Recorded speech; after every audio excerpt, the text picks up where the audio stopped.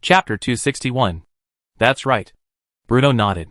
When hearing Bruno's affirmative answer, Mr. Nicholas' eyes suddenly widened. Because, with Bruno's words, he has deeply realized the changes that the newspaper can bring to Idal. In fact, ever since white paper was invented by the Adar people, a periodical similar to newspaper has appeared in the Adar territory. However, the reading material named Reference News by Bruno was only circulated among the officials of Adar territory, so that officials at all levels in Adar territory could better understand Bruno's ideas and know the current situation and problems that Adar territory was facing and needed to be solved urgently. As the dean of the Double Point College, a weekly reference news is placed on the table of Mr. Nicholas.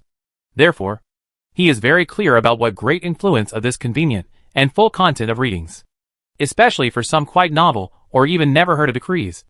Many grassroots Adar officials do not know where to start. However, through the comments in the reference news and the commendation of some Idal lead officials, they can often find new ideas and gradually hope that their names can also be published in the reference news one day in the future. What does that mean? This means honor, which means the recognition and praise from the Earl. Reference news does hold a pivotal position in the bureaucracy of Adar County. But at this moment, the newspaper handed over by Bruno is completely different from this.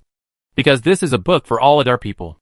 The point is everyone, whether it is a sailor or a driver, whether it is a vendor or a craftsman, whether it is serf or civilians, all the people led by Idar can understand everything published in the newspaper, like the aristocratic master and the master. Your Excellency. Mr. Nicholas' hands were shaking, even deep in his heart, trembling. As the president of 2 Point Academy and a tutor who has been teaching for most of his life, Nicholas knows better than anyone how knowledge shapes and changes people. If it is true, leave a part of the newspaper in the newspaper, as said, as mentioned by Bruno, for the people who are led by Idar to learn and spell.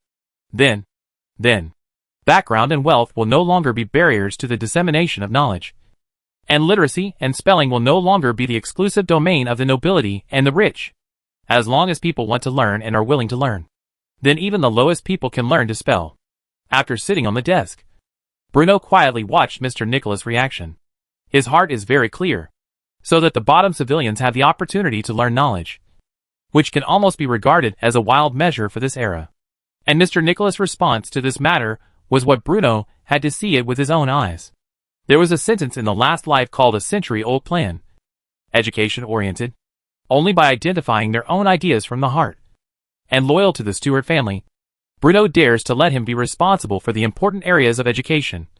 Public opinion to promote this series of important areas, because although these areas are difficult to see in a short time, they can allow the people of Idal to have the ideology needed by Bruno, so that the future of Idal leads to the aspects of Bruno's hope. Only the ideological changes of the Adar can really become a thoughtful person. Of course, the most important thing is to make the people wholeheartedly support the Stewart family's rule over this land. This is simply a groundbreaking feat. Mr. Nicholas paused and added again. It's just that, if it only has content like spelling, it's a bit too monotonous. Of course, there are not only these, the issues that need to be paid attention to during farming, basic sanitary common sense, what happened to Idal, and even anecdotes that happened in all parts of the Norman Empire. These things that are all in Linlin will not make the contents of the newspaper tedious. It's so great. Nicholas couldn't help patting his hands and praised him sincerely. Okay, Mr. Nicholas, let's get back to the topic. Now tell me, are there any reliable people at 2 Point Academy? Mr. Count, Mr. Nicholas asked eagerly. Do you think I can do it? You? Bruno hesitated. In fact, to be fair, Mr. Nicholas is indeed the most suitable candidate in Bruno's mind. But Mr. Nico is already over 50 years old, and there are a lot of things to do at 2 Point Academy. So, it would be a bit too much to add another burden to Mr. Nicholas. Bruno cannot always rely on these old people led by Idal. He also needs to train a series of newcomers to provoke Idal's burden, such as List, Sabi, and Lorita. You can naturally ask the manuscripts and materials of each issue, but you may not be busy with the specific matters. So, is there no other suitable candidate? Bruno said. Seeing this, Mr. Nicholas pondered for a moment and said, There is a suitable candidate, but she is not a native of Adar, and she has not been in Adar for very long. Who? Mrs. Dahlia. A tutor from the north of the empire, Mr. Nicholas said. Mrs. Dahlia? For Bruno. This is really a strange name. What is her character like? Why do you recommend her? What's your reason? Most of the tutors from the north of the empire are grateful to Adar County, and are particularly interested in everything that happens in Adar County. But, perhaps because they have been dealing with nobles for a long time. Although they have begun to try to adapt to the rhythm and style of Adar County, I can feel that there is still a vague gap between them and the civilian students. However, Mrs. Dahlia is not like that. In addition, it is very important that, compared to other tutors, she prefers to observe everything that happens in Adar territory and the different lifestyles in Adar territory from those in other parts of the empire. In the past few days, she has asked me many times why Adar territory is like this now. Although I have not known her for a long time. But I can hear the sincerity and earnestness behind her words. She really envies the people of Adar territory and really regards Adar territory as her own home. As for the reason, her only child was rescued by the soldiers led by Edal. Mr. Nicholas replied, sinking. Is that so? You go back first. I need to think about it, Bruno said. Hearing the words, Mr. Nicholas nodded and retreated. After a while, Bruno knocked on the table and said to the door, Let Claire sort out Mrs. Dahlia's background check and interpersonal relationships for me. The more detailed the better. Yes. Chapter 262. When the agents of the Adar Central Intelligence Agency sent the background information and interpersonal relationships about Mrs. Dahlia, and sent Brian's desktop in the form of a report, Bruno finally made up his mind. So, it's you, Mrs. Dahlia. The information of the Adar Intelligence Agency confirm each other, with the evaluation given by Mr. Nicholas and consistent with each other. An image of a capable woman, who is full of gratitude to Edal, and is full of sympathy for people at the bottom.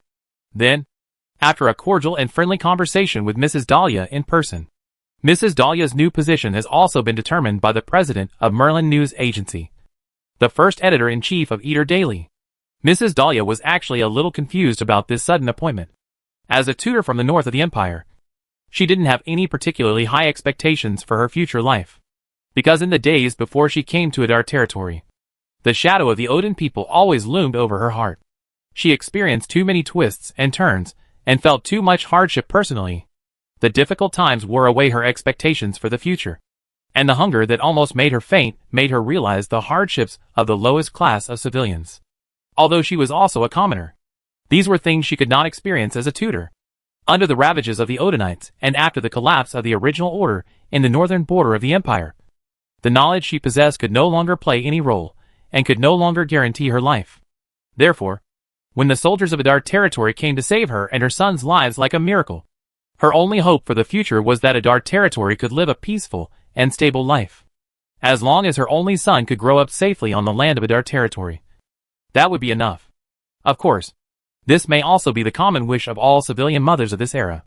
There is no such thing as expecting your son to become a dragon, nor do they expect their children to succeed. For the people at the bottom of society, being able to survive in this era where life is worthless is a luxury. But, just now, she, an outsider from the north of the empire, who had no idea what Lord Bruno Stewart, Count of Adar, looked like, I was unexpectedly granted such an important position by that young and handsome earl. Although before this, she had no idea what a newspaper was, nor did she know what kind of organization a news agency was. But after Bruno's introduction and explanation, Mrs. Dahlia couldn't help but open her mouth wide. According to Bruno, the newspapers edited and typical newspapers will be distributed into the hands of hundreds of thousands of people led by Edal. A few millions? When Mrs. Dahlia heard this number from Bruno, like Mr. Nicholas, she was stunned at that moment. In this era, apart from the Lord of Adar and Count Bruno Stewart of Adar, no other noble would spend so much effort to educate the people and care about the lives of the lowest class of people. This was because it would not bring any visible benefits to the nobles, and the common people who could barely make a living would not have the slightest interest in it. However, in Adar territory where everyone lives and works in peace and contentment, such a dreamlike operation will gradually become a reality. If Mrs. Dahlia was surprised by the double point college of civilian children before, then at this moment, she was shocked in her heart. What's this? This is the pattern. Not to mention that this will be a publication of the most vast people. If you change to others and make any other nobles, Who dares to give such an important position to a foreigner at will? But then again, Mrs. Dahlia's position is indeed very high. But the constraints she faces are also enormous. Of course, it is impossible for Bruno to hand over all power to Mrs. Dahlia just based on one meeting. Each version of the newspaper edited by Mrs. Dahlia must be printed out by the Dale Central Intelligence Agency and Double Point College Dean, Mr. Nicholas, and will be printed after reading it by Bruno. Although this approval procedure may cause the news published in the newspapers to be lagging, the transmission of this information may take a week, 2 or 2 months. It is not a big deal for a while. But, even though her actual power was greatly restricted, it was enough to make Mrs. Dahlia feel that she was deeply trusted and shouldered heavy responsibilities. Before this, she had never dreamed of making a difference on this land. But the moment she walked out of the castle, she felt that the blue sky became more and more charming. Just do it. The fierce Dahlia Pacific entered the working state as soon as he received his appointment. Because in her opinion, there are too many things that can be written under the land ruled by the Stewart family. The civilians with smiles on their faces. The serfs working hard on the construction sites without a single complaint. The people from all walks of life running around to get the Adar card. Dahlia Asia Pacific has previously curious about everything about Edal's lead. And the position that Bruno gave her to her even ignited her interest in Eder. She even couldn't wait to see the future of Adar territory. Wanted to see the potential behind Adar territory. And wanted to see the waves that Adar Daily would create in this land. The name of the Merlin News Agency is the product of the name of the name. It was impossible for Bruno to tell others that his magical power came from the Wonder construction system. So in front of the wizard apprentices of the Adar school, Bruno always claimed to be a disciple of the great wizard Merlin. It was in this context, he named the bay east of Adar territory Merlin Bay, the former fishing port pier Merlin Special Zone, and incidentally named the newspaper Merlin News Agency. The office of Merlin News Agency is located in 2 Point College. Because this land located on Edal and the South Bank may bring together the highest cultural level of Edal's cultural level. It is impossible for a newspaper to be supported by Mrs. Dahlia alone. And the teachers and outstanding students of 2 Point College can provide all possible help for the establishment of Merlin News Agency. According to the Earl, this seems to be called internship? Mrs. Dahlia thought secretly. Chapter 263. A large-scale distribution newspapers within Edal are the most basic premise, which is the development and progress of printing technology. If the copying was done solely by manpower. Even if Bruno gathered together all the people who could spell in the entire Adar territory, the daily circulation would still be a horrific number. Not to mention a daily newspaper like the Adar Daily. Fortunately, this does not require Mrs. Dahlia to worry. Because as early as half a year ago, when the Chidian orphanage was just established and Mr. Nicholas just began to educate children, a printing workshop was quietly established on the Golan Heights. Whether it is the textbook used by Double Point College during class, or the reference news issued from Edal officials on a regular basis, these are the output of the Adar printing workshop. The technology used in the printing workshop is the movable type printing that was well known in the previous life. Through the brilliant points granted by the Wonder construction system, movable type printing appeared on the land of Adar half a year ago. However, because the reading crowd of reference news is not wide, and the update speed is extremely slow, even a large part of the officials led by Edal have never thought why the handwriting in the reference news seems to be engraved from a mold. In their view, by using both hands to type on the keyboard crossed out, with both hands and words with both hands, a month or two of newspapers and periodicals in a month are very powerful. On the other side, Mrs. Dahlia's recruitment was very smooth, since Mr. Nicholas, the president of 2 Point College, had a great interest in the publication of Adar Daily. He provided great convenience to Mrs. Dahlia. Most students who can spell words and sentences fluently are sent to the Merlin News Agency to serve as temporary editors or reporters. And this is called graduation internship, which is a mandatory assessment indicator for every qualified student. This is not all to fully squeeze the labor force of the students. Through such personal practice, it can indeed greatly improve the comprehensive quality of students.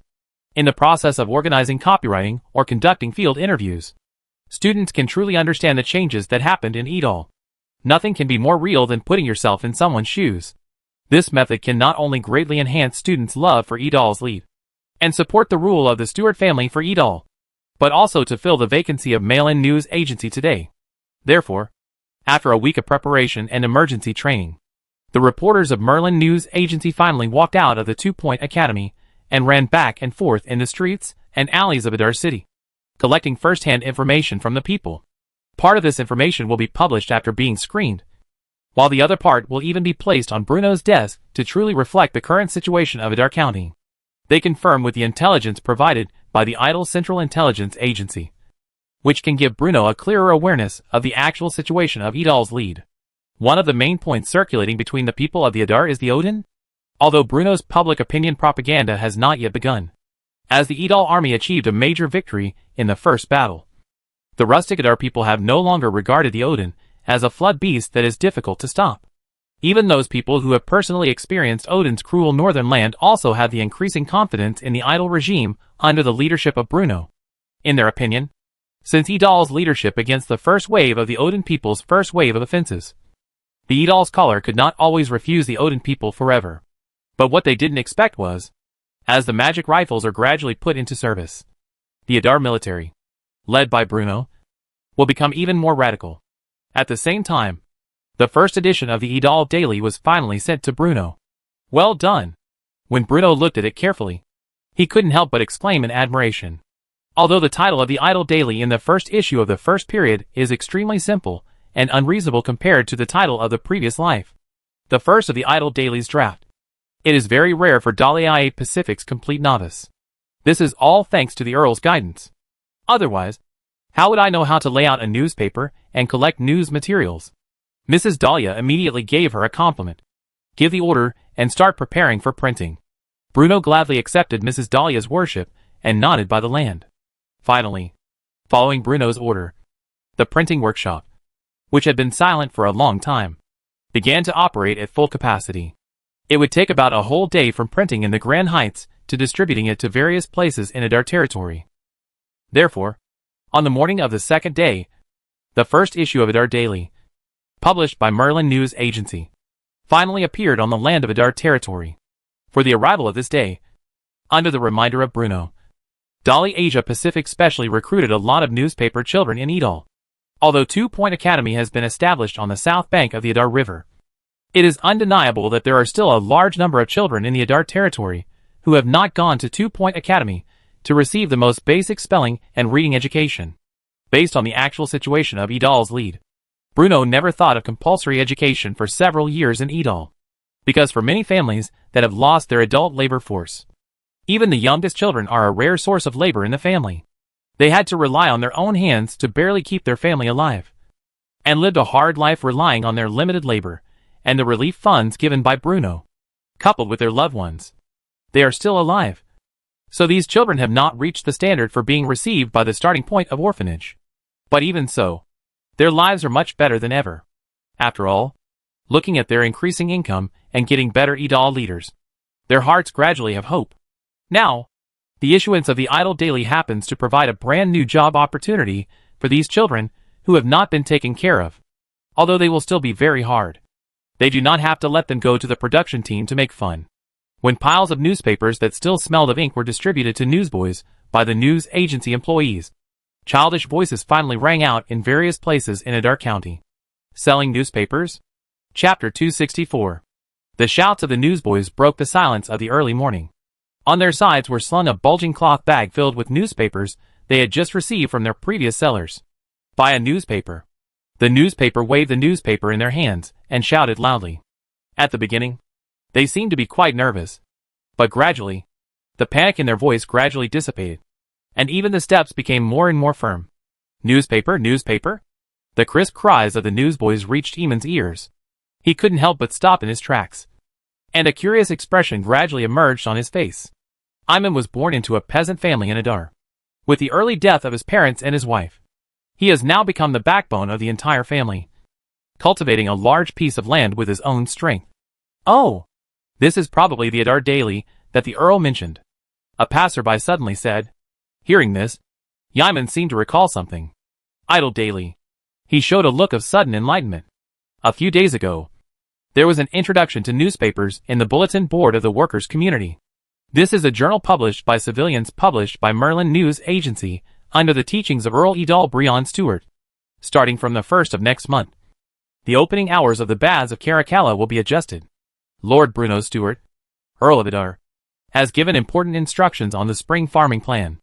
To sweet potatoes, and other new type crops in the growth habits of the new crops. The passerby readily paid for a newspaper, and began to read it to himself. The crowd on the roadside couldn't help but gather around.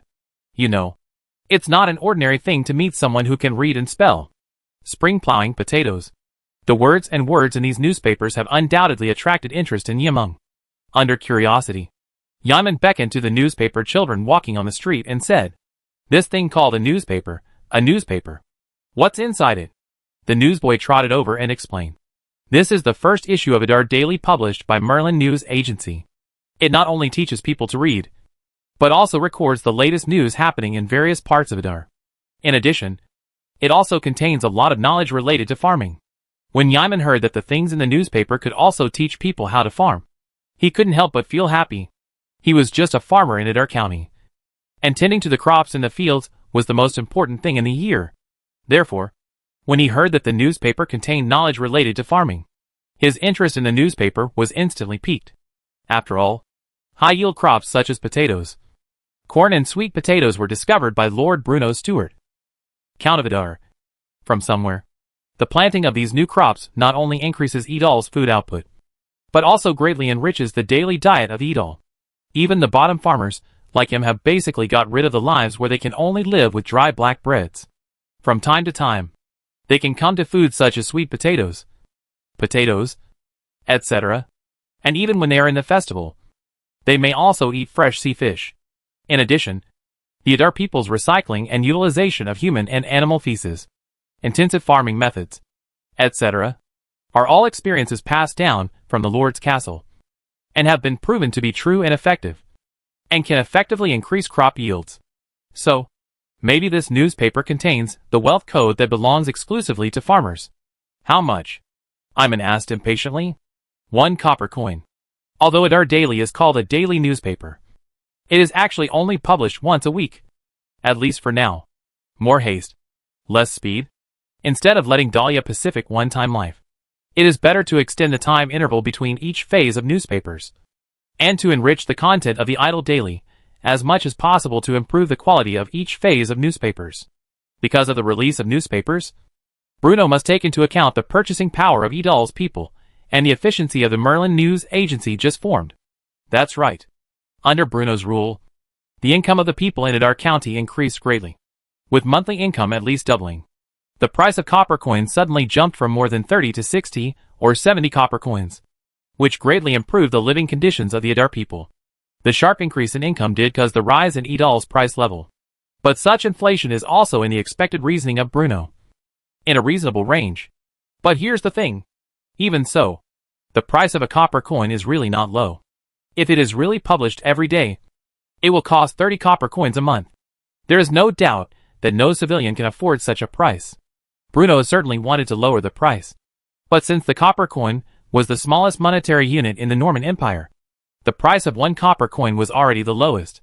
Someone will surely realize that such a monetary unit of measurement will cause great inconvenience to the lives of ordinary people. And this is true.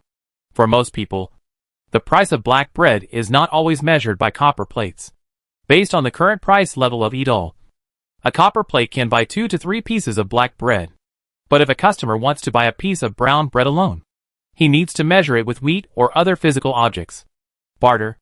Although this most primitive trading method is not very common in Idal. But in fact, barter was the most common way of trading among civilians in the Norman Empire. And this also caused Bruno to be difficult to pricing on the Idal Daily. If the price is too high, it will be easy to run counter to the idea of Bruno's cultural literacy to improve the cultural literacy of Idal. But if the pricing is too low, the cost of cost cannot be ignored at will.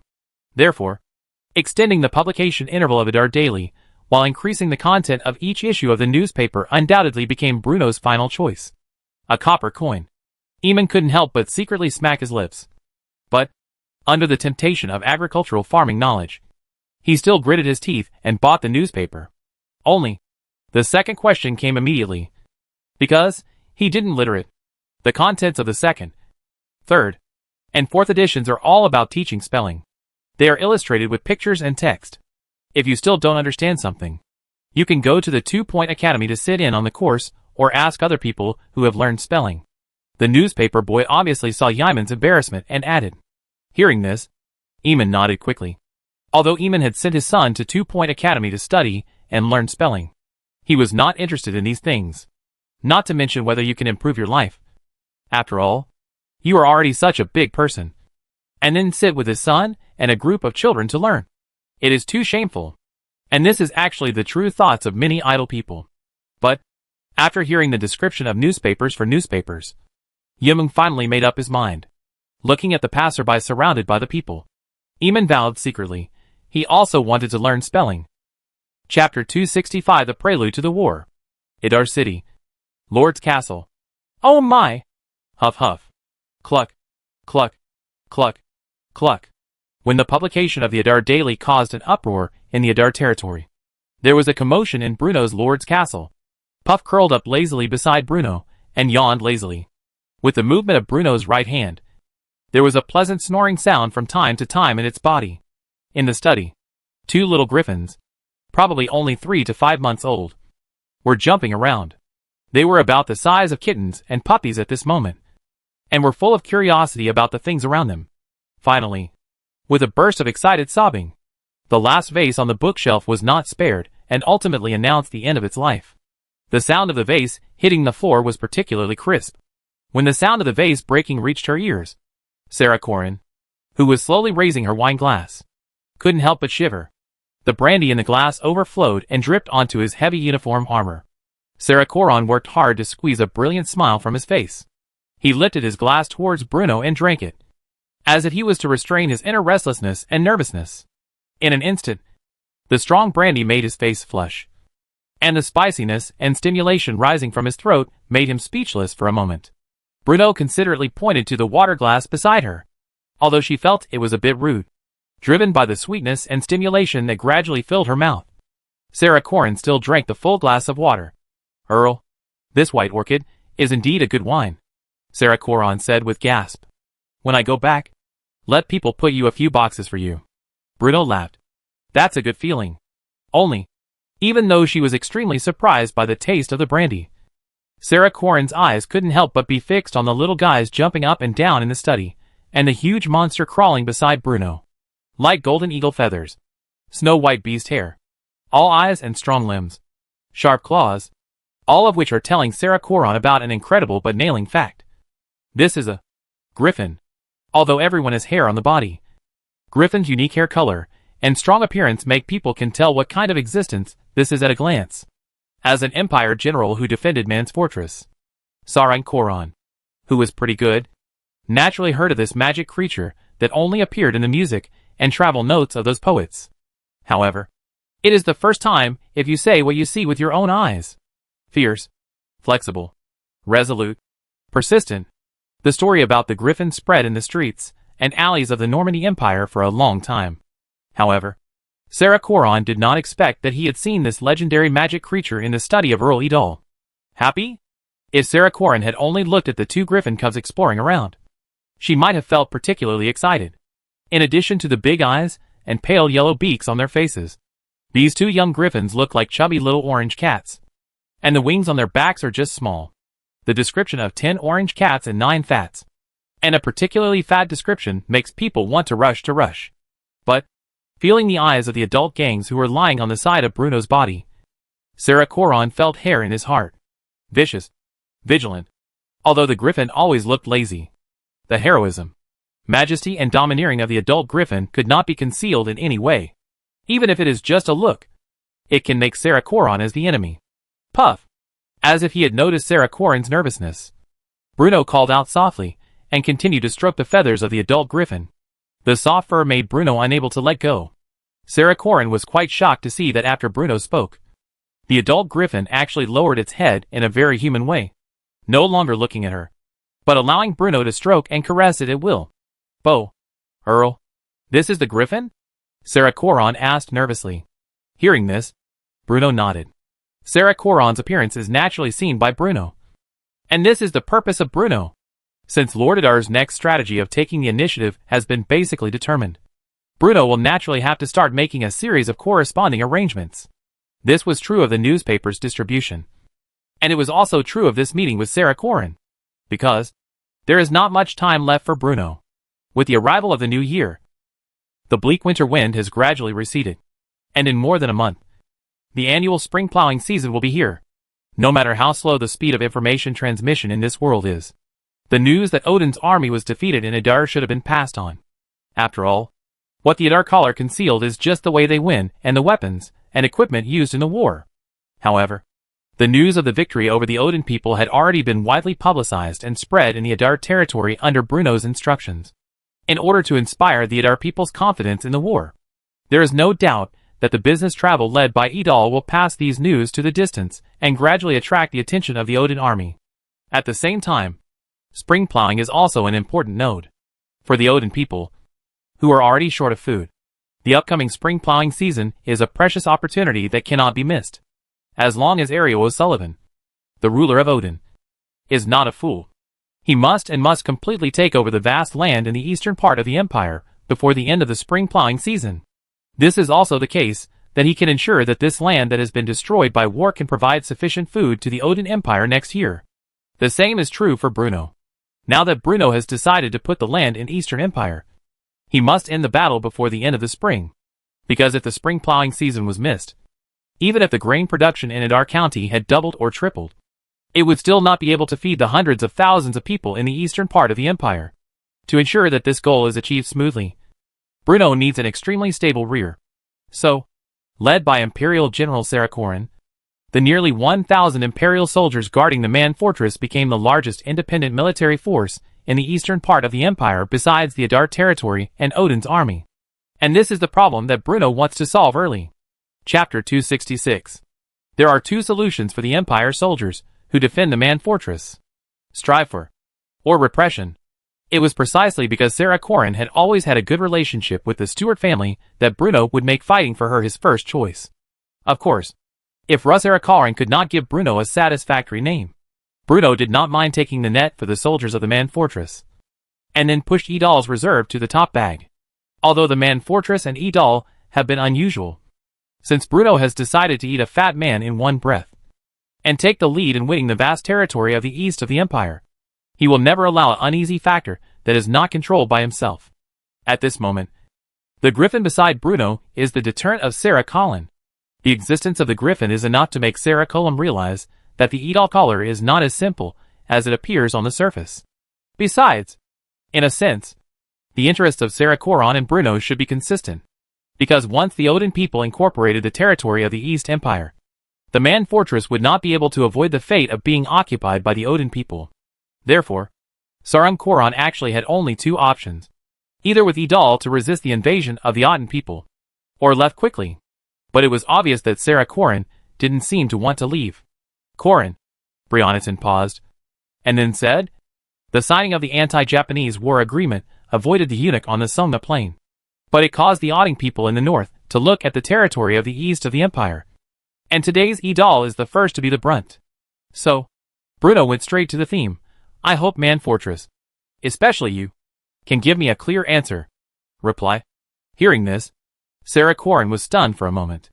When the news of Idar's army's victory over the Odin people reached Man's Fortress, Sarah Corrin was shocked. She had already anticipated this day to come, but she did not expect it to come so soon, because at this moment, the main force of the Odin people is still thousands of miles away in the San plain. Hearing Bruno's question, Sarah Corrin pondered for a long time. As an imperial general of the Norman Empire, Sarah Corrin certainly did not want to see the vast land of the Norman Empire fall under the iron hoof of the Odin people, not only in the hearts of the top aristocratic ruling class, but in the hearts of almost all Normans. The Odin Empire in the north was the embodiment of barbarism. However, it was this group of backward, violent, brutal, rough northern barbaric, trampled on the land of the Normandy Empire again and again, and brought a threat to the Normandy Empire with the proud cavalry that made them proud. If it wasn't for Idal's army, it unexpectedly defeated the Odin people's pioneer and let Sarah Corrin reignite the hope of resisting the Odin people. He had already led his soldiers to run. But, can the Idal collar really compete with the main force of the Odin Empire? Sarakoron has always had such doubts. Even though Lord Adar achieved incredible results when he first faced Odin's army, many people were confused because Adar's army had always kept the weapons and equipment used and the means of combat strictly confidential. But, just today, looking at the griffin beside Bruno's body, Sarakoron seemed to realize something. That is, the Adar people must have some unknown cards. Only in this way can we explain why Bruno could appear so calm and confident under the threat of Odin's men. Thinking of this, Sarakoron couldn't help but fight. Sarumkaran is not a mediocre general who only knows to gather money and pay power. Otherwise, he, who holds a noble title, would not be sent to a remote border fortress like Fort Man for long-term garrison. So, he always retains some blood in his heart. Bruno's questioning at this time finally aroused the indignation hidden in Sarakoron's heart. He was too lazy to think about the twist between the second Prince Ritz and the eldest Prince Pitt's men. He only knew that the suspension agreement signed by the Rez and the Odin was enough to be regarded as a humiliation of all Norman people. Hack him. I must blow the Odin people's dog heads off, Sarakoron said, gritting her teeth. Hearing this, Bruno couldn't help but nodded with satisfaction. If Sarakoron gave himself an ambiguous answer at this moment, then Sarumkaran will not be able to leave the city of Idle before the Idal leads fully take over Man Fortress. Even though he knew that Sarakoron and the Stewart family had always been related to Amonien, Bruno would do it like this. It's just that, relying on the strength of Adar County, if we face the Odin people alone, we will inevitably be a little overwhelmed. So, I hope to reorganize the Adar army and the Imperial garrison stationed in Man Fortress, so that we can have the confidence to compete with the Odin people. What do you think? Bruno looked into Sarakoron's eyes and said in a deep voice. Hearing this, Sarakoron couldn't help but shudder all over. She looked into Bruno's eyes, her heart full of hesitation. The meaning of Bruno's words is straightforward enough. The Empire soldiers who guarded Man Fortress and placed Man Fortress under the control of the Stewart family. This is the request made by Bruno. Once he agrees to Bruno's conditions, it will mean that he has completely joined the Stewart family. My Lord Earl, may I ask, is Lord Adar confident that he can repel the Odinites? Sarakoron answered the question irrelevantly. Have. Bruno nodded calmly. After receiving Bruno's affirmative answer, Sarakoron seemed relieved and said, I can accept your conditions. But are you sure you understand what this means? What Sarakoron asked was not the consequences of Idal lead the Odin people, but to collect the Imperial army that compiled the Man Fortress.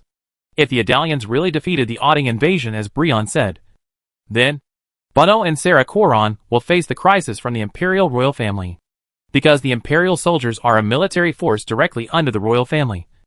And Bruno's behavior at this time is tantamount to fleecing the Alexander family of the Norman royal family.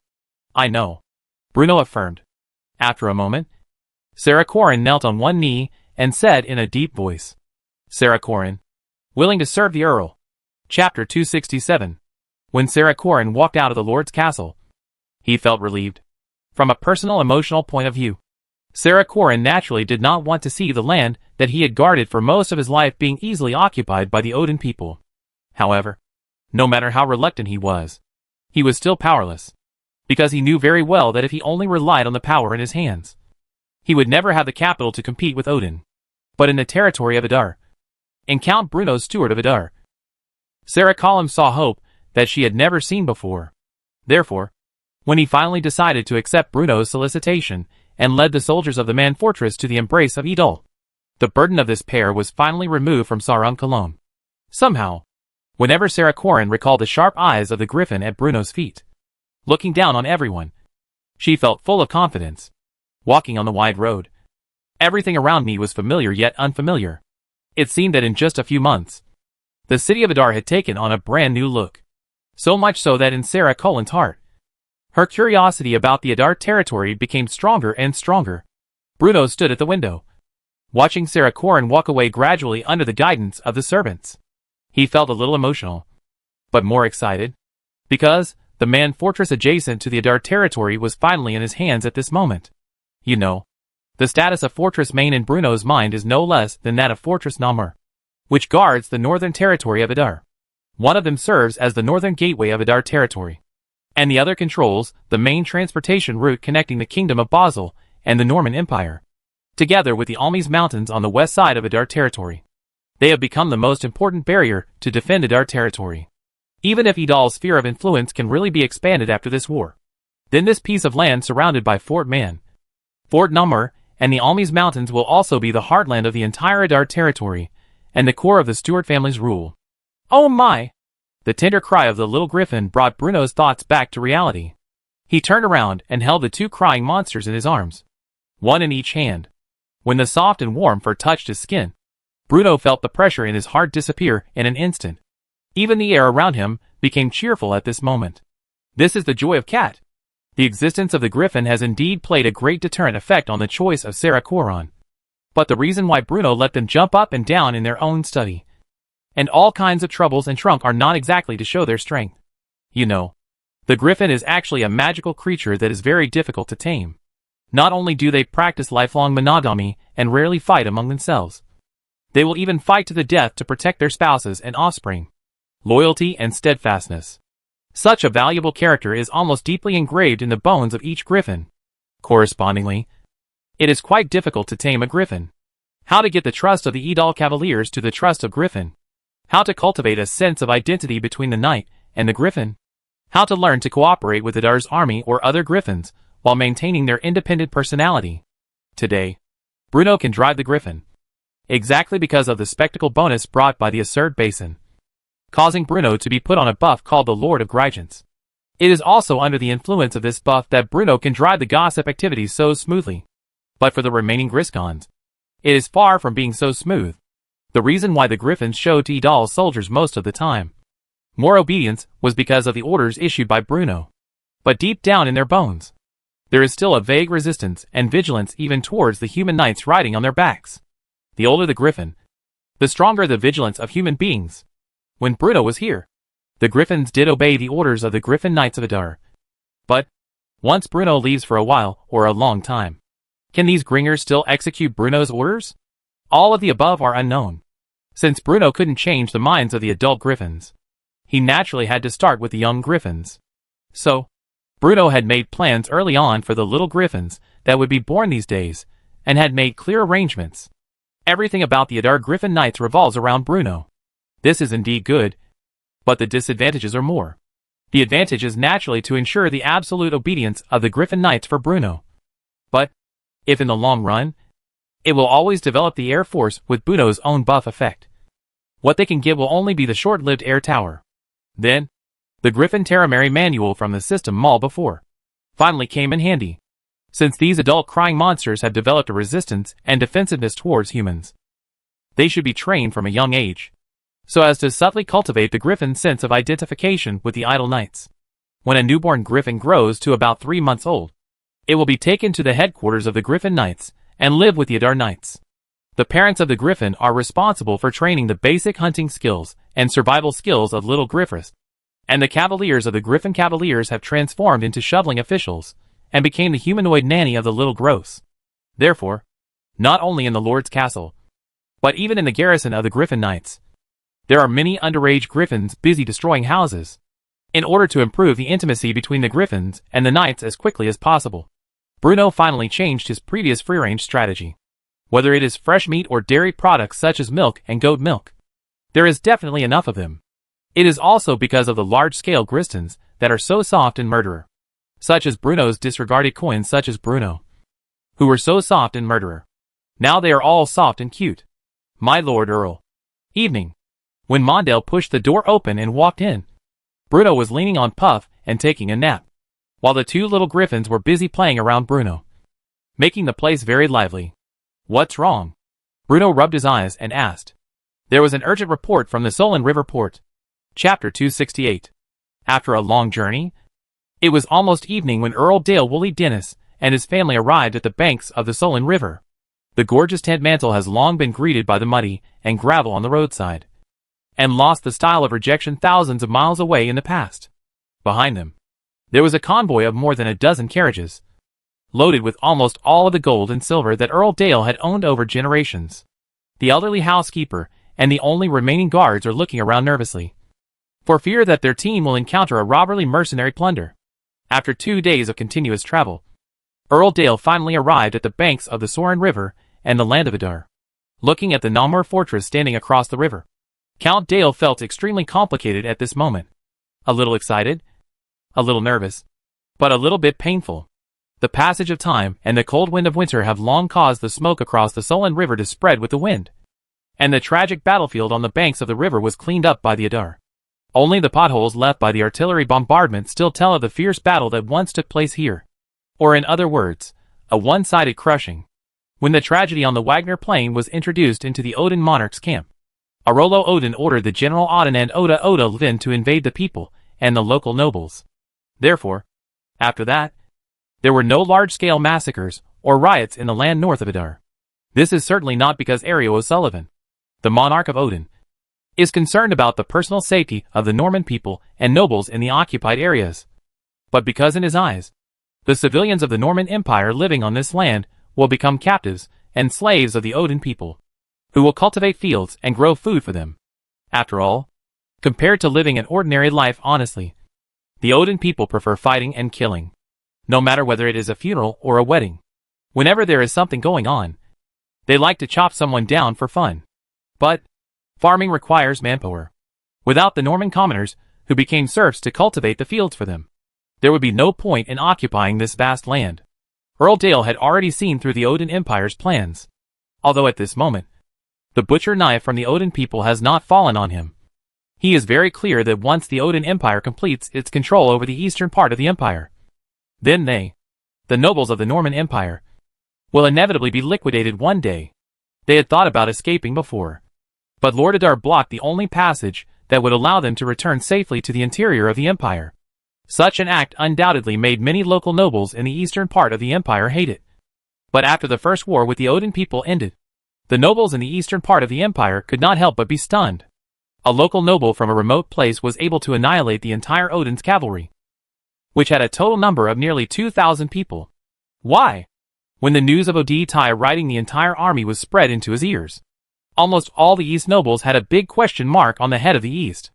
After the end of the First War, as the cold wind became more piercing, the East also entered a strange peace. However, Earl Dale Woolley Dennis knew very well that the present calm was only the calm before the storm. So when the remaining nobles are glad to settle at the end of the war, he always pays attention to the news from the Odin Empire and Edal. It is for this reason that when a message from Edal was suddenly passed into the ear of Earl Dale, he immediately packed up his clothes, made some property, and hurried towards the direction of Edal. That's right. As spring approached, Count Bruno's steward of Adar finally opened the land route to the interior of the empire, allowing nobles from the eastern part of the empire to pass through the land of Adar and go to the interior of the empire to escape the war. Regulations on the travel of nobles in the Eastern Empire, and guidelines for immigration of nobles. This is a formal document issued by Bruno a week ago. The document put forward extremely harsh requests for the way of the Eastern nobles of the East to return to the empire. As for the collection of tolls, one of the most important aspects. Speaking of road fees, Bruno's collection of tolls is enough to be regarded as a geese overwhelming, making people trembling.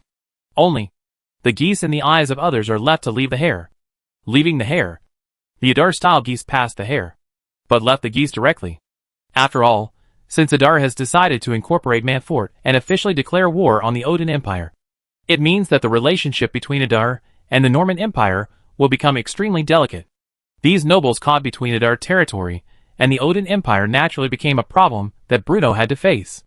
According to Bruno's thoughts, since you have decided to escape, it is not a very reasonable thing to leave the money that has accumulated a little bit of money to support Edal, to resist the Odin Empire. This is completely for the decentness of the imperial nobles. Think about it. When they return to the interior of the empire and go to the city of St. Lawrence, wouldn't it sound much better to be called a conscientious noble who has spent all his wealth to fight against the Odin Empire than to be called a cowardly noble scum who deserts from the battlefield? Bruno is so considerate. He almost moved himself to tears. The evil tiger sheds tears. JPG. So, after the consideration of doing the decentness of the nobles, Bruno gave them two options. One is to pay a high toll, and then return to the empire inland safely. Another option is to give up the legal claim to your original land and become a noble with a nominal title and Adar citizenship, provided that certain requirements are met. However, during the period after the document was issued, Earl Dale was still the first imperial noble who took the initiative to come to the banks of the Solent River. "Master!" In the carriage, a noble lady in luxurious clothes called out with some reluctance. As the wife of Earl Dell, she naturally knew the way that Idol was awarded by Edol. "If you really want to pay the fee according to the requirements listed above, then I am afraid that at least 90% of the wealth accumulated by the Dennis family's previous generations will be included in the pocket by Earl Edol. This is simply taking advantage of someone's misfortune. So shameless. Actually, if you don't leave, the Odin people may not really calculate the account after the autumn." Mrs. Dennis took one look at the valuables carried in the carriage, and said reluctantly, "In fact, she also thinks that the Odin people are not good. But the problem is, just handing over the wealth accumulated by the Dennis family generations. She is really difficult to give up. Not only her. Most of the imperial nobles who have not been moving. Most of them were out of such considerations. So they wanted to see their changes." "Ignorance." Woods Dennis snorted and said, "Of course, he did not want to put such a large amount of wealth into the hands of others." But Count Dell was very clear about his current situation. It is the savings of generations to lead to Udall. But if you look at other people like others, then the losses will be your own life. He is so heavy. He knows clearly. Furthermore, if you can give the underlying officials, who count and measure assets, a small grace, you can't leave more wealth. Chapter 269 Stunning 2 in -1. Seeking subscription. The turbulent water rolled around the sea, and the splattered water was wet on the beach coating on the shore. In addition to the proudly standing on the south bank of the Sauron Hunan Bank, the steel bridge that did not know when it was built also shocked Earl Dell. He had never seen such a bridge before. In his inherent value concept, using precious iron to forge a bridge was something he could not even think of. After a while, under the signal of Count Dell, the teams that stagnated on the banks of the Sauron finally began to move forward slowly. The wooden wheels loaded with heavy wooden boxes pressed on the spacious steel bridge, but did not cause the bridge to shake at all, which made Earl Dale secretly shocked. This bridge built over the rushing river was as stable and solid as the land, which also made Earl Dale's mentality constantly change. Lord Dale was a wise man, but because he is a clever person, he is able to detect the unusual of Edal's lead among these scattered details. "Stop!" As soon as he crossed the bridge, the Edal soldiers on the duty Solent River interrupted the thoughts of Count Dell's thoughts, and stopped the party from being politely stopped. "This is the Edal customs. Please inform your departure and destination, and briefly outline the types and numbers of the financial goods carried by it." A staff member-like official led several guards and walked slowly. "Bold." Mrs. Dennis frowned and rebuked. As a noble lady, she has never been asked so politely by these ordinary officials. But having said that, the attitude of the officials led by Edal is not as rude as what Mrs. Dennis thinks. It's more due to Mrs. Danny herself. She had long been accustomed to the flattery and respect of others. So the slightly indifferent attitude of the Adar man in front of her, and the tone without any timidity or flattery, made her feel quite unhappy. Earl Dell turned his head and glared at his wife fiercely. Although he also didn't like the way the Adar man looked at him, calm and indifferent. He couldn't see any awe for him in that man's eyes. But at this time, I have to seek people after all. In addition, he had come to the boundary of Edal at this moment. So Count Dell did not want to be born. Earl Dale Woolley Dennis is from the Dale Hills in the north. As for the destination, I haven't figured it out yet, Woolley Dennis said, as if possessed by a ghost. In fact, his original idea was very clear. That is to quickly leave this deadly age, lull in the eastern part of the empire. But when he arrived at the Adar territory, when the words were about to come out, Earl Dale hesitated. He didn't know why. But there was no doubt that the regulations on the travel of nobles in the Eastern Empire and guidelines for the immigration of nobles signed by Bruno left a deep impression on him. Different from the single request to collect high tolls when it leads to the empire, Bruno has made extremely strict limits about the methods of Norman noble immigrants Edal, and has formulated a lot of conditions that make Count Dell's strangeness. For example, Norman nobles who want to settle in Adar, in addition to paying a settlement fee of up to 1,666 gold coins to Count Bruno's steward of Adar, and giving up their legal claims to the original noble territory, must also provide at least 120 legal jobs for the people of Adar. Linking the immigration demands of the nobility with the employment needs of the lower classes was a strange condition that Earl Dale had never encountered before. And besides that, according to the explanation of Earl Bruno Stuyat in the document, the title of the Normandy aristocracy who settled in Idal must not be higher than the Count's. If the title of its own is above the Count, it should actively destroy all the titles and claims higher than the county. At the same time, all nobles must unconditionally obey the laws of Idar. When there is a conflict between Idar law and the imperial code, the laws of Idar shall prevail. If many clauses about the nobles are listed one by one, you can simply summarize it with a word: get out of the ground. That's right. From the perspective of Dennis, no aristocracy will recognize the codes of immigration issued by Idal. If anyone accepts it, he will be a sinner who deviates from the family. What's more, Bruno's move almost made it clear that he wanted to turn the Idar territory into a country within a country located in the east of the Norman Empire.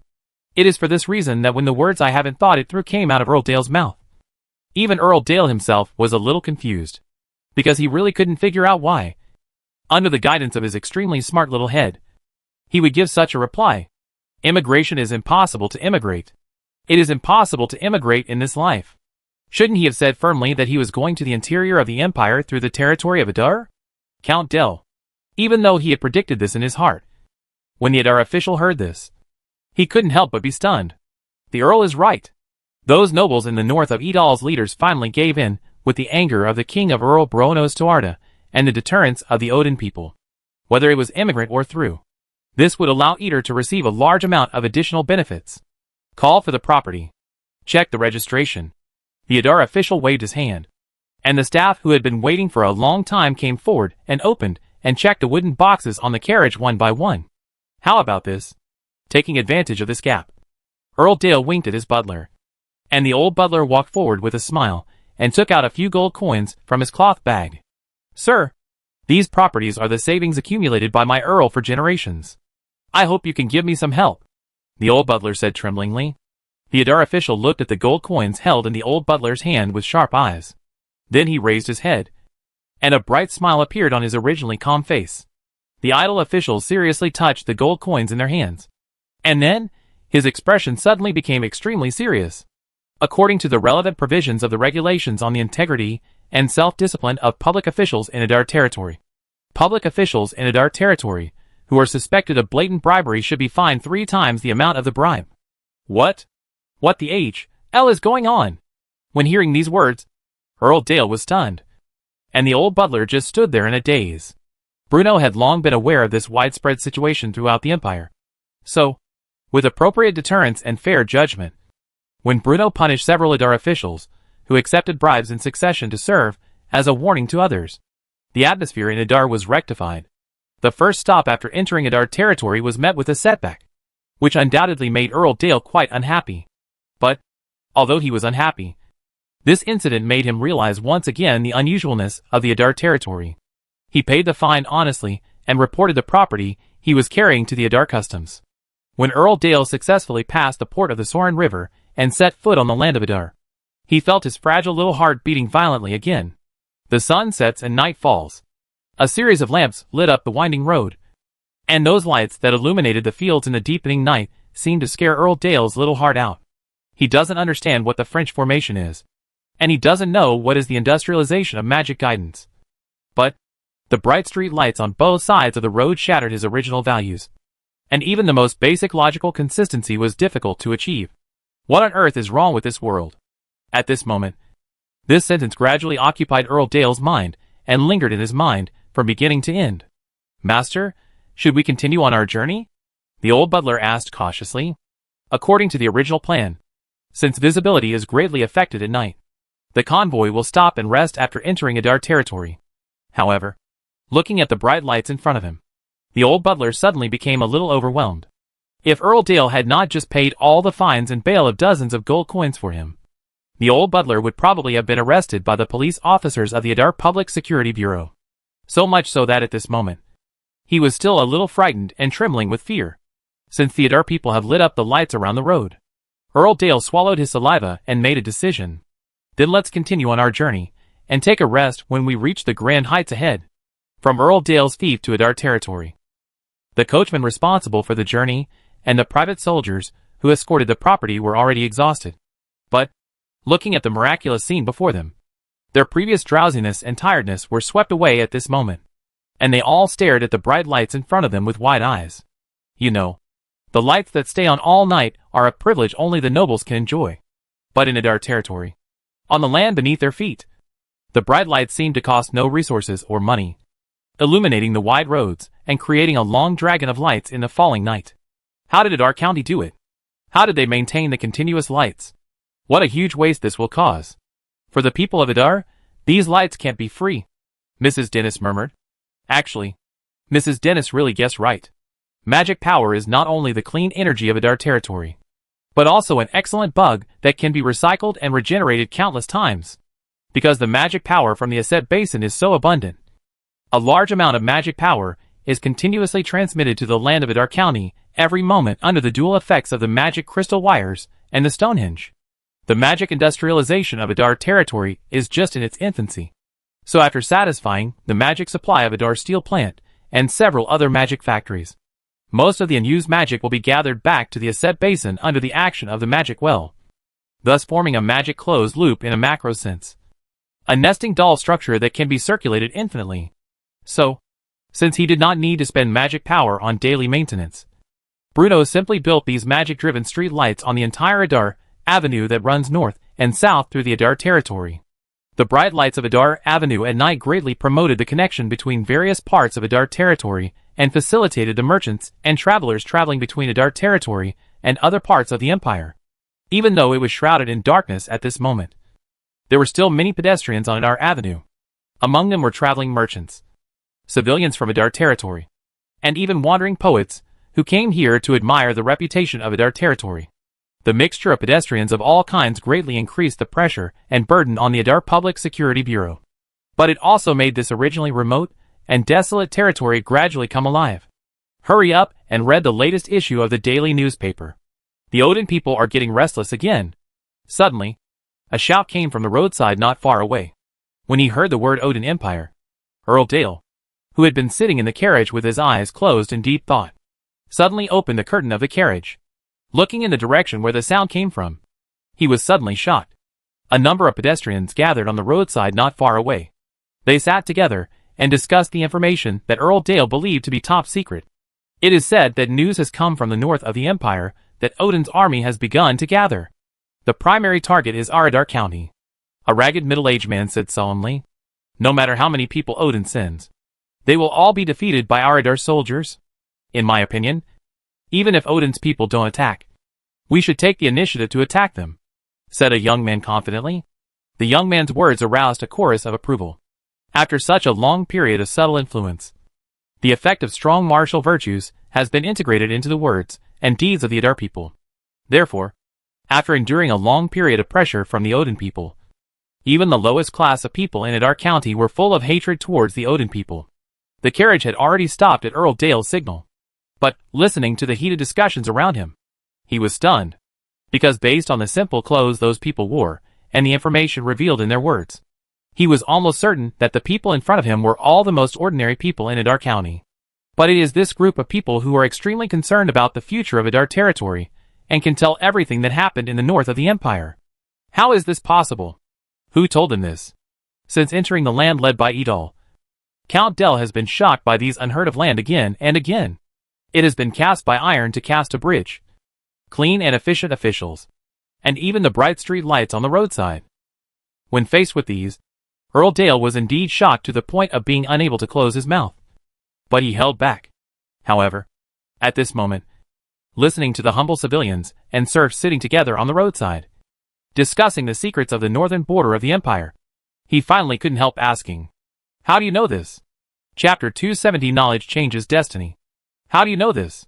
Upon hearing this, Wales raised his head and saw a noble lord getting out of the carriage with the help of servants. This should be a noble lord, right? Although Wales was just a commoner, he could immediately tell that the middle-aged man in front of him was extraordinary. Luxurious clothes, grand ceremony, and extraordinary demeanor. Even though the group seemed to be exhausted after traveling for so long, the aura displayed by Earl Dale was far beyond what ordinary businessmen could possess. But, no matter what kind of status this person in front of him has, or what kind of respect he enjoys in the outside world, this is the Adar territory. Only Count Bruno, Steward of Adar, could make them feel truly awed and excited. "You are?" Wales asked calmly. My master is the current patriarch of the Dennis family, the Honorable Earl Dale, Woolley Dennis. The old butler on the side hurriedly introduced. If it were in the past, he might have been dismissive of the questions raised by these obviously civilians, or even slapped them in the face, and then shouted something like, "How can you lowly guys ask about my master's name?" But the previous experience at Adar Customs was still vivid in his mind, which made the old butler suppress the pride in his heart and answered calmly, "Earl Dale." Wales murmured thoughtfully. Immediately afterwards, most of the people present bowed slightly with calm expressions, which was considered as a way of showing respect to the noble in front of him. This was not a sign of cowardice towards Earl Dale, but rather a basic courtesy for an Adar man towards the imperial nobility. Reporting to Earl Dale, "I read all this news from the newspaper." "Newspaper? What is that?" Woolley Dennis asked puzzledly. Hearing this, there began to be whispers among the crowd. "This nobleman is so ridiculous. He neither reads books nor newspapers. Yet he still asks us how we know." A young man leaned over and whispered in someone else's ear, "Don't talk nonsense.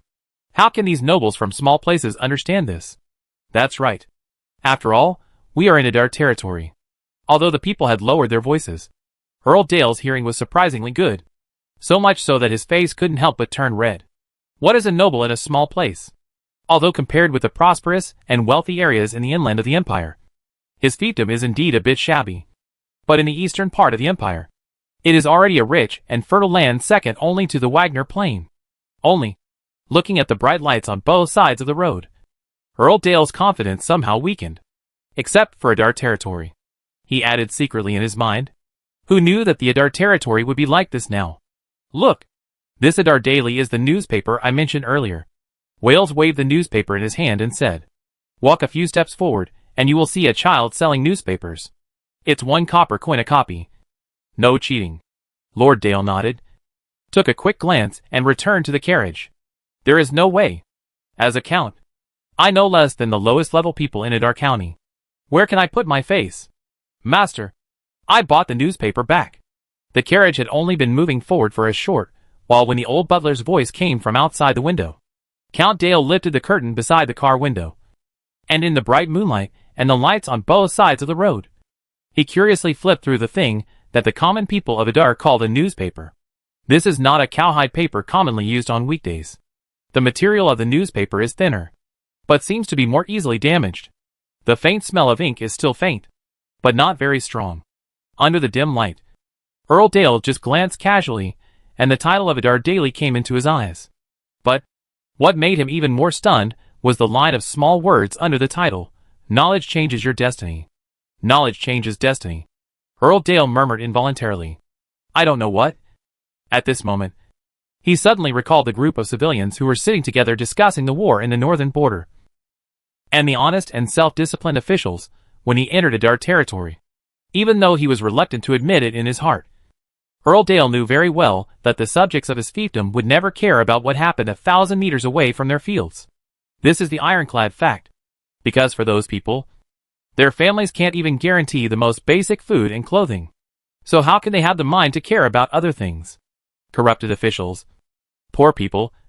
Do these things happening on their own territory are not clear? No.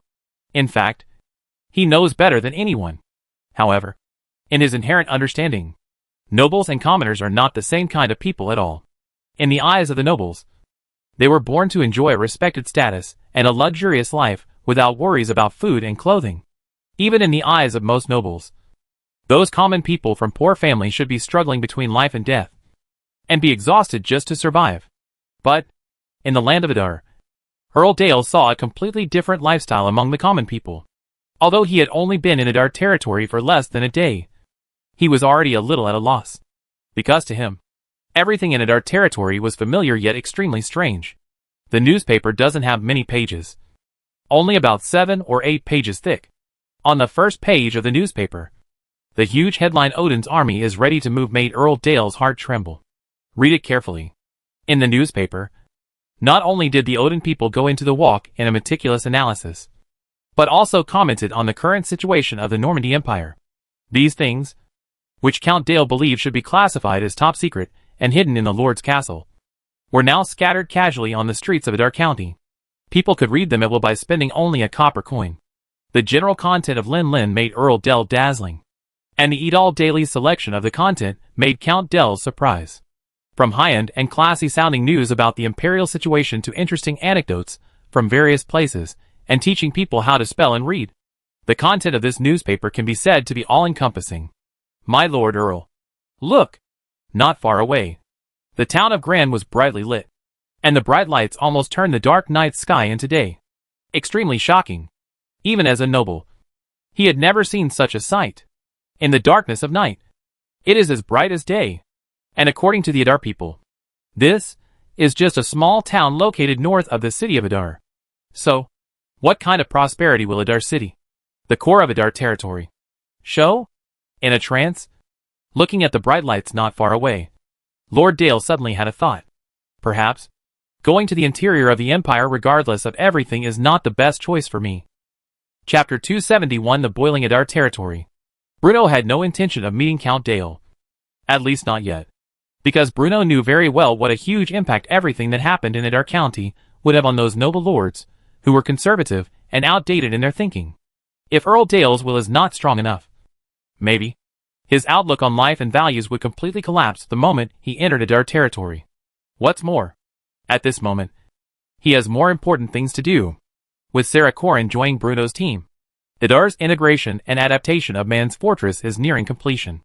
The specific implementation of the reorganization work was presided over by Baumel Braun, Deputy Director of the Adar Central Intelligence Agency. According to Bruno's request, before the end of the war between Edal and the Odin, he will stay in the Man Fortress, together with the original Deputy Generals of Sarah Coron, Chintz and Bonnet. The Guard will become an important military fortress of Edal's South Gate. As for the former Man Fortress General Sarah Coron, he was transferred to the Chief of Staff of the Edal Army, responsible for assisting Sam Rayton designated the combat plan, and gradually became familiar with the battle thinking and combat method of the Edal Army in this process. Unlike the common situation in other noble territories or border fortresses, where the quality of soldiers is uneven, Sarah Corin has always been very dedicated to her job and has never slacked off in the training of her soldiers. Therefore, the soldiers of Man Fortress can be regarded as the best in the Imperial Army. And it is very important that most of these soldiers were born on the land in the Eastern Empire. So there were no different voices when Edal collapsed and rectified them. Their family lives in this land that is coveted by the Odin people, compared with the slogan of fighting for the royal family of the Norman Empire. Lord Adar's advocacy of fighting for oneself and for one's family seems to be more able to inspire the high morale of these soldiers. Moreover, when Baumayer Blon explained the treatment of the Edal army to these Empire sergeants, they were all happy and laughed. Being a soldier is not an easy thing no matter when or where. And the pay and treatment enjoyed by the Imperial soldiers of the Norman Empire are obviously not comparable to those of the Lord of Adar. You know, the army is the largest gold-eating beast in Adar territory. Except for the construction of wonders. The considerable military pay and high pensions not only relieved the Adar soldiers of their worries, but also greatly stimulated their enthusiasm. In order to allow these Imperial troops from Man Fortress to adapt to the combat methods and rhythm of Adar's army as quickly as possible, the intensity of training these soldiers have to undergo during this period is terrifying. They sweated profusely in the cool morning breeze and stood resolutely under the scorching sun at noon. Every training subject of Adar's regular army was also assigned to them, which made these Imperial soldiers, who were originally full of confidence in themselves, complain bitterly. But they must adapt as quickly as possible, because there is not much time left for them and for Adar County. This is the preliminary battle plan. If you have no questions, the Adar Army and Adar Territory's logistics personnel will be deployed according to this plan. In the study, the atmosphere is dignified, led by Bruno, Army Commander Sam Layton, Navy Commander Mal Cullen, CIA Director Krell and Sarah Corin, who had just joined the Adar Territory, were also on the list. The bleak winter brought Adar County more than 3 months of respite. During this period, the Adar Lord not only built a grand magic transmission project, but also equipped the Persuader Type 1 magic submachine gun developed by the Adar Magic Array Research Laboratory to the vast majority of Adar soldiers. And at this moment, the critical moment has finally arrived. If there are no omissions in the information held by the Adar CIA, then it will only take a week at the latest for the Odin people to begin organizing their march eastward. And within 2 weeks, they will launch the most fierce and violent offensive against the Adar territory. So, the time to see the truth has come. because of the strong power of the magic rifle and the magic gun. Everyone present was full of confidence in guarding Idol. But as Bruno had always said, he was no longer satisfied with passive defense. At this moment, offense is the best defense. This idea has become the consensus of the core ruling class of Adar County, with Bruno as the core. Only when the Idol army takes the initiative to occupy the vast territory of the east of the empire, obtain a sufficient arable land and a considerable number of people, and lay the foundation for Idol to lead the next development. If you slow down one step, all steps will be slow. For the Adar territory, this is a crucial point. Indeed, Idol's goal was to swallow the vast territory of the Eastern Empire in one breath. What is undoubted is that such a sharp expansion will bring great risks. But risk and reward are directly proportional. If Lord Adar cannot take advantage of the precious opportunity when the Norman Empire is divided into the north and the south to consolidate its own strength and gain a firm foothold in the east of the empire, once the victory and defeat between Rez and Pitzman, no matter who will eventually get the highest power of the Norman Empire, the Idol lead will fall into a very passive situation, because any normal emperor would not allow a vassal under his rule who even dared to incorporate the royal army. Nor would he allow a vassal who dared to disregard the agreement signed by the empire and provoke conflict with the Odin people. So, the only way for Lord Adar to break the impasse now is to confront the Odinites head-on and stabilize and restore the social order in the eastern part of the empire before the end of spring plowing. Looking at the people present, Bruno said in a deep voice, "From a week ago, the Adar Daily has gradually made efforts.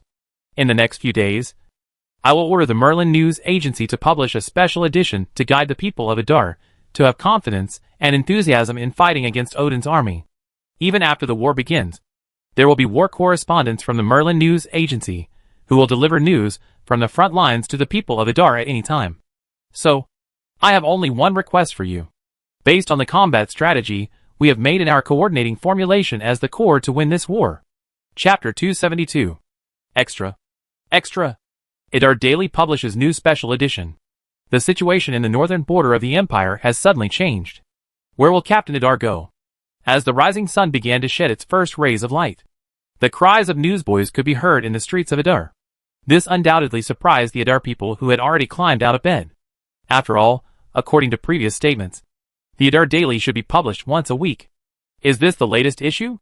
Didn't they say before that one issue would be released every week? The passerby asked puzzledly. Newspaper nodded and said, "This is indeed. But it is a special period now." After saying that, he pulled out a newspaper from the cloth bag at his side and handed it over. The passerby had also learned to spell and knew words and sentences. So, before he could refuse, when his eyes swept across the headline on the front page of the newspaper, he froze there. From now on, Idol has entered an emergency. He read it a little bit. Then, he raised his head, looked around, and shouted to the passers-by on the street. From today on, Adar territory will enter a state of emergency. Almost at this moment, almost all the pedestrians around stopped in their tracks, and the whole street fell into a sudden silence. "Is this a war?" a passerby murmured. Then, "It's going to fight. I'm going to fight." Finally, "It's going to fight." A excitement shouted in his mouth. The Adar people are full of martial virtues. With the end of the transition period, the quality concept has already been fully implemented in the Adar territory. So, the Adar people have been eager to try this war that has been prepared for a long time. Have no fear. No shrinking. Almost all the people of Adar are well aware that only by completely frightening and subduing the barbarians from the north can the vigorous and upward momentum shown by the Adar territory continue. The new appearance brought by the Stuart family to this land allowed the people of Idol to see a new future full of hope and light. So, no matter what kind of enemy they will face, the Adar people will use their flesh and blood and indomitable will to defend this land and kill all the invading enemies. The moment they heard the shouts, passers-by around them involuntarily gathered around. What else? What else? What else does the newspaper say? They had completely forgotten what they were originally going to do and were paying special attention to the challenges that Adar County was about to face. So, the man's eyes continued to look at the contents of the newspaper, and then read it under the surround of the crowd, ABA, ABA, ABA, ABA, ABA, ABA, because the crowd was quite noisy, It was difficult for the people surrounding the outside to hear the sound of the newspaper being read clearly. Therefore, those who could read and write immediately took out the sweat-soaked copper coins from their wallets and said, "I want one too. I want one too." Not only them, but even those who could not spell. Many people took out the copper plates from their own cloth pockets and scrambled to buy a few newspapers. After all, even if they can't understand it now, they may not be unable to understand it in the future. Moreover, these newspapers that publish important news are considered collectibles of great commemorative value in the eyes of the common people. They use this most simple way to express their support for Idol. No doubt, this special issue of the Adar Daily caused a sensation throughout the entire Adar territory. According to the newspaper, not only the whole territory of Idol entered an emergency, but even the Idol army began to assemble in Namal. In addition, even the reserve forces led by Idol, who have not been on the battlefield, have been ready to go north at any time. Everyone understands that this will be a war that determines the fate of Adar territory and the future of Adar territory. Then, on the afternoon of the day when the special issue of Adar Daily was released, under the mobilization of the 1st Atmosphere Group under the Adar Central Intelligence Bureau, a magnificent invitation to the battle was set off in the city of Idol. Hundreds of Adar people took to the streets, their eyes sparkling, their steps vigorous and powerful. They waved the flags of the Stewart family, shouted the slogans of the Adar people, and asked for a fight from Bruno Stewart, Count of Adar. Although this march started under the guidance of the Adar CIA, the thousands of people who participated were all voluntary. Their voices were sincere, and were the cry of the vast majority of the people in Adar. The Adar people are full of martial virtues.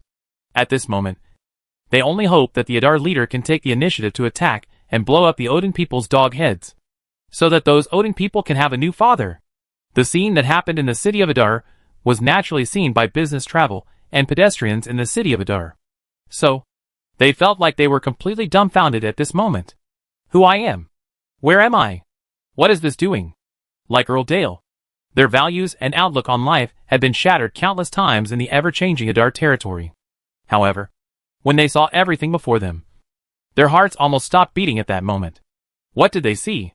They saw the humble commoners, who were starving and cold in other noble territories shouting in the streets, supporting the rule of the Stewart family with their actual actions, and resisting the invasion of the Odin people.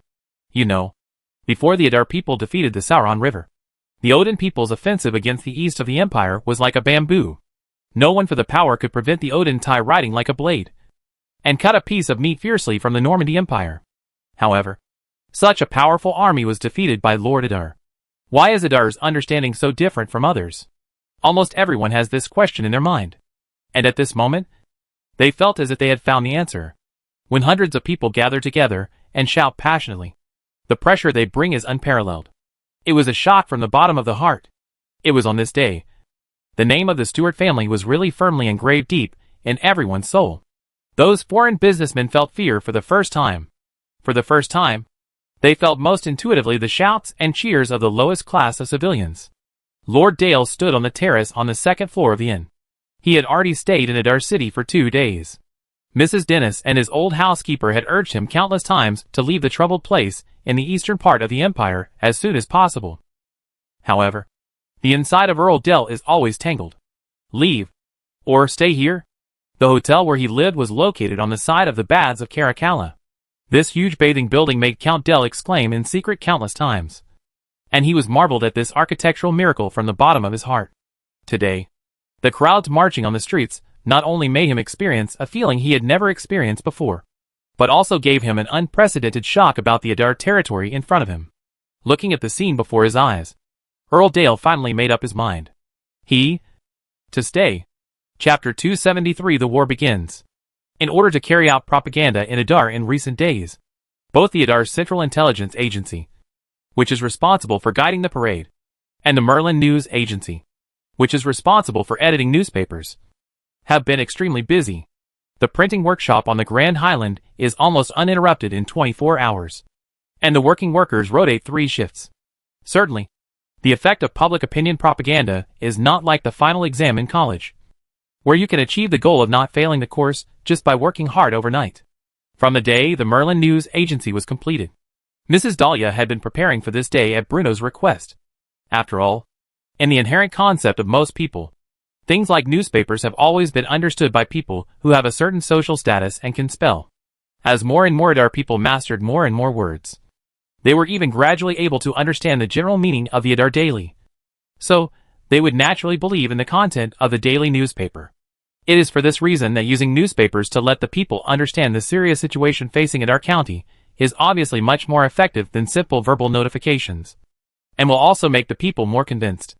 Although the Idol Daily has not been released for a long time, it has almost become a well-known thing in the leaders of Idol. The content is deep, and the reputation is guaranteed. The people of Adar can always learn about everything in the outside world through newspapers, and can feel the changes around them through their own personal experience. At the same time, they can also feel the pressure brought by the Odin people from afar. In the release of each new newspaper, the Federation of Idol has made new progress, and the threat of the Odin people will gradually enlarge at the same time. It is also in the influence of such a subtle way that for most Idol leaders, the Odin people are simply a group of barbaric people who are not as good as pigs and dogs. Of course, this is indeed true. The information revealed to the people of Idol daily is also obviously impossible to be all the intelligence that Bruno has.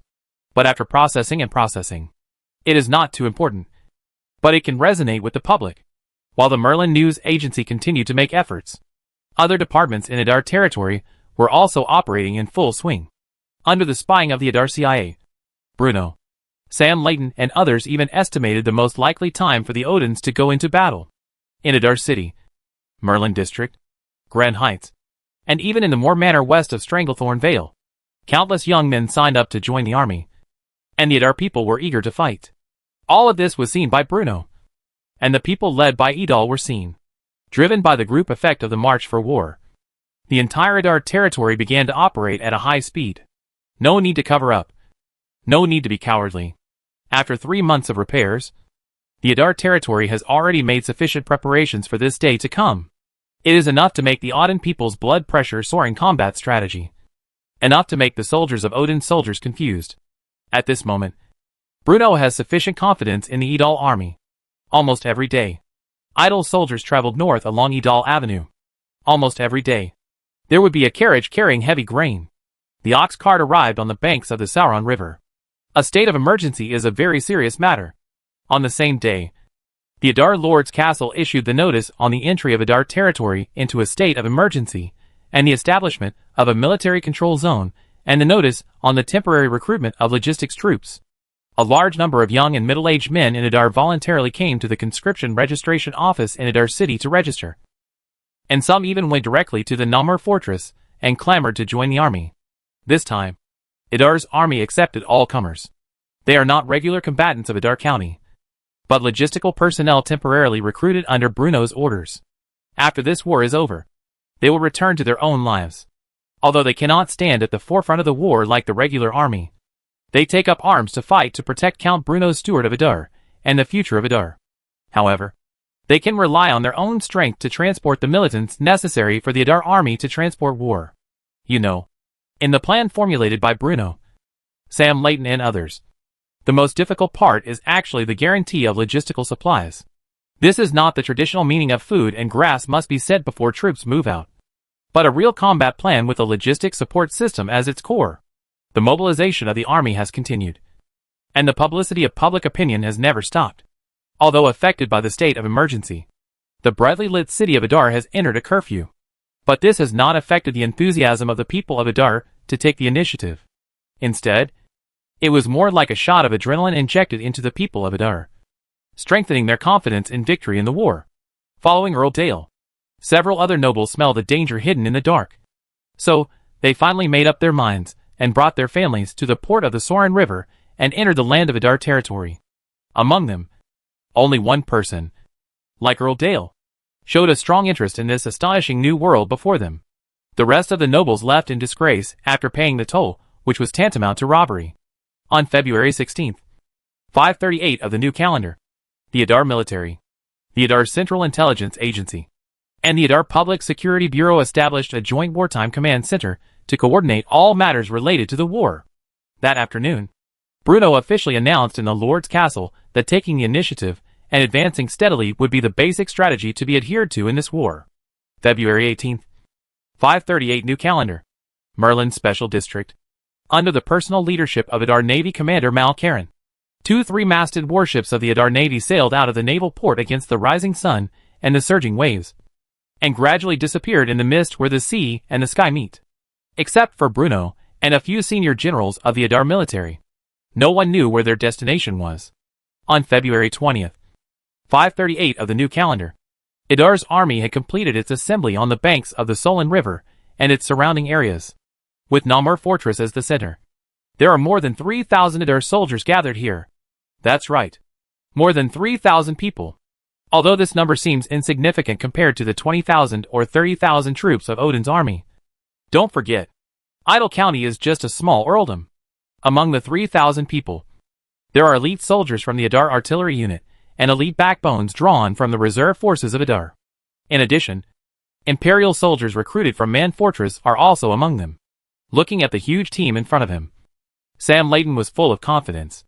On February 21st, 538 of the new calendar, the Adar army with a total number of more than 3,000 people finally crossed the turbulent Sauron River and proudly advanced towards the vast land in the north of Adar.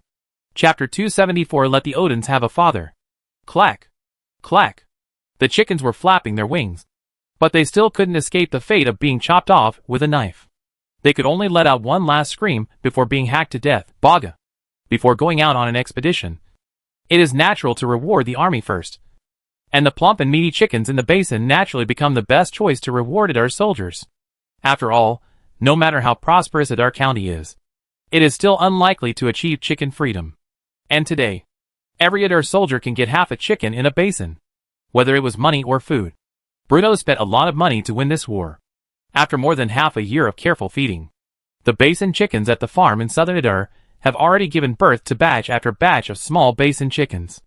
Although they are lively and look like they deserve a beating, they grow very fast, probably due to their genes, and can be chopped up and eaten in less than a month. But even so, if one wanted to take out thousands of chickens at once to reward the army, it would still be quite tight. Today is the day when the Adar army swears to go to war. Bruno personally came to the wall of Namur Fortress to witness this highlight moment belonging to the Adar territory and the Stewart family, inspired by the chickens in the basins, and filled with joy at the upcoming expedition. The soldiers of Adar looked intently at the Earl on the city wall. Looking at the thousands of soldiers under the city walls, Bruno's excitement was almost beyond words. It has been more than a year since he came into this world. Under his direct or indirect influence, the Adar territory has undergone earth-shaking changes, which shocked him greatly.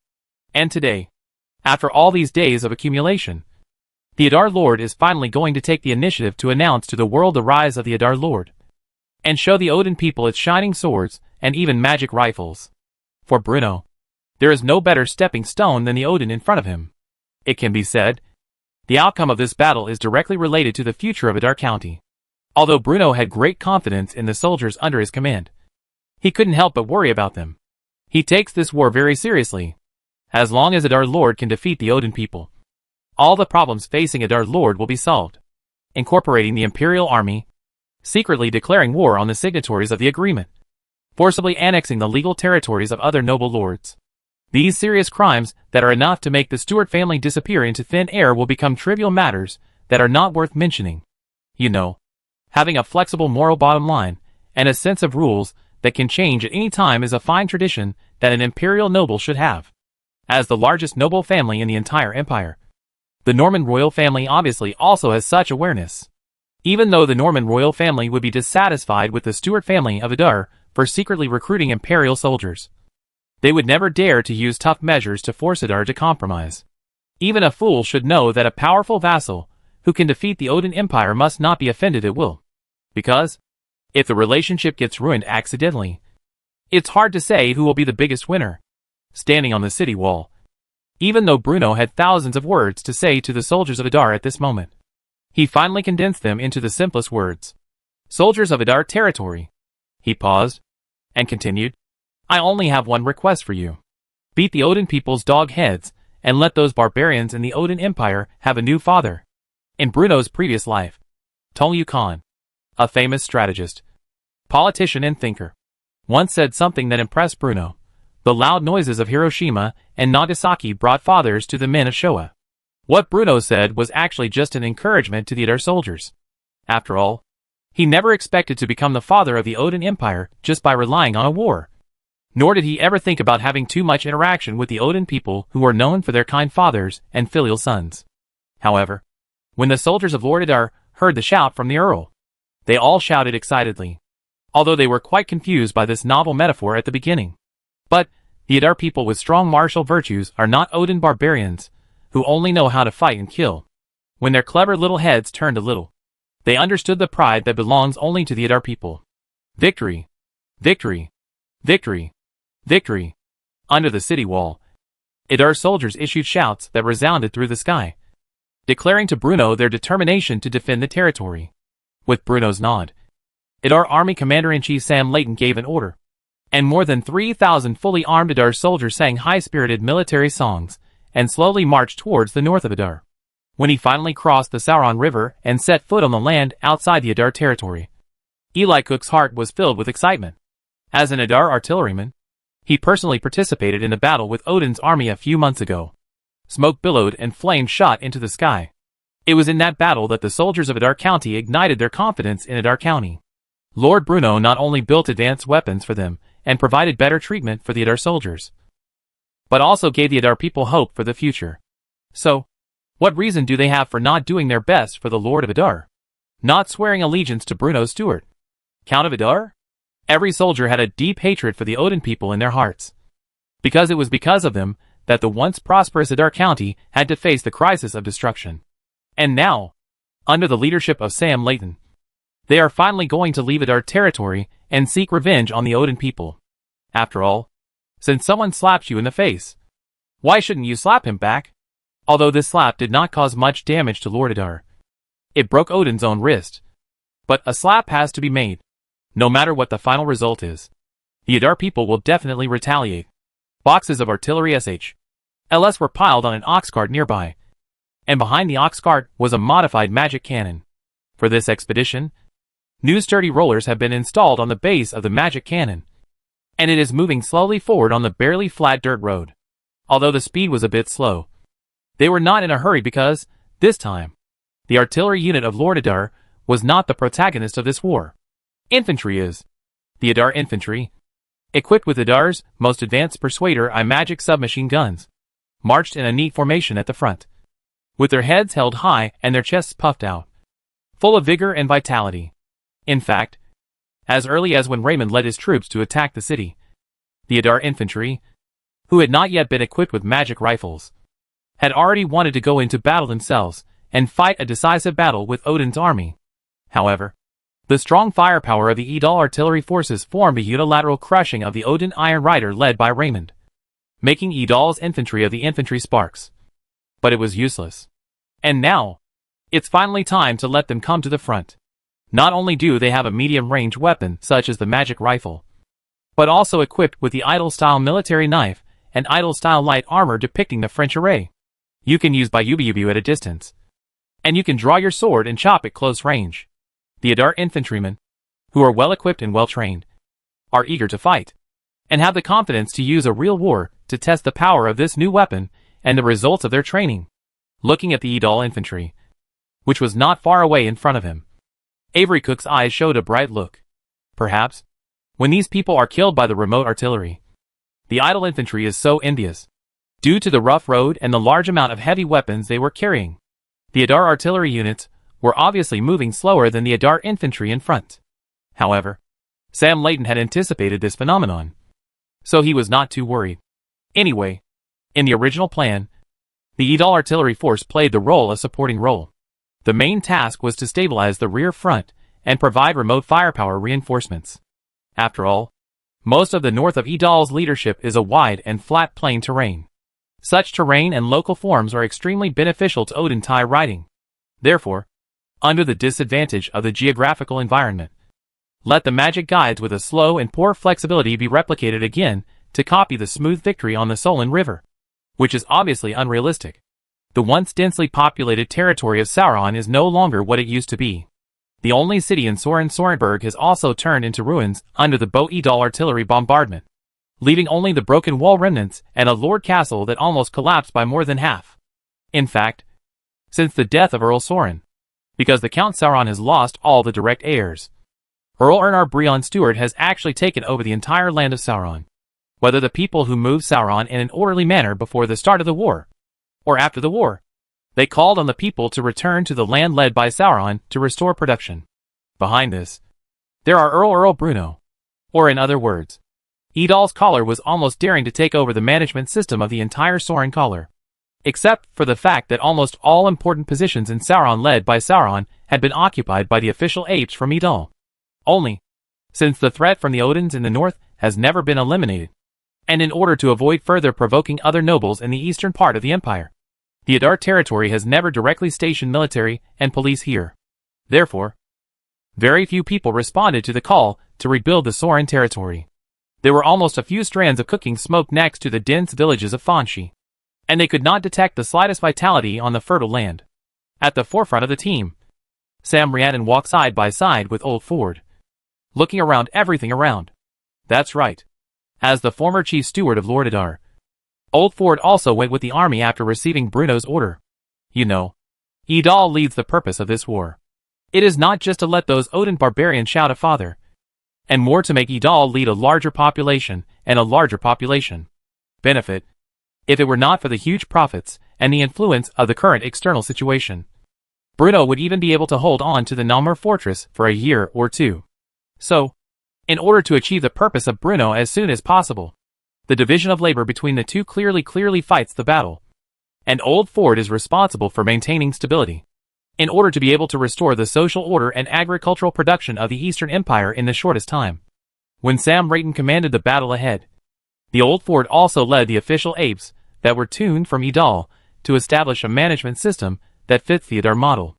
Although most of these Edal's official apes were just rushing out of the shells, they were also much better than other unusual officials led by other nobles. What they want to build will be a comprehensive governance system covered by the Stewart family as the core, covered with civilian officials and virtual aristocracy. Now we are here. Sam Rayton held a map and said, Old Ford, this position is about a day and a half from the Del Hills, according to our scheduled plan. During this journey, the cavalry and infantry of the idle army will be lightly decorated for a day of emergency army, and strive to build a whole set of defensive labor with the Del Hills before the Adar artillery force arrives. Defense? Although the idle infantry is advanced, it is all light and simple. What do you take to build defense work? Old Ford frowned. Sorry. Military secrets. Sam Lighton pushed back the question of the Old Ford very politely. But, for the receiving of the noble leader south of Del Hills, you will have to rely on you to deal with it. Although I was a little dissatisfied with Sam Rayton's refusal to answer his questions, Lawford also understood that his problem was really a bit somewhat. As long as the idle army can push forward, then you don't need to worry about the latter problem. Although I am already an old bone, the kids who have allocated to my army reserve to suppress a few disobedient nobles are okay. Hearing that, Sam Rayton nodded and stared at the sky in the north. According to the information brought about by the Idle Central Intelligence Bureau, a large number of teams that transport grain and armor for the Odin people have begun to travel to and from the Song Plain and the Amsh Plain. In his opinion, this was a sign that the Odinites were preparing to attack. So, Sam Rayton's gaze was locked on the location of Del Hills on the map. As long as Edal's League can build defense in the Del Hills before the Odin people, then according to the step-by-step camp and steady strategy, even if the war cannot end in the shortest time, then the Edal Caller has at least a lot of land in the Eastern Empire, which will not delay valuable spring farming time. Besides, in order to deal with the Odin Empire's proud Odin tie riding, Edal led at least 2 secret weapons, enough to make those Odin tie ride feel the pain of being dominated. Thinking of this, Sam Layton roared. The entire army accelerates. Be sure to arrive at Del Hills at noon tomorrow. Chapter 275's Decision of O'Sullivan. Arrive at Del Hills.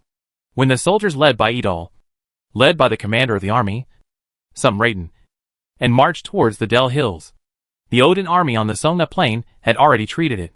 With the signing of the suspension agreement a few months ago, the war on the Songna Plain has already calmed down in the cold wind of the late winter, allowing the original situation of the two sides to ease the original situation. On the Pine Plains, the two countries were south and north, and they were clear. The rolling camps are dozens of miles away, and the bones scattered on the plain have long been gathered by the soldiers of both sides. Of course, even if there is no restraint of the suspension agreement, the cold wind and the coldness of the cold wind in the winter have already made the soldiers of both sides have no intention. And now, as the warm sunshine once again shone on this vast land, Odin's soldiers, who had been huddled in their tents, finally resumed their training. But this time, their target was no longer the Norman army stationed in the south of the Somme plain, but the unpredictable threat from the east of the Norman Empire. The news that thousands of Odin cavalry led by Raymond O'Sullivan were annihilated in the eastern part of the empire had long been heard by the Odin people. This undoubtedly set off a stir in the Odin Empire's camp, which surprised all General Odin who participated in the war. Originally, the generals of various tribal generals were very clear. The reason why send Raymond to the Eastern Empire was purely to pick peaches for the Odin royal family. However, to the bottom general of the Odin monarch Allo O'Sullivan, to the bottom general of the Odin army, no one would expect that Raymond was killed by the peach. That's right. Raymond O'Sullivan was indeed quite reckless at times. But he was also one of the most famous generals in the Odin Empire, and one of the core members of the O'Sullivan clan of the royal family of the Odin Empire.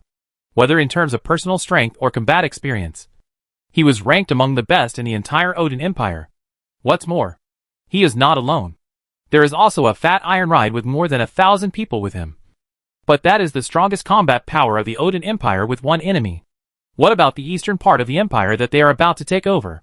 According to the Odin's own exploration and the information obtained from the Norman nobles, although the eastern part of the empire has vast land, it belongs to the remote area of the Norman Empire. Not only is the level of development low, but there is no noble worthy of attention, in the view of most Odin's generals, since the inland nobles of the Norman Empire were so incompetent that they could not form any effective resistance, let alone those impoverished nobles, whose fiefdoms were located in remote areas. However, the fact slapped these people in the face. With such a huge disparity in strength between the enemy and us, how could the Odin cavalry led by Raymond O'Sullivan be completely wiped out? Not even one person escaped. This undoubtedly dealt a heavy blow to the prestige of Ariel O'Sullivan, the once popular Odin monarch. In the business account, Ariel O'Sullivan stared at the map of the eastern part of the empire with a serious expression. Although the young monarch combed the traditional dark brown buns of the Odin Empire, wearing the goshawk waist cards that only royal members could use, and the clothes on his body looked extremely luxurious, but the fatigue between his eyebrows was difficult to hide. What exactly happened in the eastern part of the empire? Ever since the news of Raymond's defeat came, this question has been lingering in Ariel O'Sullivan's mind. In his opinion, even if Raymond encountered a setback with the northern warhorses that the Odin people were proud of, there should be soldiers who managed to escape and report to him everything that happened in the eastern part of the empire. But nothing at all. Even the news of the annihilation of Odin's cavalry was learned by him from the traitor he hired. The army led by Raymond seemed to have disappeared out of thin air, leaving no trace. This is very abnormal. Idar territory. Ariel O'Sullivan frowned tightly and muttered to himself. For him, this is an extremely strange name. However, according to the information he obtained, his cousin Raymond O'Sullivan died heroically under the siege of the Idar people. He didn't know how Lord Idar did it, nor did he know what happened in the war. So, at this moment, he just felt exhausted. After the news of Raymond's defeat came, the young monarch was under great pressure, because, in the Odin Empire, although the O'Sullivan tribe is the royal family of the empire, relying on their foundation and strength, they are still far from being able to cover the sky with one hand. Coupled with Allo O'Sullivan, he was only 20 years old this year. Therefore, his prestige was not enough to calm down the tribal leaders of the Odin Empire. But now, when the Odinites relaxed their guard and prepared to reap the fruits of victory, something went wrong. The annihilation of Raymond's army made the eastern part of the Norman Empire, which originally seemed to be a safe bet, full of unknown variables again. So much so that even his own subordinates began to talk about it. The Odin Empire is very different from the Normandy Empire. It is usable for us to usurp. He was absolutely certain that as long as he showed the slightest sign of timidity, not to mention other tribes, even within his own tribe, those uncles and aunts, and even distant relatives and branches, would jump out to show their presence, in order to find out the details of Idar territory as soon as possible. He had sent scouts to the eastern part of the empire many times to gather information, but without exception, all the cavalry sent to the eastern part of the empire had no news, and their life or death was unknown. although at this moment, the young monarch still doubted the true strength of the Earl of the Border Earl. But a kind of uneasy emotion began to continue to surge in his heart. Unknown. That's right. Although the Odin Iron Cavalry was able to face a Norman army several times larger than themselves without being defeated, and was able to turn the tide even when they were at a numerical disadvantage, they knew nothing about the details of the so-called Adar territory before them. Why can't this so-called Adar lord just raise his hands and surrender like other noble lords? In a trance, a relative general entered the camp. How's it going? Before the man even saluted, Ariel O'Sullivan, who was usually very quiet, asked anxiously, Your Majesty, according to your previous instructions, I asked the second prince of the Norman Empire, Rez, those questions. However, he seemed to be at a loss about what happened in the eastern part of the empire, and he knew nothing about the so-called Adar territory. I think he didn't seem to be pretending. How could a noble leader, who could compete with Odin Iron, could be an unknown generation? Alo O'Sullivan asked angrily. In fact, the young monarch Odin never believed that a small noble lord could strangle Odin's cavalry. So, in his opinion, there must be other forces involved behind this. And the so-called Adar territory is just a cover. Since all the scouts who went to the eastern part of the empire to gather information had no news, Ariel O'Sullivan did the opposite.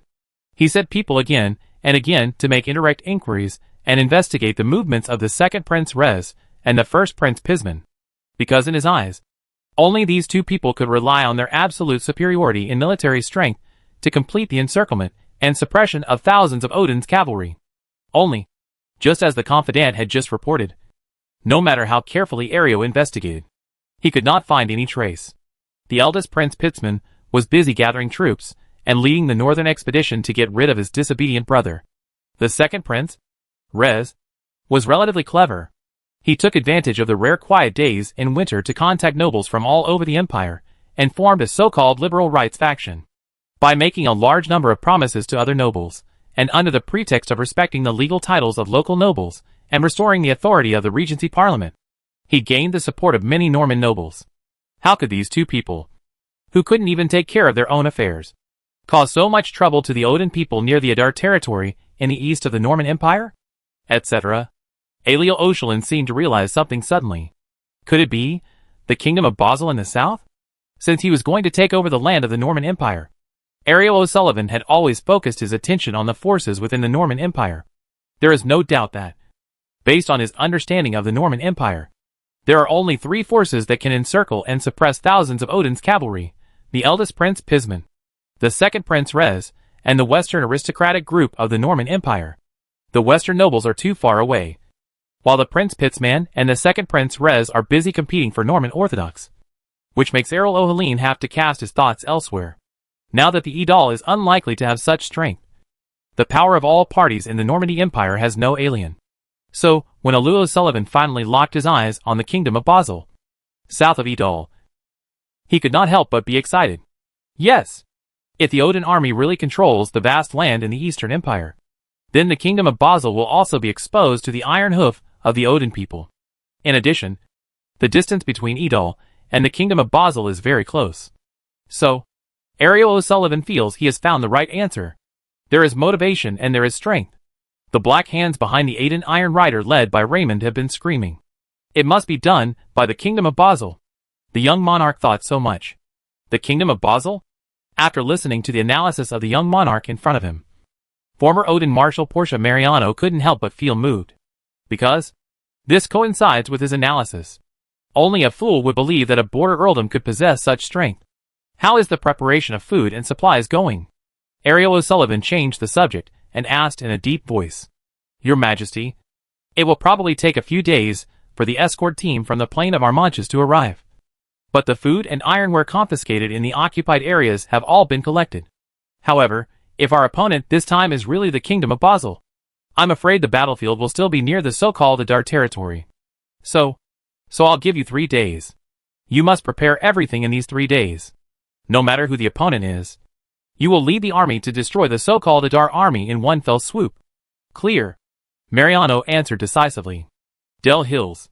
Since load-bearing cross-country has always been an important training subject for Adar soldiers. After a series of long-distance raids, the soldiers of Adar finally arrived at the designated location on time with their strong willpower. Everyone, rest where you are. Although they were already very tired. It was not until Sam Layton gave the order to rest that these soldiers, who had been rushing all night, began to sit down in a row with their backs to each other. They didn't have to worry about sneak attacks from the Odinites. Not only was the Adar CIA keeping a close eye on the movements in Odin's military tent, the Adar Air Force's hot air balloons were also floating openly above the soldiers. Coupled with the unobstructed geographical environment, it was almost impossible to take advantage of this opportunity to launch a surprise attack on the Adar army. You know, the Adar CIA is already very familiar with gathering information and gathering intelligence. Since the news of Ryman's entire army was passed on to the Odin people's ears, the idle Lieutenant Bureau had wiped out how many of the whistles sent by Odin. Moreover, the Adar soldiers' marching speed was obviously much faster than the speed at which merchants could transmit messages. So much so that, according to Sam Layton's speculation, the Odin people probably didn't know that the Adar army had already taken the initiative to attack and came to the Dale Hills, located east of the San Plain and north of the Adar territory. The new Army Chief of Staff, Sarah Corrin, looked at the army in front of her and couldn't help but marvel in her heart. Although he already knew the quality of Adar's army was extraordinary before the expedition, he could not hide the shock in his heart when he saw this disciplined army in front of him. This is an unstoppable iron army. But, except for Sam Layton, no one noticed that a hot air balloon was quietly leaving the sky above the soldiers' heads and slowly floating towards the northeast of the Dale Hills. At this moment, near the coast several dozen kilometers east of the Dale Hills, a particularly large fleet is anchored offshore. These are ships belonging to the Adar Whaling Company. Captain Jack, with dark circles under his eyes and a crooked captain's hat, was standing at the bow, looking towards the shore through binoculars. In order to ensure the smooth progress of this war, Bruno specially requisitioned almost all the ships under Captain Jack's command to join the war against Odin. Finally, at a certain moment, Captain Jack saw a huge ball floating in the air in the telescope. They are coming! Chapter 276, Advance Step by Step. Looking at the hot air balloon floating in the air, Captain Jack felt his thoughts surging in his heart. As he had previously expected, the weapons and equipment owned by the Edals were far more than a magic spar bomb that he was provided to his own magic spar. As he got to know Adar County better and better, he became more and more grateful for the decision he made. If I had rejected Master Bruno's invitation, that would have been terrible. Hot air balloons are a unique strategic weapon of the Adar Air Force, providing the Adar people with unparalleled air superiority. The hot air balloon of the Adar Air Force not only bears the task of reconnaissance, but also becomes a channel for information communication between the Edal army in the two places. Through the telescope, Captain Jack can easily identify the ground forces led by the signal Sam Rayton he sent by the hot air balloon on the Dale Hills. Boys, get to work. After Captain Jack gave orders to his pirates, these pirates, who had been incorporated into the Adar Whaling Company, immediately took action. They did not procrastinate, and they were no longer lazy to hide their private appearances. The thrilling experience of hunting whales taught the former pirates what unity is, and made them realize the changes that can be brought about by discipline, unity, and cooperation. Therefore, when the command was issued, a ship originally anchored from offshore began to go one by one, and the employees of the whale hunting company began to transfer countless materials to the landing area. The Edar Whale Hunting Company will not participate in the battle directly, but their existence provides the Edal army with a more efficient and convenient supply scheme: sea road transportation. With the strong protection of the three-masted warships led by Mal Karen, no force can destroy the sea supply line of Adar. Besides, what was being transported by the Adar Whaling Company was none other than tons of bagged cement. In the upcoming war, the opponent that Adar's army fears the most is undoubtedly the Odin cavalry, which the Odin people are proud of. You know, even though Idol's army has all been equipped with the Personator Type 1 magic assault gun. But this does not mean the death and end of the cavalry era. In the last life, many people have been arguing that the era of the cavalry has been arguing about the incident machine gun. Or is it a mechanized infantry that is gradually formed? Although Edal leads the magic rifle, the powerful mobility of the cavalry can still bring great threats to the Idol army, especially when they are at a numerical disadvantage. Once Odin's cavalry launches a desperate attack on Adar's army, even with magic rifles, Adar's territory will definitely suffer extremely heavy losses. After all, the disadvantage in numbers is there. Speaking of cavalry, don't forget that even during the Second World War on Earth, The cavalry divisions of the Soviet Red Army posed an extremely serious threat to the enemy, with their powerful off-road mobility. Whether it is the 1st Cavalry Division of the Eagle Sauce's Trump troops, or the 1st Division of the Guardian Guard Cavalry. These divisions, that have achieved countless victory in the long river of history, have played an important role on the battlefield with the unique maneuverability of the cavalry. At least, as Adar's army is outnumbered, and the Persuader I submachine guns cannot form a tight crossfire network, the Odin cavalry will still pose a considerable threat to Adar's army. Once Odin's cavalry breaks through the defense line built by Adar's army and encircles Adar's army, the consequences will be unpredictable. Not only the idle army led by Sam Rayton will be completely passive in this war, and even the old fort will be difficult to rectify and restore the social order south of Del Hills. If Odin's army was reckless enough, they might even go all the way south regardless of everything, causing Adar, which was originally limited by the number of soldiers and could not launch a full-scale war, to be forced to face the dilemma of a suddenly extended battle line, with natural barriers such as the fast-flowing Sorin River and the guard of reserve soldiers from Adar itself. This will indeed not pose a threat to the homeland of Adar. However, this will definitely have a great impact on Bruno's arrangements, causing Adar County to face the dilemma of food shortage in the next year.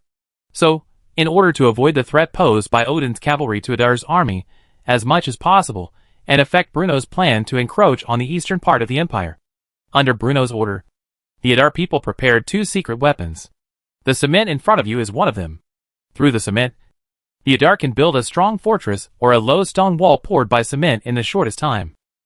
Fortress, trenches, dwarf walls. The above are undoubtedly the nemesis of the Odin cavalry. No matter how powerful and skilled the Odin cavalry is, they will probably be unable to move forward when facing these defensive facilities that are the nemesis of cavalry.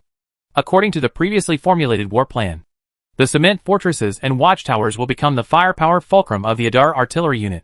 The hot air balloons wandering in the sky will also observe the movements of Odin's cavalry at any time, through the coordination between flag signals and telescopes. The Adar cavalry and Griffin Knights on standby in the rear will be able to fill in the positions in time and block Odin's cavalry to the north of Dale Hills. It is precisely because of these that the Adar people have the confidence to inflict a bloody defeat on the Odin Empire. Of course, the consequences of going to war with a country like the Odin Empire, which is composed entirely of barbarian tribes, are highly uncontrollable, because it is really difficult to judge what is going on in their heads. Therefore, when the war officially begins, Sam Layton will need to adapt to the actual situation. Hurry! Hurry up! Although the 2 sides were not subordinate to each other, it didn't take long for the Adar army, which had just rested, to meet up with the ships of the Adar Whaling Company under the leadership of Sam Layton. Thousands of soldiers will work together with the volunteers from the Adar production team, who arrive by ship to build a temporary defense on the Del Hill in the shortest possible time. At that time, the Adar army will use these temporary fortifications on the Dale Hill as the core, and gradually reduce the pace of Odin's attack. And then, hey, why do the Adalians choose the battlefield in Del Hills instead of the plain area near the Ed River, or what else? Giving Adar's army more time to build defensive facilities is only part of the reason. The other most important factor is Bruno's ambition for this war. Or in other words, what are the strategic goals to achieve? War is not a simple sandbox simulation, nor is it a simple turn-based game. The food, money and number of soldiers required are not just a number jumping on the computer screen. So, how to fight in this battle, and what extent to? These are what Bruno needs to weigh. And Bruno set the goal for himself. That is, at all costs, the Odin people hurt, so that they realized that the Edal collar was not a cartilage, but a transcendent existence. Only in this way can the prestige of Adar be fully established, thus winning a longer-lasting peace for Adar.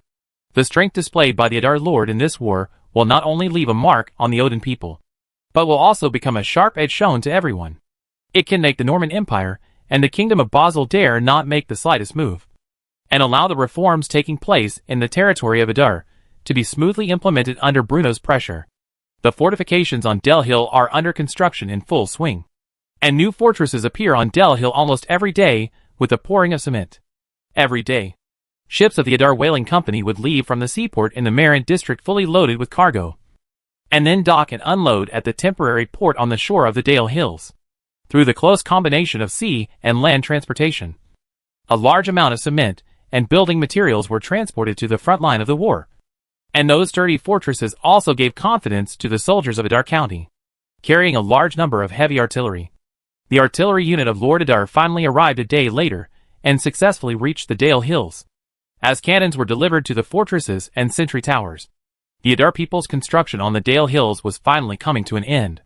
1 day, 2 days, on the 3rd day of the time, those aggressive Odin people finally passed the slow-flowing Ed River under the eagerness of idle soldiers and appeared in the sight of the idle army.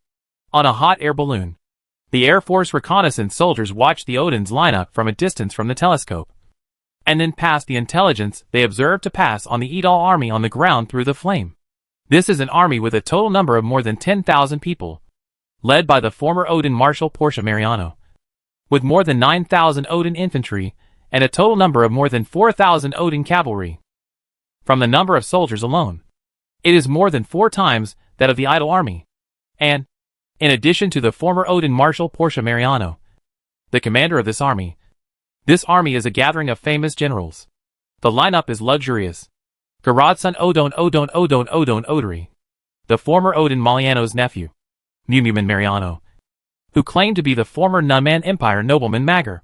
Even if you pick one out of these people, they can be able to use 100 brave and martial arts. Let alone they gathered at this moment. Marshal, something is wrong here.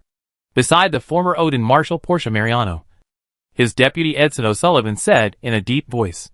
Although Arolo O'Sullivan had removed the title of Marshal Portia before that, it was to confuse the Norman nobles, so that Portia could launch a sneak attack through the Moria of Warcraft. Therefore, most of the time, the generals of the Odin Empire still addressed him as Marshal. After all, Portia Mariano is a well-known general with the experience of the United Army in recent decades. After the 3 Emperor Odin, he has always been an important supporter of the Odin Empire Royal O'Sullivan Ministry. As for Edson O'Sullivan, as a member of the royal family of the Odin Empire, he and Raymond O'Sullivan, who had died mysteriously in the eastern part of the empire, were like brothers. Therefore, this time he took the initiative to volunteer to serve as deputy general, wanting to come here to avenge his cousin. Only, ever since crossing the Ida River, this place has been filled with weirdness. Although he couldn't say what was going on, he always felt that someone glanced at himself from a distance. But whenever he sent a sentry to explore the trace, he always found nothing. And now, when he once again felt the feeling of being watched, he finally made a discovery. But what is the thing that floats in the sky? That's right. Like the original Raymond Odin, General Odin was noticing the sphere floating in the air. There are people up there. Portia Maria knew and nodded, which agreed with Edson O'Halden's rhetoric. As a veteran who has been in 100 battles, his intuition is much more keen than Edson. So this long-running marshal is almost sure there is someone on that ball. And this also means Odin's movements have always been under the enemy's nose. When he thought of his older brother Raymond Odin, the Odin Iron Rider disappeared into the Eastern Empire like that. And the heart of his son O'Halvan was suddenly full of tension and asked cautiously, Marshal, should we continue forward? Even the enemy's shadow wanted to retreat without seeing it. His son, you were scared by the aristocrats of the fat heads of the Normandy Empire. A general beside him mocked Yin and Yang. This person is Montonandra and a general of Odin. But he has always looked at each other with Edson. Ha ha ha. Although most of the generals are still serious, several generals still can't help laughing. Most of these people are members of the Domini of the Odin Empire. Although they can be regarded as the princes of the Ocelos, their power is also quite powerful, almost equivalent to a different surname king. Before the power of Alio O'Sullivan, he did not dare to speak. But now, the frustration that the royal family suffered when picking peaches made them jump again. All right. The moment Portia Mariano spoke, everyone present fell silent almost instantly. The veteran's dignity cannot be touched. There are indeed some problems in the eastern part of the empire. But we have more than 13,000 Odin warriors behind us. Show your determination and will. We will use the blood of the enemy to wash away the previous shame. Ouch. Although Marshal Portia's words were not very passionate, as a man who had commanded troops for decades, he was able to grasp the sensitive nerve in the hearts of Odin's soldiers almost immediately. For a while, the soldiers of Odin were boiling. Only, although Marshal Portia always maintained his signature confident smile on his face, his heart was full of worries. For the time being, the big ball floating in the sky will not be mentioned. So far, he couldn't even be sure of the enemy's true identity. To be honest, this was the first time he faced such an outrageous situation since he took command of the troops. Chapter 277 Closed Dogs. Ouch! The soldiers of the Odin Empire cheered, as if they only needed one final push to easily take over the eastern part of the empire. Although Marshal Odin Portia Mariano stopped the dispute between Edson O'Sullivan and several other generals, he did not comment on the proposals of both sides. He soberly knew what a group of generals around him were around him. Let them charge a war. It must be 100. But if they want them to sink their hearts to make tactics and think about planning, it is no different from watching the South Tree. As a member of the royal family, his son Oliwin may not be superb personal martial arts. But anyway, he is a brain. And he is a rare high IQ general among the Odin people. Therefore, although Edson Odorin's words did not attract the attention of most Odin generals, it made Marshal Odin's Marshal Portia Mariano's heart. Of course, he also knew that he had a Farron spy, and he was more jealous of the hot air balloons floating in the sky. In fact, compared with the radical war ideas of other generals, Edson O'Sullivan was obviously more favored by him. However, the current situation does not allow the Odin army he leads to march slowly, as Edson O'Sullivan suggested, and then think about countermeasures bit by bit and investigate carefully. The most critical issue is time. Odin's monarch Aloardin gave a clear period for the end of the war. Spring plowing. If the army of the Odin Empire cannot control the entire eastern territory of the empire and restore order on this land before the spring plowing, then this legal territory that was hard-won from the Normans will become a heavy burden for the Odin people, because the continuation of the war will destroy food production in the eastern part of the empire, which will cause hundreds of thousands of people living in this land to lose their source of livelihood and create a large number of starving people. By then, famine, riots and possible plagues may even spread to the plain of Armange, affecting the original territory and people of the Odin Empire, and this will deal a heavy blow to the prestige of Odin monarch Ariel O'Sullivan. It was precisely under the impetus of these factors that, even though he knew that the enemy not far away had an unknown trump card, and even though he was more in favor of Edson O'Sullivan's proposal, Portia Mariano, as Odin's marshal, had to rise to the challenge. Besides, a skilled man is daring. In the eyes of the battle-hardened Marshal Portia Mariano, everything before him is still within the scope of his control. According to his previous speculation, the kingdom of Basel has always been the most likely enemy. Therefore, Portia, who is Marshal of Odin, has gathered a lot of information about the kingdom of Basel in the kingdom of Basel in a few days, and analyzed the line of the kingdom of Basel. And then, he laughed. Compared with the Norman Empire, the military strength of the kingdom of Basel, as a vassal state, is obviously much inferior. Years of peace and comfort had already made the Basel army corrupt. Corruption was rampant, and it was almost impossible to find a single useful general. And this is precisely the important reason why Marshal Portia dared to ignore the prying from the side and continue to advance forward. Even your big brother, the Norman Empire, gave in under the fierce attack of the Odin people. Why are you, a little brother, jumping out to show off your presence? Just do it. All troops on alert. Full speed ahead. Looking at the vast and almost empty plain in the distance, Marshal Portia finally made a decision. What if someone is always spy? In such a plain terrain where they have the advantage, Odin's cavalry is almost invincible. While driving the horse under him to move slowly, he was also closely watching the spherical object floating in the sky, thinking about how to solve the problem. The enemies in the sky can spy on the changes in Odin's formation and know their next move in advance. So, how can they get rid of the big ball floating in the sky? Portia, you're looking for me.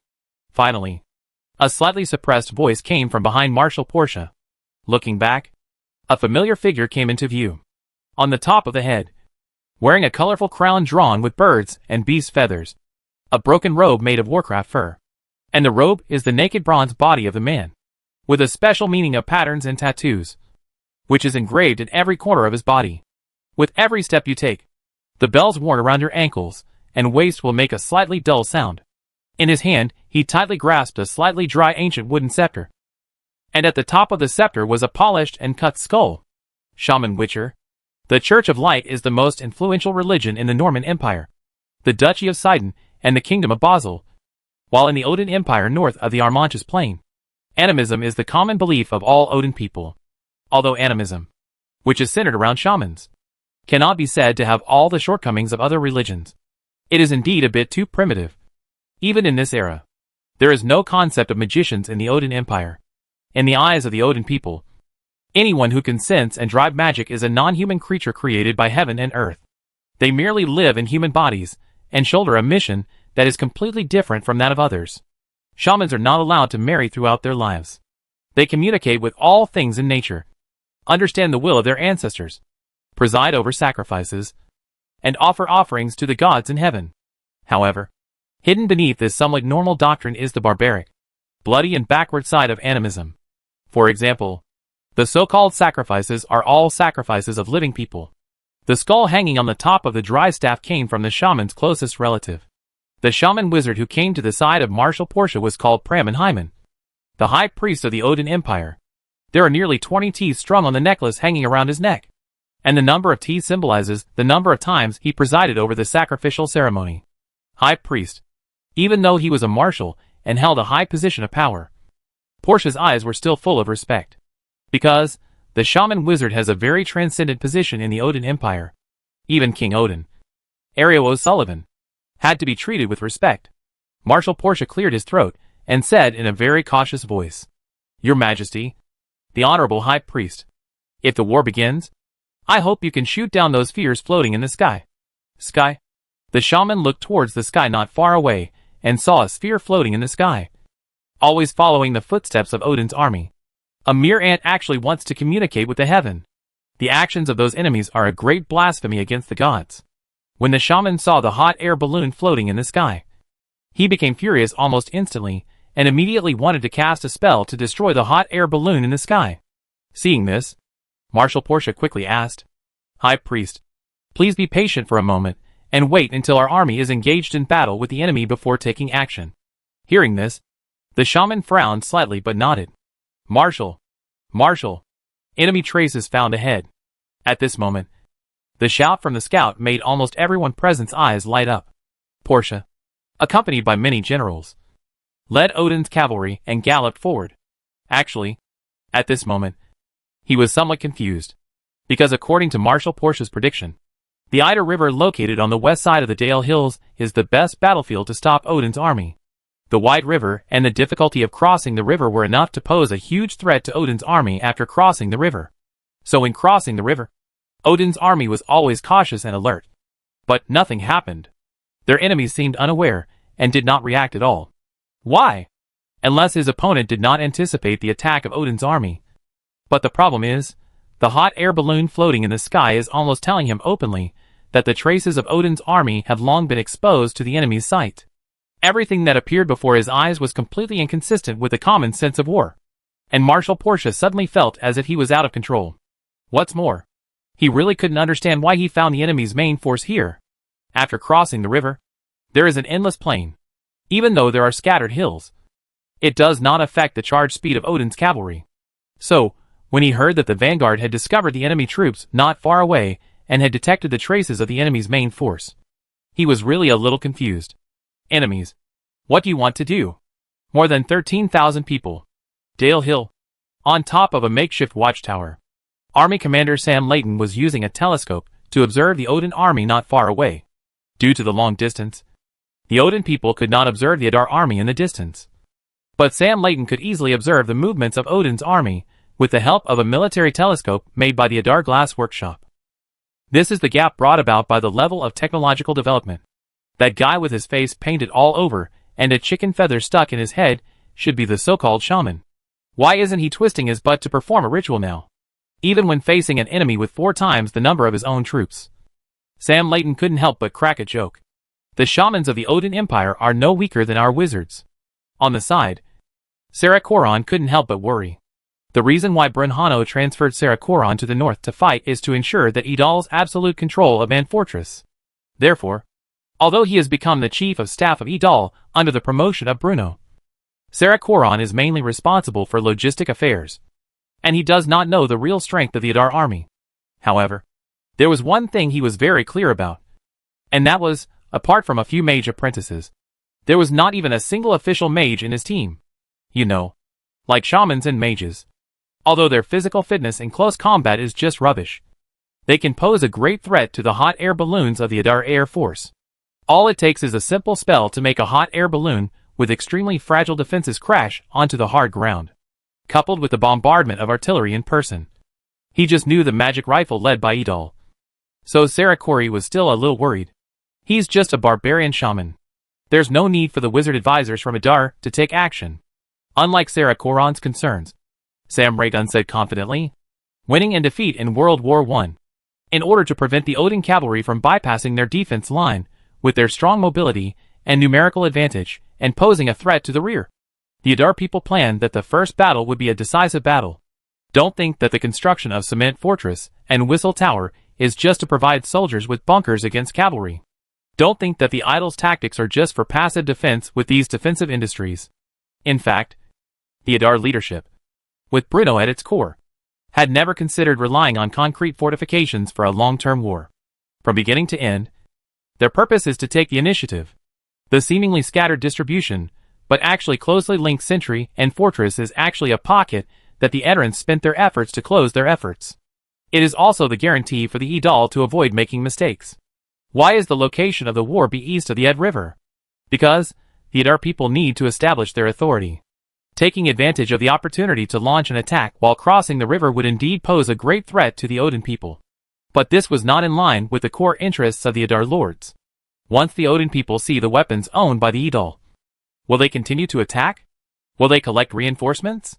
You know, the soldiers led by Sam Raygun are almost most of the armed forces led by Idol. And these people cannot always stay near the Eden River to defend the attack from the Odin people. So, the plan to abandon the attack when the Odin people cross the river. In fact, to achieve the strategic goal of closing the door. That's right. The real purpose of the Adar people is to close the door and beat the dog. Once the development of the war is in the direction of the Idol people, the river White Ed River will block the Odin people's retreat.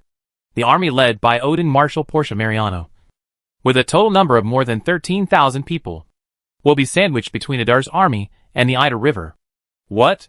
Do you ask why the Odin people couldn't kill the river, and then fled north? Because at this moment, the three-mast battleship led by Mal Karen is slowly entering the river with a spacious river and a gentle water flow. The Idol army and Idol lead the navy, one east and one west, and are gradually gathered this pocket they prepared. Although this sounds a bit ridiculous, the Adar army, which has only about 3,000 soldiers in total, is indeed planning to take the initiative to attack and completely wipe out the enemy that is 4 times its number on this land. This plan is indeed radical.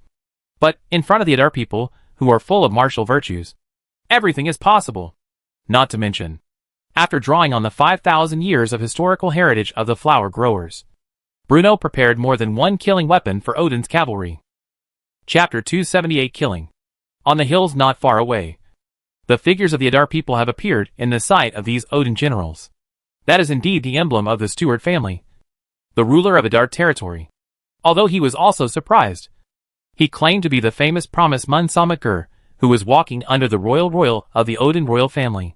For Marshal Odin Portia Mariano, the military flag fluttering in the wind not far away was a great mockery of him. There was no kingdom of Basel, nor any other enemies from the Norman Empire. The flag was painted with a griffin representing the Stewart family. Even though Marshal Portia never believed that a small count can create a result of the thousands of Odin tie riding.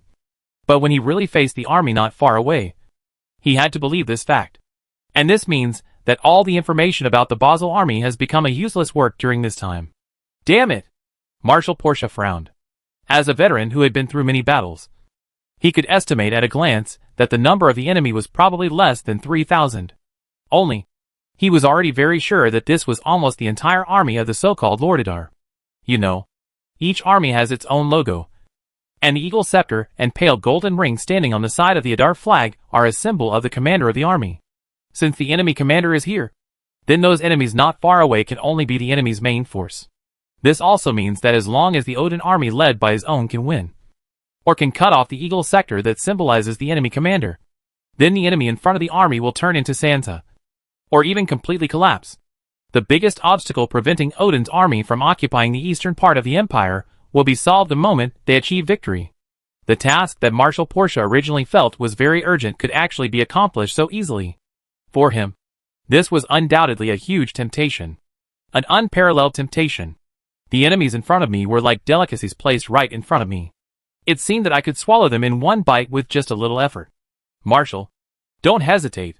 Beside him, Odin's stupid generals, who were not very smart, were already eager to try.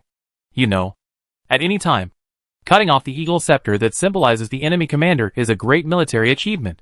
Looking at the enemy, who only had about 3,000 people in front of them, they felt even more like a bamboo. When they fought against the Norman Empire, did they not win with fewer troops? When they were outnumbered, did they not beat the Norman soldiers and make them flee in panic? Therefore, defeating this enemy force that is obviously outnumbered is almost a free military achievement. Marshal, can you let me go first? My battle axe is impatient. The General Odo Namalgara, who had previously been against his son Odin, first glanced at Edson, and then mouthed and recommended. Although Portia was a little confused, he was also very clear that the other party must have a trump card in his hand. But it must be played, not to mention that their side had an absolute advantage in numbers. The mere fact that they could directly destroy the resistance in the eastern part of the empire and defeat the enemy once and for all made Marshal Portia particularly excited. But as a veteran, he still thought about it in his mind. After all, since entering the land in the eastern part of the Norman Empire, Marshal Portia has noticed many facts that violate common sense. Let's put aside the big ball floating in the sky for now. Marshal Portia was really confused by the mysterious operations of the Adar people. Why did this group of Adar people give up the advantageous terrain of the Eid River for no reason, and instead choose to fight in a place that was advantageous to Odin's cavalry? This is not playing house. If it wasn't because of Idal's leading record, it would be in front of him. And it still made the Odin people feel faintly painful, like a big mouth. I am afraid he would think that the commander of the idle army was a fool. But there is no doubt that it is not a bit of wind that can besiege thousands of Odin iron riding, which shows that the enemy generals are definitely not a fuel-saving lamp. After hesitating for a moment, Marshal Portia began to deploy his troops and issue military orders. That's right. He couldn't understand why the Adar people appeared here, nor did he know what kind of cards the enemy had. But he believed more in himself and the Odin soldiers under his command. If you are afraid of the endless environment in front of the Odin Iron Rider, then you will also make AP yourself. So, Marshal Portia put aside almost all the previous doubts and confusions. At this moment, he has only one goal in mind: to kill the enemy. The enemy is preparing to attack. When I saw the Odin army began to line up, Sam Reeton's face gradually became cold, and then said a word that made Sarah Corin feel very wrong. After seeing the main force of the Adar army present, the enemy not only refused to surrender, but also dared to launch an attack on me. He hummed coldly and said, "Everyone, be prepared for fighting." The moment Sam Reet was ordered, almost all soldiers became extremely excited. Wuchang's idle people have long been looking forward to this day, because as long as they kill the invaders in front of them, waiting for them is the bright future. War. It's finally time to begin. When the Adar people were using cement to build the fortress, they had already dug a number of trenches and horse traps on the north and south sides of the temporary fortress. However, due to limited time, they were mostly covered with barbed wire and wooden chevaux de frise. The purpose of temporarily building these facilities is to force Odin's cavalry and Adar's army to confront each other head-on. That's right. If you just rely on his flesh and blood, the idle soldiers must be just a very impactful Odin Tietchi. But, standing behind Idal is Bruno. As a traverser, after gathered the length of the dynasties of the flowers, and the essence of various online novels, Bruno designed a new equipment turtle car that has not yet appeared in the world for the soldiers led by Idal. The design concept of the tortoise chariot was taken from the Wugong chariot used when conquering the Huns. However, in order to adapt to the combat methods and ideas of Adar soldiers, Bruno made certain changes to it. First of all, this tortoise SH-L car is very wide. Under Bruno's instructions, the Wugong car, which was originally 2 meters high and 1 meter wide, was transformed into a large defensive equipment that was 1 meter high and 3 meters wide. You can simply understand it as, those with wheels at the bottom can move ground trenches. In order to face the impact brought by Odin Tietchi, the front baffle at the front of this turtle SH-L is completely spliced from hard steel plates and wooden boards. Not only did swords and knives make clanging sounds when they chopped against it, but even if horses ran into it, they wouldn't be able to move it at all. And, Although the distance between each of these turtle SHL vehicles is 5 or 6 meters, they are all connected by steel cables. Besides, the movable baffle is set to enhance the resistance in one direction, and the groove for placing the shield is designed to improve flexibility and increase or decrease weight in time. Whenever Bruno's technology can be imagined, he has been piled up by this kind of turtlers, making it another secret weapon relying on Idol soldiers. Infantry charge. On the other side of the battlefield, Marshal Odin Portia Mariano finally gave the order to attack. As the order was issued, the Odin cavalry, who were at the head of the group, began to disperse to both sides. A Dadan who wielded a machete or axe groaned and rushed up. The ordinary infantrymen in Odin's army who attacked first were not wearing hard armor, but wild beast leather due to the limitations of their smelting level. However, the weak armor did not affect the fighting spirit of Odin's soldiers in the slightest. The tough folk customs made them fearless of the Adar army that was ready for battle in the distance. Even in the eyes of most Odin soldiers, this is still a war without suspense. Ouch! The soldiers of Odin rushed towards the Idol army, not far away from the Idol army not far away. Different from the combat mode used by the Norman nobles. Although the soldiers in front of them were the first group of people who rushed up, they were not to send dead cannon fodder, but the top elite. In Marshal Portia's view, the results that the first wave of soldiers can achieve will largely reflect the direction and situation of the battle. If they fight well, it can inspire morale and keep the momentum going. If they fight poorly, they can also adjust their strategies in time. Moreover, the soldiers who participated in the first wave of charge could receive generous rewards, which made the Odin people, who were accustomed to fighting on the tip of their swords, flock to them and become particularly brave. 500 meters. 400 meters. As the soldiers of Odin gradually did their best, the Idol soldiers' expression gradually became dignified. Unlock the safety and get ready to shoot. Unlock the safety. Ready to shoot. With Sam Rayton in order, the soldiers of Idol led the soldiers in front of the Turtle SHL's bunkers and raised the Personator Type 1 submachine gun held in their hands. 300 meters. In this distance, even without a telescope, Sam Rayton has been able to faintly see the soldiers who are stunned. Although the commander of the Idol army, Sam Reed can also feel the completely different temperament between the Odin army and the Norman army. This was Sam Layton's first battle with the Odins from the north of the Armanchus plain. But in his opinion, compared with those Odin soldiers who were howling towards him, the regular army of the Norman Empire was simply hard to describe. I am afraid that in this world, only the Idol army led by himself can make these ruthless people in front of them experience the failure. Thinking of this, Sam Layton suddenly felt a heavy responsibility on his shoulders. It's time for the Odin people to recognize who the father is. Only 200 meters left. Same as Sam Layton, the commander of the Adar army, Marshal Odin also observed the soldiers, who gradually rushed towards the Idol's position at the Idol. What surprised him was that as Odin's soldiers got closer, there was no response from the Adar people's position. There were no high-spirited shouts from the soldiers, nor any panic formations. The Adar people in the distance were like outsiders, quietly waiting for Odin's soldiers to approach. For some reason, Marshal Portia suddenly felt a little uneasy. 100 meters? The distance of 100 meters means that the front of the Odin soldier in front has entered the range of the persuasive Type I submachine gun. But Sam Rayton still did not order shooting. Even the magic gun hidden behind the position. There was no intention to fire at all. 90 meter. 80 meters.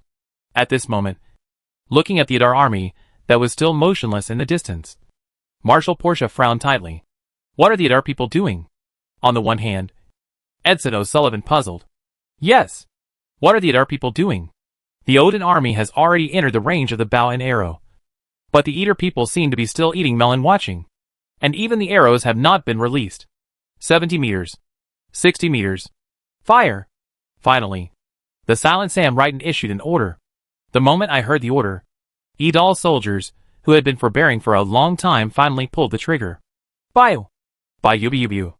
The Persuader Type 1 magic submachine gun developed by the Adar Magic Array Research Laboratory finally spit out tongues of fire at this moment, showing its power on the battlefield for the first time. What was that sound? And what were those Adar people holding? At the moment when the Adar soldiers finally pulled the trigger, there was a doubt in the heart of the first row of Odin's soldiers. However, he had no time to think. A burning pain suddenly came from his abdomen. causing him to stagger and almost fall to the ground. Bayou. Once again. This time, severe pain came from his left arm. He only saw the bright red blood flowing from his arms and abdomen. And he gradually lost the strength to run. Clang. As the front row of Odin's soldiers fell heavily to the ground. Groups of Odins fell to the ground in front of them in rows. Like wheat being cut. No one is an exception. And no one is immune. Before Odin's soldiers could react to what was happening, hundreds of corpses fell to the ground. In the first round. The second round of shooting. There was no pause between each round of shooting. Under the indiscriminate shooting of the Adar people. The last 50 or 60 meters of distance seemed to have become an insurmountable chasm. Each Odin's troops fell to torture the physical and mental of the Odin soldier behind him. Unknown. The fear of the unknown caused Odin's infantry to slow down their charge, causing their originally high morale to plummet. Wherever the magic ray passed, Odin's soldiers died on the spot. Looking from the back, those Odin soldiers that made the Odin Empire so proud fell one after another, as if a chain reaction had formed. How so? In the army of the Odin Empire, even the usually calm and composed Marshal Portia of Odin could not help but clench his fists with bloodshot eyes. Chapter 279 Fall and Boom. In the end, what happened? Marshal Portia rubbed his eyes, finding it extremely unbelievable. Odin, who was originally morale soldiers, after several rounds of attacks by the Adar people, they all collapsed to the ground like corpses without exception. It's not that he didn't consider the cards that the Adar people had, but he never thought that the Adar people would have such reliance. It was not an arrow, but a weapon that he had never seen anywhere before. But there is no doubt that this weapon is far more powerful than ordinary arrows. He couldn't even catch the trajectory of the attack with his naked eyes. And the Odin soldiers in the front row fell to the ground. Can anyone tell me, what kind of weapon is that? Marshal Portia said in a deep voice. As soon as the words come out, these Odin Titans, who were originally self-proclaimed, were gone down at this moment. This is a group of crickets that only know how to shout and kill. That is the power between heaven and earth. Just when Marshal Portia thought he could not get any more information out of him, a slightly suppressed voice came from the shaman on the side. The power between heaven and earth. This is another name for the element of magic used by animists. And it also represents another view of magic held by the Odin people. What? Marshal Portia looked at the high priest of Odin, Praman, who was accompanying the army in the expedition, with a look of surprise. Sensing the magic fluctuations from not far away, Paramanhyman nodded and angrily said, "Those sinners have stolen the power of heaven and earth, and used these damn weapons to use these forces that should not be controlled. This kind of weapon can only be mastered by the believers of Panlingju. The practice of the enemy is a blasphemy for the gods. It is a completely unforgivable crime." The priest jumped angrily, hearing that Marshal Portia was shocked. According to the great priests, this weapon can drive the power between heaven and earth. The Odins must master such weapons. After hearing the words of High Priest Pramanhyman, Marshal Portia's goal became even more determined. We must win. He continued to look towards the hillside not far away, even though the tragic scene before his eyes made Marshal Portia's body tremble slightly. But, after all, he was an experienced veteran who was accustomed to seeing killing and blood. Therefore, after the initial shock, he quickly adjusted his thoughts, calmed down again, and calmly observed the scene that looked like a massacre not far away. Yes, under the continuous shooting of the Adar. Although the morale of the soldiers of Odin had declined, because the general behind them had not yet issued a retreat, they still tried their best to impact. However, anyone can see that as the soldiers next to them fell to the ground one by one, the first group of soldiers who charged had already become the end of the crossbow. Perhaps only for a while. The psychological defense of these Odin soldiers will collapse completely. After all, in such a short period of time, Odin soldiers had suffered hundreds of casualties and left behind countless corpses. At the same time, they did not even touch the sleeves of the Edal people, let alone killing the enemy. If they were not afraid of their retreat, they would make their families be ashamed and would make their relatives and friends discard it. They would have been defeated in the reign of the Edal. You must know that in the national culture of the Odin people, deserters on the battlefield are objects of scorn by everyone. And any cowardly behavior and action will bring shame to his tribe and relatives. It is precisely because of this that they are able to force themselves to move forward and then face death in the midst of deep tension and fear. At this moment, in the eyes of Marshal Portia, the soldiers who continued to fall in succession were like a pawn that had to be abandoned to defeat the opponent. And it was the price that they had to bear to win. The reason why he let those Odin soldiers, who had suffered heavy damage, continue to attack was that he wanted to observe the power of the new weapons possessed by the Adar people, and find the flaws in them. Only, in the Adar people constructed a dense firepower network with new weapons. Marshal Portia is still difficult to find the opportunity. By UBUB. The infantrymen of Adar, armed with the Persuader I submachine guns, were divided into 3 groups. While one group was firing continuously and indiscriminately, the other group of Adar soldiers took the opportunity to replace the magic crystal magazine that had run out of magic power. The third group of Adar soldiers is smaller in number, and is responsible for finding those escaped fish that have not been hit by the magic rays, and are crawling slowly forward. Amid the intensive gunfire, the chief of staff of the Adar army Sarah Karen stared at the scene in front of him, but felt that he was shaking. Those Odin soldiers who were invincible in the past, just like wheat being harvested, fell to the ground and rose in front of the position. He had never seen such a way of fighting before, and it was the first time he saw the Persuader Type 1 magic submachine gun that the Adar people were proud of being used in actual combat. I see. This is the confidence that the Adar people have in taking the initiative. Although the Odin people knew nothing about the strength of the Edal, Sarah Koran, who was an Edal army officer, was clear about Edal's strength. A magic guide gun around the idle soldiers has been waiting for the opportunity and never fired. And after this fortress, the cavalry forces led by Edal and the Edal Griffin Cavaliers are waiting to make up at any time. At this moment, looking at the Odin army not far away whose numbers far exceeded her own, Sarah Koran suddenly felt a sense of certainty like Sam Layton. At this moment, he no longer had any doubts about the strength of Adar Lord. Nor did he have any doubts about whether Adar Lord could defend the eastern part of the empire. Faced with the ironclad facts, he was even somewhat glad that he had made the decision to take the initiative to surrender to Lord Adar. After this battle, no one can ignore the powerful military force of the Adar people. Perhaps there is not much difference in physical fitness and personal force between the Adar people, who are full of martial virtues, and the Odin people, who are kind fathers and filial sons. But the difference in weapons and equipment is the most fatal. This directly leads to any harm to the Adalian soldiers, who constantly charge. At least until now. The 40 or 50 meters distance in front of Adar's army position is like an insurmountable natural barrier, reaping the lives of Odin's soldiers one by one. The Adar army was so horrible. Marshal, let them withdraw. In Odin's army, the cautious Edson O'Sullivan suggested. This time, however, the war faction, led by Monleo Namagala, rarely raised any different opinions. After all, no one was sure that they could charge into the Adar people's position and cut off the military flag under the Adar people's hail of bullets. What's more, according to what the high priest had said before, it was an extremely powerful weapon. Absolutely not. The big priest Paraman Hyman's anger roar. On his neck, the necklace made of teeth also rang under the violent undulating.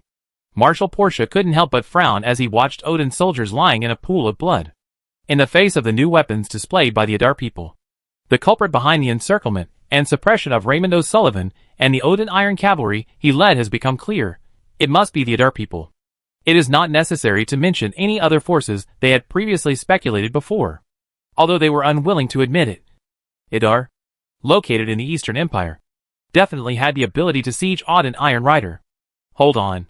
Marshal Portia moved slightly, but still insisted. Of course, he also felt sorry for the Odin soldiers who fell under the guns of the Adar people. But, in the absence of a better way, he could only rely on such a tragic way to test the confidence of the Adar people. By Yubu. This was the sound of the Adar people pulling the trigger. Rays of magical energy shot out and pierced through the bodies of Odin's soldiers. The scene not far away looked like a massacre. The number of Odin soldiers who were still able to stand was decreasing at a speed visible to the naked eye.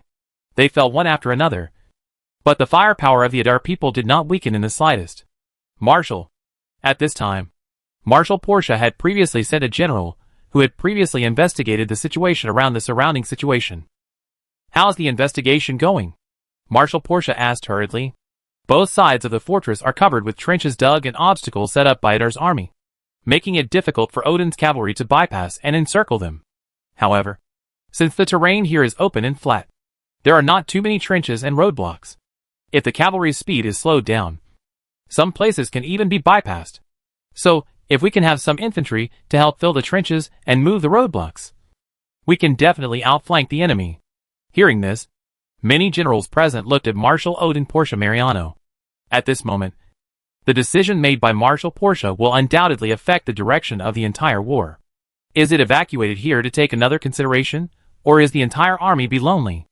As a famous general of Odin, Marshal Portia, who has won numerous battles in the wars over the years, has not felt such heavy pressure for a long time. What should I do? Marshal Portia thought silently. At this moment, the life of tens of thousands of Odin soldiers will be closely linked to his choice. If you continue to move forward, then even if you can win, the Odin army will be injured. Or in other words, the tragic victory is the best result he can expect. But if you retreat at this time, the sacrifice of the previous soldier of Odin will become meaningless. Because Marshal Portia was almost certain that once he retreated, it would be impossible to return the eastern part of the empire to the rule of Odin monarch Ario O'Sullivan, let alone before the spring plowing. Even after the spring plowing was over. Fight! After a moment, watching the Adar flag fluttered on the hills in the distance, Marshal Portia finally made a decision. No matter how painful the price, he must win this war. Not to mention how great benefits the occupation of the eastern part of the empire before the spring plowing will bring to the Odin Empire. Once they win this war, the new weapons in the hands of the Adar people will become their spoils of war. The commander of the Adar people is there. The terrain is favorable, and they have the advantage in numbers. This is the best situation that the Odin people can face. Moreover, Portia Mariano, who had witnessed the power of this new weapon, knew deeply what an exaggerated feat this would be. For this goal, even if he brought his more than 13,000 soldiers from his Majesty, he would not hesitate. Because, once the Odin people are able to possess such weapons, the strength of Odin's army will more than double. One battle will decide the outcome. Marshal Portia finally made a decision. Hearing the words, General Odin's expression was solemn, and the nervousness and concerns in his expression gradually went away, and replaced it with fearless war. Indeed, the Adarians have powerful weapons, but they are Odin ride. Go and ask the high priest to knock down that ball floating in the sky first. After making the decision, Marshal Portia immediately issued the order. Since we have decided to fight Adar's army to the death and rely on the powerful mobility of the cavalry to outflank the enemy, then the eye floating in the sky must be eliminated. For the request of Marshal Portia, Odin's priest Parmon Hyman was readily agreed. In his opinion, whether it was the flying ball owned by the Adar people or the weapons used by the Adar people, they should all be the property of the Odin Empire. They belong to the animism. If Marshal Portia had not repeatedly emphasized that he did not want to expose the fact that there were shamans in the army, Prem and Haman would have wanted to shoot down the ball in the sky long ago. But what they don't know is, with the help of the telescope, a reconnaissance artifact, although Sam Layton could not see the hair on every Odin man, he could definitely catch a glimpse of the high priest with colorfully painted face. After receiving the request from Marshal Portia, the high priest Prem and Hyman led his servants to the hill on one side of Odin's army, although all he had to do was cast a spell similar to Fireball to shoot down the balloons floating in the sky. But, as a priest of Odin, one still has to put on enough pomp and ceremony. How can I communicate with the power of heaven and earth when I am with ordinary mortals like you? How can I show the extraordinary qualities of a priest? Therefore, as a powerful high priest, he must find a quiet and high place to perform the ritual. The Odinites' scattered scouts are starting to return. Oditechi began to move towards the wings. On the hot air balloon, 2 Adar Air Force scouts were keeping a close eye on the movements on the ground, while holding up a telescope to observe the movements of Odin's army. Another soldier waved a flag in the direction of Adar's army. This is sending signals. The elite soldiers of the Odin Empire began. Wait, there seems to be a shaman performing a ritual over there. The target should be us. After the short silence, the 2 scouts looked at each other, and one person said, First send the movement of the Odin army to the ground. Hearing this, the other nodded firmly. Before they became the idle Air Force scouts, the superiors told them as a danger that they might face as a scout. Once the hot air balloons with fragile defenses are hit by the enemy's long-range attacks, they will fall from the sky and will surely die. But even so, no one is shrunk, because behind them is Lord Adar. It is the people of Adar led by the great Count Bruno Stewart. The high priest's attendants jumped back and forth, holding up colorful animal hairs. The high priest, Prem and Haman, was also muttering something. As the bonfire that had just been lit gradually died out, a strange light flashed in the high priest's eyes. And as asterisk equals tag at asterisk %mk/. The moment the spell was finished, a dark green flame shot out from the skull on top of the withered wooden scepter, and then went straight towards the hot air balloon hanging high in the sky. Whong! Intense flames burst out from the sky, and the hot air balloon that was originally hanging high in the sky suddenly caught fire. And after that, the spell from the shaman wizard detonated the magic crystal bomb carried by the hot air balloon. A huge roar resounded through the sky, accompanied by splashing flames, and everything on the hot air balloon was blown into pieces by the magic crystal bomb. In fact, according to common sense, the shaman's spell is simply unable to detonate the magic crystal bomb that has been set up with layers of protection. But the scouts on the hot air balloon could not be sure whether the falling magic crystal bomb would explode the moment it touched the ground, or whether it would cause damage to their own troops nearby. So, before the shaman's spell came, they opened the safety set on the magic crystal bomb in advance. Although there is no regret, the huge roar made Sam Layton raise his head with a complicated expression. He already knew that there were shamans in the enemy's army. But, since the beginning of the war, the high priest, who is the spiritual leader of Odin's army, and many shamans have been hiding in Odin's army. This made it difficult for Sam Layton to find the shamans for a while, and also prevented the magic cannon from launching an effective counterattack. And, even if he discovered the shaman's trace, he would not necessarily let the magic cannon bombard him before the shaman took the initiative to attack. Because according to Sam Layton's plan, the purpose of the magic cannon is more to block the charge of Odin's cavalry. But, at this moment, the scouts on the hot air balloon provided the Edal army with their own lives with their lives. Seeing this, Sam Layton no longer hesitated and shouted in a deep voice, "Artillery! The shaman wizarding of the enemy, and the two-winged Odin tie ride. Ready to fire." Chapter 280 The Final Struggle of the Odinites. Ouch! Ahoy! The roar and explosion in the sky boosted the morale of Odin's soldiers deep in his army, and a burst of ghost-like howling cries suddenly rang out. Faced with the horrific scene of massacre before their eyes, the attack launched by their own shamans finally rekindled the fighting spirit of Odin's soldiers. Yes! They finally remembered that they had an omnipotent shaman behind them. Marshal Portia looked at the billowing smoke in the sky in amazement. He knew that Pramen, the high priest of the Odin Empire, was very powerful. But compared with the royal priests worshipped by the O'Sullivan tribe, Pramen was definitely far inferior. But even the royal priests of Odin's family probably don't have the power to create an explosion in the sky several kilometers away. Although this seems incredible, under the pressure brought by the Adar people, Marshal Portia had no time to think about it carefully. The more powerful Pramen is, the happier he is. This is because the priest-level shaman is equivalent to the spiritual leader in the hearts of the Odin people. And the morale boost that the powerful witchcraft brings to Odin's soldiers is unmatched by anyone. Everyone listens. The whole army attacked. As Odin's marshal, Portia Mariano keenly sensed the confidence that the shaman's move brought to Odin's soldiers, who were originally a little nervous. So he made a prompt decision and issued an order to attack. After hearing the order from the commander-in-chief and looking at the results achieved by the shaman, the Odin infantry withstood the pressure and pressed forward, while the Odin cavalry launched a charge from the front and both wings. For a moment, drums sounded loudly in Odin's army, and after mustering up their courage, Odin's army began to charge forward. Only, on the military side, Odin's high priest, Pramen, stared at the scene in the sky with wide eyes in disbelief. He is very clear about how many pounds of strength. With such a distance, the power of witchcraft he exerts will be reduced sharply with the distance. Therefore, according to his original estimation, his attack was at most that he cut through the ropes connected to the hanging basket and the ball, and then let the idle Air Force scouts on the hot air ball fell from the sky. But, what do you see?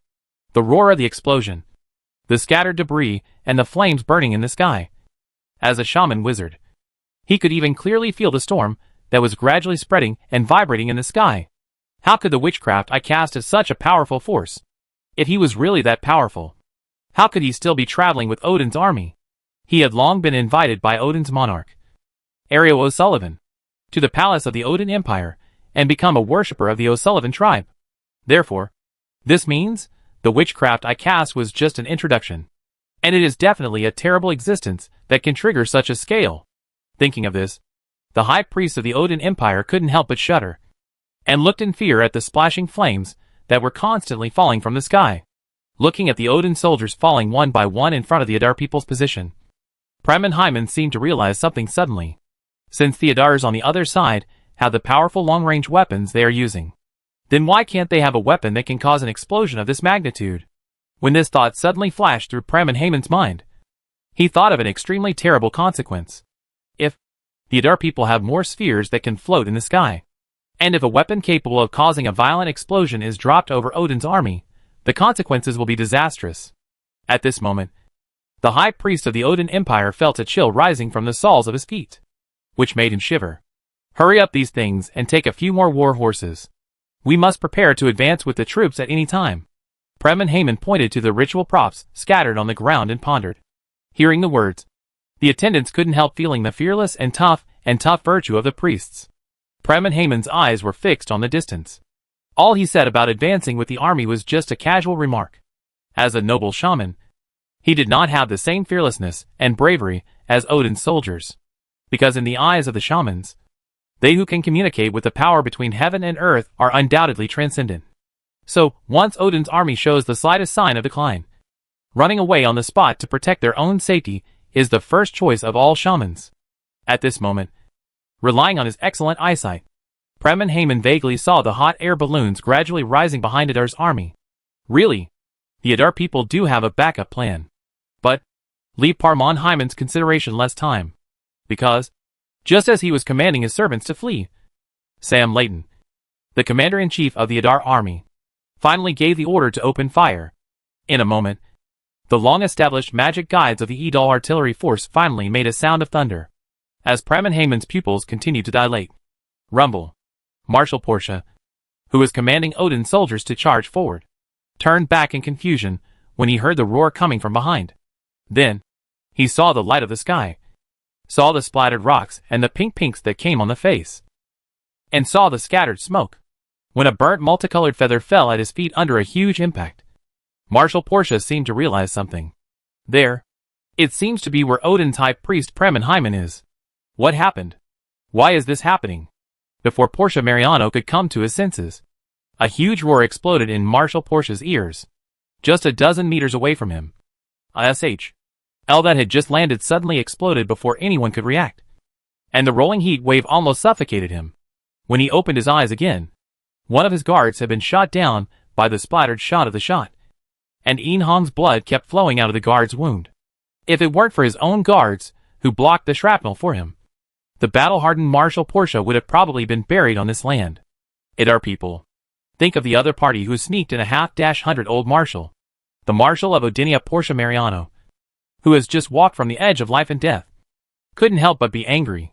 But, while he was angry, he was also a little confused. Why did this war develop into what it is now? From the unheard-of war weapons to the unprecedented combat method, this count in the east of Norman Empire destroyed the confidence of Marshal Portia again and again. Here, all experience in the past have lost their effects, and the courageous and martial arts of Odin also lost its meaning, because the opposite Adar did not give the Odding short soldiers at all.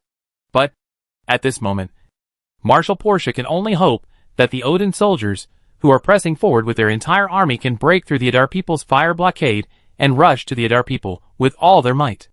The death of the Odin priest Paraman Hyman not only did not defeat the confidence of Marshal Portia, but instead strengthened his determination to break the net with the Yidel mermaid, because he knew very well in his heart that the death of the respected high priest of Odin, Plamen Hyman, meant that the Lord of Odin, Ariel O'Sullivan, would have to deal with himself to appease the anger of many animists. Therefore, only if he wins this war and obtains the weapons possessed by the Adar people can he make up for his mistakes and be forgiven. All troops charge. Looking at the unpleasant Odin, who was revealing because of the roar of the artillery fire, Marshal Portia yelled, "Ouch!" The cavalry was still galloping forward, and the Odin infantrymen, who were stunned by the artillery fire, finally came to their senses and followed the footsteps of the large army, rushing towards the Adar army. Boom boom. The left-hand side of Marshal Portia, who was another artillery SHL, burst into the left-hand side of Marshal The violent explosion said that Porsche's mount suddenly turned to the ground, and the Odin coach fell into a Venus. Boom boom. The Adar artillery fire seemed to have eyes, and it bombarded the direction of Marshal Porsche again and again, causing chaos in the rear of Odin's army. Everyone, follow me. On the side, Edson O'Sullivan seemed to have discovered the pattern of the Adar artillery bombardment. Before anyone could react, he did not ask for Marshal Porsche's order, but pulled up the flag symbolizing Marshal Odin and led his guards to charge forward with the flag held high. He thought it was right. The Adar people's artillery fire was indeed aimed at the flag symbolizing Commander Odin. LS fell around the flag, and the flying shrapnel killed countless soldiers. Edson O'Sullivan was knocked to the ground by the flying shrapnel. But soon, the guards beside him took over the flag in his hand and continued to rush forward. On the side of the battlefield, Sam led on, who held the telescopic mirror, observed the results of the first round of LS while sending people to urge the air forces to lift off. The spell that had previously destroyed the hot air balloon of Idal Air Force exposed the position of the Shaman Wizard, allowing the Idal artillery to launch an attack in the shortest time. Seeing the thick smoke rising from where the shaman was, Sam Layton couldn't help but feel much better. The consecutive explosions that occurred beside Odin Marshal Porsche Mariano were the result of the bombardment of Odin's flag. Just like the soldier Odin hopes to cut off the Eagle Scepter where Idal's commander Sam Rayton is located, once the Odin banner was buried in a round of explosion. The blow to the morale of the Odin army will be extremely heavy. Pity! Watching the Odin flag, which was already out of place, fell down again and again, and was lifted again and again. Even if it was Sam Layton, who was the commander of Idal, could not help but move slightly. But he would never sympathize with the soldiers who fell in front of the Idal, because he knew very well that he was fighting to guard Idal. Sir, there are too many Odin soldiers, and they are about to break through our firepower network. Hearing this, Sam Reed couldn't help but look at the soldiers who were rushing towards the Adar army. The Persuader I submachine gun is indeed powerful, but the number of soldiers led by Idal is at a disadvantage. 3,000 vs 13. After all, a fourfold difference in the number of people is not a small number. As Odin's army began a full-scale attack, the speed at which the second group of soldiers could change magazines was gradually unable to keep up with the shooting speed of the first group of soldiers, especially when more and more Odin soldiers began to use the bodies of their fallen companions as shields to march forward with difficulty. Sam Layton knows the most difficult moment is finally coming. The Tortoise L chariots move to the wings, and the front row soldiers prepare for close combat. The Adar people do have weapons and equipment like the magic rifle, which is like a bug, but the Adar people's close combat skills are not weak at all. The high-intensity training and nutritious military diet that are carried out regardless of spring, summer, autumn or winter have laid a solid foundation for the warriors of Adar, coupled with the various bonuses provided to Adar soldiers by the quality concept. Adar soldiers are no less capable than the ferocious Odin soldiers in close combat. What's more, the Adar people use the first generation of Adar standard sabers forged by the Adar Steel Factory. Although due to the limited production capacity, many soldier sabers have not been engraved with runes. But the quality of the idol weapon is by no means comparable to the Odin soldiers, who are incompatible with the weapons. Fight for Adar territory. Fight for Adar. 40 meters. 30 meters. After firing the last round of magic rays, the Adar soldiers in the front row finally drew out their standard sabers that had never seen blood, and the shields that were originally placed behind the Tortoise L chariots. Yes, this was their first actual combat. But they were Adar people with strong martial virtues. Kill! With the roar of Eater, they finally collided with those tall and strong Odin people. Although the Odin people are generally much more healthy than the idol, the Idal has a hard shield, a sharp saber. The attacks of the Odin people would most likely be blocked by the shields in the hands of the Adar people. But the attacks of the Adar soldiers would draw blood with every strike. They are not like the Odin people who enjoy killing in the mountains and have much less combat experience. But the fighting skills they learned in the army are also not vegetarian, especially since the Adar people fought in groups of 2 in such close combat. The Adar people in the rear would occasionally use magic rifles loaded with magic crystal magazines to fire a few more shots, which kept the Adar soldiers in an advantageous position. As for the Odin cavalry attacking from both wings, they soon tasted the horror of being covered by artillery fire, since the Odin infantry and the Adar soldiers were already engaged in a melee. The Adar artillery unit poured all its anger on these highly mobile cavalry. The Nordic horses under Odin's iron cavalry are indeed the best war horses in the world. But when faced with the sudden artillery fire, they are still unable to withstand it.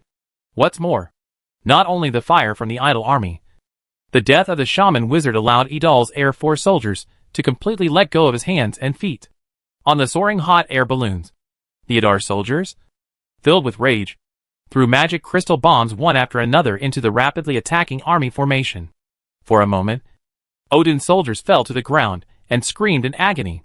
Under the double blow from the sky and the land, the Odin cavalry, which was originally as sharp as a blade, seemed to have turned into a broken dagger covered with rust, causing the Odin cavalry's impact formation to be completely disrupted almost in an instant. At this moment, the initiative of this war, it has been completely controlled by the Adar people. Chapter 281 Great Victory. Any enemy who dares to provoke Idal will turn into a pink in front of the Idal's artillery fire. Dusty Parker, Idal's first battlefield reporter. As the magic crystal bombs were dropped from the hot air balloons by the Adar people, causing fire and explosions along the path of Odin's cavalry, Marshal Portia's eyes gradually became gloomy. The bombardment of artillery fire had a fatal impact on Odin's cavalry. But what made Marshal Portia most upset was, even if a small number of cavalry were able to cross the artillery blockade and get close to the Adar people, they would find it difficult to overcome the defensive line formed by the Tortoise SH.L chariots. That's right. As the front battlefield began to enter the white-edged battle stage of short soldiers, when Odin Tietchi finally bypassed the line of defense from the trap and iron mesh, it was a turtle-hearted chariot that had been moved by the Adar soldiers to the side. The more than 1 meter high Tortoise SH.L chariots and the Adar soldiers hiding behind them made the Odin iron cavalry feel the fear of being equipped with the Persuader Type 1 submachine gun. Even if one of Odin's warriors led the charge, it was still difficult for the Adar soldiers to retreat even a single step. As time goes by, the Adar artillery was still roaring, and the sharp Adar standard sabers were still burning the bodies of Odin's soldiers, reaping their lives. However, on the other hand, Odin Tietchi, who has always made the Odin army proud, has long lost its direction under the double blow from the sky and land.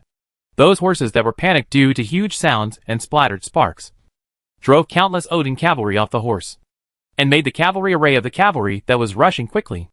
Although the tiger's bareback Odin soldiers had already connected with the Yidel short soldiers, it was unexpected that Marshal Portia felt unexpectedly that even in a close-range white-edged battle, the Idle soldiers still occupied their advantages steadily. It's not just the weapons that are an advantage. The physical fitness and combat capabilities of Adar soldiers are also not weak at all. Looking at Odin's cavalry in chaos under the bombardment of artillery fire, and Odin's soldiers being defeated again and again in close combat with the Adar people, although he was reluctant to admit it in his heart, there was no doubt that the Odin army he led could no longer win this war. Marshal Portia held the ground blade in his hand, and he couldn't wait to rush up to fight with the Idle soldiers to die. But, after all, he still gritted his teeth and made an extremely difficult decision. Retreat? The whole army retreated. This certainly did not conform to the tradition of the Odin people to fight to the bitter end.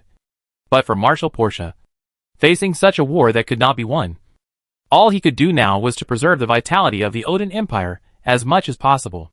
The roar from Marshal Portia seemed to be the last straw that broke the camel's back. These Odin soldiers, who had already begun to show signs of cowardice and decadence, finally collapsed completely the moment they received the order from their commander, and fled backwards desperately. Retreat! They're retreating! In the corner of the makeshift fortress, several young men in civilian clothes were concentrating on observing everything happening on the battlefield. When they saw the Odin people begin to retreat, they couldn't help but cheer loudly. They are war correspondents sent by the Merlin News Agency, responsible for collecting news materials happening on the front line for the Adar territory, in the rear, and writing about the glorious deeds of the Adar soldiers fighting bravely. Among them are experienced painters, as well as correspondents who are familiar with spelling. Perhaps they have different professional skills, but at this moment, they are all Adar people cheering for the victory of the war.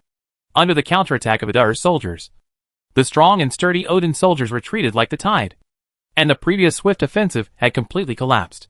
The victory that the people of Adar have been longing for is now within reach. Thinking of this, every warfare reporter who experienced this battle felt a mood and bloody. Since the Idal army crossed the Sauron Vow, The frequency of the Idol Daily has changed from the original weekly issue to 2 days. Although this greatly increases the work tasks and work intensity of the reporters in the battlefield, none of them have complaints.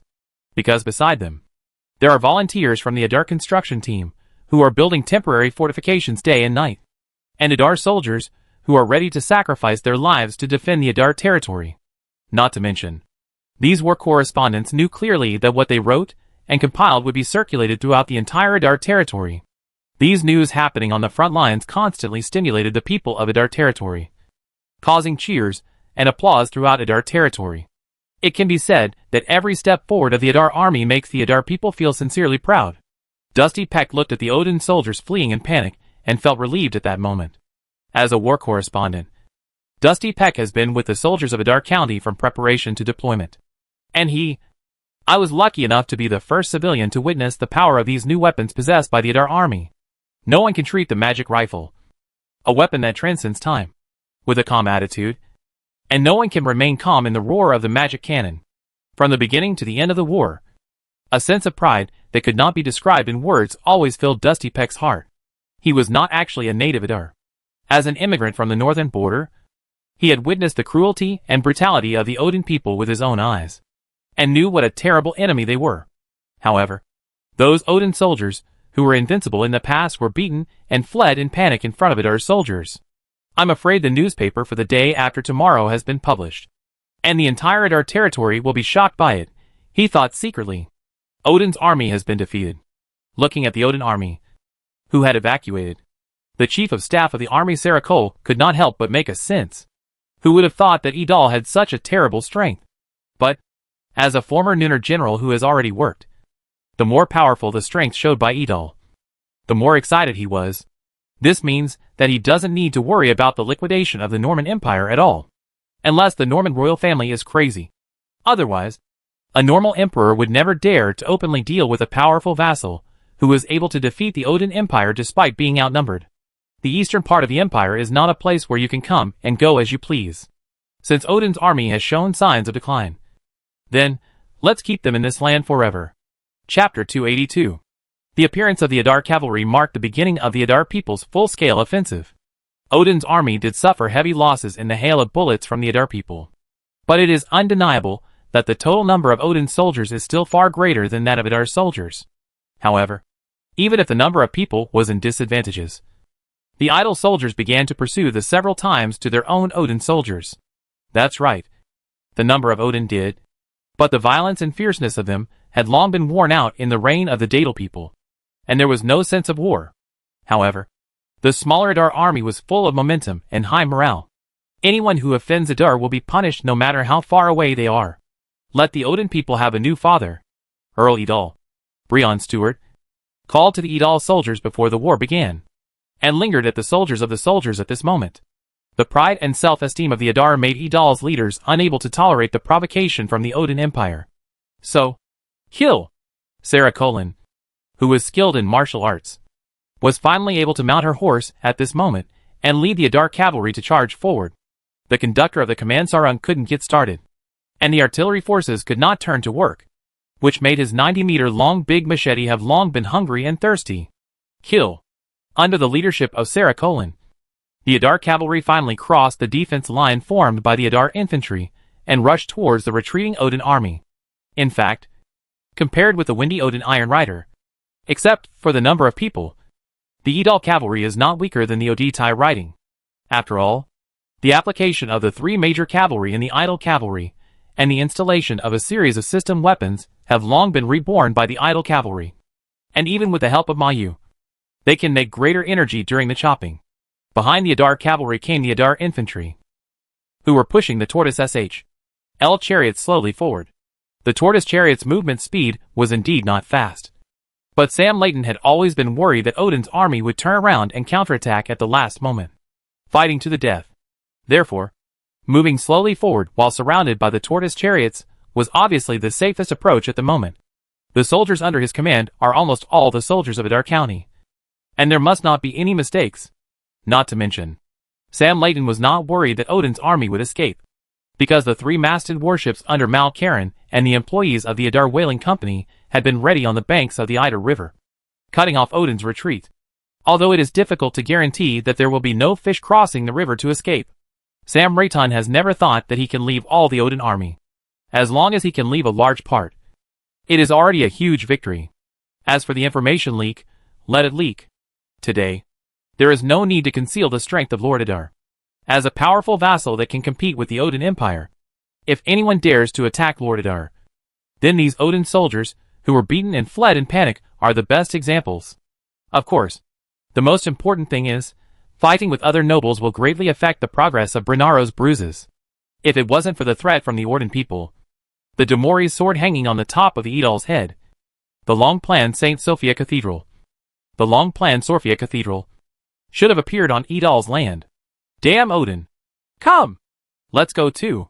Watching the Idar cavalry galloping towards the Odin people, even though they knew that there were considerable risks on the front lines of the war. Dusty Peck, a war correspondent, and the rest of the accompanying staff still mounted their horses and galloped behind the Idar cavalry. He wants to get the first-hand information for the Idol Daily, so that all the people of Idal knows this victory that belongs to all Idal. For Odin Marshal Portia Mariano, this was the greatest humiliation ever experienced. Not only had most of his own guards been killed or wounded in the Idar people's artillery bombardment, but even Odin's soldiers, who originally numbered more than 13,000, suffered heavy losses in this brief confrontation. And, behind himself, there is even the Idal cavalry chasing all the way. Odin's army retreated westward from the Dale Hills, and Idar's army was also in hot pursuit. Since the Idar army was not following closely, Marshal Portia organized several large-scale counterattacks. But the problem was, as soon as they saw Odin's cavalry turning around and charging towards them, the Idar cavalry would immediately run far away, and then use the magic rifles on their backs to reap the lives of Odin's cavalry.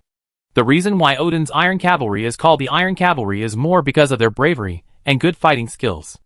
Apart from that, they do not have regular armor and uniform weapons, but only brute force.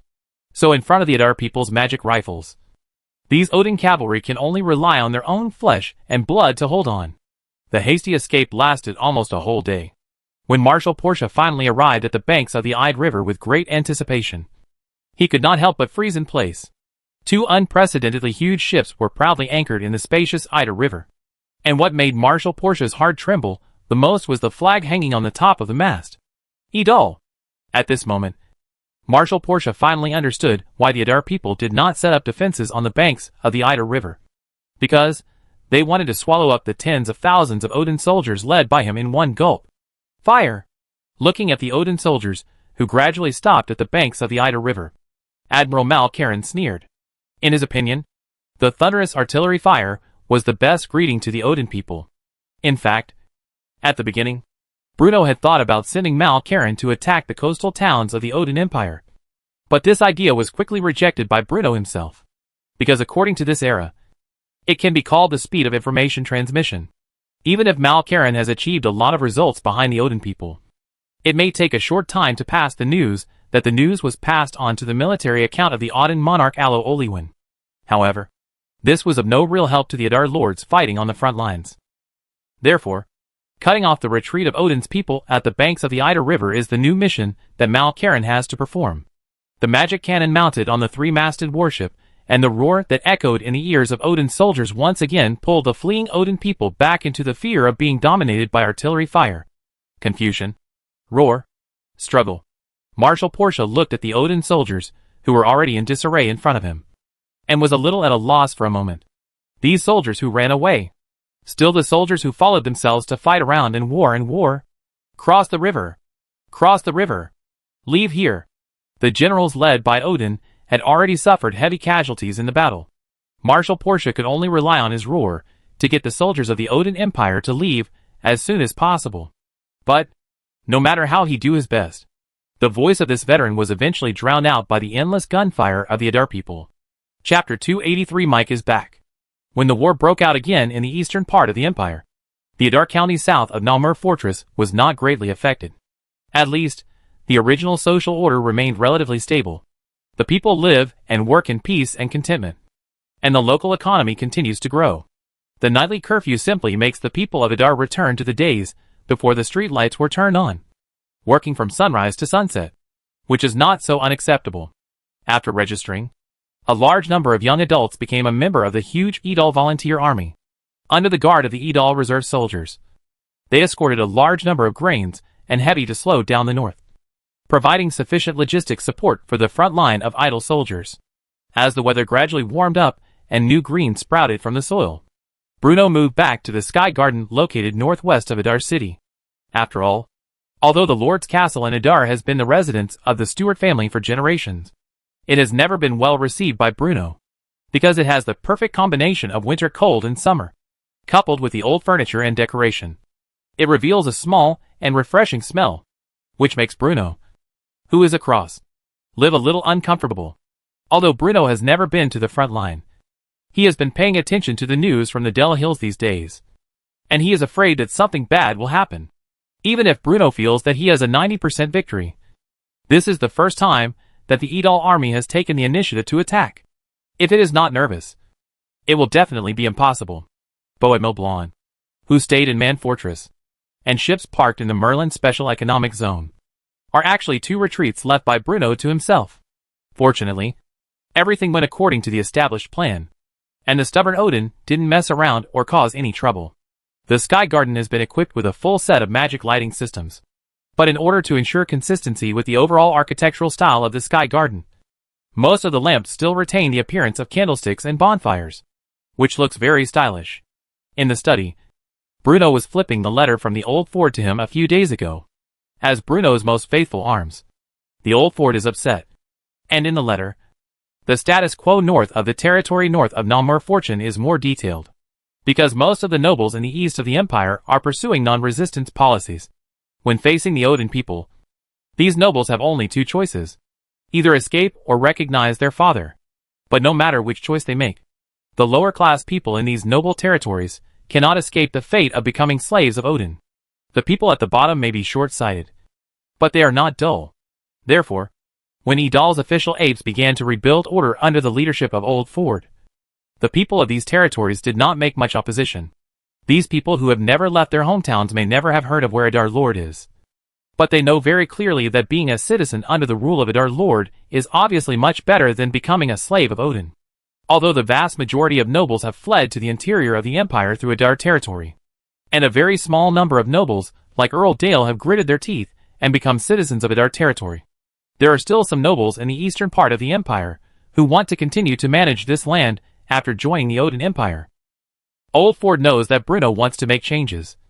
So, in order to prevent historical problems from being left over in the future rule of the Stewart family, any resistance from these nobles was killed by Old Ford, who also took the blame for the indiscriminate killing of nobles on his own head. However, with the expansion of the Idol's patch, the existing problems in these new territories also made Bruno feel a headache. There are a lot of poor people in the Eastern Empire. In addition to Idol's leading home, more than 300,000 poor people live on the land north of Naur's fortress. Live up to 300,000 poor people. Live up to life and disease. Especially after the looting of the Odin people, people living on this land are even more miserable. So, it is easy to take over these territories. But if you want to change this poverty and backward state, it is a very difficult problem. It's really damn it. We finally managed to increase Adar's GDP. But now we have to take over such a mess. Bruno rubbed his head and muttered to himself. However, no matter how much they complain, as long as they get through the difficult initial stage, this land in the eastern part of the Norman Empire will have a bright future under the leadership of the Stewart family. This is the confidence that outstanding socialist youth in the new era should have. Just do it. Mike is a bit stunned. He lost his father at the age of 3. Lost his mother at the age of 5. And his parents died. He had been adopted by Bruno's father, the former Idol Earl Adam Stewart, since he was a child. So he is extremely familiar with the land under his feet. And he is loyal to the Stewart family. But, when he set foot on this land again, he felt that everything he saw seemed unreal. Here, it is really Adar. Even though he knew that his Lord Earl was handsome, ambitious, hardworking and omnipotent. But, the city of Adar before him was probably no less than the giant cities in the empire. I have only been away for more than a year. Why did it change? During a year, Tidal City has changed too much. The bustling business travelers and the ongoing large-scale infrastructure projects in the city have injected vibrant vitality into the city. Under Bruno's gradual guidance, an intercity trade zone with shops and hotels on both sides of Adar Avenue as the core, and an Adar central business district centered on the baths of Caracalla were even formed, making Adar the most densely populated city in the entire eastern part of the empire in a true sense. As for the second largest city, it is the Merlin Sar on east coast of Idal. The development of cities is difficult to achieve overnight in any era. But because the larger the cities, the more they will be shrouded in the smell of feces. Therefore, the city in this world is generally small. So that the city of Idal, which has gathered more than 60,000 people, has become the largest city in the east of the entire empire. Mike was stunned for a moment by the new look of Adar City. But he had important information after all. So he did not dare to delay for a moment, and rushed all the way to the Lord's castle. Fortunately, the guards of the Lord's castle were still the old guys Mike was familiar with, which made Mike finally feel like home again. Mike's arrival surprised the servants in the Lord's castle. Others did not know Mike's identity. But how could the guards, who were always with Bruno, not know this former colleague? Since Bruno had moved to the Hanging Gardens in the Almes Mountains, several guards led Mike out of the city in a hurry and headed northwest. Mike is back? Bruno couldn't help but get excited when he heard that this old friend, who was sent to the holy city of Bethlehem, had returned to Adar at this moment. Since Mike, whose parents had both passed away, was adopted by Bruno's father when he was young, Mike has always been by Bruno's side since he was very young. As a crossing person from a different world, he was reluctant when he sent Mike out, because there were not many trusted people in Bruno's hands, and Mike was undoubtedly a very prominent one. But Bruno, after all, came from an era when time travel was extremely rampant, with both legal and illegal time travel through various channels emerging in an endless stream. The experience accumulated by countless predecessors of time travel also made Bruno understand one thing. The Church of Light is often the big villain boss that time travelers must face. So, in order to find out the role played by the Church of Light, Bruno had to reluctantly let go of his most trusted subordinate and send him away.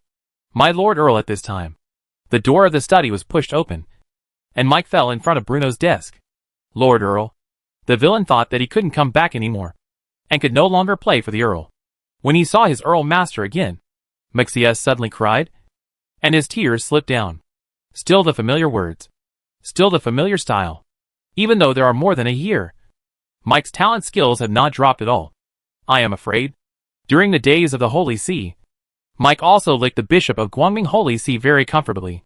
For more than this year, the villain's heart is always missing the Earl. Whenever he dine, the villain will think of the Earl's grace for the nursing of the villain. Whenever you look at the scene in the sacred city Barry, the villain will think of the Lord of the Earl still dedicated it in Eater. Not afraid of hard work. In my opinion, the changes that have taken place in our city are just like a dream.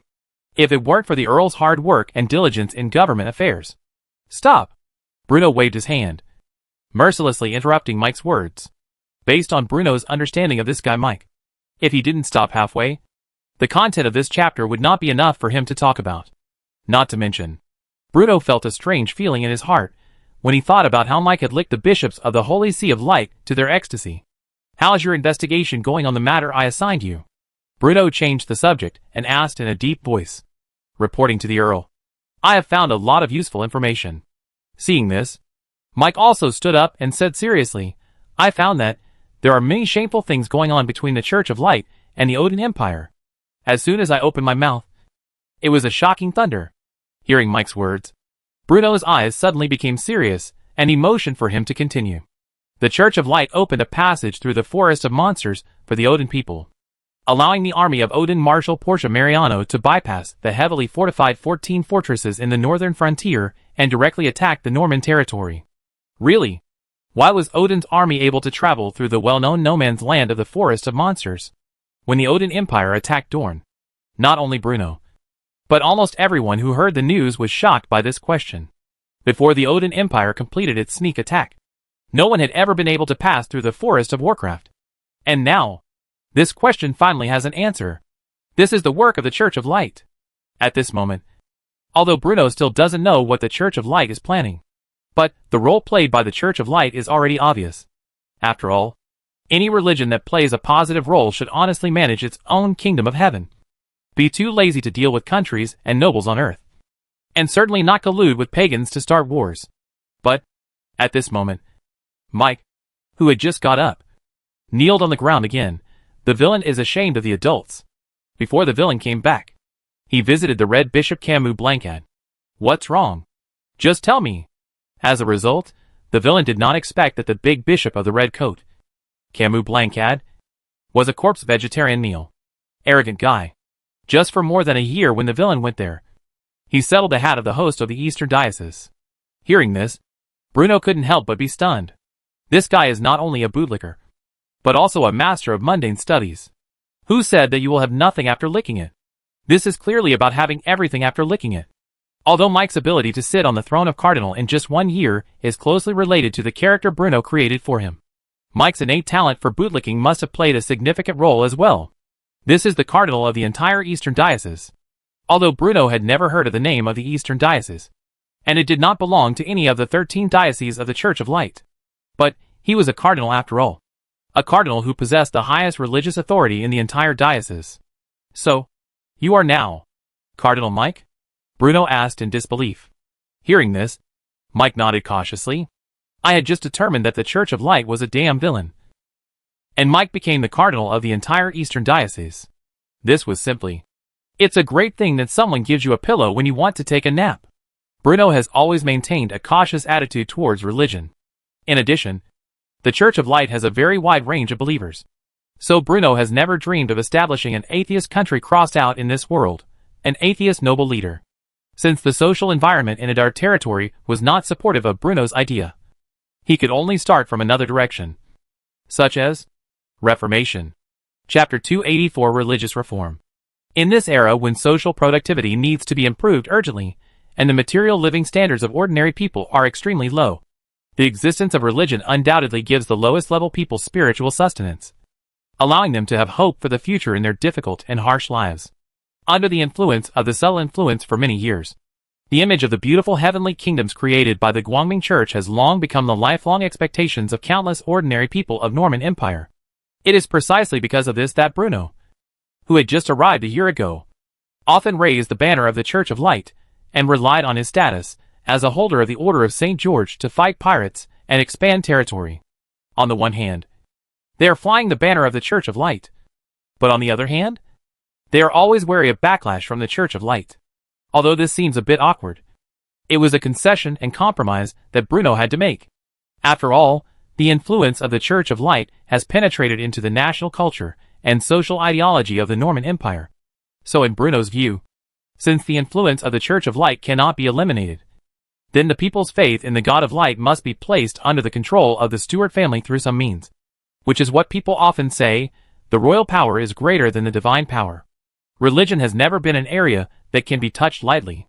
Before this, Bruno had been patient and did not dare to take action because, on the one hand, the time had not come, and on the other hand, he was worried that his identity as the holder of the Order of St. George would still make it difficult for him to endorse the Reformation.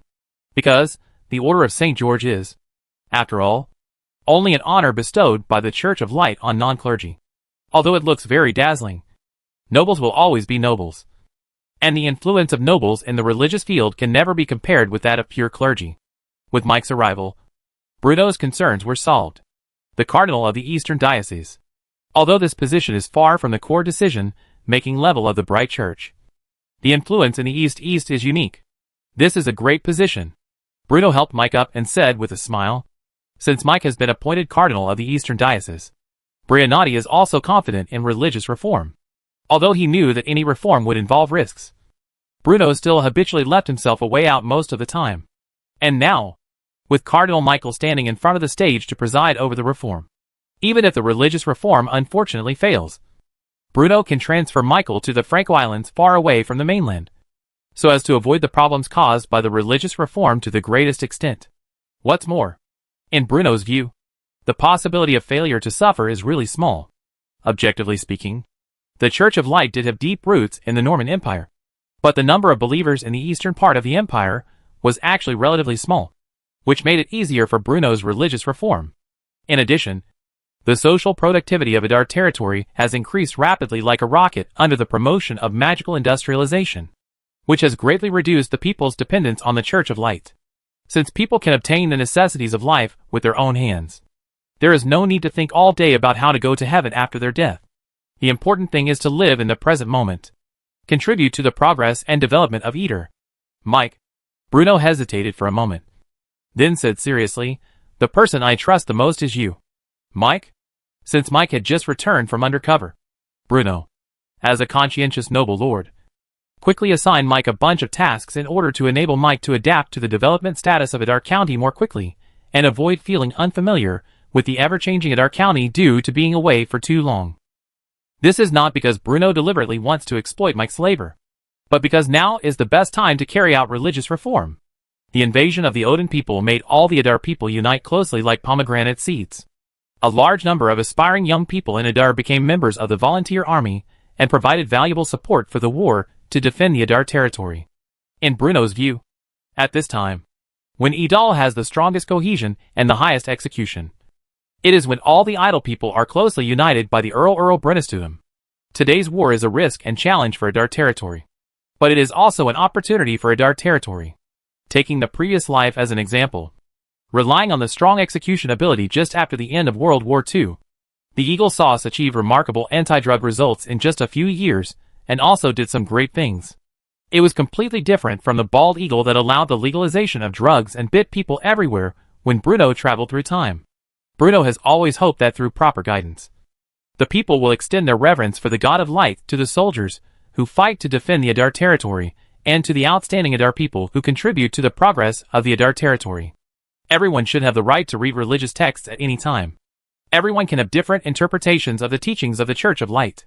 There is no need for complicated religious rituals or sacred religious places. As long as you are true to your own conscience, that is enough. After the war is won, wouldn't it be a perfect thing to publicize the glorious deeds of Adar soldiers, describe the changes that have taken place in Adar territory, and then pave the way for religious reform? Mike is a trustworthy person, so Bruno did not hide his thoughts. Because after all, these specific actions still have to be carried out by Mike, the Cardinal of the Eastern Diocese. You mean, to gradually guide the Adar people's faith in the God of Light to other aspects? Mike felt under great pressure. That's right. At the very least, we must separate the believers of idol territory and the current Church of Light into two independent parts.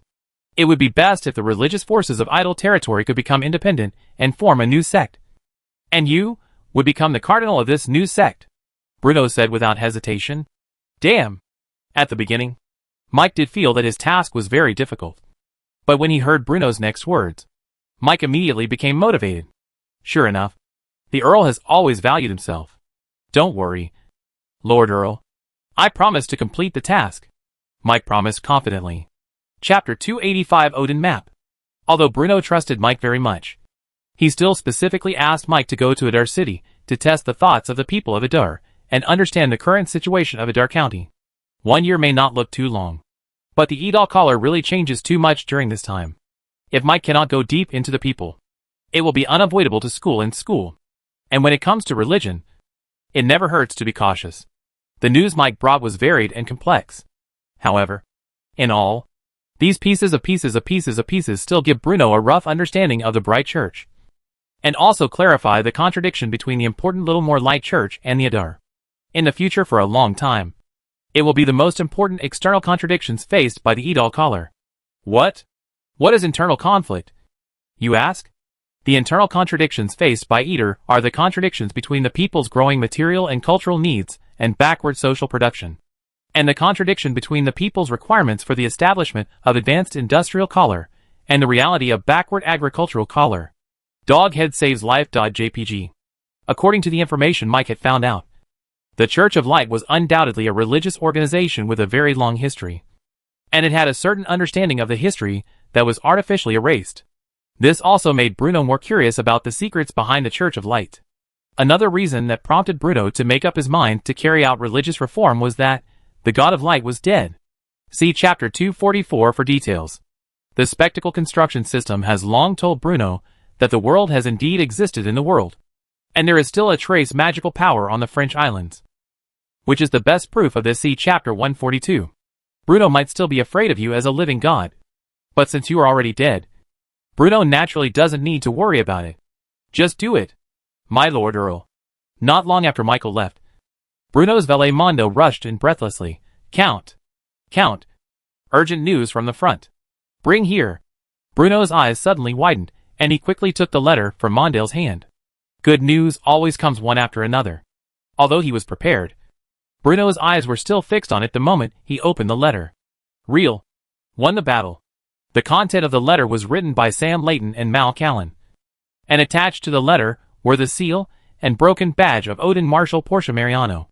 According to the description of Sam Layton in the letter, the long-lasting Marshal Odin was eventually hit by the Edal Navy's artillery on the way to retreat. Damn! This was the second time, following the Great Pirate Kelvin Plateau, that the Adar army had killed the enemy commander on the spot in a battle. Bruno felt particularly excited when he thought about how Odin's soldiers could only flee in panic under the continuous artillery fire of the Adar people. Fear of insufficient firepower. As a noble lord who suffered from a severe fear of insufficient firepower, Bruno was more concerned about the Adar people's possession of equipment than tactics and strategies. In his opinion, as long as his army possesses unmatched firepower, any plot against the Adar territory will be eliminated in the bud. It was for this reason that Bruno emptied almost half of Adar territory's ammunition stockpile for this battle. He tried to gather as many magic crystal bombs and magic cannon SHLs as possible according to the needs of the front line. Even if the inventory is not enough, it is necessary to work overtime to catch up overnight production. In short, the principle that Bruno adheres to is to make the idle soldiers be happy, and let the Odin people feel what it means to be called artillery fire. Marshal Portia was killed on the spot, and Edson O'Sullivan, who was running around with the military flag, and Munsaw McGill, a famous traitor who claimed to be Odin's running dog, were captured on the spot by Adar's army. As for the more than 13,000 soldiers of Odin, probably only less than 1,000 of them were able to swim across the Idar River and escape from the battlefield. Those Odin soldiers who failed to cross the river were either killed on the spot or captured by Adar's army. In a nutshell, the results were remarkable. Well done! Seeing such a satisfactory answer given by the Adar soldiers, Bruno immediately clapped his hands in approval. More than 1,000 soldiers ran away. Through the description of these soldiers, I believe that as long as the monarch of Odin is not a fool, he will understand how hot the Edal is a hot potato. It won't be long before the two sides can sit down and talk about the territory. The Adar Daily must publish a special issue as soon as possible to convey the news of Adar's victory, Bruno said excitedly. Sam Layton's letter made Bruno feel relieved. The original tension and anxiety disappeared, and only joy remained in his heart. I think the news and documents provided by the war correspondents should be almost ready for the Merlin News Agency. I will send someone to print it out tomorrow, Mondale said excitedly. Call Shabby, White Barrel, and the others over tonight. I will open a barrel of whiskey and celebrate, Bruno added. Little man understand. Mondale ran away happily, while Bruno could hardly hide his inner excitement, and walked to the terrace on the side of the study, with a step that did not recognize anyone. Now that the war on the front line has been won, I must plan carefully how to blackmail the Odin people. Otherwise, how could he be worthy of the Adar soldiers, who sacrificed their lives and shed their blood in the front? How could he be worthy of the delay in the construction of the wonders during this period of time? Lao Tzu's cathedral. It was definitely impossible to extort money or food from them, because the Odin people themselves were extremely poor. Even the food for the war was accumulated through years of hard work. As for the other stuff, Bruno seemed to have thought of something all of a sudden and immediately activated the wonder construction system. When he discovered the first natural wonder, the Farron Islands. The Farron Islands provided a valuable new functional map for Bruno's wonder construction system. However, Bruno was busy with many matters in Adar at the time, so he put this bug-like function aside. The map function that is full of positive energy certainly cannot fire map cannons, but it can provide Bruno with maps of unknown worlds beyond the exploration range and the distribution of various resources. Division of key resources. Indistinctly, a plan to extort money slowly formed in Bruno's mind. Since I can't get money and food from the Odin Empire to support the construction of Hagia Sophia, then it shouldn't be too much to use some of my own resources to support the development of magic industrialization? Chapter 286 After Odin's defeat. When the detailed map of the Odin Empire appeared in Bruno's field of vision, Bruno suddenly felt admiration for the wonder construction system. In his previous life, when playing Civilization 6, Bruno who loved climbing the technology tree, was accustomed to scouting out the locations of various strategic resources in advance, and then having his pioneers rush over to build the city.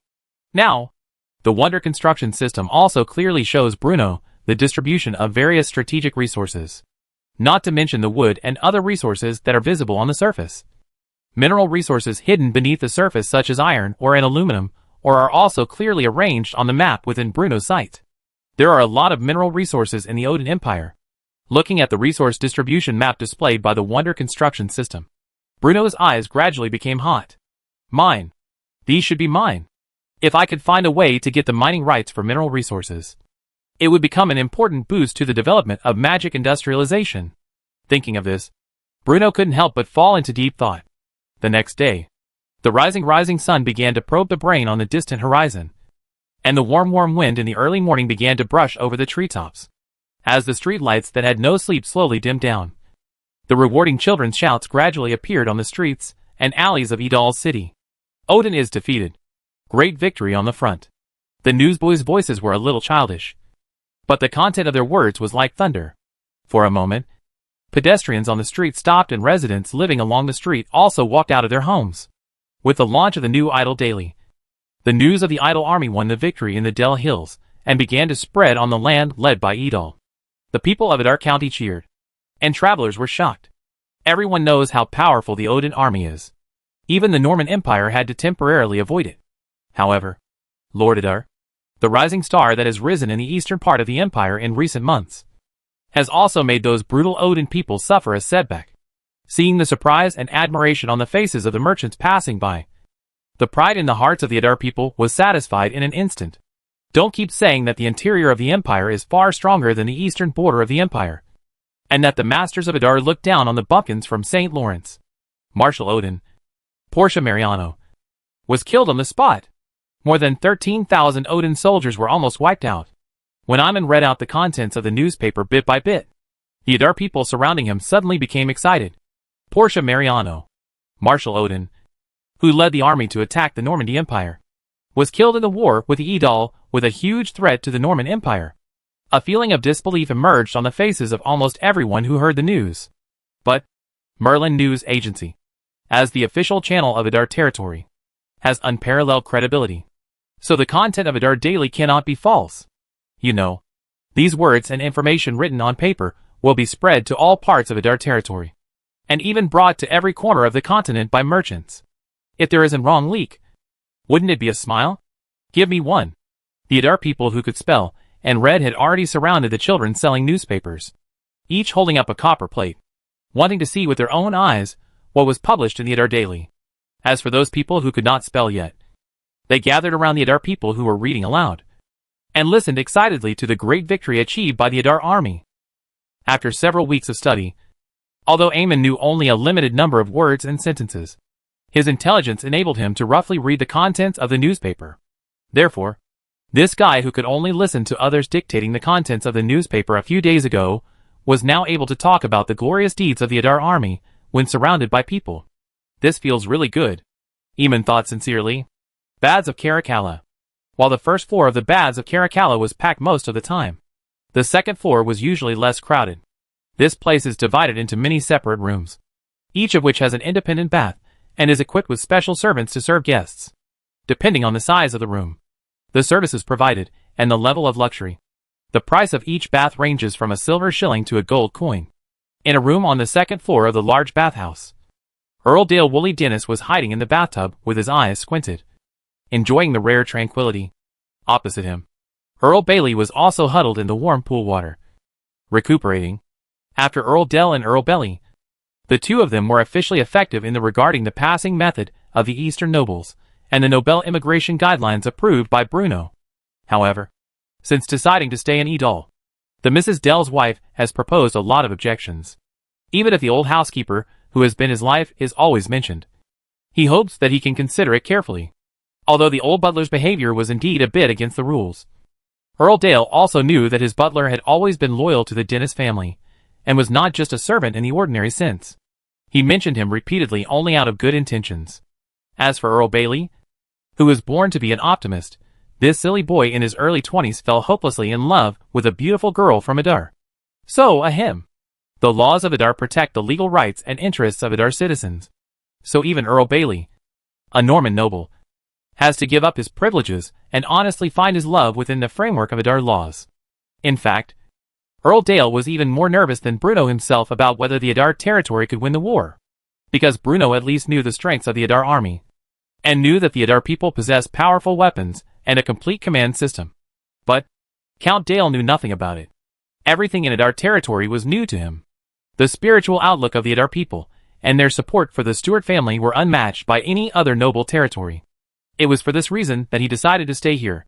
However, when Earl Dale watched the nobles from the eastern part of the empire hurriedly leave Adar territory after paying high tolls and flee towards the inland of the Norman Empire, he finally felt confused and helpless.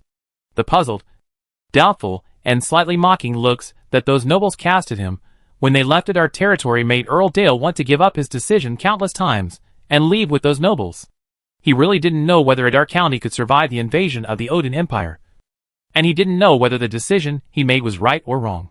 So, he could only escape reality for a short time and relieve his deep anxiety by taking a bath in the baths of Caracalla every day. But today, at some point, even though he was on the second floor of the baths of Caracalla, Count Dale vaguely heard the noise coming from the outside world. I thought it would be over in a while. But as time went on, the noise coming from outside the bathhouse became louder and louder. What's going on outside? Earl Dale looked a little unhappy. The servant outside the door hurried in and said with a happy stance, "Back to Lord Dinianes. Idal led the victory. The Odin was defeated." What? As a shock in his heart, he stood up from the water. Ouch! Earl Bailey on the opposite side quickly covered his eyes and secretly observed through the gaps between his fingers. The Adars won. When he heard the news, Earl Dale felt as if he was dreaming. Although Earl Dale has always hoped that the Lord of Adar could win this war. But it is a country that can compete with the Norman Empire after all. Moreover, the Adar army took the initiative to attack. How long has it been? Is it such an easy victory? Those barbaric and brutal Odin people had not even set foot on the land of Adar, but had already been beaten back by Adar's army in the land north of the Soren River? Like dreamy. It's like thunder. This is the true strength of Adar territory. Even though they were outnumbered and had an unfavorable terrain, they still managed to defeat Odin's army, washing what was washed. And I couldn't care about Earl Bell, who was busy with the eye. Woodley Dennis quickly dressed neatly and came to the terrace on the second floor of the Caracara bath. The square in front of the bathhouse was filled with cheering crowds. The lowest class Adar people were singing and dancing, celebrating this great victory with the simplest body language. This is a victory for all Adar people. Everyone knows that with the Odin Empire as a stepping stone, anyone who wants to attract the attention of Lord Adar must think carefully. This is no longer killing the chicken to scare the monkey. This is killing the monkey to scare the chicken. When will our immigration application be approved? Looking at the grand scene in the square, Woolley Dennis turned around and asked Earl Bailey, who had just walked over. Adar, the people from the Adar Immigration Administration said that it still needs to be carefully reviewed. Young Earl Bailey was also shocked by the scene before him and answered with a stammer. That's right. Even though Earl Dale Woolley Dennis had made the decision to immigrate to Adar territory, the Adar Immigration Administration, which was responsible for reviewing immigration applications, had never given any clear instructions or responses. This was not because the civil servants in Adar were deliberately making things difficult, nor was it because the Adar Immigration Administration was slow in its work. Rather, Bruno had not yet figured out how to treat these nobles from the eastern part of the empire. Bruno had never thought that among the countless cowardly Norman nobles, someone would risk being chopped off by the Odins to immigrate to Adar. Isn't it a good thing to be a coward in the interior of the empire? What's more, most of the industries in Adar territory basically belong to state-owned capitalism. Glass workshops, rose essential oil workshops, and many other industries are almost all run by the Stuart family. It is for this reason that the Adar territory has not formulated strict tax policies in many industries. Anyway, all the profits from these industries were stuffed into the treasury of Adar County. The arrival of other nobles also means that Bruno will begin to fill the gaps in Adar County's tax policy, so as to better improve Adar County's financial revenue and expenditure system. But the above, Count Dell didn't know. He only knew that the immigration policy introduced by Lord Adar was obviously intended to force the nobles of the empire to leave the eastern part of the empire as soon as possible, so that Lord Adar could write freely on this blank sheet of paper. So, at this moment, Earl Dale planned to go to the Adar Immigration Administration in person. He would rather increase his investment ratio and proactively increase immigration fees in order to tie himself firmly to the Adar territory chariot. Lord Dale is a smart man. When he first set foot on the land of Adar Lord, he clearly realized the potential of Adar Lord. And when he saw Adar Lord easily repel the Odin people, Willie Dennis' confidence in Adar Lord became even stronger. Adar territory is definitely a powerful vassal that is rising, or even an independent kingdom that is slowly growing. Although the requirements for immigration to Adar territory are almost harsh, the future of Adar territory is limitless. Isn't it just giving up the legal claim to one's original territory? Isn't it that your own title can't surpass the title of Earl Edal? Anyway, he would never get his territory back, so he might as well use it as a prize to participate in the thriving Adar territory, and maybe even seek a better future for the Dennis family. Take a chance and turn a bicycle into a motorcycle. If I follow the path of those other nobles, I will always be just a remote noble far away from the core circle. The Dennis family will always be an insignificant existence among the countless noble families in the Norman Empire. So, this time, Earl Dale is extremely determined. Long live Lord Adar. Standing on the terrace of the Baths of Caracalla, under the astonished gaze of Earl Bailey, Earl Dale Willie Dennis immediately got into the mood and shouted loudly along with countless Adar people. This day, from Eater City to Merlin Special Economic Zone, from Namur Fortress to Man Fortress, the entire Adar collar was boiled under the news of the victory of the war. At the same time, as the impromptu meeting in the Sky Garden came to an end, Edal's Griffin Knight rushed straight into the clouds, and passed the latest instructions from Bruno to the Edal army led by Sam Rayton. Talk while fighting. Chapter 287 St. Sophia Cathedral. Sonefjord. After the smoke of war between the second Prince Rez and the Odin Lord Ariel O'Sullivan cleared, the Sonefjord was in an eerie atmosphere of peace. The Odin people waited for the news from the eastern part of the Norman Empire in the camp, while the second Prince Ritz grinded ho-ho, ready to compete with Pitterman, to compete for the imperial throne of the Norman Empire. The Odin's military account. Ever since Marshal Odin Portia Mariano led his army to the east, the princes and nobles of the Odin Empire began to have a very heated discussion in advance on the distribution of benefits after conquering the eastern territories of the Norman Empire. After all, the one leading the army was the invincible Odin Marshal Portia Mariano, the most famous military leader in the Odin Empire. Isn't it the hidden danger that may exist in the Eastern Empire? His Majesty. According to the view below, the royal family should measure the merits of various tribes, and the reward that should be accepted according to the amount of troops sent in this battle. On the left side of Ariel O'Sullivan, a sturdy middle-aged man spoke. Right. That's right. Your Majesty. That's how it should be. As soon as the words fell, many generals here were echoed. Most of these people are members of large tribes in the Odin Empire. Their tribes are large in number, and occupy most of the fertile land in the Odin Empire.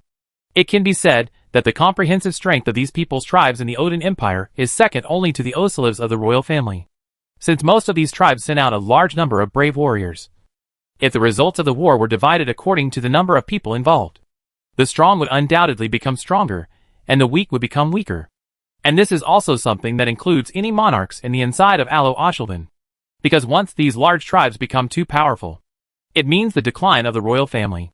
If Ariel O'Sullivan does not have sufficiently effective means of checks and balances, it is inevitable that people will become unsettled and even covet the throne. What Lord Willie said makes sense. So, the money and food must be awarded first to those tribes that have made great contributions. Aliel O'Sullivan nodded very much. But, however, the topic about the reward was euphemistically transferred to the grain and money. Errol Olywin knows what these princes and nobles really want. What they wanted was the land located in the eastern part of the Norman Empire, even though the Odin Empire was far from the wealthy of the Normandy Empire. But which powerful tribe did not have tens of thousands of cattle and sheep? And there was no wealth accumulated from generation to generation? Once as large tribes with money, food and manpower are able to rule over a wider area of land, the strength of these tribes will be further enhanced. Over time, some unexpected changes are inevitable. Therefore, Ariel O'Sullivan would rather grant the land he had seized from the Norman Empire to those small tribes who had lost their land and were wandering around, so that they would be grateful to the O'Sullivan royal family and consolidate the O'Sullivan tribe's rule over the Odin Empire. Your Majesty, you have a point. The middle-aged man who was called Uli who was called Ullivan, shrunk his head and carefully approved. Although the Odin cavalry led by Raymond O'Sullivan was annihilated a few days ago, at this moment, no one can shake the power and status of Ariel O'Sullivan, the young Odin monarch. So, even if these people have some little calculations in their hearts, they can only make concessions for the time being. Only, the concession of the subordinates did not make Aelio O'Sullivan feel the slightest. But when the leaders of these tribes gathered in the camps, the connection between Marshal Portia and the Songa Plain has been interrupted for more than 2 days. You know, because of concerns about possible threats in the eastern part of the empire. Ariel O'Sullivan had repeatedly told Marshal Portia to keep in touch with him at all times and exchange letters every day. But the last time Marshal Portia came to themselves was that they were crossing the Ed River. From then on, no more letters came. Although he was full of confidence in Marshal Portia and tens of thousands of Odin soldiers he led, he thought that his cousin's cousin Raymond O'Sullivan's death did not sway a trace of water in the Eastern Empire. And his heart was faintly worried. Even because he has been uneasy during this period of time. Ariel O'Sullivan has secretly ordered the scouts to go and get information, and said General Odin Dragon Armor to lead the army slowly eastward and station on the west bank of the Ida River in advance. His Majesty. At this moment, Odin ran in panic, saying, "His Majesty, the dragon set of General Dragon is back." Hearing this, Ariel O'Sullivan's eyes couldn't help but narrow slightly. "I just led the army a day ago, and today I rushed back without silence. If there were not big changes, it would definitely suffer. Your Majesty, please send your attendants away." The camp was opened. General Odin's General Long Sagia walked in with a dignified look, and no expression could be seen on the calm face. But, without saying anything in Alo O'Sullivan, the words of the dragon's armor frowned everyone. A definite thing happened. At this moment, although Dragon Armor had not yet made it clear, a vague sense of worry had already arisen in the hearts of most people. "You all exit," Ariel O'Sullivan ordered. When all the princes and nobles had left the tent, the young Lord Odin's expression suddenly changed, and he asked in a gloomy tone, "What's the matter?" At this moment, facing Ariel O'Sullivan's question, Dragon Armor finally couldn't hold back his expression and replied with a face full of sorrow, "Your Majesty, Odin's army has been completely defeated." "What?" As soon as the words fell, Ariel O'Sullivan stood up from his seat. He crossed the table, grabbed the kneeling Dragon Armor by the collar, and asked coldly, "What did you say? What happened? What happened to Odin's army?" "His Majesty," Dragon Armor spoke with a hint of tears in his voice, "the enemy we are facing is not the kingdom of Basel as we expected, but the Adar territory in the east of the empire. More than 13,000 Odin soldiers were completely defeated in the Dale Hills, and only more than 1,000 soldiers were able to escape back. Adar County? How many troops can a small earldom have?" Lord Odin felt unbelievable. 3,000. They only have 3,000 people. Dragon Suit Armor answered cautiously. In fact, he was also extremely surprised by this number. But the Odin soldiers who fled back said the same thing in unison. And from the looks of them, it was clear that they were frightened by the Adar people. "You mean, the Odin warriors, who have always been able to defeat 10 with 1 and win with a smaller force, were almost wiped out by an Adar army of only more than 3,000 people?" Ariel O'Sullivan asked, gritting his teeth. "I also find it incredible. But those Adar people seem to have some kind of secret weapon. Even if Marshal Portia orders the entire army to attack, it will be difficult to pose an effective threat to the Adar army. Where is Portia? Portia Mariano? Let him speak." Ariel O'Sullivan was extremely angry. He turned around and overturned the table beside him. Marshal Portia was killed in action. Dragon Armor was so frightened that he didn't even dare to breathe, and replied with a pale face, "John died?"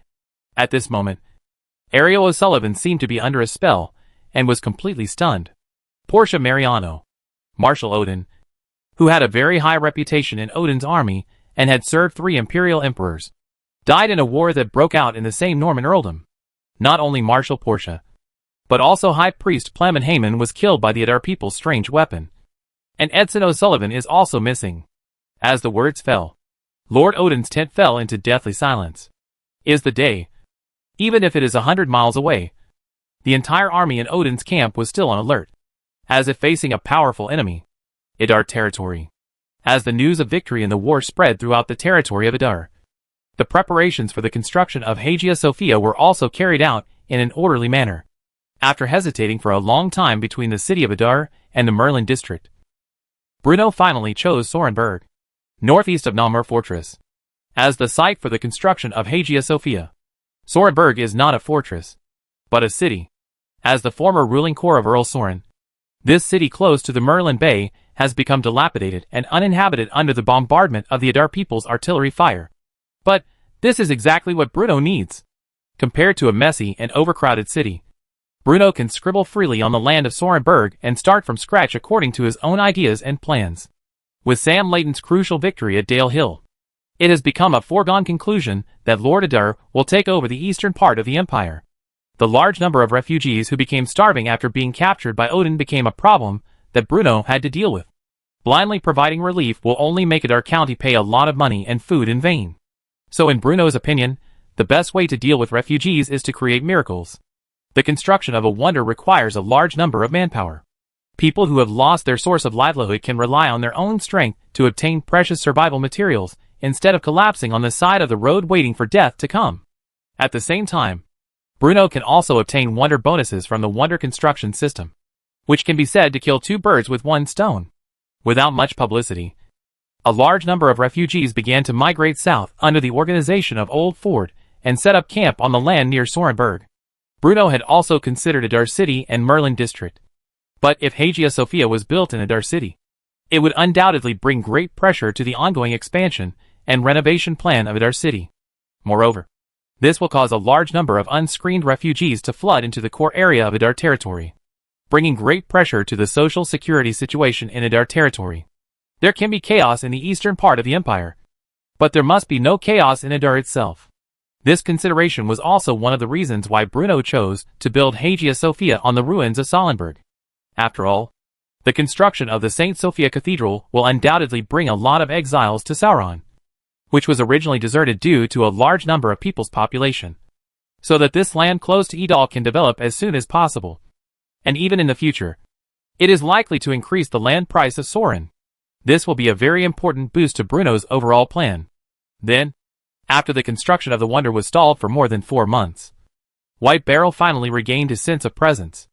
After he got the blueprints from Bruno, he rushed to the ruined Sorenburg almost overnight and began to organize the preparations for the construction of the wonder. Because White Barrel knew very well how much Bruno Stewart, Count of Adar, valued this wonder, and Bruno also gave a clear time limit, which put a lot of pressure on White Barrel. Hagia Sophia is different from any wonder built by Adar before. In addition to the wonder bonus provided by the wonder construction system, it also has extremely important practical significance. In all fairness, as a magnificent religious building, in terms of scale or luxury, the Cathedral of St. Sophia is definitely more noticeable than the San George Cathedral, which is known as the first church of the mainland in Saint City Barry. Wait until religious reform. Have a look. Adar territory, own the most magnificent church in the world. Which pagan bastard dares to say that my faith in the God of Light is not devout enough? It can be said that the existence of the St. Sophia Cathedral is absolutely a bonus item that promotes the smooth progress of religious reforms. At the same time, Sorenburg is also the first place where the Edal army has won the victory of the external outside refers to the Odin Empire. This is the pavement of Mike's religious reform. In addition, as one of the wonders included in the wonder construction system, although Hagia Sophia has only one wonder bonus, it just happens to meet the current development needs of Adar territory. Wonder name, St. Sophia Cathedral. Wonder features, after the wonder is built, the host can become the guardian of faith of a specified religion. What is the guardian of faith? As a veteran Paradox player, Bruno naturally knew this. However, the wonder construction system's interpretation of the guardian of faith made Bruno extremely excited. Guardian of faith. Introduction. When the host declares himself as the guardian of a certain religion, the speed of religious spread increases by 20%. War weariness decreases by 50% when fighting against pagans. The morale of soldiers increases by 20% when fighting against pagans. The income from religious donations increases by 20%. And the host should be summoned at any time to join the war against pagans. The buff of Religious Guardian is really useless for the current Adar territory. It's not that the previous bonuses are not good, but the latter one, whoever fights with the pagans must accept the call at any time, is simply a pit. But Once Mike's religious reform is successfully completed, a brand new religion appears on Idal's land. Then the buff called Guardian of the Faith is really fragrant, because only Adar believed in this new religion. So, I protect myself, which is equivalent to getting the bonus of the Guardian of Faith for free without having to bear any responsibility. Awesome, isn't it? Chapter 288 Salenberg Refugee Camp. Although in Lenin Cohen's impression, the eastern part of the empire has always been synonymous with poverty and backwardness. But he has never known what a prosperous and peaceful life is like. Some people say that the inland of the empire is prosperous, but Lenin Cohen never believed it, because his grandfather was bullied and had a hard time living in the inland of the empire. It was only after going through untold hardships and many twists and turns that he came to this barren land. According to my grandfather's memory, it was probably the first time to move east. Many years ago, the eastern part of the empire, including the territory of Adar, was still the land of the kingdom of Basel. The Norman Empire forcibly seized this vast land in the eastern part of the empire through external expansion, and made the kingdom of Basel in the southeast completely recognize the Norman Empire as its big brother. The first move in the country in the Normandy Empire began in this context. After the victory of the war that year, many of the lowest level people who had suffered from oppression by the nobles began to migrate on a large scale to the desolate and remote areas in the eastern part of the empire. At first, the nobles did not care much about this. But when they found that the large-scale migration of population had significantly reduced the amount of money they could squeeze out, the migration path of ordinary people was filled with heavy shackles and obstacles. It was from that time on that large amounts of loans at extremely high interest rates became popular in the Norman Empire. The nobles never thought about reducing the burden on the people. They felt that the reason these untouchables still had the strength to migrate eastward was because they were too kind and had not exploited the people harshly enough. Therefore, as long as these civilians have debts lent by the nobles, once they want to migrate eastward, the nobles' lackeys can capture them back without any scruples. You owe money and still want to run away? I will demote you to serfs for generations. Are you afraid? These past events were told to Lenin Cohen by his grandfather. Because of this, he never fantasized about a stable life. As long as the nobles in power could prevent him and his family from starving to death, he considered them to be extremely kind nobles. However, the invasion of Odin disrupted his already extremely difficult life. Although after the massacre on the Valence Plain, Odin's army did not plan another large-scale massacre in the eastern part of the empire. Looting the people, as a traditional skill of the Odin people, has never been absent. The Odin people's raids made the already difficult life even worse. When the nobles fled the land, they took away almost all the money and food, so that poor people like him could only survive on tree bark, grass roots, and secretly stored food. Until a group calling themselves the Adar people appeared. The army and bureaucrats of Adar took over this land that had been ruled by unscrupulous nobles. They brought food and restored order. Under the rule of these Adar people, he had a full meal for the first time. Not only are there big pieces of brown bread, there are even pickled salted fish. This was the first time Lenin Cohen had eaten fish in his life. The light salty taste and strong fishy smell did not disgust him at all, because fish is also meat. Moreover, the soldiers of Adar County never plundered any of the lower-class people, but instead communicated with these refugees. It was also in the communication with the soldiers that Lenin Khan knew for the first time that in the east of the empire, there was really a noble leader who could no longer bear the hunger.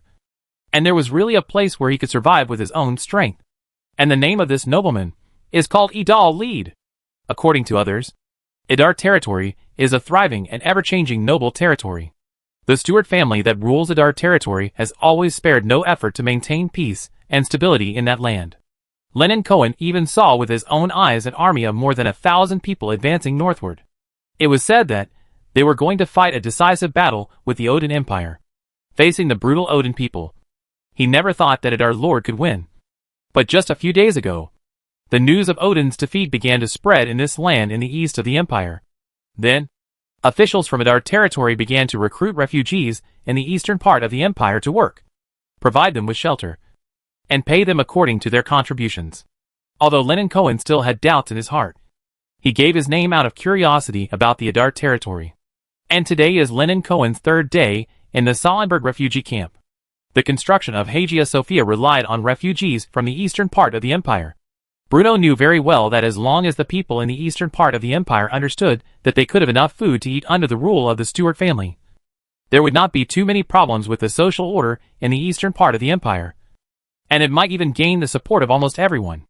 Anyway, as long as it's not worse than before.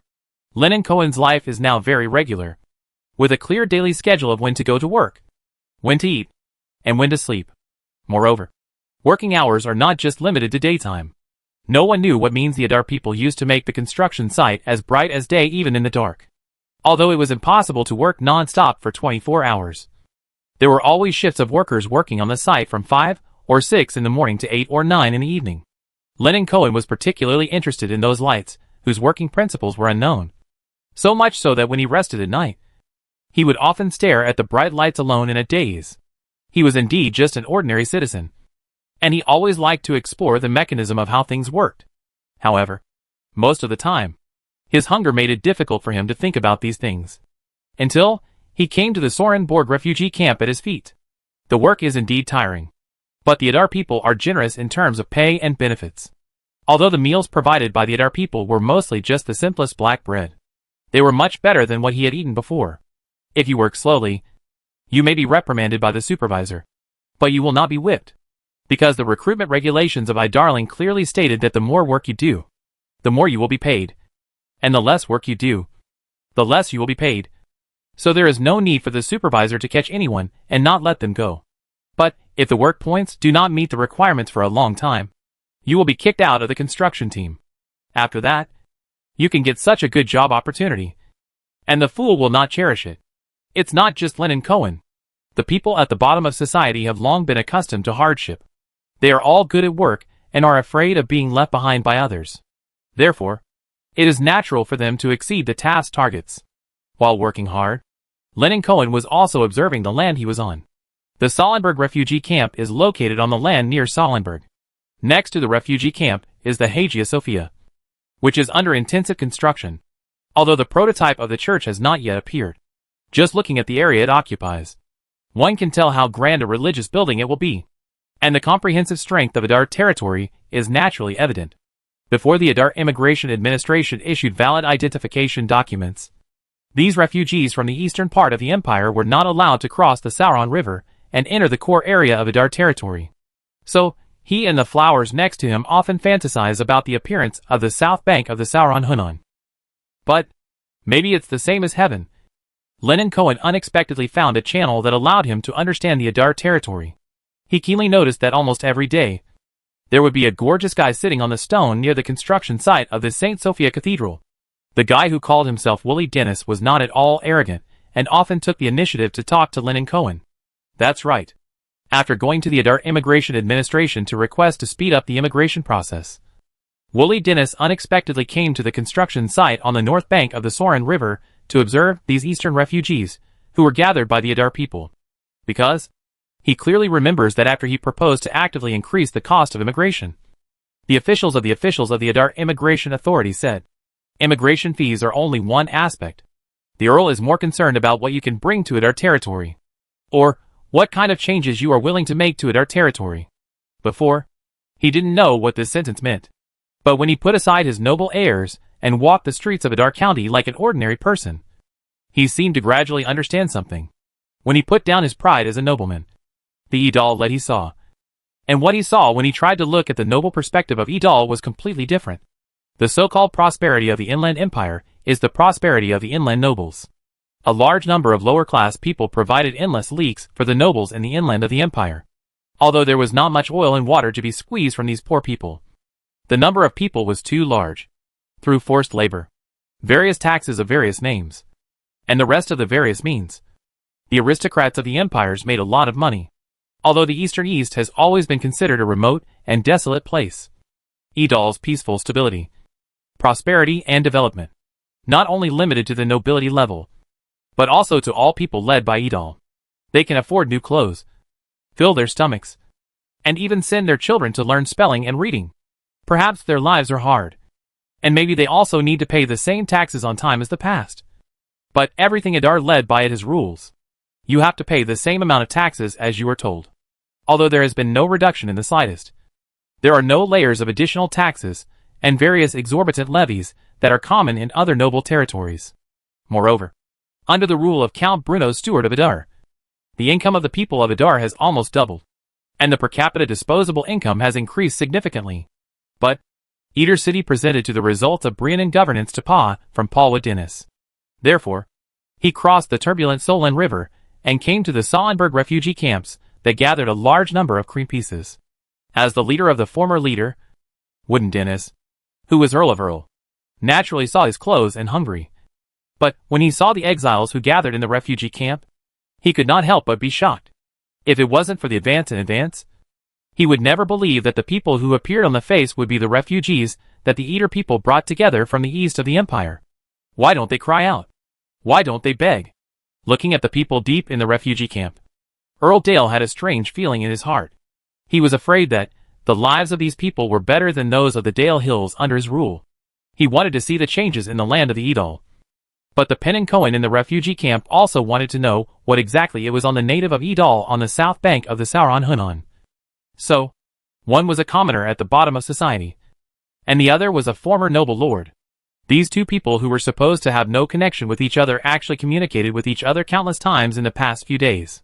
For the first time, Wooly Dennis experienced from an ordinary person's perspective the changes that the Idar territory was bringing to the eastern part of the empire, and even the entire world. Seeing the people, who had worked hard all day, crying tears of gratitude just to have a bite of the black bread that they usually didn't even look at, Wooly Dennis' heart was surrounded by an indescribable emotion.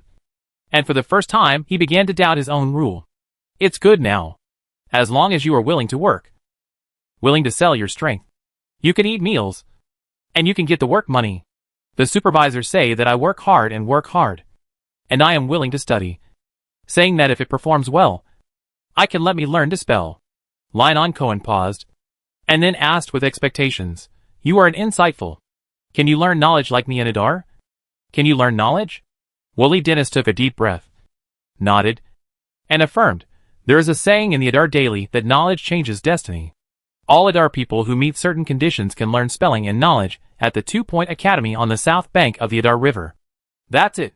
Hearing the words, the excitement of Lionel Cohen was overwhelming. And he couldn't help but say, If the Odin people play it early, how good it is. Maybe the Edal leader may be able to take over the territory of the Eastern East earlier. Wooly Dennis. Although Lennon Cohen's unintentional words made Earl Dale feel as uncomfortable as if he had eaten a fly. But, watching the Salenberg refugee camp in front of me, recalling what I saw and heard in Idar territory, he suddenly recalled the requirements for immigration in the regulations on the travel of nobles in the Eastern Empire and guidelines for the immigration of nobles, provide at least 120 jobs for the people of Idar. Although he was unwilling to admit his heart, at this moment, Woodley Daniel was very soberly realized that compared with the Edal collar under the Stewart family, any aristocratic collar of the empire was a hot chicken with no doubt. In his opinion, do Bruno make money? Definitely money. If Bruno can't get enough money, what is Edal's led by building a wonder such as the Karakara bath? However, at the same time as Bruno saved money, Edal's collar continued to develop every moment. Not only the Stewart family made a lot of money, but even the living standards of Edal's leaders also improved steadily. If it is time, Idal will inevitably become a terrible behemoth. Just imagine, with a little count, Edal leads the invincible Odental ride. If Lord Idar included the entire eastern part of the empire under his rule. So, thinking of this, Earl Dale Wooly Dennis couldn't help but gasp. Chapter 289 The Dooms of Wine Merchants. However, while watching the thriving Idar County, there was one thing that Earl Dale could not understand. The improvement in the living standards and consumption capacity of the people of Idar means that the Stewart family, as the rulers, will have to spend a lot of money for a long time. But where did the Stewart family get so much money? It is incredible that a small earldom in the eastern part of the empire could have such wonders as the Hanging Gardens, the fortress of Namur, the lighthouse of Alexandria, the baths of Caracalla, and many others. What's more, the Idar territory also maintains a huge army with a total number far exceeding that of ordinary noble territories. Build wonders, maintain the army, and add Idar's investment and expenditure on education 2-Point Academy and medical care at our temporary maternity hospital. As a nobleman, Earl Dale knew very well that the total cost of all these expenses would be a huge expense. If you don't see his own eyes, he would rather believe that pigs would be able to go to heaven. So, he became more and more unclear about Idal's lead. In fact, Idal is indeed rich. Or in other words, make money quickly and spend money fast. Since Bruno's steward came to power, the average wage of the people of Idar has nearly doubled, suddenly changing the living conditions of the vast majority of the people from not starving to death to having enough to eat. The construction of a large number of public infrastructure and great projects has provided a large number of jobs for the people of Idar, and has also made the treasury of Idar territory like a floodgate opened, with gold coins flowing out continuously. But Idal's speed of making money is not ambiguous. The east of the empire of the Gulf of Merlin has the advantages of salt fields. The widespread application of seawater, sun salt, and ether directly increased the salt output of Idal's lead, and the income skyrocketed. Of course, it is still difficult to make up for the huge expenses generated by Idal with the sale of sea salt alone. Therefore, the various techniques from the earth through the system mall from the system mall, such as high-spirited wine, rose essential oils, etc. in the kingdom of Basel, can be said to be hot. The profits that more wine industry distributed to Viscount Conti in the second half of the year alone amounted to thousands of gold coins, not to mention the other highly profitable industries that were completely controlled by the Stewart family. Every day, a large number of caravans belonging to Idar territory, carrying large amounts of gold coins, passed through Man Fortress and entered the land of Idar territory. The sale of wine, rose oil, and other Idar goods in the kingdom of Basel created a huge trade deficit between the territory of Idar and the kingdom of Basel. A huge amount of gold coins quietly flowed from the pockets of Basel nobles into the Stewart family's treasury, making Bruno almost regard his neighbor, the kingdom of Basel, as his own ATM. For example, during this period, the threat from the Odins forced Idar to spend more money on military expenditures, which led to a significant shortage of money in other areas of Idar. In order to make up for the tight financial situation in Idar, Bruno had to produce a lot more rose essential oil. And then, just like the predicted before, the aristocracy of the kingdom of Basel once again snatched the rose essential oil, causing the small money in Bruno's hands to give more instantly. In the final analysis, compared to the poor people who squeezed the bottom layer, Bruno still preferred to squeeze oil from the aristocracy, because whether it is the noble lords of the Norman Empire or the noble lords of the kingdom of Basel, as long as they reveal a little bit from between their fingers, they can get more money than squeezing hundreds of thousands of people. And the chives of the kingdom of Basel can be described as one after another. And no matter how brilliant Bunno is harvested, it can't be cut. Although a few days ago, the wine merchants in the south of the kingdom of Basel joined forces to run to the wine led by Idal, hoping to recapture the occupied market with the sales method of plagiarizing Moore's wine industry. But, is it easy for the Idar to spit out what is eaten in their stomach? Kingdom of Basel. Ever since the Norman family was forced to remove all wines from Moore wines from the shelves, the wines with the Warcraft wooden boxes, which were once loved by the nobles, suddenly disappeared from the city of Basel. Unlike the Norman family that had always been under the protection of Queen Elena, Moore Wine Company, as an outsider from the earldom of the Norman Empire, was suppressed by the southern nobles of Basel. The sales of Idar's low-alcohol wine were difficult in the city of Basel. No store dared to sell its storefront to Moore wines, which meant that Basel's local wines, whose sales had been shrinking, were finally exposed to everyone again. New packaging, higher pricing, with the joint efforts of Halle Santa Cruz and Ernie Fila.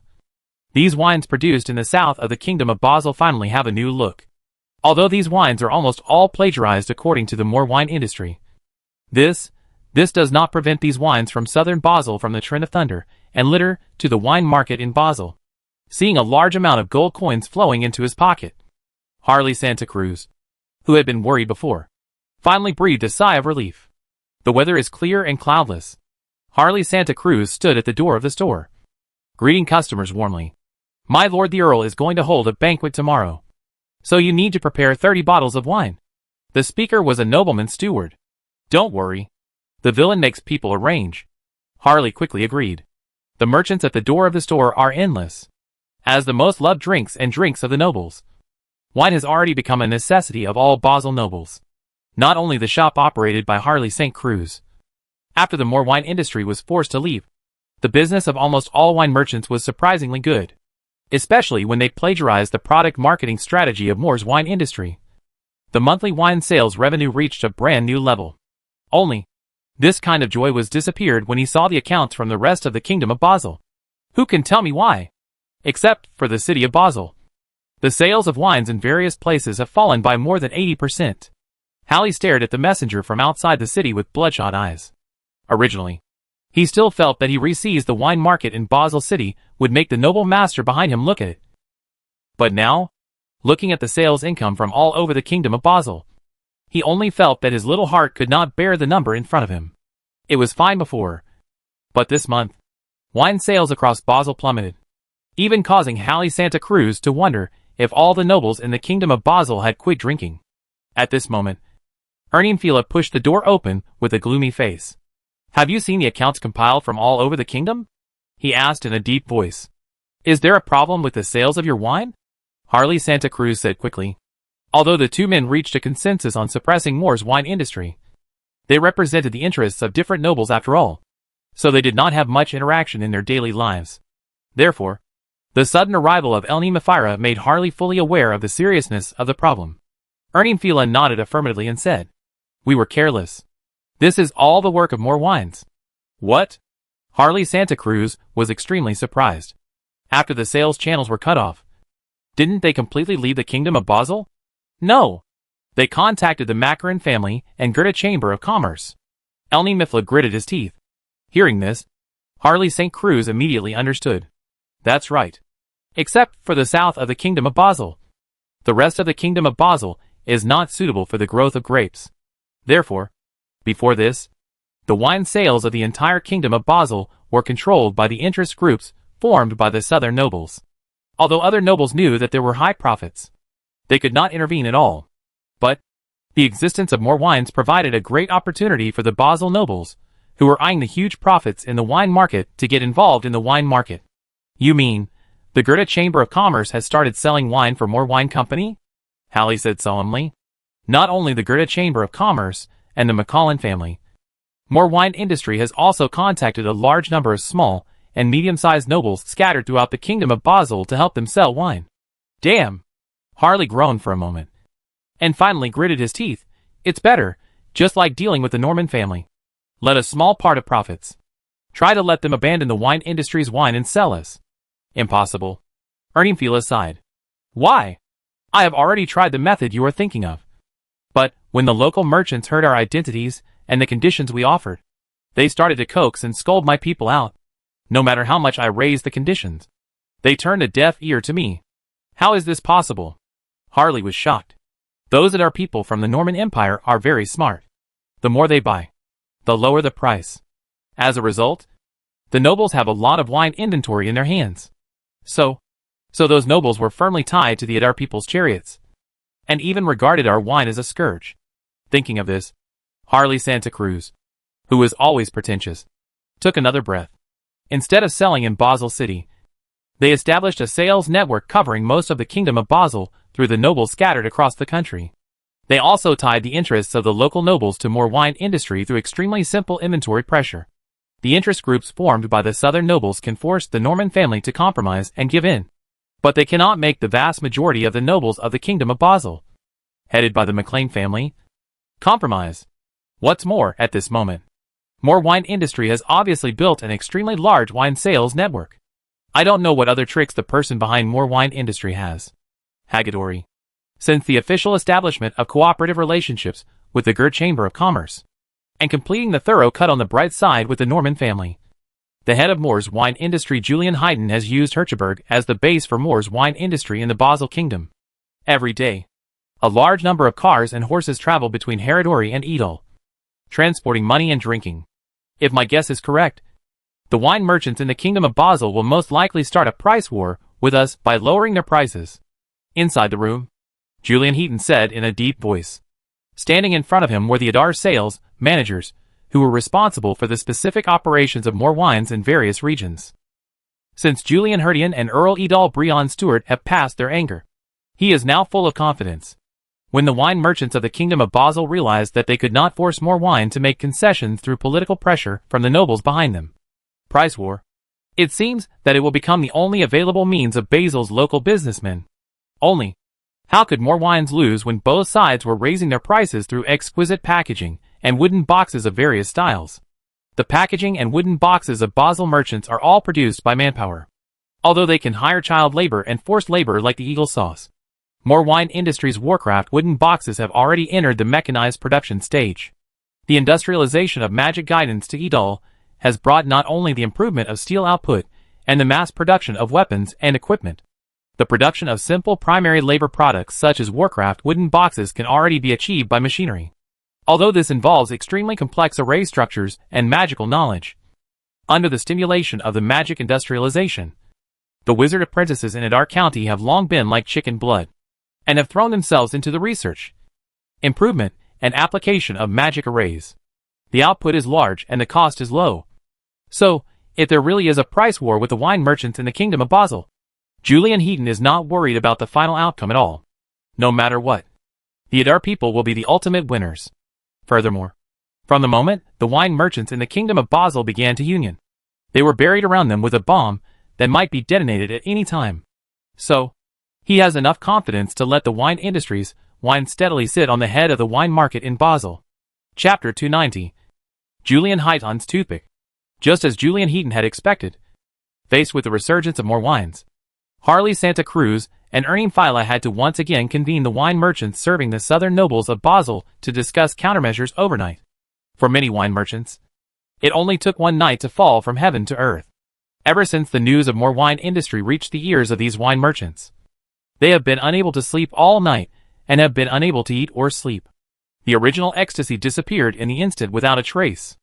After thinking of the more wine industry, after leaving Basel, he turned his hands to sell the wine elsewhere, and they felt that the back was cool, without saying anything else. Once the nobles behind him knew that, with their cooperation, the main battlefield of more wine industry had spread from one Basel city to the entire Basel kingdom, he would probably crush him to death. In order to regain the lost market as much as possible, they can only start cooperating again to explore a possible solution. The large amount of wine stored in the warehouse allowed those nobles, who had previously found it difficult to get involved in the wine market, to get a piece of the pie. After several attempts, Harley Santa Cruz had a thorough understanding of the current situation. Even if the nobles behind them stepped in the face of such tempting benefits, it would be impossible for these people to give up the wine of more wine industry and turn to the local merchants of Basel. Everyone cuts the price together, Harley Santa Cruz said helplessly. Although wine merchants are very reluctant to lower prices, which is a way of killing 1,000 enemies and hurting 800 of their own. Today, faced with declining sales, this is the only way they can think of. Starting tomorrow, the prices of our high-end wines will all be reduced by 10%. We must take back the lost market share from more wine industry. When Ernie and Fila finally made the final decision, everyone nodded in unison. But, when Harley Santa Cruz thought of the endless tricks of more wine company, he felt vaguely worried. The person who controls more wine industry must be no ordinary person. So, simply selling at a reduced price. Is it really possible to suppress more wine industry? The formulation of any promotional method and the choice of sales means are closely related to the attributes of the product itself and the target consumer group. For wine sales under the current situation, directly lowering the price is definitely the stupidest method. Teacher Julian Heaton's small classroom has started. After in-depth research on the economic theories and sales models proposed by Bruno Stewart, Count of Idol, Julian Heaton conducted many training sessions for the sales managers of more wines. Since he himself had only just learned part of the blue economic theory, he inevitably felt a little flustered and nervous when giving lectures to others. However, more wine is different from the Norman family rooted in Basel after all. It is extremely important for the development of more wine to promptly implement Bruno's sales philosophy into the hearts of every sales manager. The Norman family only has one store in Basel. So Calio, who is based in Basel, can naturally carefully consider the economic theory proposed by Bruno, and then make timely adjustments and attempts based on actual conditions. However, under the relentless pressure from the southern nobles, more wine sales network had already spread across most of the Kingdom of Basel, making Julian Heaton's control over many places out of reach. This also requires the sales managers in charge of each region to put Bruno's sales philosophy into practice. So, aren't we going to lower the price? Someone raised their hand and asked. Reduce. But we need to put it another way. Use another way to reduce the price. Julian Heaton pointed to a sales manager who was taking notes and said, You tell me, who are the main consumer groups that our wine is targeting? The sales manager, whose name was called, hesitated for a moment, then answered, There are mainly two categories. The first is the nobles of the Kingdom of Basel. These people are very wealthy, and are all high-quality customers of our more wine industry. The second category is the large taverns in the Kingdom of Basel that are a little bit upscale. We can win by volume. Hearing this, Julian Heaton nodded with satisfaction and said, That's right. We package the high-quality wine in all aspects, and sell it to Basel nobles at high prices to make huge profits. Then we sell the low-end inferior wine to Basel taverns, and make profits by supplying a large amount of wine. But have you ever thought that those noble lords who spend money like water would care about such a small amount of gold coins? Julian Heaton asked back. Hearing this, the sales managers present suddenly understood. After you go to the area responsible for each other, we must closely monitor the actions of the Basel's local wine merchants. In particular, pay attention to the price of the wines that they sell to those large taverns, mercenaries and business travel. In short, we must maintain the same as the Basel's local wine merchants in the sales of low-end wine. As for high-end wines, Julian Heaton changed the subject and said in a deep voice, We must clearly tell our downstream agents to maintain the original selling price, and resolutely not to engage in a price war with Basel merchants. Then, tell those customers that once the purchase quantity exceeds 10 bottles, they will become our high-quality VIP customers. And high-quality VIP customers can enjoy the preferential policy of buy 10 and get 1 free during the promotion period. Buying 10 gifts and directly reduce the price, which is actually a price reduction promotion in essence. But it is a little different. For example, among the concepts that More Wines wants to instill in its customers, buy 10 and get 1 free is a privilege that only high-quality VIP customers can enjoy. Remember, this is a privilege. However, the means of price reduction and promotions adopted by Basel merchants can be enjoyed by everyone. Would the nobles care about that little bit of cheap gold? Won't. They spend money like water, and never care about the price of wine. What they care about is face, and the rights that are different from ordinary people. Therefore, the practice of more wine industry can undoubtedly satisfy the vanity of the nobles to a great extent. Look, this is a privilege. However, if we only focus on the sale of wine, it would seem a bit too utilitarian. So, we must let the nobles feel the warmth and care for more wine industry in all aspects, and let their lonely hearts feel our enthusiasm. In short, we must make the nobles feel comfortable. Julian Heaton added. Comfortable. Upon hearing this, most of the sales managers present changed their expression slightly. This is really embarrassing for me. Fat tiger. I'm just a wine seller, not selling myself. I have already ordered a large number of toothpicks from the Norman family. The handles at the end of these toothpicks are inlaid with natural pearls and polished corals. And the thin rods at the front end of the toothpicks are made of high-quality wood from the Almes Mountains. All high-quality VIP customers of our More Wine industry can receive a set of these luxurious toothpicks when purchasing wine. In this way, whenever the nobles are full and ready to pick their teeth, they will think of the benefits of our More Winery and the meticulous care we have given them. Speaking of which, Julian Heaton's face was intoxicated. Chapter 291 Thunder. The next morning, the sun shines through the mist, and the morning dawn begins. Peddlers have already started walking on the streets, and roadside vendors have just started to take care of their business for the new day. The slaves responsible for cleaning the streets also began to clean up the garbage and fallen leaves on the Nerva Avenue under the supervision of the soldiers, welcoming the arrival of a new day. Although people in this era did not pay much attention to the appearance of the city, and sewage and filth were an indispensable part of the city, the Nerva Avenue was, after all, the face of the entire city of Basel, and the main city road that led directly to the royal palace. Therefore, under the cleaning of the slaves, the stone-paved Nerva Avenue gradually became brighter. Squeak! The wheels of the carriage rolled over the uneven cobblestone road. A gorgeously decorated aristocratic carriage was slowly moving along the Nerva Avenue towards the outside of the city.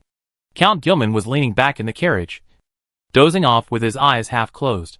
Yesterday, he was like a dead tree that has finally come back to life. Like a long drought that has finally come to life. A night of fierce fighting had left him physically and mentally exhausted. In addition, he had to get up early today and travel far back to his earldom. So he leaned back in the carriage and felt drowsy. The moving speed of the carriage is not fast. So even though it is a bit bumpy, the Count Gilman can gradually enter the half-dreaming state. Only a new day, a new beginning. All wines are 10% off. At the moment when Count Gilman was about to fall asleep, a screaming roar made him jump up from the cushion, and his head had a close contact with the roof. Ouch! Count Gilman held his head and wailed. The carriage stopped. The driver was so frightened that he knelt down beside the carriage, crying, "My Lord Earl, this is really none of my business. What's going on up ahead? Who's shouting there?" Count Gilman said with a gloomy face. "Wine today's promotion. Don't miss it by passing by." "All right. Now I heard it clearly. It was a guy selling wine." "Damn! Which one is this?" "Just sell a wine.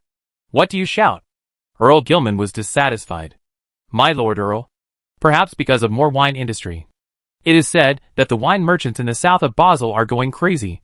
The servant at the side replied hurriedly. "Oh, more wine industry?" After hearing the words, Earl Gilman was suddenly interested.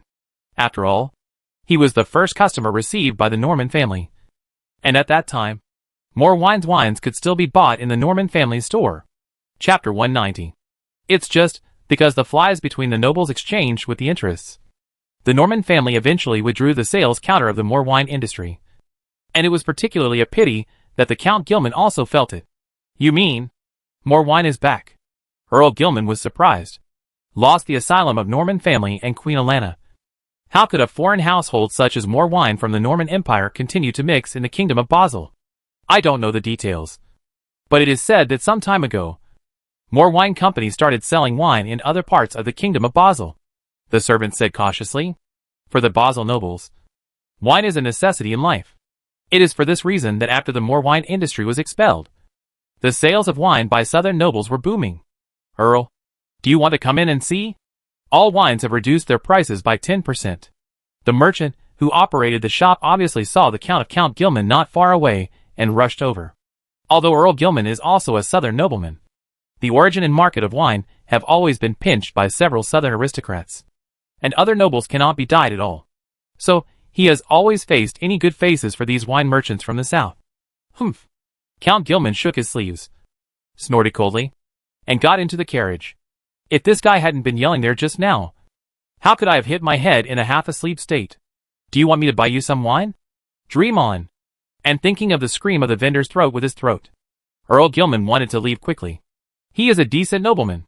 How could you stop in front of such a rude and barbaric shop? The Norman family has a profound impact on the nobles of the Basel kingdom, since they have experienced the 360-degree and intimate service of the Normandy family. They feel a little negotiated when they look back at these shops they have patronized. Not to mention the wine hotel, which was loudly shouted by the vendor in front of the vendor. "Basel South wine. Even dogs won't buy it." Just prepared to let the driver leave, there was a noisy outside. Earl Gilman was curiously out of his head, and saw that the door of the shop didn't know when he gathered a large group of people. "Water in the wine. What is your conscience? Down with the unscrupulous vendors selling inferior wine." They cursed loudly, and held signs and banners in their hands. Count Gilman took a closer look. Yo-ho! However, the wine sold by this vendor is of varying quality, and the taste varies greatly, etc. The taste of wine. Seeing this, Earl Gilman seemed to think of something.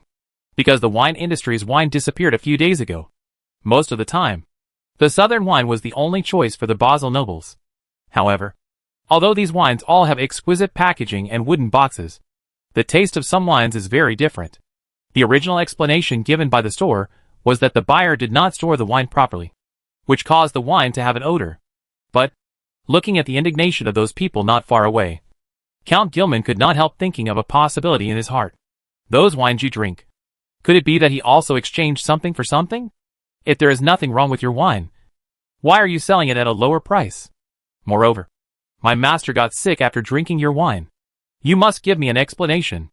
That's right. The crowd present suddenly shouted. While shouting, the crowd began to rush into the store.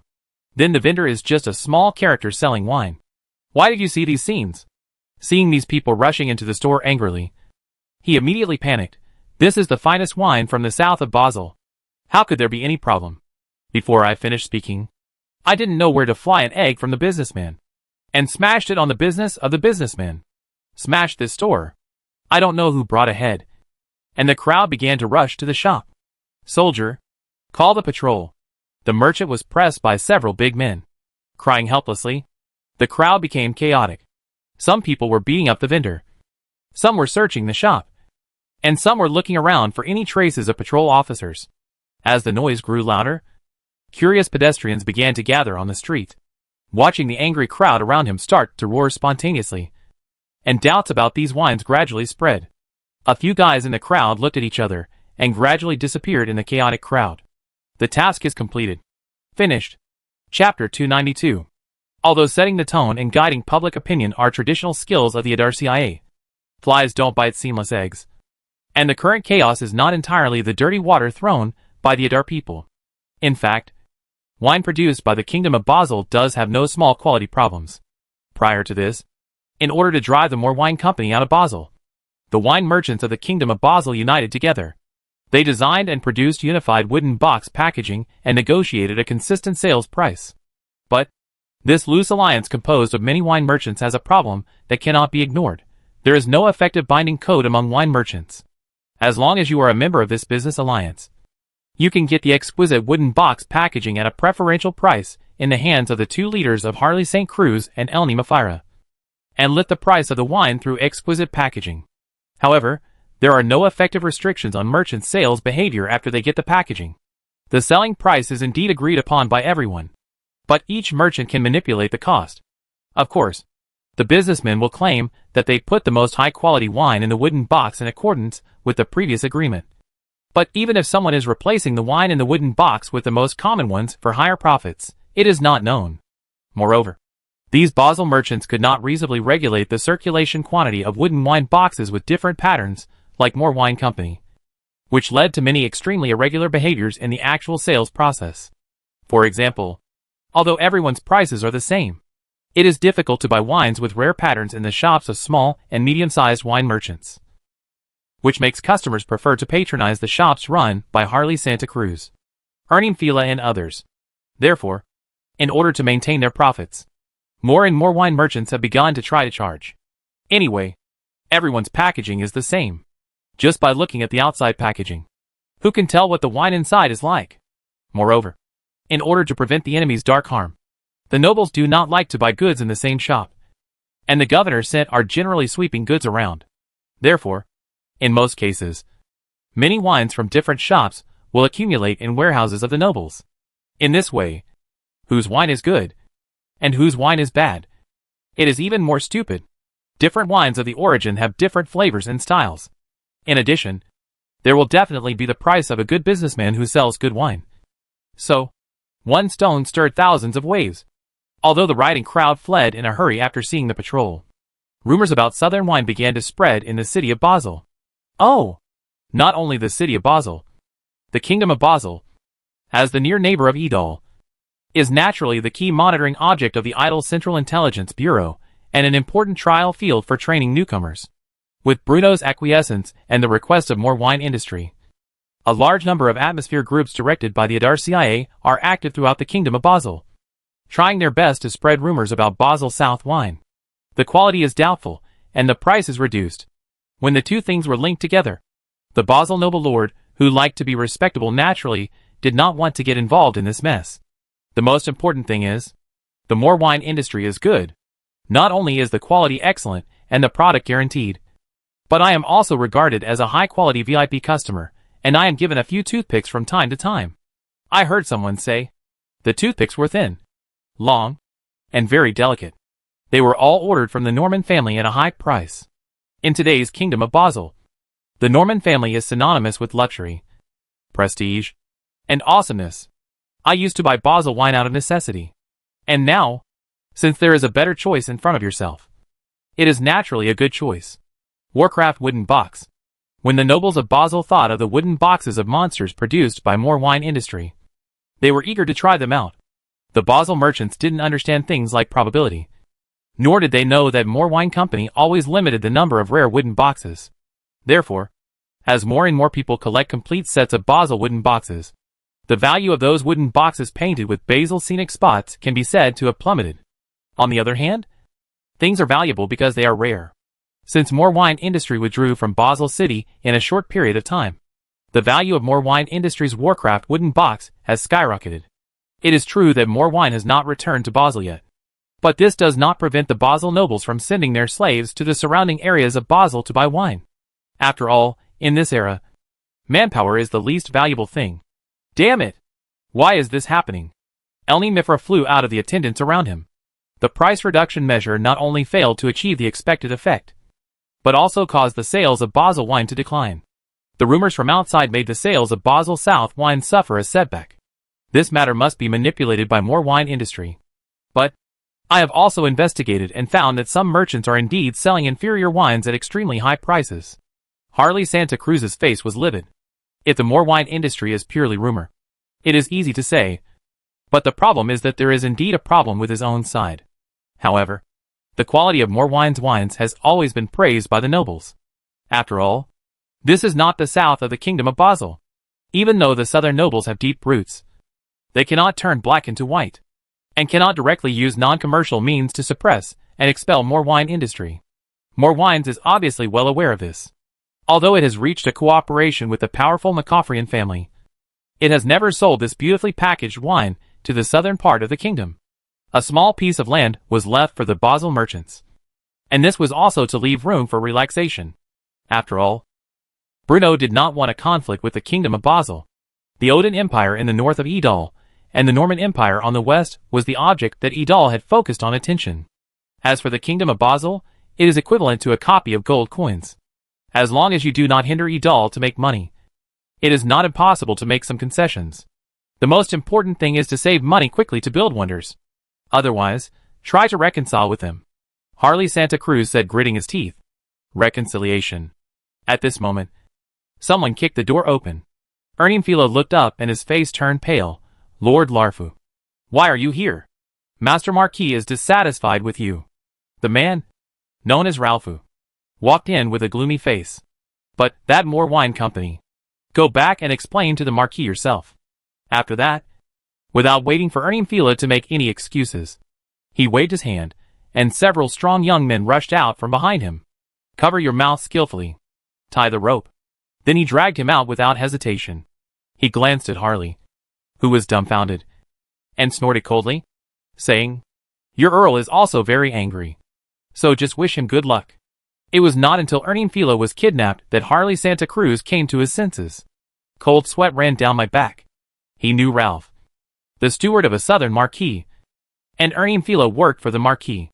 Obviously, the huge losses in the wine market make the nobles in the south very angry.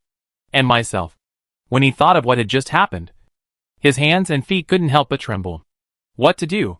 He knew clearly the methods of the nobles, and was even more aware of the huge losses that the southern nobles would suffer once the wine market was occupied by more wine industry. So, he had long forgotten about things like reconciliation. Nowadays, how to keep yourself alive is the most important thing. Chapter 293 Odin's Messenger.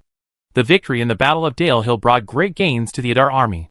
If we were to talk about the biggest gain, it would naturally be the Nordic horses under the crotch of Odin's iron cavalry. This kind of northern horse that lives in the Arctic ice field may look ordinary, but once it is tamed, it becomes an excellent horse. Although it cannot be said to be able to travel 1,000 miles a day, it is almost there. The more than 4,000 Odin cavalrymen, who were so high-spirited when they arrived at the eastern part of the empire, had now been defeated and surrendered under the ravages of the Adar people. Except for more than 1,000 Odin cavalrymen who were captured by the Adar army, the rest went to meet the Odin gods. The huge explosion and impact caused by the artillery bombardment made the northern horses panic. Odin Tai's northern horse was indeed excellent and strong. But even if the soldiers of Odin were panicked in front of the fire, let alone these horses, they fled and screamed in all directions, throwing Odin's army into chaos. Therefore, when the war was over, the statistical results of the idle soldiers were more than 2,000 horses of the sea's North Earth Malaysia.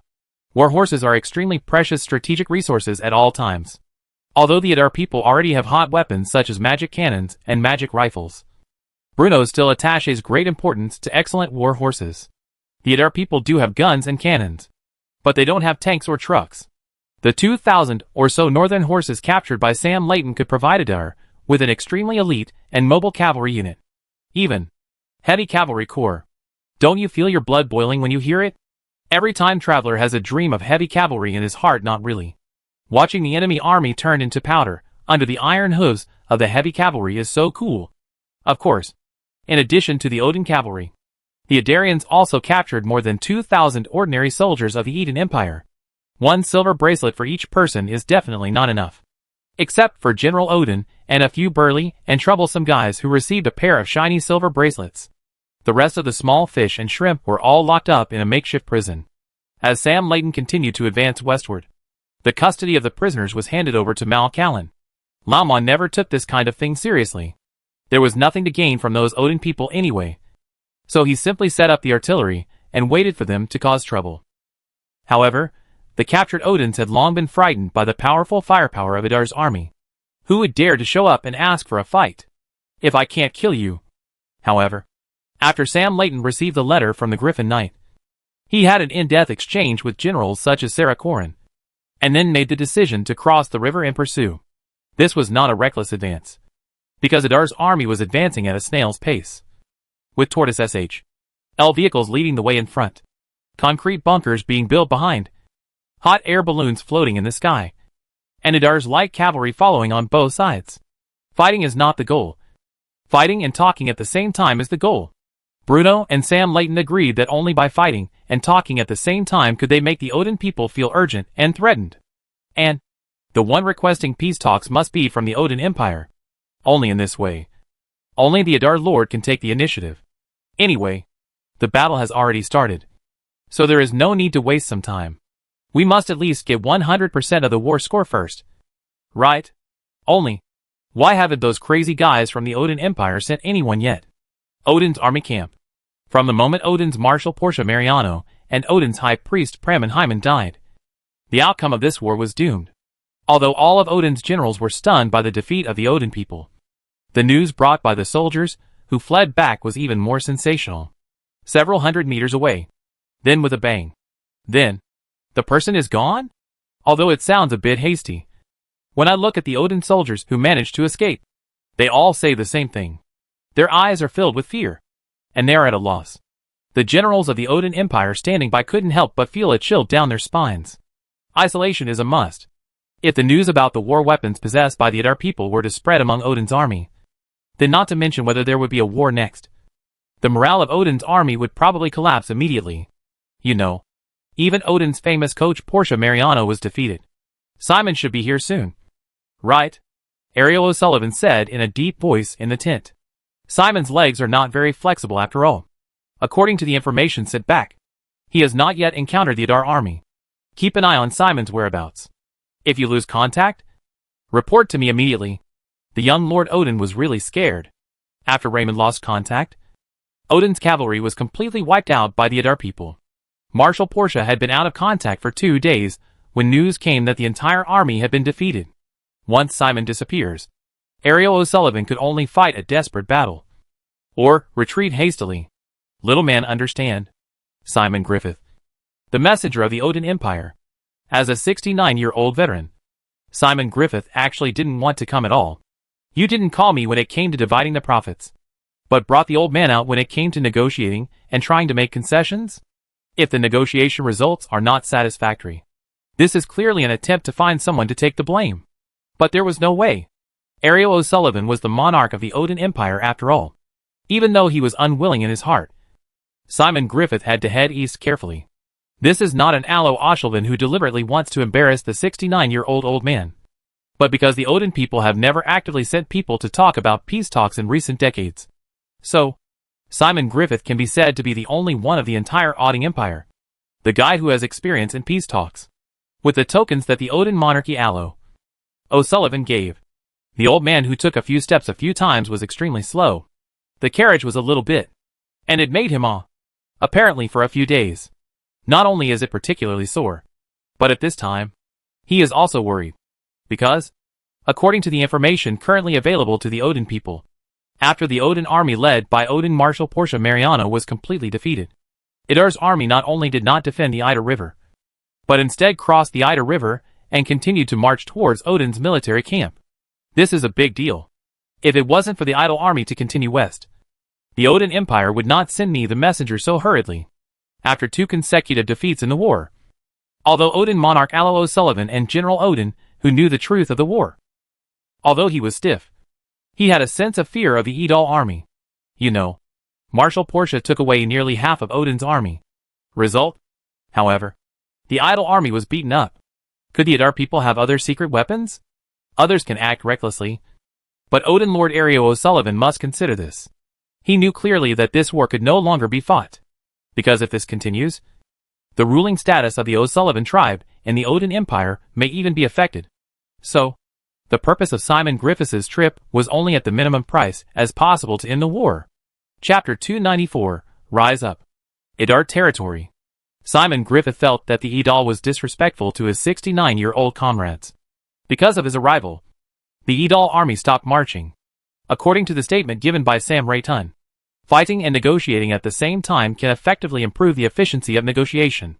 This is simply not talking about Wuda. The general war is about the end of the war.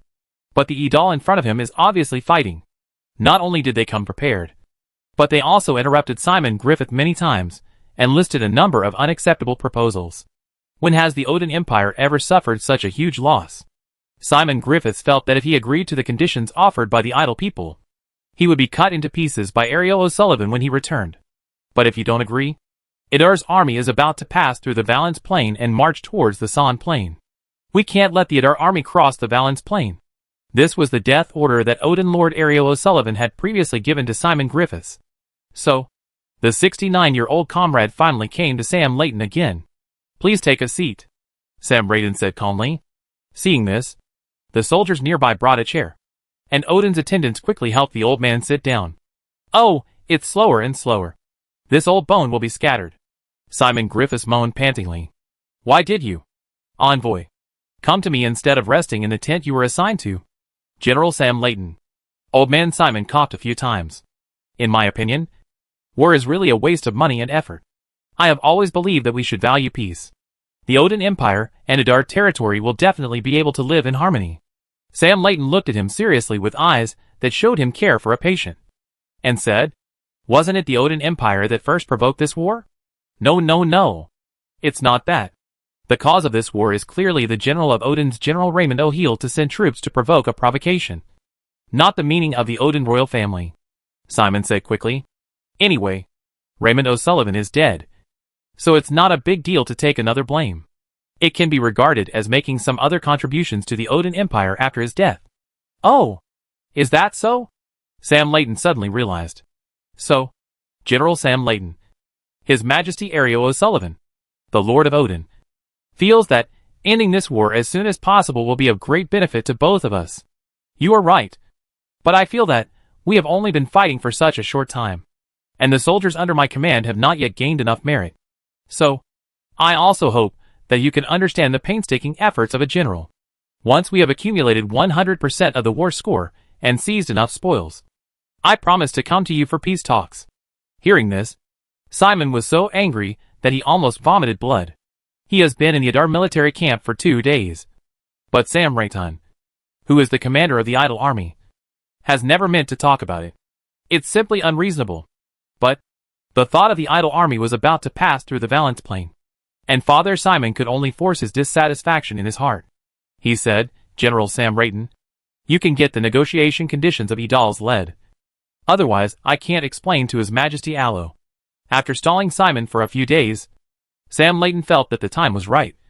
So he opened his mouth like a lion and said, first, all the territories that the Odin Empire had seized from the Norman Empire should be transferred to Lord Idar. That's absolutely impossible. Although at this moment, the Odin Empire was the party that most wanted to make peace. But the conditions offered by the Idar people were simply unacceptable to him. To expand territory and grant fiefdoms. This was one of the purposes of Ariel O'Sullivan, the monarch of Odin. In launching this war, the Odin people can give out a part of the land. But if all the grabbing land is divided, Allo O'Sullivan will not be able to explain with the tribes of the Odin Empire. The expected verbal battle did not occur, because the envoy of the Odin Empire was an old man who had to gasp for breath after speaking a few words, while the envoy from Idar's side was Sam Layton, who only knew how to lead troops to fight. However, the negotiations were not without progress. After a few days of communication, Sam Layton had at least roughly figured out the core interests of the Odin Empire that it would never give up. In the end, Sam Layton did not order to continue advancing, because if the Adar army was too pressing, Sam Layton could not be sure whether the Odin army would fight to the death under the leadership of Ariel O'Sullivan. In this era dominated by cold weapons, the morale bonus that a king can bring to his soldiers is highly uncontrollable. It may increase by 5%, or it may increase by 50%. The Adar army does have excellent equipment, but as I said before, the Adar army has less than 3,000 people, and some soldiers staying on the bank of the Ed River to watch the captives. So, since the Odin Empire has taken the lead in showing its sincerity in peace talks, and the Adar people have already taken the initiative in the negotiations, then there is no need for Sam Layton to be stubborn any longer. War is just a means. Since it is now possible to reach a reconciliation through peaceful means, there is naturally no need for the Adar people to choose war. After all, even if we have the advantage in weapons and equipment, war will ultimately result in casualties. Bruno actually didn't have much hope for Sam Layton's negotiation skills. The reason why he kept asking Sam Layton to talk to Simon Griffith was more to make a position clear. Lord Adar was not worried that the war might continue. Although Adar's army defeated Odin's army on the battlefield, many of Odin's generals still had an idea in their hearts that Adar was only an earldom after all. Even if Adar had powerful equipment, if a long war was fought, the Odin Empire could also win with its own strength. However, Sam Layton's advance shattered the fantasy of the Odin people, and made Odin's monarch Ariel O'Sullivan completely give up the idea of continuing to fight with the Adar people. Old Ford finally arrived in the afternoon of the next day. Every profession has its specialties. Sam Layton is indeed good at leading troops in battles, but he is somewhat lacking when it comes to presiding over negotiations. After all, Old Ford has been knowledgeable, and has also participated in and dominated the signing of the Solenberg Treaty. Old Ford and Simon Griffiths are both over 50 years old. When the two old men play opposite each other, they will not be accused of being unsportsmanlike by the Odin people. No way. The Adar people have always valued harmony, and convinced others with reason. Land issues, prisoners of war, and compensation issues. The verbal battle between the two sides around the above three main issues lasted for a total of 4 days. Odin's messenger Simon Griffith almost fainted several times in a row, so that after the first day of the negotiations, the idle military doctor would always be on the outside of the Odin messenger's camp. For 4 whole days, from 7 or 8 in the morning to 7 or 8 in the evening, roars of friendly exchanges between the two sides could be heard from the tent from time to time. But even so, this peace agreement was finally determined, until the Idal threatened to continue marching to the Song Plain. The war between Adar and the Odin Empire. Finally at this moment, it's over. On March 11th, 538 New Calendar, the First Yoan War ended with the total defeat of the Odin Empire. Odin's messenger Simon Griffiths signed the Peace of Valence, which had been despised by the people of the Odin Empire for nearly 100 years. But at the same time, this peace treaty was also regarded by some progressive elements of the Odin Empire as an important turning point in the Odin Empire's transition from barbarism and backwardness to a civilized society. As a special negotiating envoy sent by Count Bruno Stewart of Adar, Bruno had given Old Ford a series of minimum requirements. As long as the final negotiation results were better than these requirements, Old Ford could make the decision and sign an agreement with the Odin people. Only, when the final version of the suspension agreement was placed in the case of Bruno, he could not help but be there. It is not because the conditions are too harsh, but because this peacekeeper is extremely beneficial to Idal's lead, and even far exceeds Bruno's previous expectations. Of course, the Odin people did not want to be cheap to Idal. But when those who escaped the escape of Odin brought back the news about the idle army, even though Rollo O'Sullivan ordered the blockade to block the news at the first time, it was not helpful. Nearly 1,000 fleeing soldiers means nearly 1,000 mouths to feed. The marshal was killed, and the priest was blown to death. How could such explosive news be easily blocked? So, under the common effects of the Adar people, and the common effect of many factors, the Odin Empire, which was invincible in the past, finally served softly. Under the acquiescence of the Odin monarch Allo O'Sullivan, Simon finally signed this Valinos harmony, which was extremely beneficial to Idal. The first is the issue of land division. According to the armistice agreement signed between the second Prince Rez and the Odin monarch Ariel O'Sullivan, the Dorne territory, the Valence Plains, and the areas east of the Almes Mountains all belonged to the eastern part of the empire. Therefore, they were all classified as the legal territory of the Odin Empire in the off-war agreement. However, in the latest peace of Valens, the Odin Empire made a great deal of concessions to the Adar territory for geopolitical considerations and the fear of the mysterious weapons owned by the Idol. The Odin people had to bear the pain and divided the Valens plains into two along the central axis. In addition to the area east of the Ed River to Idol, the two sides also agreed to use the Valens plain as a military buffer area. The eastern region was controlled by Adar, and the west of the Valens plain. That's right. Although the two parties signing this agreement are Adar territory and Odin Empire, Odin monarch Ariel O'Sullivan really doesn't want to see the Adar people, a group of dead perverts, who can fight against 10,000 with 3,000. So, after forcibly demanding a ransom of tens of thousands of gold coins, and a large amount of food and supplies from the second Prince Rez, Ariel O'Sullivan handed the western part of the Valens plain back to the hands of the Norman Empire, thus eliminating the direct land border between Adar and the Odin Empire. Looking at this part of the Peace of Valens, Bruno felt confused. Isn't this equivalent to the otherworldly version of the three-nation intervention to return Liaodong? Not to mention other terms. In terms of land alone, the Treaty of Valens allowed the Adar territory to directly occupy nearly two-thirds of the eastern territory of the empire, becoming the biggest winner of the war, while the originally aggressive Odin Empire only retained part of the area north of the Dorne River. You know, that is the land that occupies two-thirds of the empire. After this battle, Lord Adar directly became the most powerful vassal with the largest territory among the many nobles of the Norman Empire. The land area of Adar territory has expanded by more than 10 times. Certainly, the benefits that the Treaty of Valens brought to the territory of Adar were by no means limited to land. In order to promote peace between Adar territory and the Odin Empire, the two sides also exchanged interests in other aspects and made many promises to each other. For example, Adar Lord needs to release more than 3,000 captured Odin soldiers within 5 years. The Lord of Adar should not initiate any attack on the Odin Empire, nor interfere with the Odin Empire's war of aggression against the rest of the Norman Empire's territories. The Odin Empire can buy food at Idal within 5 years at a preferential price. The Idal will export some melee weapons to the Odin Empire, and give priority to the weapon purchase requests proposed by the Odin Empire.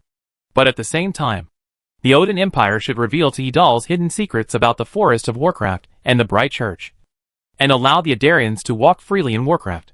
The Odin Empire leased the Port Domen port on the east coast of World of Warcraft to Idal, and allowed Idal to set up a temporary concession with a total area of no more than 30 square kilometers in the East Plateau area of the Odin Empire. The Odin Empire should allow the Idal to conduct mineral exploration on the eastern plateau of the Odin Empire, and the Idal has a priority mining right for all the minerals discovered by the Idal. Actually, in addition to the secrets of sharing of Warcraft Forest, and the secrets of the Bright Church for a long time, Simon Griffith did not care much about the settlement of the concession and mineral exploration of Bunno, and agreed to it casually. This is also the main reason why the Treaty of Valens was criticized by the people of Odin afterwards. But to be honest, after all, the limitations of the times are there. In Simon's opinion, what kind of trouble can such a small place, a mere port of Dorne and a concession located in the northeast of the Odin Empire, do? As long as the Adar people agree to supply food and sell weapons to the Odin Empire, and it does not affect the Odin Empire's harassment of other noble territories in the Norman Empire, then everything can be discussed. Chapter 295. Bruno is very happy, but the second Prince Rez was very depressed, because he was forced to voluntarily spend money to buy the land. Returning the western part of the Valens Plain to the Norman Empire was a difficult decision that Odin monarch Ariel O'Sullivan had to make after weighing the pros and cons for a long time. From the map, we can see that, if he does not return this land to the Norman Empire, then this vast plain will be sandwiched between the second Prince Rez and Lord Adar. In fact, for the army of the two princes, Allo O'Sullivan never cares very much. After all, the Odin army chasing Norman soldiers is not a day or two. Everyone has been accustomed to it, and the Norman Empire army has never taken the initiative to attack. But the problem is, being next to the bug-like existence of Lord Adar really made him feel uneasy. When the territory of Adar was only the size of an earldom, he could rub Marshal Odin Portia Mariano on the ground. Then, when Adar completely controlled most of the land in the eastern part of the empire, wow! Ariel O'Sullivan just wanted Idol to be as far away from him as possible. The return of land, purchase of food and military equipment, and making certain concessions in the peace agreement were all based on such considerations. Furthermore, you must pick the softest persimmons. After signing a ceasefire agreement with Lord Adar, wouldn't it be nice to bully the Norman Empire, which is currently busy with a civil war? As for Idol lead, in fact, Bruno, Old Ford and others also hold similar views as the Odins.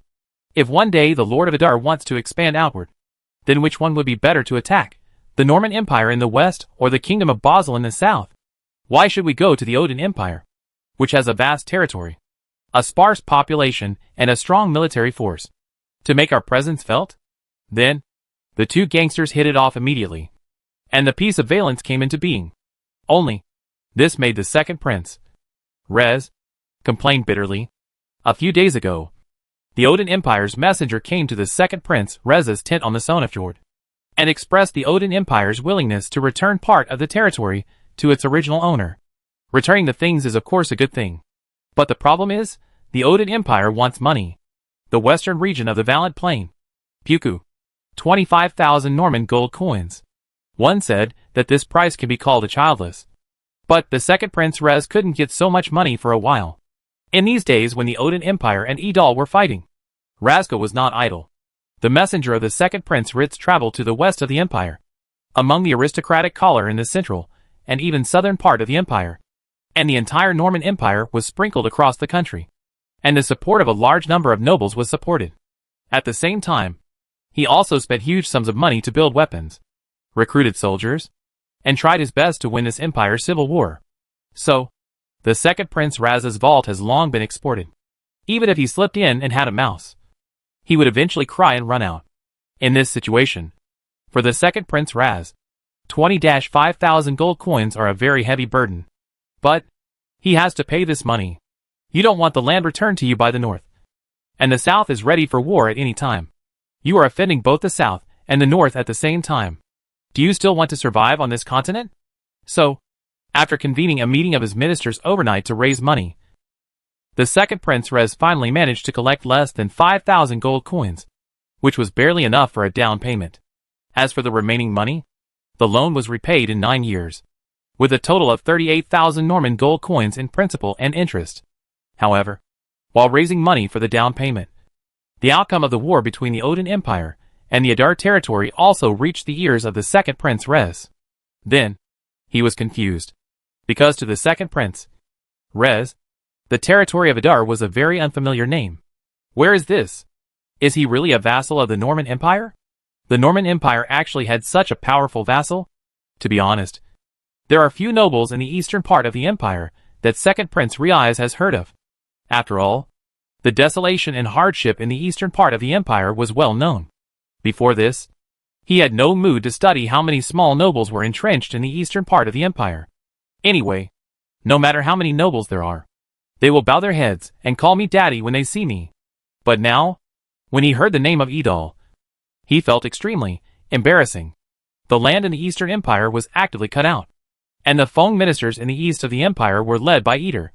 But they burst into the dog's head of the Odin people. They snatched nearly 2/3 of the land in the empire from the Odin people's hands. At the same time, Count Adar was a vassal of the Norman Empire.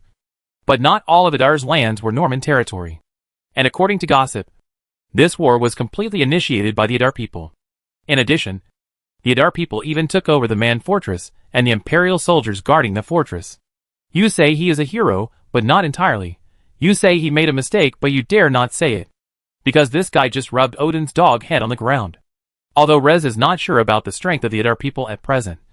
If the Adar army turns around and causes trouble for him, then Rez will not have to fight a civil war, because the second Prince Rez, like the eldest Prince Pisman, had proclaimed himself the only emperor of the Norman Empire half a year ago. So, the loyal ministers, like Adar, to lead state-owned merits must be rewarded well. Even if I was dissatisfied with Idol's led by privately, the empire soldiers who belonged to the royal family had to hold this idea in their hearts. After all, the civil war has not yet begun at this time, and a character like Lord Adar, who can beat up the Odin Empire, must be won over. Otherwise, it will definitely be snatched by the big Prince Pithman. Rez Alexander thought secretly. After pulling his staff and consultants for a half day, Rez Alexander finally made a decision. Draft a reward for Count Adar. Rez paused and glanced at the clerk beside him. The man immediately led the gods and said quietly, Bruno Stewart. The Stewart family. Ahem. Rez Alexander coughed a few times and continued. Count Bruno Stewart of Adar defeated the invasion of Odin's army and maintained the dignity of the empire. He will be promoted to Duke of Adar. All the territories under his jurisdiction will be the territories of the Principality of Adar. The specific rewards will be left to you to formulate. Little man understand. The Earl was directly Ji-Feng as the Duke, which is the first time since the founding of the Normandy Empire. However, as he urgently needed to win over Lord Adar, Rez could not care less. Anyway, it was impossible to take back the territory of the eastern part of the empire from the Stewart family in a short period of time. It would be better to give it away as a favor, which would make him appear open-minded and magnanimous. And, once Bruno accepted the reward from the second Prince Riaz, it would mean that he acknowledged that the second Prince Riaz was the emperor of the Norman Empire, which would naturally make Bruno a supporter of the second Prince Riaz and stand on the opposite side of the first Prince Pisman. It could be said that he killed two birds with one stone. So, everyone who is doing. Let's talk about the situation today. After finalizing the reward to Earl Adar Broanos Tuarta, Rez Alexander finally instructed. Although Rez won the support of many nobles by spending money all over the country, he knew clearly that the nobles of the Norman Empire were a group of people who would not give up until they saw the rabbit. Although they agreed verbally, most of them were fence-sitters. Get out the gold coins and property by themselves, just to let them shout for themselves, and not add chaos to themselves. What I really want to rely on is myself. Although Crown Prince Pitzman has a violent temper, he is the ruler of the imperial capital, St. Lawrence, and claims to be the orthodox royal family of the empire. According to the information we have learned so far, his lackeys have already gathered an army of more than 100,000 people for him. Teodoro Lawton said in a deep voice. The status of this Norman military commander in the Norman Empire is almost equal to that of Portia Mariano in the Odin Empire. In this war, we may face three external variables. The noble groups in the west of the empire, the Odin Empire in the north, and the Edal leader in the east. Terodo Lauren talked and said, the Odins have just signed a truce agreement with us, so they won't fall out so soon. Although the nobles in the west are powerful, they won't make any moves at least in the early stages of the war. As for the guy who just showed up in the east, the death of Marshal Portia caused a sharp drop in the morale of Odin's army. The Adar army could have taken advantage of the victory to pursue the enemy, but they did not do so. Moreover, the Adar territory has been particularly peaceful over the years. In addition, Your Majesty has decided to make him a duke. A large amount of territory needs to be digested and managed by the Stewart family. So, in the short term, this civil war should not involve any other third-party forces. Marshal Theodoro analyzed. More than 100,000 people? When he heard Pitzman's gathering hundreds of thousands of soldiers, Rez couldn't help but hummed. Even though they both have hundreds of thousands of soldiers, the imperial soldiers stationed in the Sunjan Plain are the most elite. In addition to the St. Lawrence Guards, the rest of the people in Pitzman's hands are probably captured men. They are nothing to be afraid of. Marshal Terodo nodded, saying, at present, spring is immortal, and the Empire soldiers have already treated them, and only need to order by Majesty. And the ministers can go south to the south. The teacher leads the soldiers, and naturally believes it. But, this is the competing of the throne after all. I want to lead the soldiers in person. Rez's eyes were very bright and firm. Since Your Majesty is determined to do this, then, I am willing to serve as your deputy general. Marshal Teodoro knelt on one knee and said in a deep voice, General Boer and General Horn lead an army, crossing the Alda River from the east and west sides, and advanced to the large plain in the central region. The main force was led by Marshal and Suro-Marshal. General Rodolph was responsible for guarding the Songna plain and maintained the stability behind. Les Alexander looked at it. Clear. The Odin people are shameless in selling the land that originally belonged to the Norman Empire back to the Norman Empire. Like they are riding a merry-go-round with their pants off. Bruno exclaimed. Huh? Mondale, the personal butler standing by, was completely confused. Say, what is a rotating Trojan? Skygarden. The formal blocking document sent by the second prince, Rez, has been placed in Bruno's study. Sir, do you really want to accept this reward given by the second Prince Riaz? Mundell asked doubtfully. Since it is a reward for me, why should I refuse? Also, don't always call the two princes and two princes. Since others have sealed me the Duke, then we will call him His Majesty in the future. But once you accept this reward, it means that you have completely stood on the opposite side of the eldest Prince Pisman and become the second prince. No, you have become a supporter of His Majesty Rez. But now the outcome of the Norman Civil War is still uncertain, and most nobles are just watching. On the side, Monitor expressed his views. Rez's supporters. Bruno chuckled, then said, Indeed, I'll probably give Rez all the support he can get except help. Hearing this, Mondi was immediately shocked by her beauty. The Earl is truly a man of great wisdom. Besides, even if Rez loses, what can Pitsman do to me? Can he change the fact that the eastern part of the empire is controlled by the Stuart family? No. Maybe the document of enthronement that Pitsman gave me is already on the way, Bruno said to himself, although he had always been cautious. At this moment, Lord Adar already had the capital to gain a foothold in the eastern part of the empire, and was not afraid of any invading enemies. Moreover, in Bruno's view, if the civil war of the Normandy Empire wants to end, it is obviously still early. Greetings, Your Excellency the Duke. Seeing that Bruno accepted the reward from the second prince Riaz without any burden, Mundell quickly changed his words. This is the Duke. Hearing Mundell's address, Bruno suddenly felt refreshed. In fact, after receiving the award, Bruno had 3 titles in total, namely Count Adar, Marquis Almes, and Duke of Exeter. This is a cultural tradition of the Norman Empire. However, as his first title, Bruno habitually called the land under his rule the Principality of Adar, and called himself the Duke of Adar. Although some of the traditions of the Norman Empire are not in line, Bruno has the qualifications to reject this tradition. Well, mainly because I've always called him Adar, and I'm afraid that readers won't be used to it if I change the name. Of course, this also expresses Bruno's attitude. That is, I can nominally support the rule of the Norman royal family, but the royal family cannot point fingers at everything that happens in the eastern part of the empire, because if it really comes down to tradition, Bruno should have at least given several vassals such as Marquis and Earl after becoming the Duke. But this is impossible. Bureaucratic politics, with the civil service system at its core, is gradually replacing the original aristocratic politics. Bruno has always hoped that in the future Idal lead, the nose of nobles can gradually evolve into a false title that represents honor, not real power. Let the Adar Daily spread the news. The Earldom of Adar will soon become the Principality of Adar, Bruno ordered.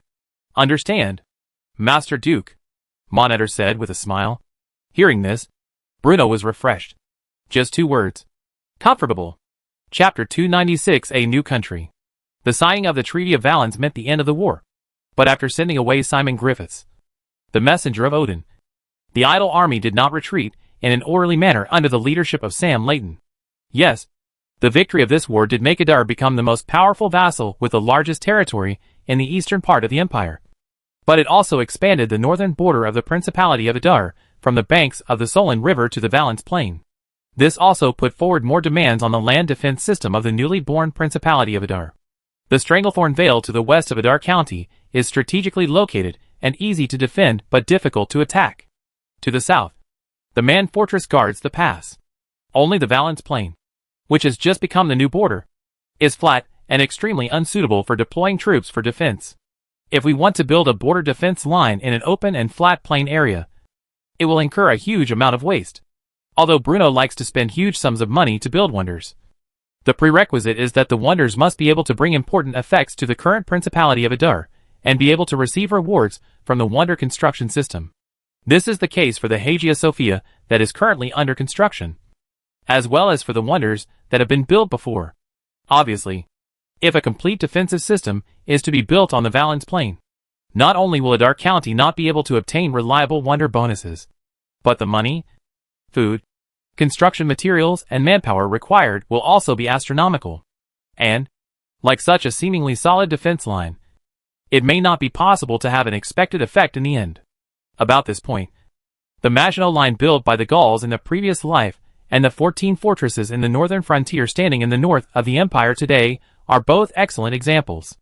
Hans the Cat bypassed the Maginot Line that the Gallic Rooster had painstakingly constructed. and Odin's Iron Cavalry launched a surprise attack on the noble territories south of the Forest of Monsters. These defense lines that were painstakingly constructed by their owners did not play their due role. Therefore, after countless deductions, Bruno finally came up with a plan that everyone thought was feasible. Bruno didn't believe that the Norman royal family, who were busy fighting a civil war, would be in the mood to come to his own Principality of Adar to make their presence felt. And from the perspective of most Adar, if the Norman army set foot on the land of Principality of Edal, it is equivalent to the turtle into the blacksmith's shop to find a hammer. But even so, in order to protect the newly born Adar Principality regime and defend the peace and stability of the Valence Plain, the Adar people, who are prepared for a rainy day, will still build 2 lines of defense on this new land. The first line of defense was based on the towns and cities on the Valence Plain, by building fortresses and outposts and regularly drawing soldiers from the Adar army. A garrison force was established on the Valence Plain that could maintain relative stability on the Valence Plain. The second line of defense is a tighter line of defense built by the Adar army and Adar artillery based on the Adar River, similar to the border inspection method previously used by the Adar people on the banks of the Solin River. The Adar territory will build a bridge over the Adar River and set up border inspection customs to crack down on illegal entry and smuggling, and isolate all uncertainties on the Valence Plain west of the Adar River as much as possible. Although Bruno wanted to make the magic transmission system of Adar County cover every corner of Adar Principality, he never thought of replicating the unique magic industrial system of Adar Principality on Valence Plain, at least in the short term, before the land east of the Adar River is completely industrialized. The important pillar industries of Adar territory will not appear on the land west of the Ide River.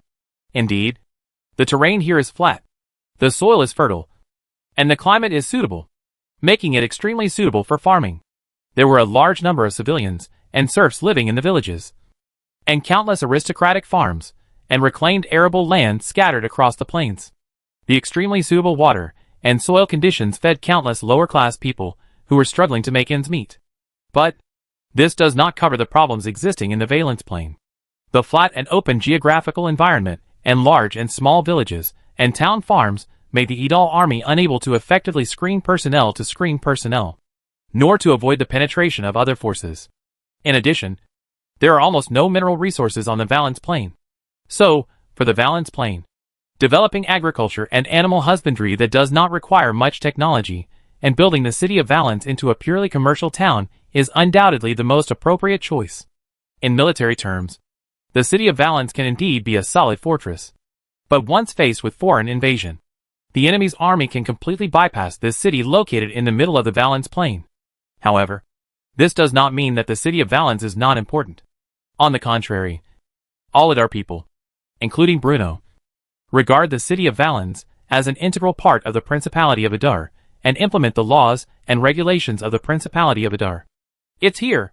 Serfs also had the opportunity to become free men.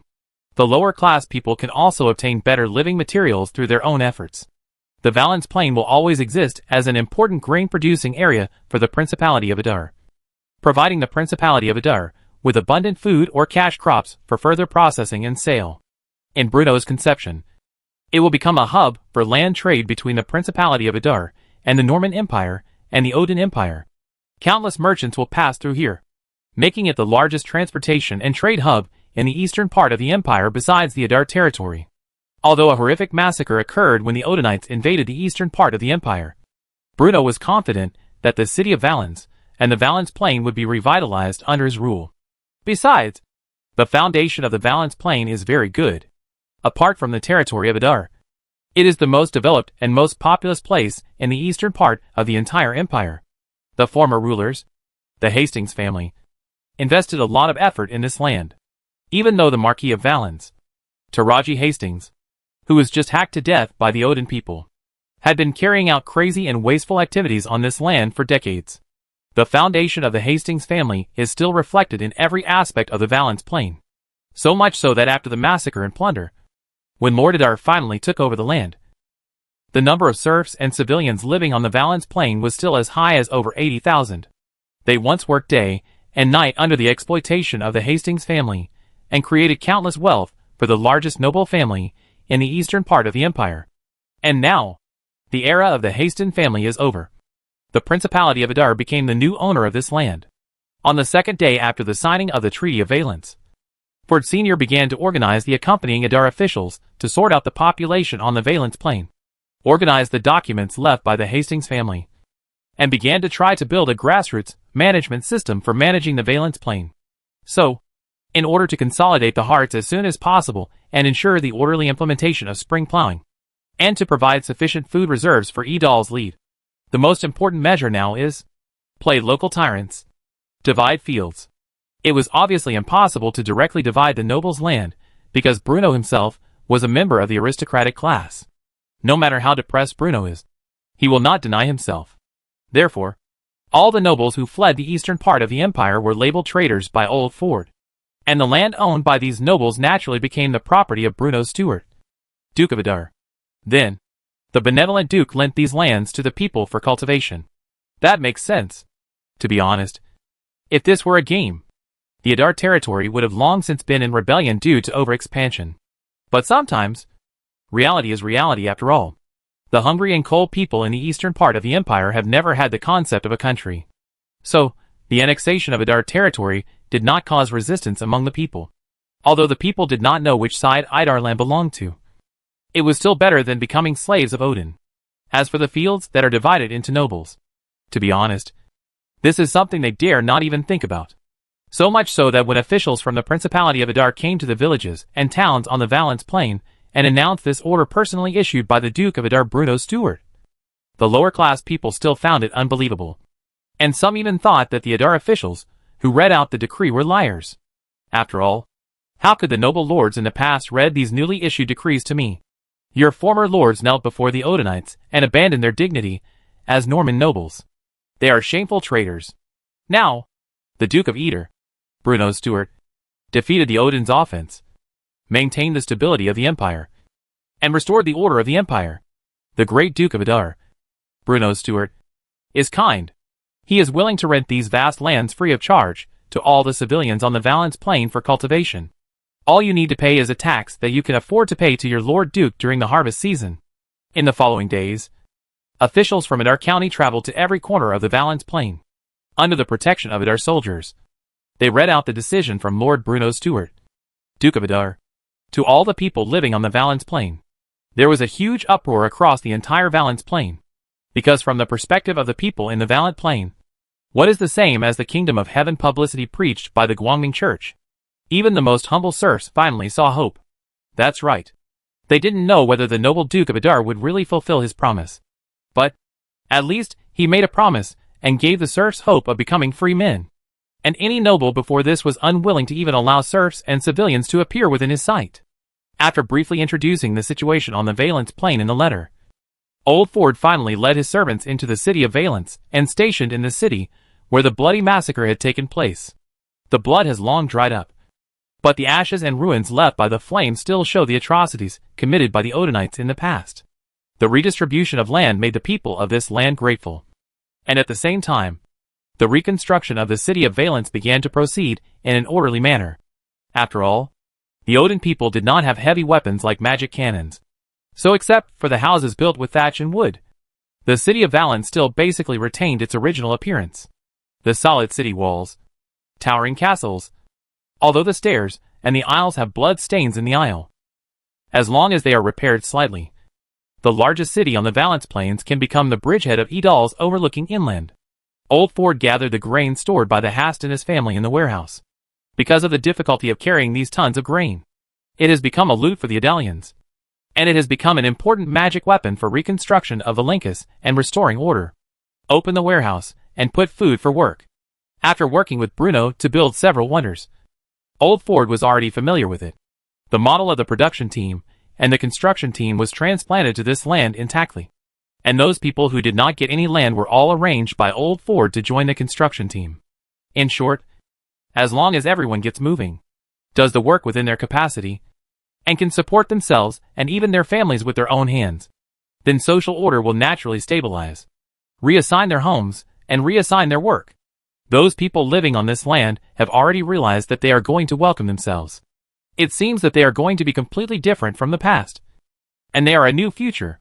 While the Valence Plain was gradually becoming well organized under the jurisdiction of Old Ford, The same changes were also taking place in the rest of the lands that had just been incorporated into the rule of the Principality of Adar.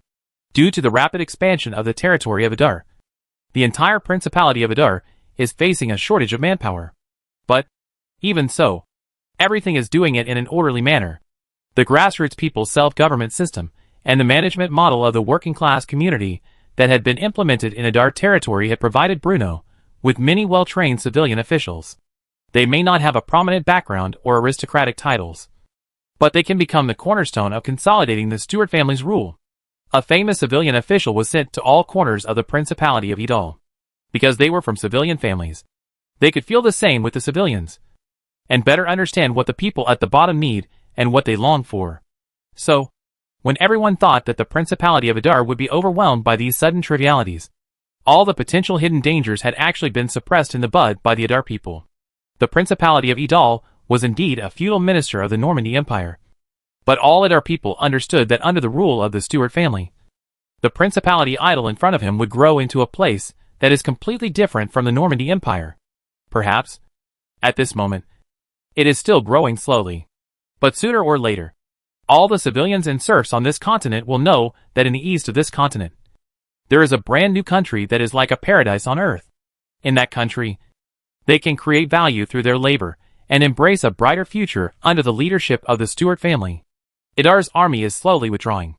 The people led by Idar are waving the newspaper in their hands loudly.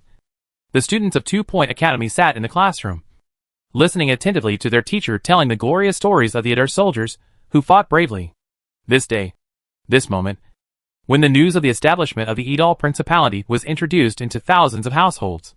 For the first time, commoners were genuinely excited about the promotion of nobles. For the first time, the public spread the news of the establishment of the Principality of Adar. March 20th, 538 AD. In the presence of officials and people from all levels of Adar, Count Bruno Stewart accepted the award from the Norman royal family. Principality of Adar. Officially established. Chapter 297 Mental illness is contagious. When the Principality was first established, there was a lot of work to be done. With a sudden spring rain, the annual spring plowing season in the Principality of Adar finally arrived. In the past year, the high yields of potatoes, corn and sweet potatoes have surprised all Adar people and allowed even the poorest people to experience the feeling of having enough food and clothing for the first time. Therefore, in the new year, in addition to the serfs attached to Bruno, they were asked to plant high-yield crops such as corn and potatoes. And the free people led by Idal also abandoned doubts and took the initiative to plant these new crops. But, considering that those who have just become the Principality of Idal are still unfamiliar with these fresh crops, so the cultivation of crops such as wheat and barley has not yet been dropped, which can also ensure the diversified supply of Idal's grain. After all, no matter how high the yield of potatoes and sweet potatoes is, it is impossible to eat them every meal. Therefore, the fields not only grow economic crops such as rapeseed and sugar beets, but also common vegetables and fruits such as cabbage and eggplant. Rapeseed can be used to extract oil, and beets can be used to make sugar. Although the changes in the serfdom in Adar may not seem obvious, they have actually changed people's lives. As time goes by and living standards improve, the food basket of Adar people is gradually becoming richer.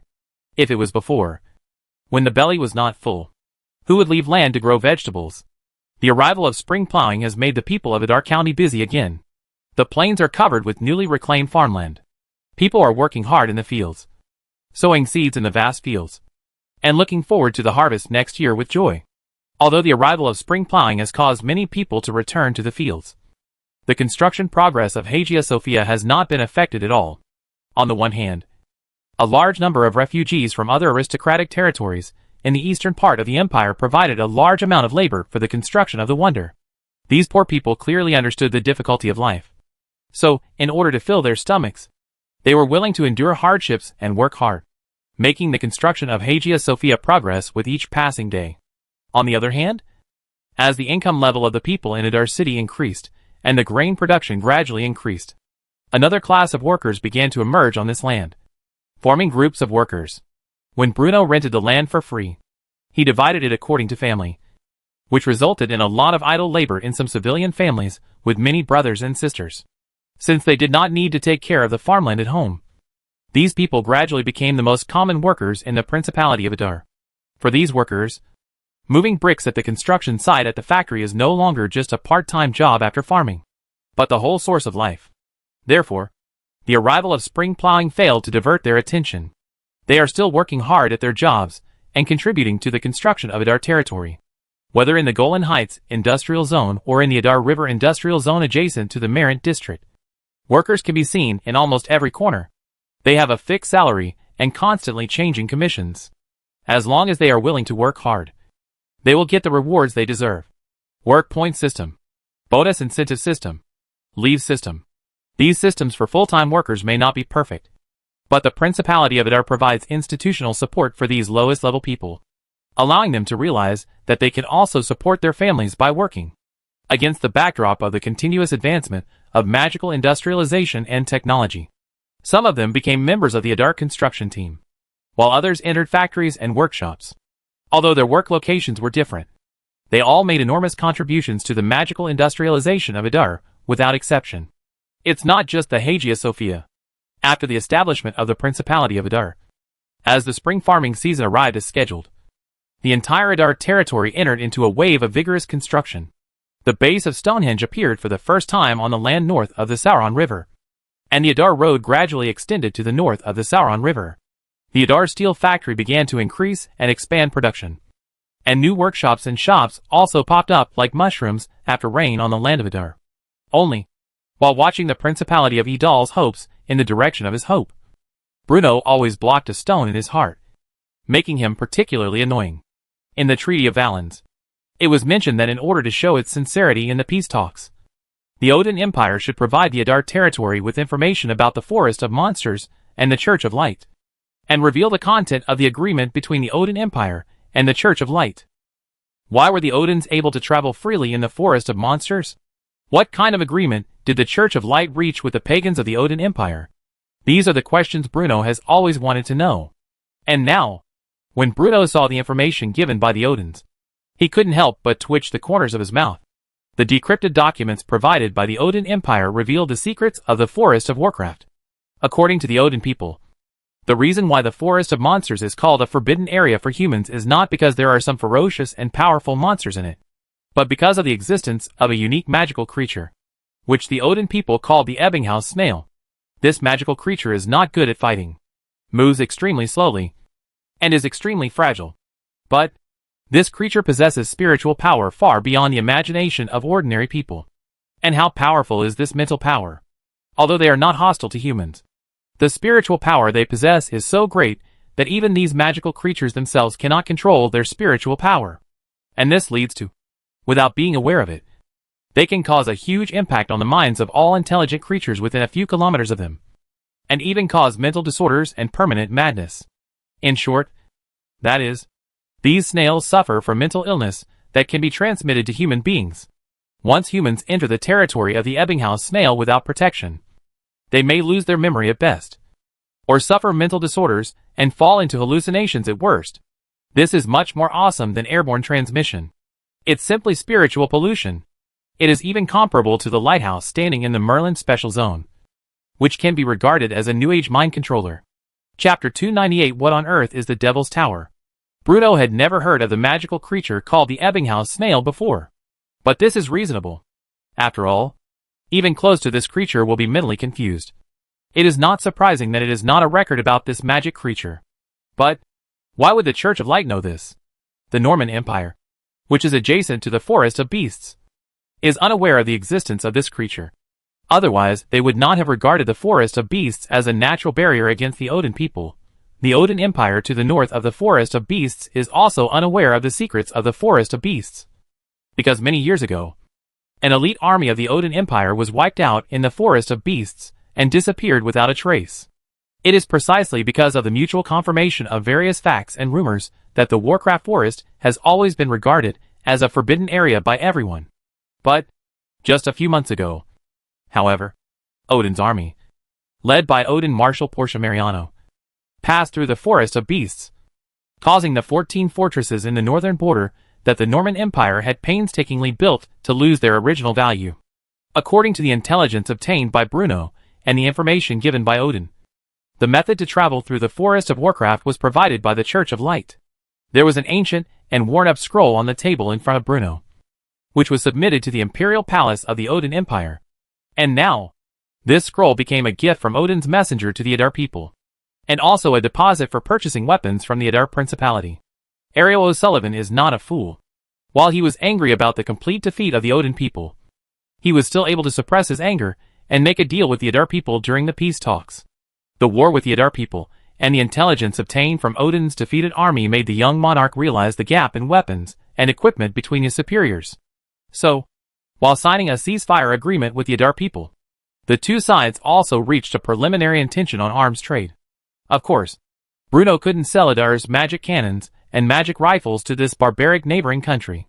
However, this did not prevent Bruno from selling ordinary melee weapons made by Adar's steel factory as commodities. As for the money obtained from the sale of weapons, it will be used to research and improve new weapons, so that the Adar territory can maintain the advanced nature of its weapons and equipment and have an absolute advantage on the battlefield. This is definitely not a fake. It is indeed an object from the Church of Light. In the study, after a careful examination, Cardinal Michael finally said with certainty, "The papers are similar. The age is very long. And the handwriting in this scroll is very similar to the handwriting in some materials in the Inquisition. It should be from the same person. So, this is indeed a bright church." Bruno sighed without revealing. Mike nodded. According to the introduction given by the Church of Light, only the cryostat produced from the Arctic ice field can effectively resist the mental disorder caused by the Ebbinghaus snail. As long as you wear a small piece of this natural cryostat on your back, you will not be afraid of this forest of monsters that is regarded as a forbidden area by everyone. Bruno said to himself as he flipped through the contents of the scroll. It seems that the construction of Dorn Harbor and the exploration of the forest of monsters will be delayed for some time. We have to buy the ice crystal stone from the Odin Empire first, or start the mineral exploration and temporary concession near the eastern plateau. You go down first. You need to stare at the St. Sophia Cathedral. I understand. Mike agreed. There was silence in the study. After Mike left, Bruno leaned back calmly in his seat. Puff, curled up in the corner, was quietly combing her feathers. The Odin Empire not only let Bruno know the secrets of Warcraft, but also some things about the Bright Church also made Bruno very interested. This aspect may be related to the so-called dead gods, so Bruno does not want others to know about it. After a moment's contemplation, Bruno finally opened the drawer under the table, with a scroll and a letter. The appearance of the scroll and the vague handwriting written outside the scroll are almost the same as the scroll on the desktop. This belongs to the Church of Light. The scroll on the table records the secrets of the Forest of Monsters, while the scrolls and letters locked in the drawer by Bruno record the Odin Empire's understanding of the Church of Light, as well as the transactions between the Church of Light and the Odin Empire. The God of Light had already fallen, which the Odin people did not know. But then again, the Odin people had never believed that the God of Light really existed in this world. Bruno knew very well that the Church of Light would never provide the Odin Empire with a way to travel through the Forest of Monsters for nothing. There was no doubt that this was conditional. Therefore, he was very interested in the content of this transaction. There is not much text on the scroll. Only an image. Only, when Bruno saw a very familiar image on the scroll, he couldn't help but stand there in a daze. Although the ink on the scroll had become somewhat blurred due to the passage of time, the image still felt extremely familiar to Bruno. That was clearly the giant stone tower standing in the Aset Basin, which Bruno called the Devil's Tower. Damn! After going around in circles, you're back here again?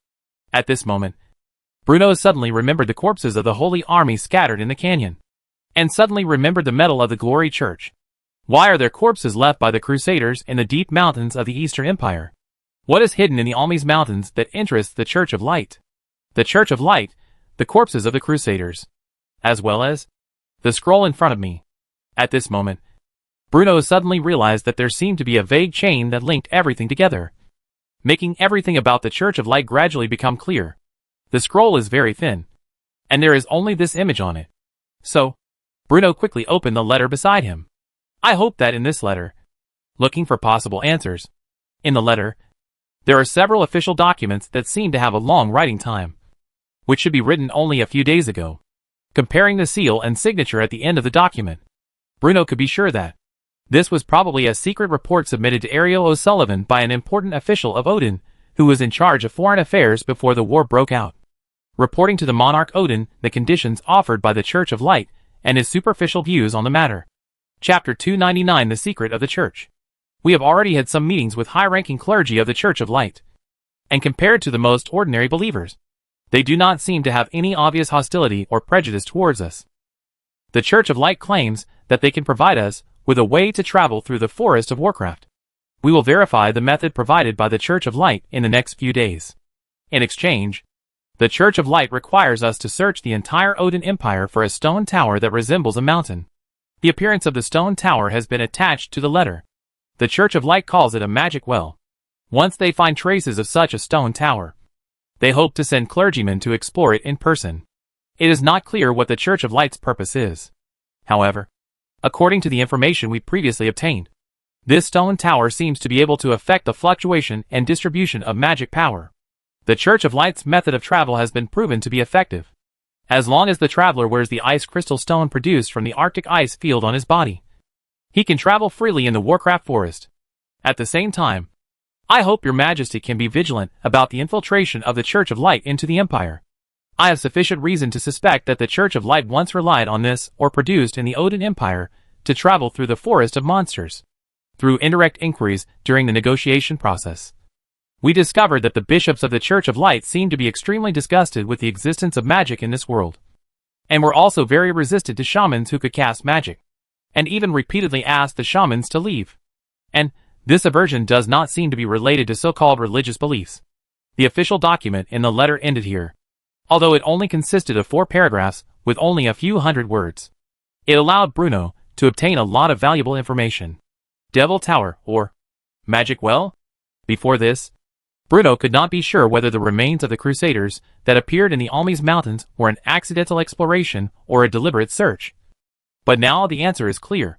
Judging from the remains of those Crusaders and the shapes of their belongings, the Church of Light had already started searching for the Magic Well decades ago. The Odin people do not know what the appearance of this appearance is very similar to the Devil Tower. But Bruno knows. Bruno knows. The only function of the Magic Well is to absorb magic power. And this vast land in the east of the Empire has become less magical due to the combined effects of the Aset Basin and the Magic Well. In a way, this was a blessing in disguise for Bruno. Although the existence of the Magic Well makes the magic power in the eastern part of the Empire extremely thin, the large amount of magic power concentrated together allows Bruno to achieve directional transmission of magic power and, through a magic circulation system that obviously goes against common sense, realize the recycling of magic elements. And the Adar Lord took this as a basis and kicked open the door to magical industrialization.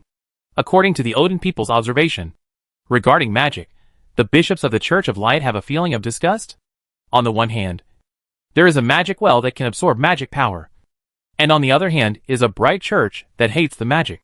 There must be some kind of connection between the two. But why? There should always be a reasonable reason for everything.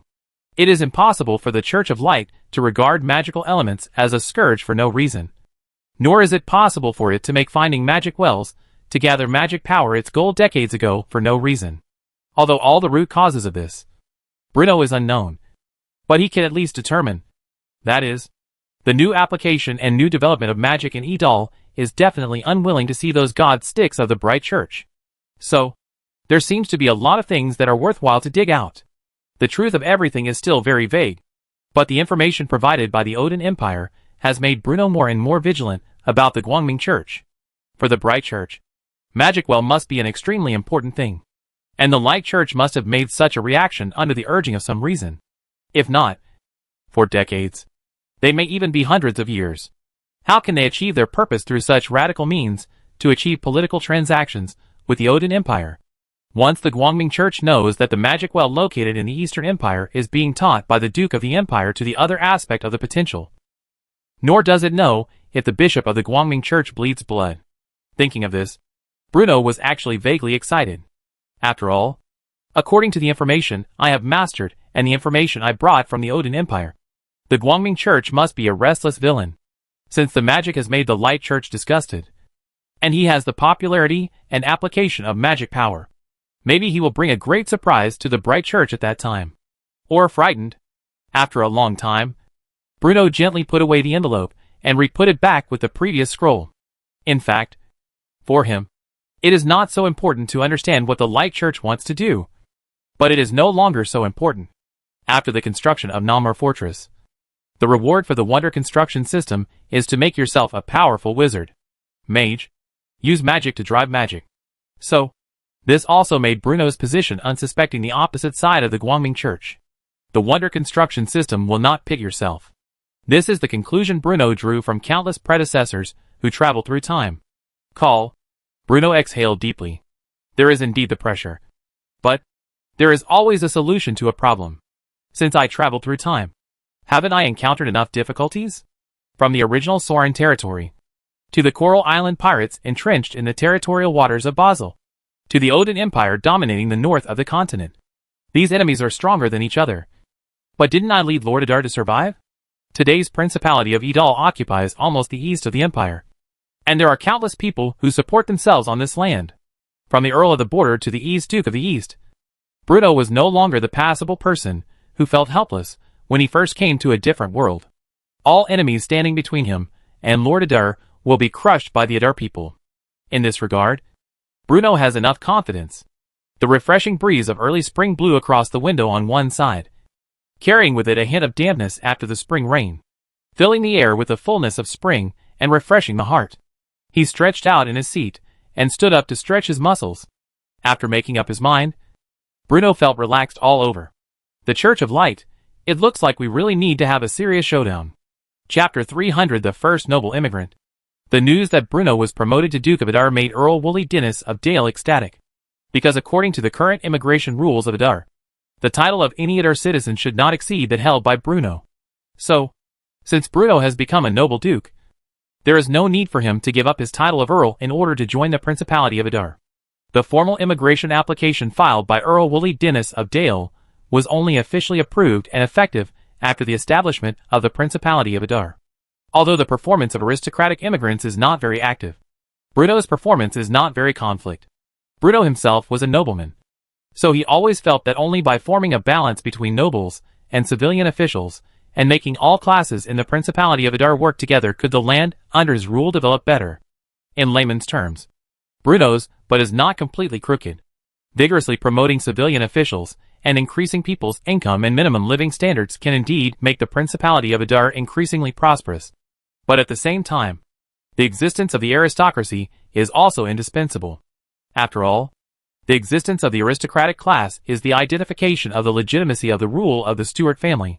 And Bruno really needs the help of the Norman nobles. Civilian officials undoubtedly represent the interests of some civilians, while nobles represent the interests of a large number of people. But have a large number of people, wealth and power. If Bruno could invest the resources behind the nobles into the construction of the Principality of Adar, it would be tantamount to adding fuel to the development of the Principality of Adar. You know, just the tolls collected from the nobles in the eastern part of the empire a few days ago are enough to support the construction of several wonders in the Principality of Adar. As a time traveler, Bruno is used to looking at problems and treating everything from the perspective of his previous life. However, this is a different world after all, which is completely different from the Earth. In many cases, the suggestions of Old Ford, Claire and others represented the views of most nobles and common people of that era. Many policies of the Principality of Adar were generated from the collision of views from these two different eras. Bruno was extremely cautious in the promulgation of each measure. He hoped that these policies could be as down-to-earth as possible and be adapted to local conditions. In fact, Bruno had been secretly observing Earl Dale Wooly Dennis for a long time, and the Adar CIA had also compiled a lot of background information about Dennis' family and him. The Dennis family is a big family in the eastern part of the empire, and Wooly Dennis is one of the few nobles in the eastern part of the empire who is courageous and has ideas. According to what Bruno knew, in order to understand everything that was happening in Adar County, the Earl actually traveled across most of Adar County during this period of time, and even went to the construction sites and workshops in Adar County in person. Not to mention anything else. Just being able to look at the people alone is something that many nobles cannot have it. It is precisely because of these. Bruno personally approved the immigration application submitted by Del Powry Dennis. Earl's carriage slowly traveled on the wide Idle Avenue. The cement road was extremely smooth, without even the slightest bump. If this were in other cities, the spring rain that had just ended would have made the city full of mud, allowing the sewage and soil to be fully mixed. But in the city of Adar, the rainwater that fell on the ground had already slowly flowed out of the city along the drainage ditches on both sides of the road. The hardened ground became even more precious after the wind and rain. In the carriage, Earl Dale was resting with his eyes closed, while Mrs. Dennis opened the curtain beside the car window a little and looked at the city seriously for the first time. When Earl Dale first proposed to give up his ownership of the Dale Hills and immigrate to Idle County, Lady Dennis's expression was like this. However, when the news of the Odin people's defeat came, Mrs. Dennis's expression changed to this. It was not until the Principality of Adar was officially established and Count Adar became Duke Adar that Mrs. Dennis's expression became like this.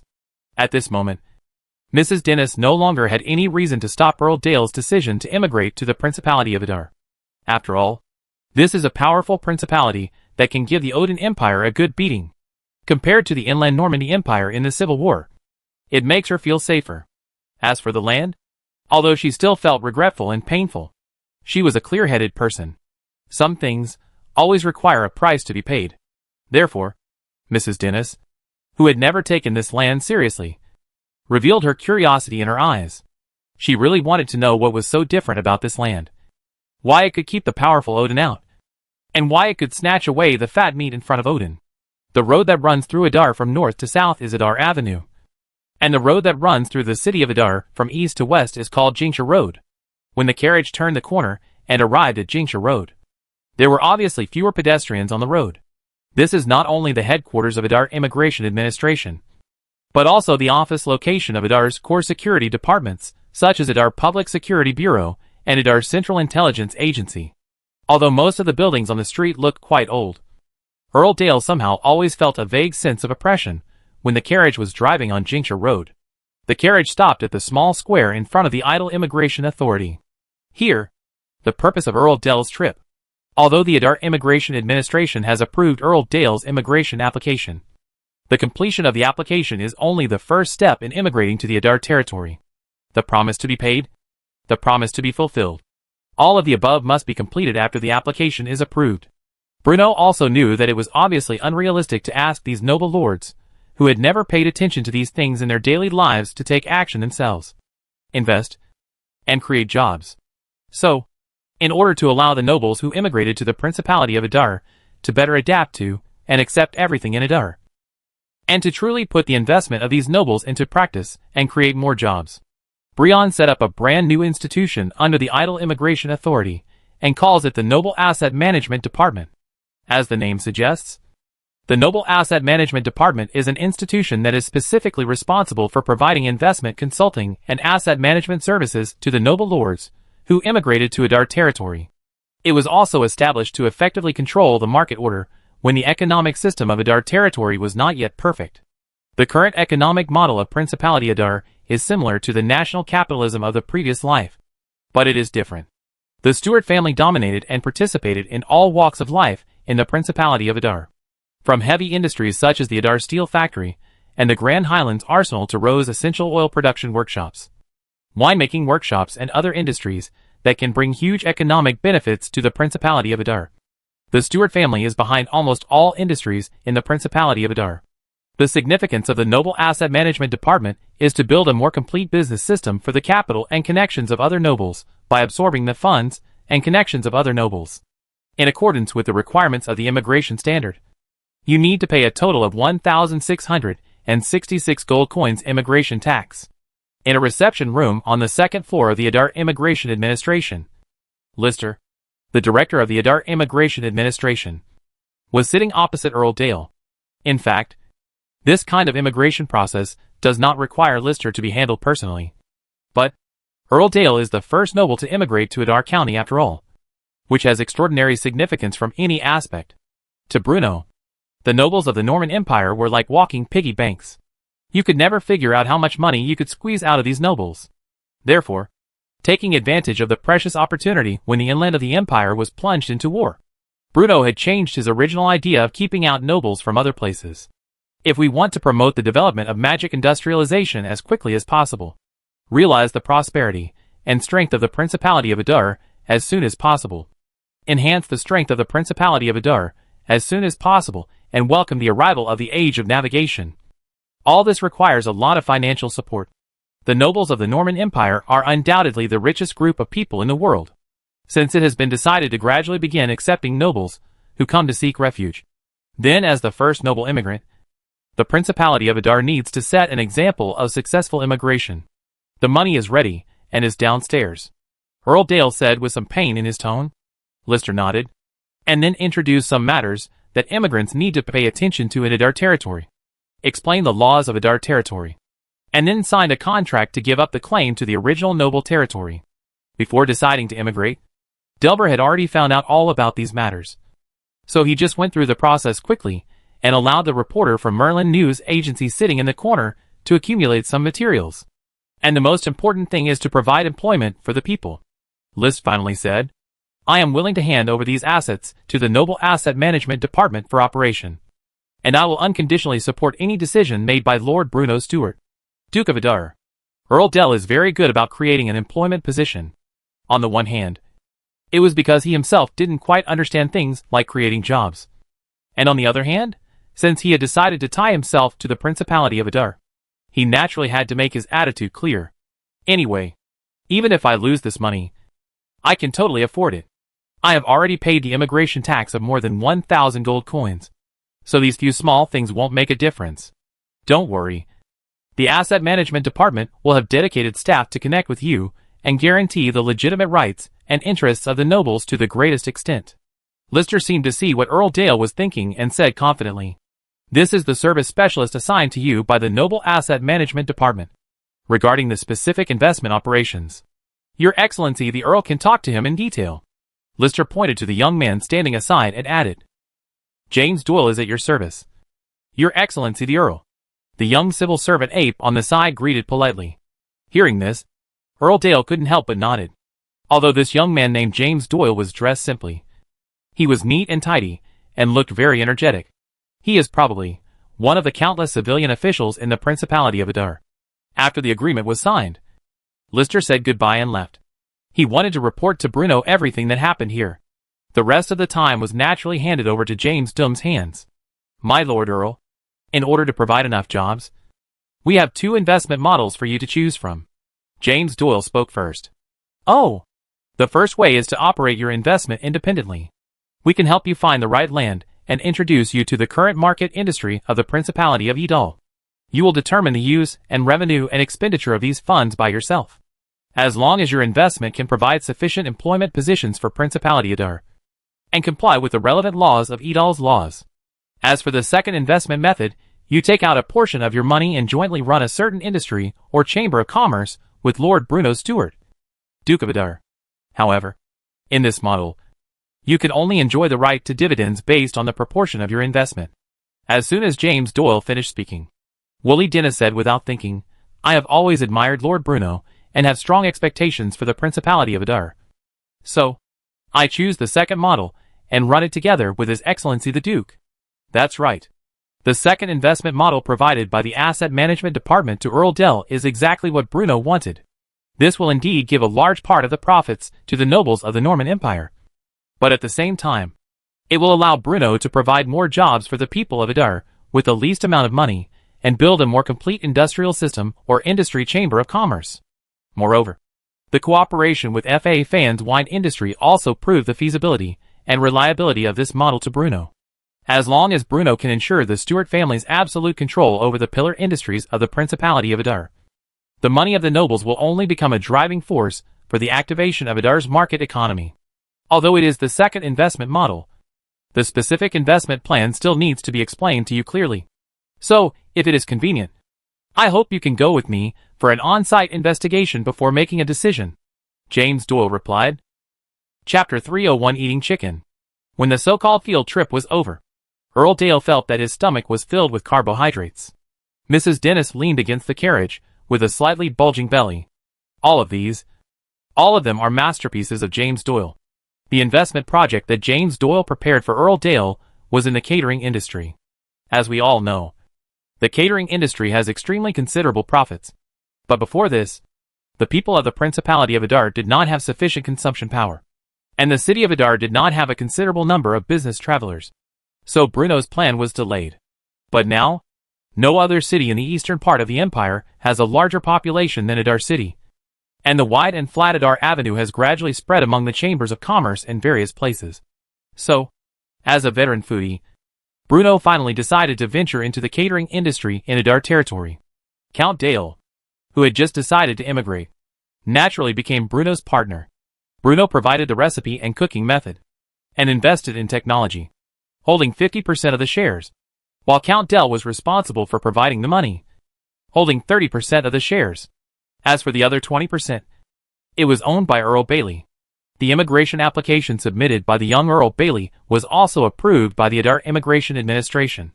Except, according to the information submitted by the Adar CIA, in contrast to the hardworking Count Dale, Count Bailey only knows how to talk about love all day long, which deeply stimulates Bruno. A single dog. So how can he be worthy of the honor of being the first immigrant? Anyway, in fact, Earl Dale had no interest in catering at first, because in his impression, the daily meals are nothing more than boiled apples with white bread, berry soup with black pudding and the like. After eating them for a long time, it is difficult to arouse any interest in them. Even at the banquets of the nobles, the dishes that could be seen were only a few in number, and all of them relied on wine to liven up the atmosphere. Only, James Doyle's field research gave Earl Dale a new understanding of diet. Turned out to be, eating can actually be a pleasure. In order to better suit the tastes of business travelers, Bruno did not use his favorite Chinese food as a stepping stone to open the door to the catering industry, but chose high-calorie fast food. It is true that you shouldn't eat too much fried chicken, hamburgers, French fries and the like, but this is not a problem that Bruno needs to worry about. What he wanted was to firmly grasp the taste buds of the merchants and mercenaries who came and went, so that the taste of Adar territory would always linger on their tongues. The food comes out quickly. The taste is great. For the natives of this world who have never tasted fried chicken, the delicious fried chicken will definitely allow Bruno to make a fortune in the catering industry. Don't underestimate this profit. Maybe the profit that 1 or 2 companies can make is not impressive. But, what if I could open a chain store like some fried chicken restaurants in my previous life, and open them in the Kingdom of Basel, the Odin Empire, and even the Norman Empire? There is always a goal. Today, the basin chicken farming industry in Adar has entered a stage of rapid development. The number of basin chickens that can meet the standards for slaughter each month can fully support a large-scale restaurant chain spanning the entire Principality of Adar. Although those clueless chickens jumped up and down in the farm, causing a lot of burden to the Adar workers in charge of raising chickens, their repeated jumping could not escape the fate of being slaughtered by the Adar people in the end. The Adar territory is still the Adar territory, and has even grown into the current Adar Principality. But the foot basin chicken has been replaced one after another, and it can still only grow and develop in the farms in the southern hills of Adar, and then be served on the table by the Adar people. The golden fried chicken undoubtedly opened the door to a new world for Earl Dale, and brought him a brand new experience. The fries are crispy, the bread is soft, and the freshly fried chicken is fragrant.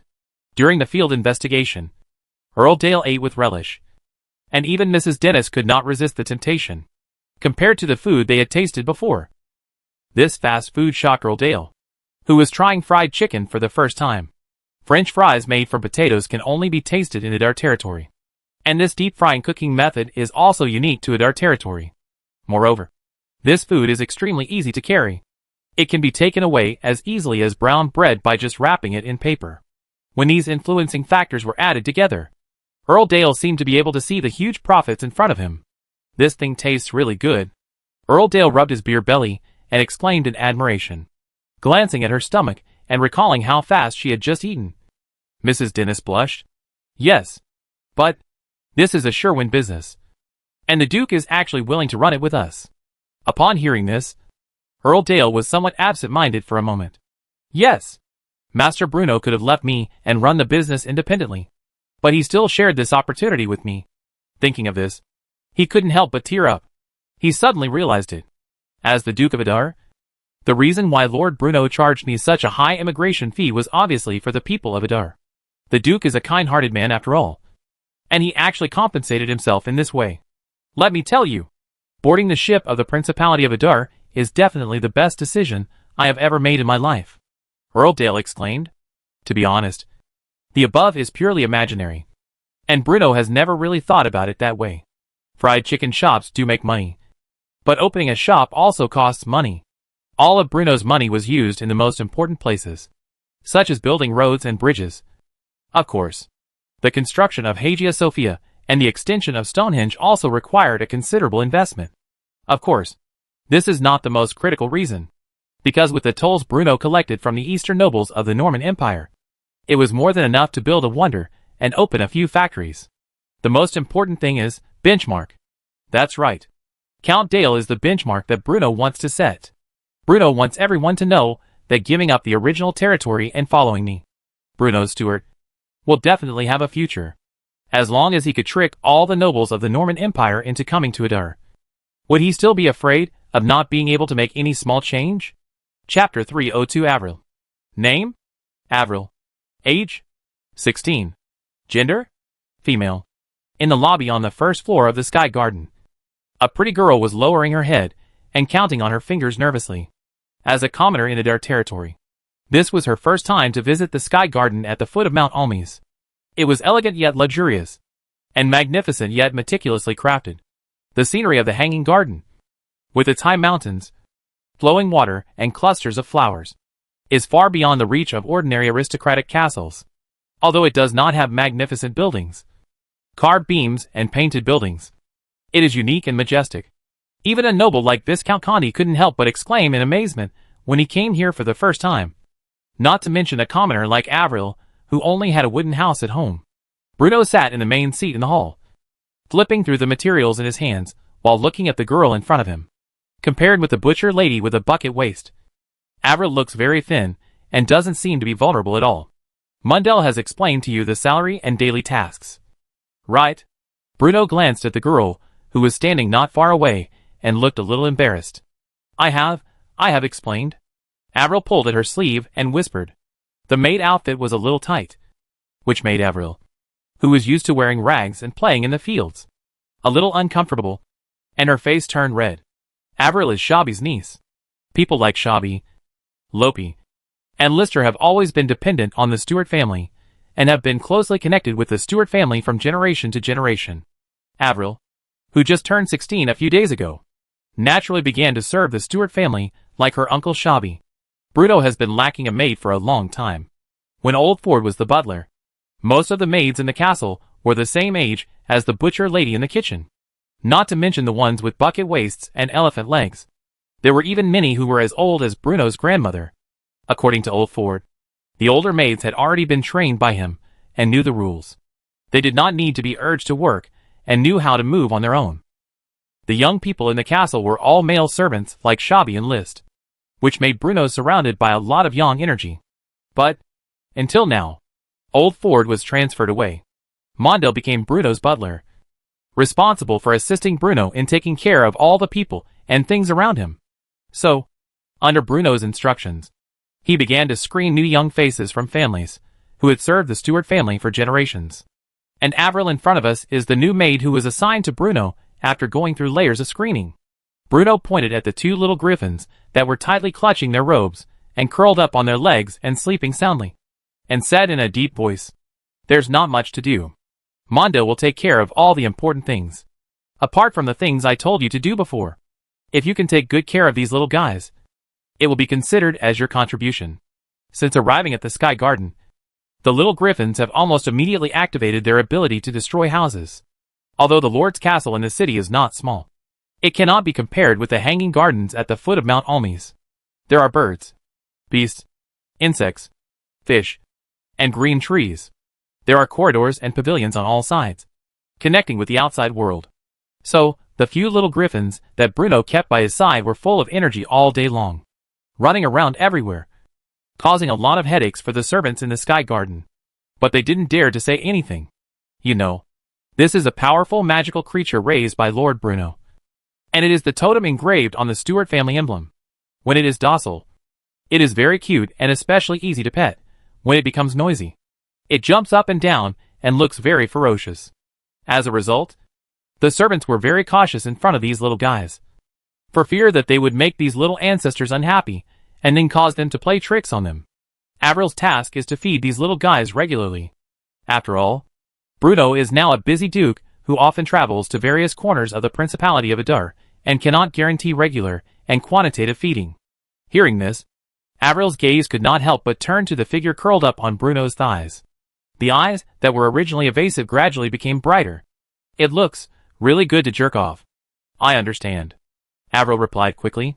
For Bruno, she was in awe and a little curious. Starting a year ago, under the rule of this young noble lord, the entire Adar County has been completely transformed. The hunger and cold they once endured have been gone from the people of Adar since the moment potatoes and sweet potatoes ripened. Gradually, merchants began to travel through Adar. Magnificent architectural wonders such as the Hanging Gardens and the Baths of Caracalla gradually began to stand on the land of Adar. The people may be ignorant, but their eyes are sharp. According to her father, more changes have taken place in Adar territory in just 1 year than in the past 100 years. So, when Avril heard her uncle Shabi mention that Lord Bruno had begun to select new servants and attendants, she plucked up the courage and took the initiative to mention the matter to Shabi. Today, looking at the Duke sitting high in the main seat, Avril's fair cheeks had already turned red. Bruno's first impression on her. Just one word. Handsome. Especially when Bruno spoke. He was calm and appropriate, which made people feel convinced involuntarily. Being stared at by Avril's fiery gaze, Bruno suddenly felt as if he was in another world. Because, in my previous life, I was often looked at like this by my little fans. Bruno nodded gracefully. Then, the butcher lady who had been waiting for a long time dragged Avril away and went to get familiar with her post. If you want to feed the griffin, you must first go to the kitchen to familiarize yourself with it. Your Majesty, Lister was here just now, and the matter of Woolly Dennis has been dealt with, Mundell said softly as he placed lunch on the table in front of Bruno. Oh, how did he choose? He is a smart man. He knows that this is an opportunity given by the Duke. So, he decided to choose the second way and run the business together with you. Mundell replied quickly. Good. This was all the Duke's idea. I don't dare to take credit for it, Mundell said happily. In today's Adar territory, opening a fried chicken shop is definitely a sure-win business. High-calorie foods such as fried chicken and hamburgers are good for traveling mercenaries. After all, if you don't consider the consumption of brain power, the hardship of traveling is not comparable to that of the otakus, who were typing in front of their computers in the previous life. And the cost is not high. Foot basin chickens are easy to raise, and they can be marketed in even less time than the white-feathered broilers of the previous life. As for the oil, during this period, the development of the oil-pressing industry in Adar County can be said to have made great progress. Adar territory has tens of thousands of acres of rapeseed fields. Rapeseed oil pressed from rapeseed is very popular in Adar City. In addition, soybean oil produced from soybeans is also extremely common in Adar territory. However, if it is used for frying chicken, palm oil is still the most suitable. In order to provide enough palm oil for the booming Principality of Adar, Bruno had asked Callio some time ago to use the profits from the sale of luxury goods to purchase a large amount of land on the southeastern coast of the Kingdom of Basel through the Adar Chamber of Commerce and the Norman family. The southeastern coast of the Kingdom of Basel has extremely suitable climatic conditions, which are enough for the Adar people to open a large number of oil palm plantations. As long as the money is paid in place and the local nobles are taken care of, the extremely cheap labor force of the Kingdom of Basel will become an important help for the Adar people to start oil palm plantations. As for transportation, in addition to land transportation, the ships of the Adar Whaling Company can fully undertake this task. They hunt whales when they go out and are loaded with fuel when they come back. Anyway, whales cannot be encountered all the time, so they might as well familiarize themselves with the route for the Principality of Adar's sea-watching plan. I'm not talking about you. I'm talking about today's meal. Looking at the self-indulgent Mundell, Bruno couldn't help but roll his eyes at him. Mundell, is this because those idiots in the kitchen finally figured out MSG? Yes, Mundell answered cautiously. The MSG in the other world must be different from the industrially produced MSG in the previous life. Although Bruno is a foodie, it is impossible for him to use his extremely precious glory points to exchange for something in the system mall that is purely for satisfying his appetite.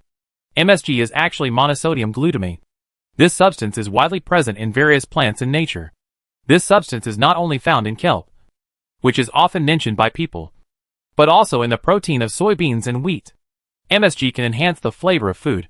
But because the industrial production process of MSG is extremely complicated, any carelessness can cause extremely serious food safety risks. In order to avoid this, Bruno's Lord Castle used the most primitive method to extract MSG. Mushroom MSG, seaweed MSG, dried shrimp MSG.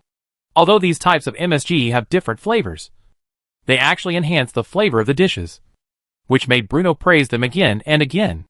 The simple extraction of MSG is not difficult. You can order Lobita to build an industrial chain for the production of MSG as much as possible. I think we can make more money from the Basel nobles. I understand.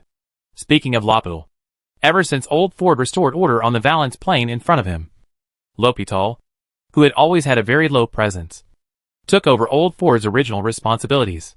The construction of the two major industrial zones, the Riverside Industrial Zone and the Grand Heights Industrial Zone, alone made L'Hôpital busy all day long. Not to mention that he had to take time out to focus on the land north of Namur Fortress. Bruno held several meetings regarding the land that had just been incorporated into the Principality of Adar. According to the current preliminary plan, the Adar people will give priority to the construction and development of 3 areas based on the experience gained from building the Adar territory. One is Sorenburg, located north of Namur Fortress and adjacent to Adar County. Driven by the radiation effect of the Golan Heights, Hagia Sophia is slowly being built on this land. The construction of Hagia Sophia has also attracted a large number of homeless refugees to this land. From scratch, driven by the radiation effect of the Adar territory. It should not be difficult to build Sorenburg into the second Merlin special district of the Adar Principality. As for the second area, it is the city of Cologne located in the Dale Hills. Cologne was originally the fief of Count Dale, but this had nothing to do with him becoming the first Norman noble to immigrate to Adar. It was because this land had mountains, seas and minerals. It was truly a feng shui treasure land. Cologne is located in the northeast of the Dale Hills. A dozen kilometers away is a deep-water port. It is also the temporary landing point for Adar's army when fighting against the Odin people. If routes can be established between Cologne and the eastern plateau of the Odin Empire, and between Cologne and the port of Dorn, the Adar people can not only make use of Cologne's local mineral resources, but also use the resources of the Odin Empire to further promote the development of this industrial area. In short, Bruno is very optimistic about Cologne's geographical location. In time, the development of Cologne's industrial zone may even surpass the Golan Heights, which has taken the lead, and become one of the most important industrial bases in the entire Principality of Adar. If possible, Bruno even wanted to build the Ruhr factory that he had always dreamed of on this land. The third area of key construction is naturally the city of Valence.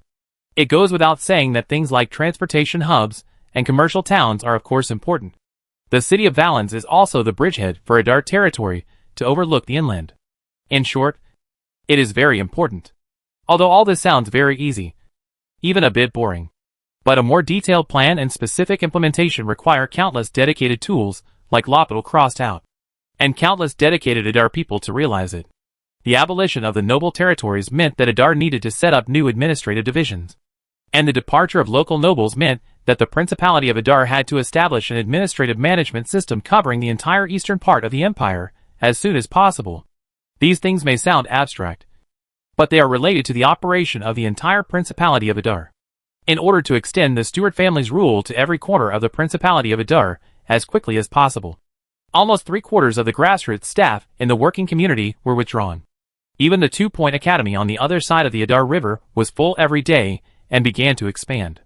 While Bruno was busy with L'Hôpital, Old Ford and others to reorganize the newly established Adar Principality, the Fren Islands, which had been quietly developing in the Merlin Bay, finally received an unexpected piece of news. Bruno's Papa's farm, which he had been preparing for a long time, finally finished. Chapter 303 Papa's farm. Specialties refer to products that are unique to a certain place or are particularly famous. It may have some specific cultural connotations and historical significance, or it may be a special regional product. The specialty of the Arctic ice field is the northern horse. The specialty of Basil's southern border is sugar cane. And the specialty of the Church of Light is the charlatan. As a bridgehead for the Adar people to overlook the sea, the Fren Islands, located in the center of the Merlin Gulf, naturally have their own unique specialty, the blue-card golem.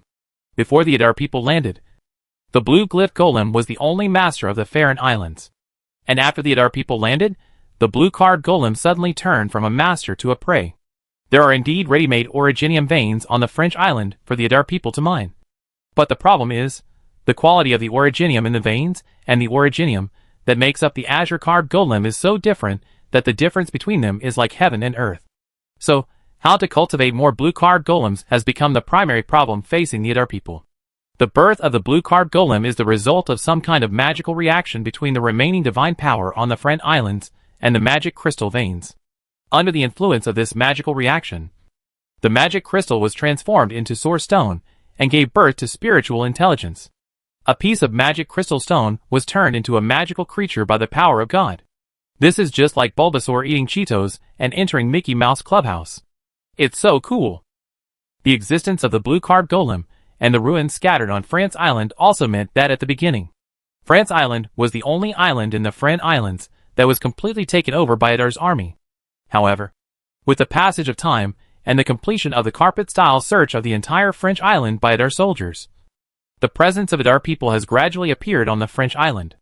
With the continuous relaxation of military control, the naval commander, Mal Caron, had already resigned from his post as the governor of Isle of France. Now the governor of Isle of France, who is in charge of all matters of the entire Frention Islands, is Sibyl, the former wizard advisor of Adar.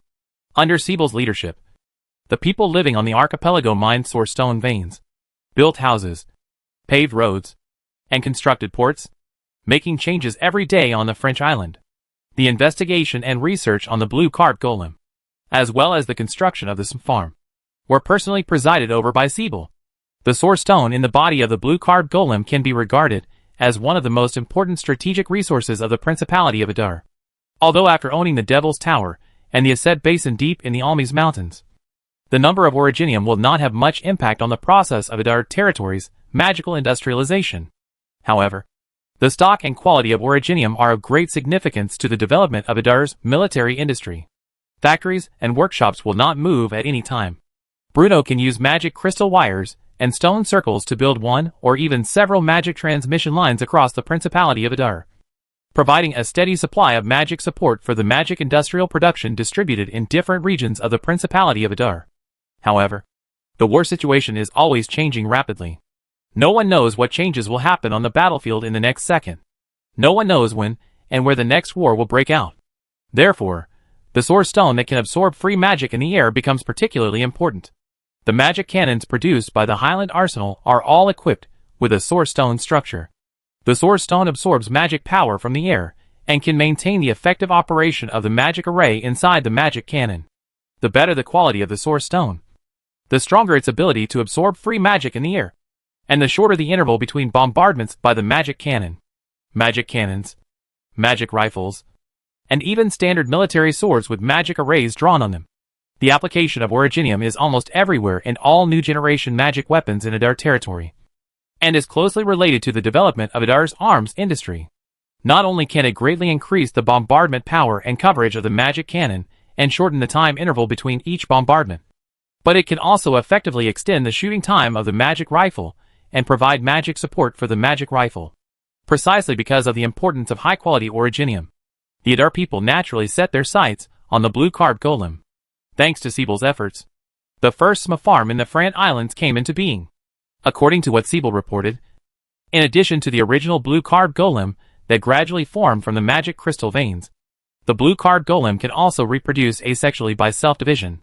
In short, it can split itself into two, when necessary, and become two new blue card golems. Only, how to define the so-called necessary time has become an important issue that troubles the people of Adar.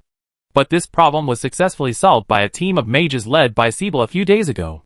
Ever since the discovery of the blue golem, the mages headed by Governor Sibyl of France Island have been tracking and observing the blue golem around the clock. Finally, not long ago, they discovered the secret of the blue golem's self-division. The blue golem is an extremely timid magical creature, and that is why, when Bruno first set foot on this land, all the blue papas were scared and ran away. After such a long period of observation and research, Sibyl came to a conclusion that made him feel a little amused. Fear is the main factor that prompts the blue card golem to split itself. I was so scared that I almost went into mitosis.jpg. This farm is located in a canyon in the center of Ile-de-France. Under the leadership of Siebel, the Adar soldiers who stayed behind in the Frant Islands gathered all these extremely timid magical creatures here.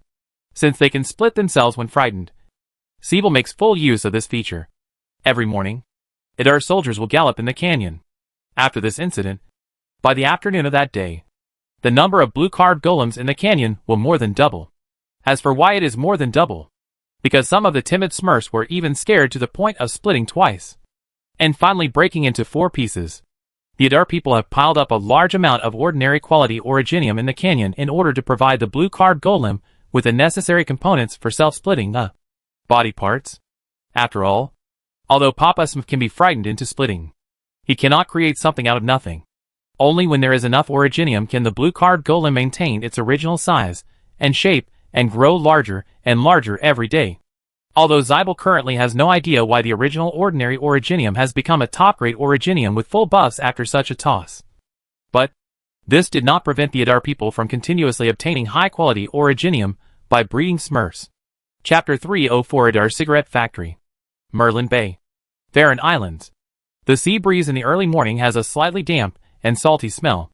Although the sky is just getting brighter, the temperature around is already a little stuffy. The Frant Islands are surrounded by the ocean, although they are not far from Adar. The overall climate conditions are more like the subtropical type on Earth, perhaps due to the influence of ocean currents. When Peterson woke up, the whole family was still asleep. My son Alan was lying naked on the innermost side of the crib, sprawled out with his arms and legs spread out, probably dreaming, with a hint of a smile on his face. Peterson's wife worked the night shift yesterday and came home very late, so he didn't have the heart to disturb her sleep. He yawned lightly, rubbed his sleepy eyes, and tiptoed out the door. The sea breeze felt comfortable on his face, and the smell of the ocean in the air reminded him of the fish he had eaten a few days ago. The fish meat was white and tender, very fresh. My mouth is still watering when I think about it now. He came to the Farnese Islands half a year ago, in order to develop the Frant Islands as quickly as possible and leave himself a retreat overseas. Bruno at that time sent nearly 1,000 refugees to the Frant Islands to open up wasteland and cultivate land together with the Adar soldiers. Peterson is one of them. At that time, he suffered from the war and was expelled by countless nobles. He finally came to Adar County, the easternmost part of the empire. He had already lost all hope. So when he heard that the Adar people were going to transport them to a small island overseas by ship, he and his family panicked. Although they were just civilians at the bottom of society, they knew the dangers beyond the land, not to mention the pirates who were walking on the edge of a knife. In his opinion at the time, the real purpose of the Adar people was even questionable. If his wife and children were not on the boat, Peterson would even have thought about jumping into the sea and escaping. But now, he was glad that he did not arbitrarily speculate on the purpose of the Adar people, because on this archipelago located overseas, he felt the life of a free man for the first time. There is a naval port of Adar on the island. When he first saw the huge 3-masted warship, he even gasped, mainly because there is no air conditioning in the Frant Islands. This is like a bumpkin who is used to seeing rafts drifting, suddenly seeing a 10,000-ton ship. Although it has nothing to do with him, he still can't help but tremble with his legs and his face is full of longing. Of course, he also didn't know that those burly men wearing the uniforms of the Adar Whaling Company, who would occasionally stop at the Frant Islands to unload cargo and rest, were the pirates he had been worried about before. Peterson lived in a dormitory provided by the noble lords of Adar. Each family had a single room, so it was not far from his workplace and only took about 10 minutes to walk there. He enjoyed the process of walking to work.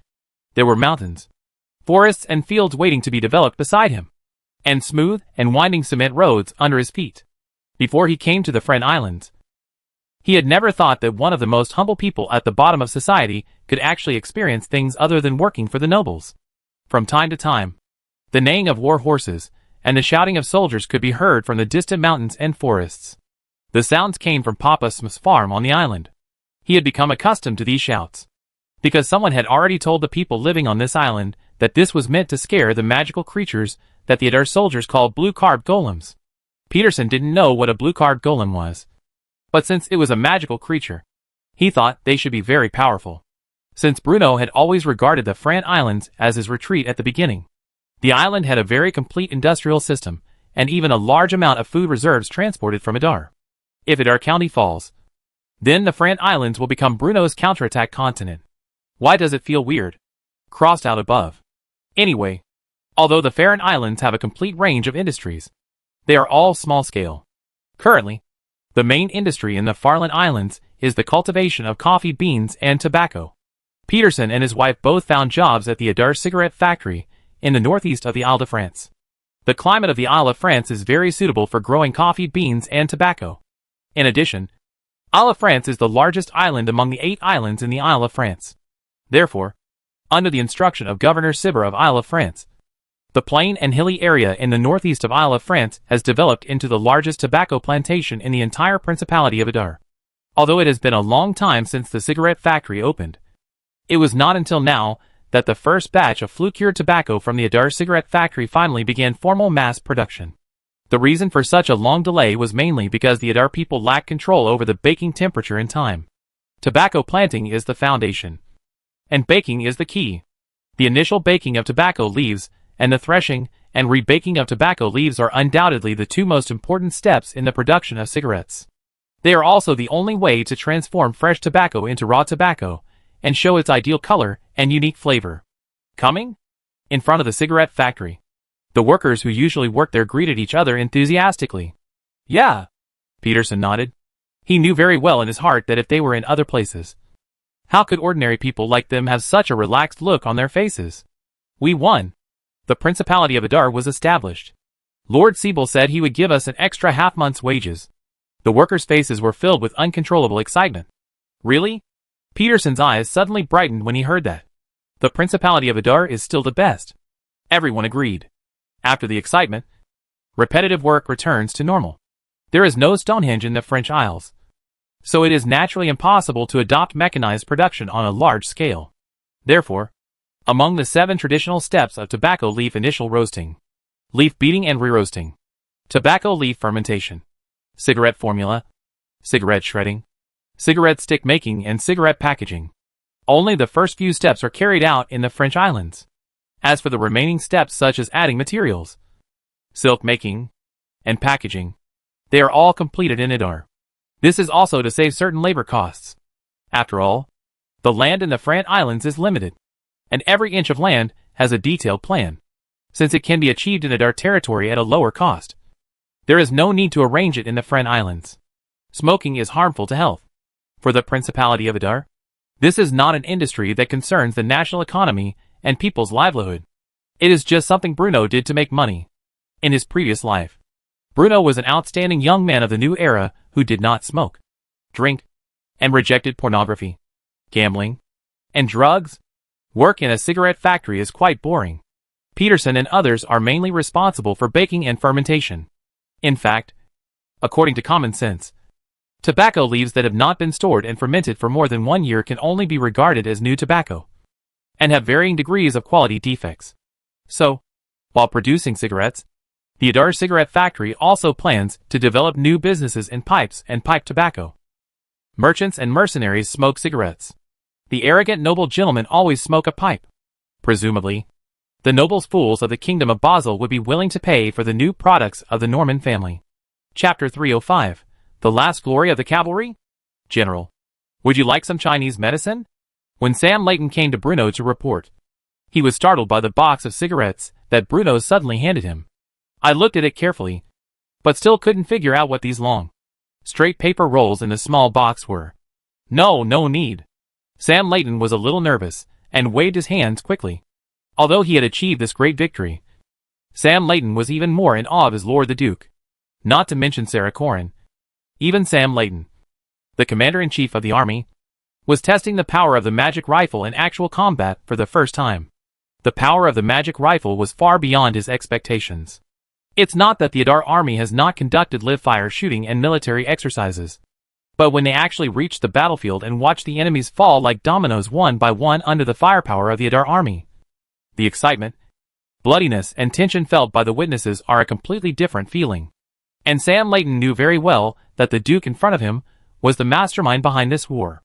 From magic cannons to magic rifles, from hot air balloons to magic crystal bombs, these things that completely changed the battlefield situation. Which one was not proposed by the young noble in front of him? In Sam Layton's opinion, Bruno Stuart, Duke of Adar, is definitely a man who changed the way of war in this era. The era when people relied solely on cold weapons to hack each other is gone forever. Sam Layton even suspected at one point that with such powerful weapons as magic cannons and magic rifles, even if the creature sitting in his position was a dog, it would probably be able to win the war? Seeing that Sam Layton didn't smoke, Bruno put away his Hwazi. Because he doesn't smoke either. The cigarette in Bruno's hand is the new cigarette produced by the Adar cigarette factory. In fact, when the governor of France, Sibr, brought it to him, Bruno tasted it seriously. And then he had a violent cough and felt dizzy. So I never touch it again. As for pipes and pipe tobacco, the craftsmanship of making pipes is relatively complicated. Since they are prepared for noble gentlemen, very precious raw materials are used. Bruno also plans to make pipes out of precious wood. Not to mention coral and agate. In Bruno's opinion, is buying a pipe really just for smoking? Not always. Pipes can also be valuable collectibles. Furthermore, you bought all the precious pipes. It is always not possible to buy a little smoke at high prices. If I could train the nobles of the kingdom of Basel to become smokers, wouldn't that mean I could make a lot of money? And I could make a lot of money by doing it constantly. Thinking of this, Bruno was immediately happy. Your Excellency the Duke. Although under the current circumstances, neither the Odin Empire nor the Norman Empire is likely to take the initiative to attack us. But in my opinion, with the expansion of the Adar Principality's territory, the expansion of the Adar army is imperative. Sam Layton said seriously. Yes, but not just the army, but also the navy. Bruno added. The Norman Empire was busy fighting a civil war, and the Odin Empire had signed an armistice agreement with the Principality of Adar, and had just ceded a large piece of land to the Principality of Adar. It was impossible for the Odin Empire to make things uncomfortable for Adar in a short period of time. So, Bruno did want to expand the military, but he was more interested in expanding the navy. As early as when the Faroe Islands were discovered, the Wonder construction system mentioned a piece of land called the Lost Land just like Bruno. And the news brought by Mike also confirmed the fact that there is land overseas. The Adar territory will definitely not be able to expand its sphere of influence on land in a short period of time. After all, there is the Odin Empire to the north, the Norman Empire to the west, and a ready-made ATM machine to the south. In addition, the vast land that has been conquered has not yet been digested. If he runs out and fights indiscriminately again, he might really be regarded as a common threat by these neighboring countries. And staying in the east of the empire is actually very good, at least away from the unstable factor of the Bright Church. If the church makes any unexpected moves, I will have enough time to prepare. Even if the worst comes to the worst, it should be no problem to hold a dangerous position. Right? Therefore, expanding overseas is undoubtedly the best option at present. As a time traveler and a hacker, Bruno has a natural advantage in expanding overseas. There is a function in the Wonder construction system called map. By paying a certain amount of glory points, Bruno can easily get a map of a distant unknown place. This also meant that the ships under Adar no longer had to wander aimlessly in the vast ocean in order to open up routes, like the fruit teeth and Spanish duck in the previous era of navigation. And Bruno always had a feeling that he might discover something extraordinary on another continent in the ocean. For example, the secrets hidden behind the scenes of the Church of Light. Or maybe, the truth behind the fall of gods? Thinking of this, Bruno couldn't help but shook his head. It was really too early to think about these things now. Besides, only by stabilizing the situation in the Principality of Adar and allowing the Principality of Adar to gain a firm foothold, will we be able to expand the navy and invest money to expand overseas. Although Bruno has always been thinking about overseas lands, he has always been more cautious when it comes to expansion. The Adar Principality's army will be expanded to 6,000 people first, with priority given to drawing personnel from the current local reserve forces, and named Adar's 1st Army and 2nd Army respectively. Clear. Although the total number of 6,000 people is a little different from Sam Layton's expectations, it is actually quite good. Oh right. During the war, a large number of northern horses were captured. Right? Yes. There are thousands of them, Sam Layton said excitedly. Hearing this, Bruno couldn't help but fall into deep thought. Bruno had two ideas about the cavalry. The first is definitely the Rifle Cavalry Regiment. North Emperor Malaysia is a well-known good horse. Whether it is endurance or speed, It is one of the best. If the soldiers of Adar's army were holding Persuader, submachine guns, and riding the brave horses of the north, they would definitely be a powerful mobile force that could fight and run on the battlefield. But Bruno, however, always wanted to build a heavy cavalry. Readers will criticize me later. Of course, Bruno's purpose of raising a heavy cavalry was not pure. Traditional heavy cavalry really has many disadvantages, such as high maintenance costs, poor mobility, and extremely weak combat endurance. But Bruno was also very clear that heavy cavalry was a type of soldier that had never appeared on this land before. Once it appeared and demonstrated its strength on the battlefield, it would surely amaze everyone. Bruno's idea is actually very simple. He would first lead a small group of heavy cavalry to fight a battle. Let all forces see the power of heavy cavalry. And then, he could sit in the castle and sell weapons. Not only let yourself sit and earn money, but also allows all parties to use high prices to raise a group of uncle. Of course, once the mages of the Adar school can solve the problem of the unstable shape of the suspension array structure under the bumpy state, then everything about the heavy cavalry should be considered in the long run. Chapter 306 Skeleton Cavalry Regiment. Thousands of horses? Bruno pondered for a moment and finally made a decision. I plan to form a cavalry corps by selecting elite riders from the army and reserve soldiers in Adar. The number of soldiers is tentatively set at 500. As for the name, it will be called the Skeleton Cavalry Regiment. Anyway, this is a different world, and no one is calling it plagiarism. So, Bruno hoped that the cavalry led by Adar could also become like the Prussian 5th Skeleton Hussar Regiment, moving quickly, outflanking and attacking, and becoming a quick response force capable of harvesting and pursuing on the battlefield. That's right. After some consideration, Bruno finally put aside the idea of forming a pure heavy cavalry.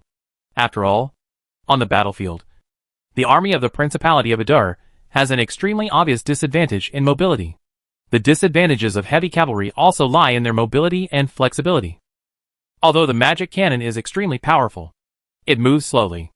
Although Adar soldiers train hard and are able to follow orders, they can only move on their own 2 legs.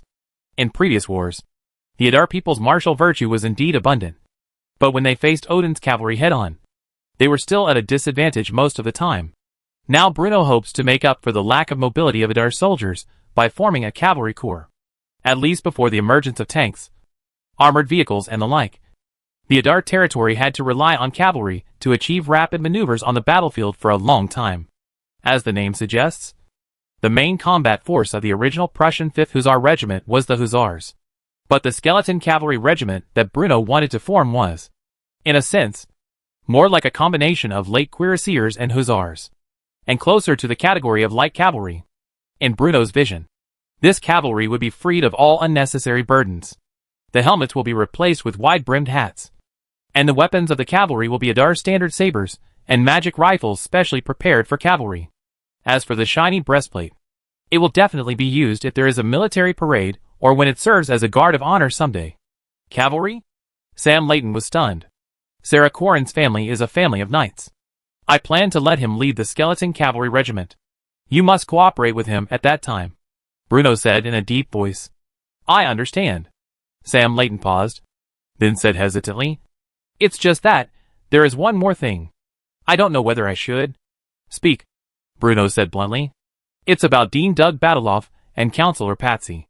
Huh? Bruno looked a little confused. Who are these 2 guys? No impression. Dean Doug Battleoff was the director of Adar Maternity Hospital and Dean of Adar Medical College appointed by you personally.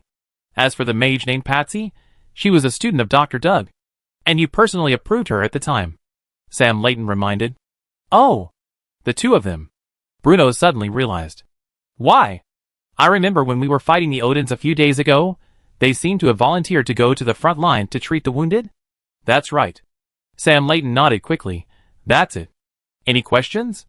After the war, some soldiers discovered that they always sneaked into the camp where Odin's captives were held in the middle of the night. And then, not only did they dig up graves, they also disemboweled some of Odin's dead soldiers. Hearing this, Bruno immediately understood. In fact, Bruno had doubts as early as when Doug Battleoff volunteered to go to the front line, because there is actually a military doctor accompanying the army led by Adar. With the opening of Adar Medical College, A large number of Adar grassroots civil servants and logistics soldiers were required to study the Adar version of the Barefoot Doctor's Manual. Doctors also began to try to abandon the commonly used bloodletting therapy, and instead choose the methods taught by Adar Medical College to treat injuries and illnesses. Under Bruno's instruction, the Adar army had already built a simple wartime medical system. So when faced with possible casualties in a war, whether Dr. Doug Batiloff goes or not doesn't actually make much difference. And now, the real purpose of Dr. Doug Batiloff can already be guessed. He was clearly taking advantage of the war to conduct human dissection experiments. Bruno once told him that if he wanted to improve the success rate of surgery, he must understand the various structures of the human body and the role of each organ in maintaining human functions. Apparently, Dr. Doug remembered what Bruno had said before. 2. In peacetime, even for Dr. Doug Batiloff, a friend of women, it would still be unacceptable in this era if he rashly used the bodies of civilians for dissection experiments. This will undoubtedly cause the newly developed medical industry to be resisted by the public. So, for Dr. Doug Batiloff, the front lines of war are undoubtedly the perfect place for experiments. The large number of Odin soldiers who were killed or wounded will definitely allow Dr. Doug to do whatever he wants. How many people know about this? Bruno said calmly. Well, not many people knew about this. When the soldiers on guard duty reported it to me, I issued a gag order on them, citing the secret mission of the Adar CIA as an excuse. Well done. If we encounter such a thing again, we will blame it all on the Adar CIA. Hearing this, Bruno nodded. You mean? Sam Layton asked tentatively. Where are the people now? Still in the north. Probably still digging up Odin's corpses. Sam Layton's mouth twitched slightly. Remember? You never knew about this. And you never met Dr. Doug Batiloff in the north. Sam Layton was slightly stunned, then quickly nodded. I understand. Bruno certainly felt that Doug Batiloff's behavior was inappropriate. Although according to Samuel Layton, those buried there were all Odin barbarians. But this guy was digging graves after all. Bruno couldn't help but feel moved when he thought about how Dr. Doug Batiloff, who trembled all over even when castrating a pig, now dared to dig a grave. Really, the exploration of medicine and truth is enough to erase the fear in one's heart. Someone, tell Claire to send someone to the north to keep an eye on it. Don't let Dr. Doug make too much noise. Chapter 307 Adar Public University. Bruno did not stop Doug Batiloff's behavior, but helped him cover it up. In fact, according to Bruno's usual personality, he would usually be extremely cautious about something like dissection, which would obviously be resisted by the people of Adar. However, since there was the wonder bonus brought by the baths of Caracalla and the Roman aqueduct, the rise of the medical enlightenment in Adar, Bruno dared to take bigger steps and promote the development of Adar's new medicine as much as possible. Dissect the bodies of Odin's people, and do it secretly. Although this sounds uncomfortable, it is for the new medicine that Adar has been advocating. In fact, developing medicine is only one aspect. The Adar territory needs to develop not only medicine, but also science and engineering, magic, and various fields and industries. The retreat of the Odinites and the establishment of the Principality of Adar finally allowed Bruno to shift his attention from the northern border back to the Principality of Adar. Then, he soon discovered the problem. The Principality of Adar can produce the powerful Persuader Type 1 magic submachine gun and powerful magic cannons, which can defeat the Odin people while making the Principality of Adar's military industry a leader on the continent. But, the Principality of Adar is so big, but it can't even make a decent bicycle. Let's talk about the simple frame first. It is definitely impossible to get the aluminum alloy, carbon fiber and the like from the previous life. But if you want to use cast iron or hardwood, you can do something with it. As for the wheels, there are natural rubber trees in the kingdom of Basel and the Franconian Islands. So this is not a big problem. But the above are just the simplest parts. When faced with the most critical transmission part, even if the Adar people racked their brains, they were powerless. The bicycle chain is composed of an outer plate, an inner plate, an axle, and rollers. It was very simple to make in the previous life. But in today's Principality of Adar, even though magical industrialization has already appeared on the land of the Principality of Adar, it is still a bit difficult to produce hundreds of identical small steel pieces. There are also bearings. Although the bicycles of the previous life may not seem to have high technological content. In fact, at least rolling bearings were used. The kind of bearings that have several iron rings and a bunch of small steel balls in the middle. even among the flower growers of the previous generation, could only barely come up with a rough idea until the westernization movement in the 19th century. So, although a bicycle sounds simple, if it really needs to be produced, the current Principality of Adar is really unable to do it. But no matter how difficult it is, there are still many such difficulties, and they always need to be overcome. The Principality of Adar now relies on the combination of magic concepts and industrial concepts, using magic to promote production, promote industrialization, and then promote social progress and change in the Principality of Adar. Therefore, after eliminating the threat from the Odin Empire, promoting the application of magical industrialization in various fields of the Principality of Adar is what Bruno cares most about. In addition to building wonders. To 2 Point Academy, Bruno said suddenly. Unlike other noble territories, the establishment of the Principality of Adar was not just a private matter of the Stuart family. The establishment of the duchy brought a large amount of land under the rule of the Stuart family. Any civilian who had studied at 2 Point College and learned spelling would be recruited by the Adar government office and granted a position. Although most of these people were just low-level officials in the newly built working community, and not even civil servants in Adar, this still allowed all Adar people to see the changes that learning to spell and mastering knowledge could bring to their own destiny and lives. It turns out, as long as you are willing to learn, as long as you closely follow the footsteps of Lord Bruno Stuart, Duke of Adar, even if you are just the most humble free citizen, you can still get the opportunity to change your destiny. It was also under the guidance of this trend that the people of Adar territory ignited great enthusiasm for the 2 Point Academy located on the other side of the river. Even though the number of students has always been relatively small, the math classes taught by Isabel are always packed. Your Excellency the Duke. When Mr. Nicholas heard that Bruno was coming to 2 Point Academy, he almost immediately rushed over with his beer belly bulging.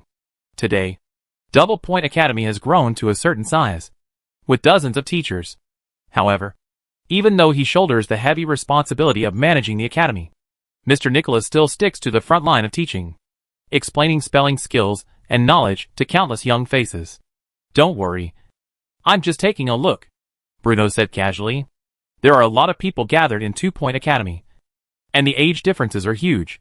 There are not only children aged 6 or 7, but also middle-aged people in their 30s and 40s. Thanks to the Duke's wise leadership, people's enthusiasm for learning has reached an unprecedented high. Every time class starts, the classroom and outside the classroom are full of people, Nicholas introduced while pacing slowly. Bruno didn't say anything, but just watched everything in front of him silently. It's here. He seemed to have found a very familiar feeling, which gradually made him feel confident. In the last life, science and technology were the first productive forces. Same. In today's Principality of Adar, magic technology is the primary productive force. The key to promoting innovation and development of magic technology is talent. The development of various industries in the Principality of Adar cannot always rely on Bruno to get answers from the system mall through brilliant points, because the system mall is not omnipotent. In terms of magic technology, Bruno can only give advice based on his vision that transcends the times. But the rest can only rely on the efforts of the Adar people themselves.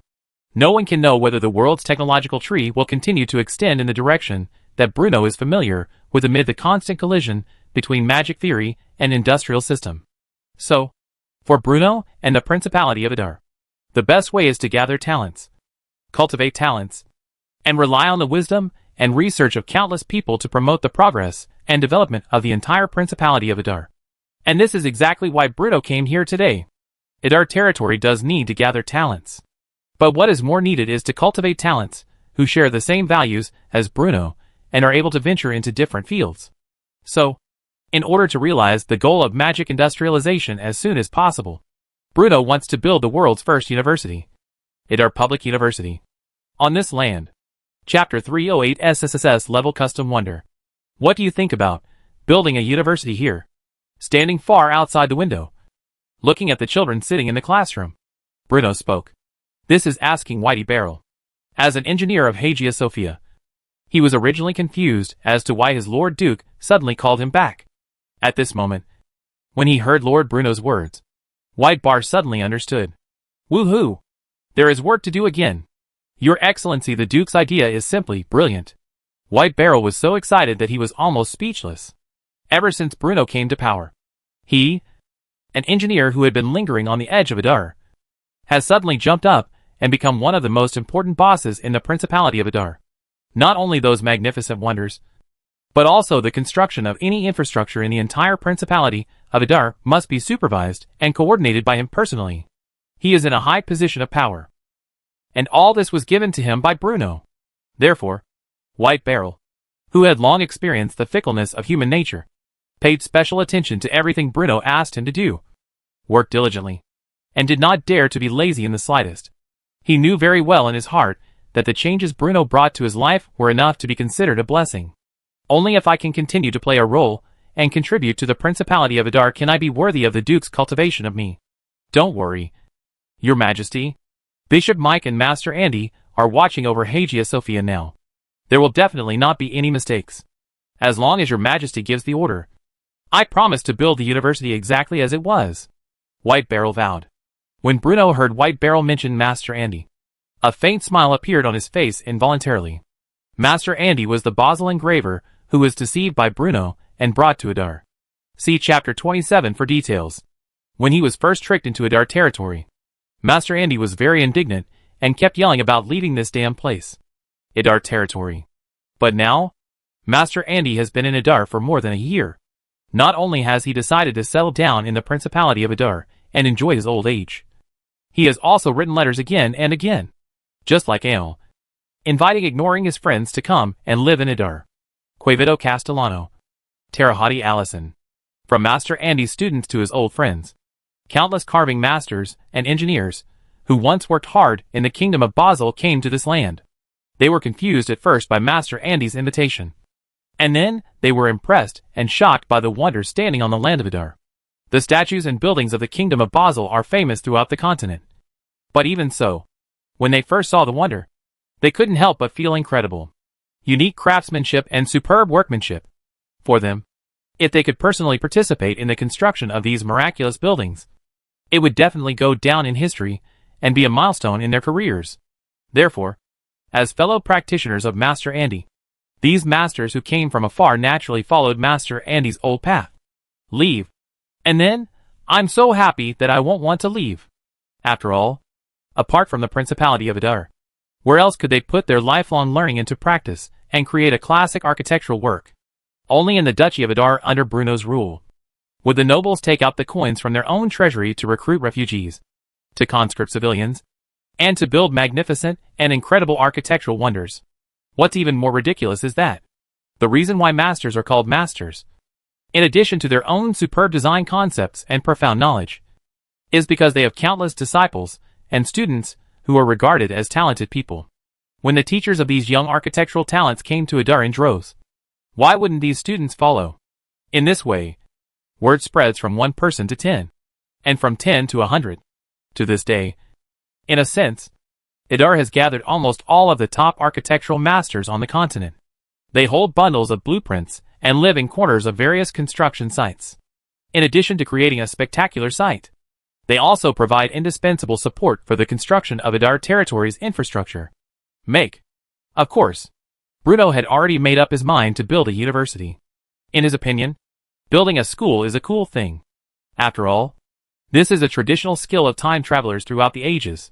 In the Tang dynasty, the Yun family's Yushan Academy experienced 100 years of vicissitudes.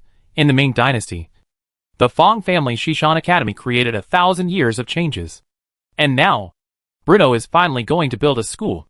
The construction site of Adar Public University was not chosen in the city of Adar after all. Obviously, in Bruno's plan, the university was very large. So large that the city of Adar could not accommodate it. The south bank of the Adar River, where Two Point Academy is located, naturally became Bruno's first choice. Because apart from building a starting point orphanage and a 2-point academy, the land on the south bank of the Adar River is basically undeveloped. The industrial area is concentrated north of the Adar River and south of Namur Fortress. The agricultural area is concentrated south of the Adar River and north of Main Fortress. The above 2 points are basically the current situation of Adar County. So, on this virgin land on the south bank of the Adar River, Bruno can give full play to his abilities and make comprehensive plans to directly build a university town that echoes the city of Adar and drive the development of the entire south bank of the Adar River. Speaking of university, although Bruno was very much looking forward to colleges, like Yushan Academy and Shishan Academy. But there is one thing to say. Bruno is surrounded by a group of white-skinned, blue-eyed people, and by a number of traditional Norman-style Western buildings. If he were to force a Jixia Academy or something like that, there would inevitably be a sense of incongruity. Therefore, Bruno definitely cannot handle the quaint Chinese-style buildings with carved beams and painted rafters. But this did not prevent Bruno from elevating the future Adar Public University into the most eye-catching architectural wonder in the Principality of Adar. Or even on this continent. That's right. Although the Hagia Sophia in the north has not yet been completed, Bruno is about to start hammering out another wonder. When fighting against civilization in his previous life, Bruno was always working on several wonders at the same time, because he was worried that his favorite wonders would be stolen. Cultural victory, religious spread, and the like can all be negotiated. But if anyone wants to snatch a wonder from you, it will definitely be a blood feud. Whenever the words an unknown player built wonder XXXX, saving productivity XXX appeared on his computer screen, Bruno would be so angry that he would jump to his feet. The next step is to re-enter the game from a few rounds ago. Buy builders and dig up trees like crazy to speed up the progress of the wonder. In this world, although there were no other players competing with him for wonders, the slightly deformed industrial system of Adar and the threat posed by the Church of Light to the newly born Principality of Adar forced Bruno to speed up the construction of wonders. This time, Bruno's goal is not just to gain the wonder bonus, but also to train available talents for the Principality of Adar, to make the technology tree of the Principality of Adar blossom as soon as possible, and to change the current abnormal phenomenon of growing in only one direction. Moreover, the existence of foreign refugees has given the Principality of Adar an extremely abundant labor resource. If these refugees with their families cannot be properly resettled, it will inevitably have an adverse impact on the social order of the Principality of Adar. Moreover, it was not just the refugees from the Principality of Adar. After the war in the eastern part of the empire subsided, chaos broke out again in the inland part of the empire. Although a large-scale war has not officially broken out between Pitsman and Rites, small-scale conflicts between the forwards continue to break out. This also caused many people in the war-torn inland areas of the empire to begin migrating to the east and west of the empire. As a result, the number of people released by the Stranglethorn Vale customs every day is seriously overloaded, and a large number of refugees have gathered outside the Moor Manor, waiting to enter the Principality of Adar. Especially after Odin admitted defeat and the establishment of the Principality of Adar, the workload of the Stranglethorn Vale customs increased several times. Refugees in the north of the Principality can be allocated land to cultivate, or they can build Hagia Sophia in Salenberg. But it's impossible for these refugees who entered Adar from Stranglethorn Vale to cross most of the Principality of Adar and go to Hagia Sophia to compete with the people of Adar for work. Right? With enough money and food and a growing labor force, the construction of new wonders became a natural progression. And this time, Bruno plans to go big. Prior to this, all the wonders in Adar territory were built one by one according to blueprints. They looked spectacular. But to be honest, they were all SSS level wonders with little variation. So this time, Bruno planned to push up a little bit and see if he could reach SSS or even SSSS level custom wonder. It would be great if you could squeeze in. But if you can't, you can always gain some experience by rubbing your way around the side, which will make it easier to find a suitable breakthrough in the future. Among the wonders provided by the Wonder Construction System, there are two buildings that can be associated with universities. The first is Oxford University, and the second is the Great Library. Bruno's goal this time is to bring these two wonders together, and then gather the efforts of the architectural masters and sculptors who came from the Kingdom of Basel to turn Adar Public University into a SSS level custom wonder. SSS level means perfect reproduction. SSS level means even more outstanding. And the SSS level wonder that Bruno hopes to create represents the culmination of many wonder buildings. And, maybe in addition to the original wonder bonus, this new wonder building of Adar Public University can also produce some kind of wonderful chemical reaction to create a new wonder bonus effect. After all, there were the examples of the Roman aqueduct and the baths of Caracalla, which together activated the effects of the medical enlightenment. Bruno even highly suspected that Dr. Doug taking Patsy to the battlefield in the northern part of the Principality to dig graves was some kind of side effect brought about by the medical enlightenment. Mr. Nicholas. Bruno turned around and said to the somewhat silly Mr. Nicholas, "Here. Here." Hearing the Duke calling him, Mr. Nicholas hurried over. After the establishment of Adar University of Power, the 2-Point Academy will probably be split into 2 parts. 2-Point Academy will mainly teach children around 12 years old and under. And for adult education, Adar Public University will become a special Adar Adult Education College. So during this period of time, you have to make arrangements in advance for the teachers who will remain at 2-Point College and transfer to the College of Adult Education, so that the transition and handover can be completed smoothly after the Adar Public University is officially built. Bruno reminded. I understand. Mr. Nicholas replied quickly. Bruno's meaning has been made very clear. The young Duke in front of him is going to establish an Adar Public University. Although the word university had never appeared in the world before, he understood Bruno's words. In the future, Adar Public University will become the academic, scientific research and cultural center of the entire Principality of Adar, and will train countless talents for the Principality of Adar. Thinking of this, he was really shocked. Mr. Nicholas couldn't understand why the Duke, who used to be extremely disgusted with learning knowledge, suddenly made a 180-degree turn and changed his previous attitude towards education and learning. But this is undoubtedly a good change. And it is even a groundbreaking move. I plan to hire Mr. Nicholas as the Executive Vice President of Adar Public University. Bruno announced the appointment in front of everyone. Nicholas was a little surprised and pointed at himself in disbelief. Yes, it's you? Bruno nodded. In his opinion, no one could be more suitable for this position than Mr. Nicholas, because in the Principality of Adar, there might be no one who attached more importance to education than Mr. Nicholas. Mr. Nicholas simply enjoys the process of imparting knowledge. However, even so, Mr. Nicholas is only the executive vice president. As for the principal, who could be more suitable to be the president of this university than Bruno himself? You know, this is the first university in the world. The first university on earth was the University of Bologna in Italy. Its history dates back to the 11th century, when a group of scholars of grammar, rhetoric and logic, known as exegetes, came together to comment on the ancient Roman law code. The Adar Public University, which is about to be established, is obviously not on the same level as the first university on earth. Adar Public University will also have humanities, but this university will focus more on the construction of basic disciplines and the reconstruction of abstract magic power in physics. From noble mages to humble serfs, to carpenters, blacksmiths, sailors, merchants, soldiers, everyone, as long as you meet the admission requirements given by Adar Public University, you can become a student of Adar Public University. This means that in the future Principality of Adar, education will no longer be a scarce resource that only privileged classes such as the aristocracy can enjoy. Any ordinary person, you can learn knowledge and master skills through your own efforts. Chapter 309, Industry and Evolution of Great Engineers.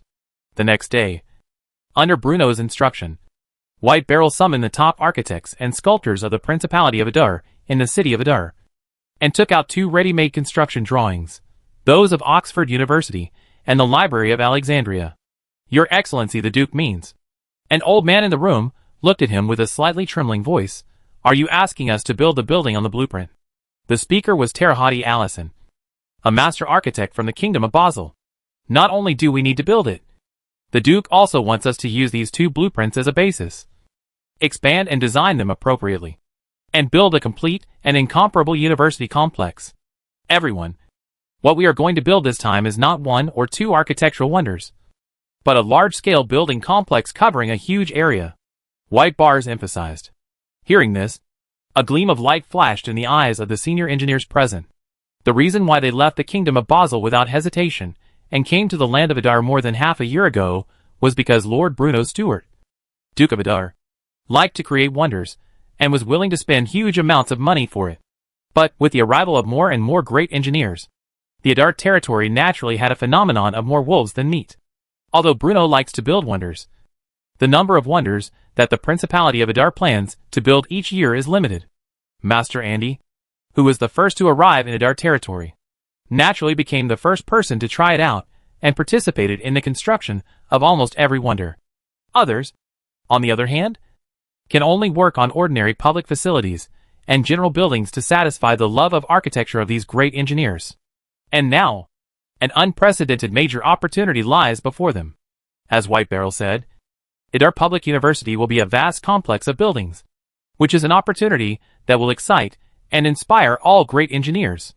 And, with Master Andy and his students almost taking on the construction task of Hagia Sophia, they finally have the opportunity to prove themselves. Lord Beryl, I am the most famous architect on the Greta Plain.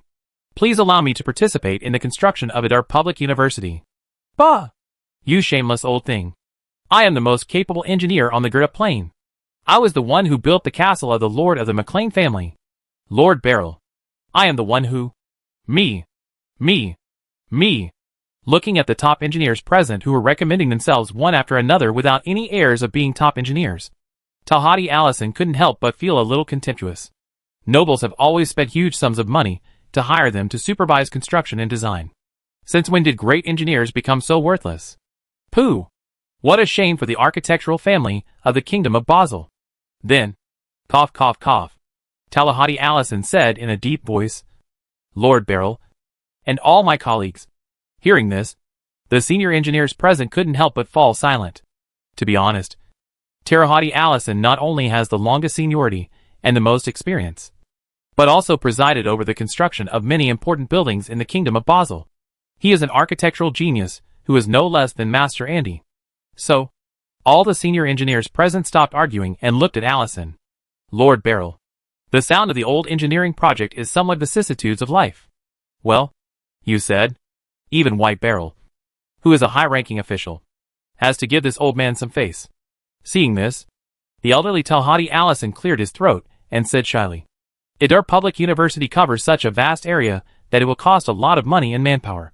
So, I am willing to donate half of my family wealth to the construction of Adar Public University. I hope Lord Beryl will also consider me. White Beryl, oh. Great engineers, Sigma degree. What happened between White Beryl and the great engineer soon reached Bruno's ears. He couldn't help but marvel at the internal competition in the industry among these great engineers. And Talhati Allison's actions made Bruno speechless. This is directly bringing money into the group. But, on second thought, this does make sense. You know, before the construction of the Sky Gardens, Master Andy's reputation was actually far inferior to that of Talhati Allison. But, Hanging Gardens, Fortress of Namur, the construction of one wonder after another made Master Andy famous. And he even quickly surpassed many masters in the architectural world. For many great engineers who have lived wisely, the gold coins are inexhaustible anyway. And what they pursue is nothing more than a good reputation in the field of architecture. And now, the construction of Adar Public University has given these great engineers an opportunity. No doubt. As a famous wonder on earth. Even if they just reproduce the splendor of Oxford University and the Library of Alexandria according to the design drawings, it would be enough to make these great engineers famous. What's more, according to Bruno's idea, Adar Public University will integrate many architectural wonders into one, becoming a spectacular architectural complex. For these great engineers, this is not only an opportunity, but also a huge temptation. After listening to Mundel's report, Bruno finally insisted on his principles in the face of money. Tell White Beryl to ask those great engineers to take back their money. The Principality of Adar is not short of money. No matter how rich the great engineer is, can he be as rich as the nobles in the eastern part of the empire? When the Odin Empire invaded the eastern part of the empire, Bruno made a lot of money by collecting tolls. And he was not short of what the great engineers could pay. Just tell those great engineers that after Adar Public University is completed, a special civil engineering college will be established. At that time, we hope that they can teach in the college and undertake scientific research tasks. Bruno changed the subject and reminded, I understand. I will go and explain it to White Beryl right away. Mundell replied quickly. In fact, Bruno knew very well in his mind that the Adar Public University, which he had high hopes for, would have to rely on the talents from all walks of life that he had recruited from all over the continent to operate for a long time in the future. Because it takes a long time for the people of Adar to grow up. Even though the foundation of science and engineering in this era is still weak, it is absolutely impossible to train the first batch of students without 3 to 5 years of effort.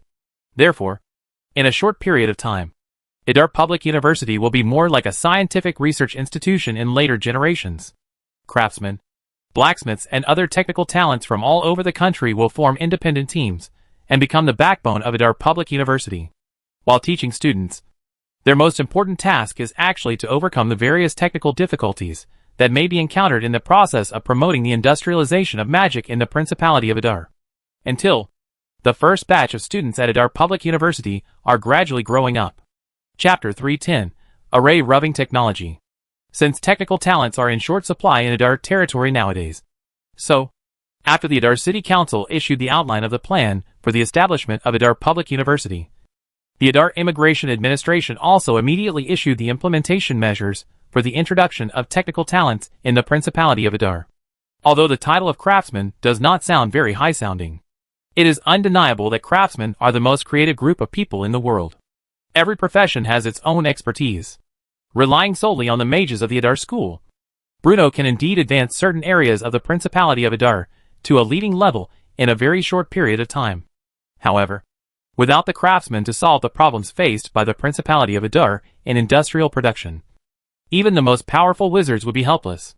It is precisely because of this that, in Bruno's view, at least in the future of the Principality of Adar, craftsmen and mages are equally important.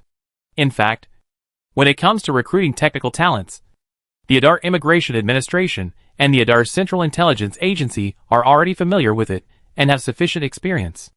After all, as early as when the Odin Empire invaded the northern border of the empire, Adar agents led by Baumel Braun, deputy director of the Adar Central Intelligence Agency, were extremely active in the northern lands of the empire, and kidnapped many teachers and craftsmen for the Adar leader at that time.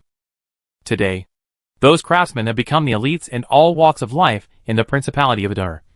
And those teachers have become the pillars supporting the development of 2 Point Academy and Adar's basic education. Baumel Braun? Is he still in Manfort? Bruno suddenly remembered something. Yes, when the Odins invaded, in order to ensure stability in the rear, you personally sent Lord Baumer to guard the Man Fortress and stabilize the situation in southern Adar. Mundell replied, since he already has experience, let him go. However, while recruiting talents, we must also closely observe the movements of various forces in the interior of the empire. Bruno ordered. I'll do it right away. After saying that, as soon as Mundell opened the door, he ran into a guy who was rushing towards him panting. Ouch. Watson, why are you here? Bruno took a closer look and saw that this was Watson, his student tool with a very low sense of presence. Master Mentor. Watson was quite excited. Our experiment was successful. Hearing this, Bruno was excited at first, then a little confused. Success? What success? In fact, this was not due to bad memory, but because, under the bonus of the wonder of the lighthouse of Alexandria, a large number of mages and mage apprentices came to the Adar territory one after another during this period of time, especially when the Odin cavalry seriously threatened the eastern part of the empire, and the Adar people decided to fight back resolutely.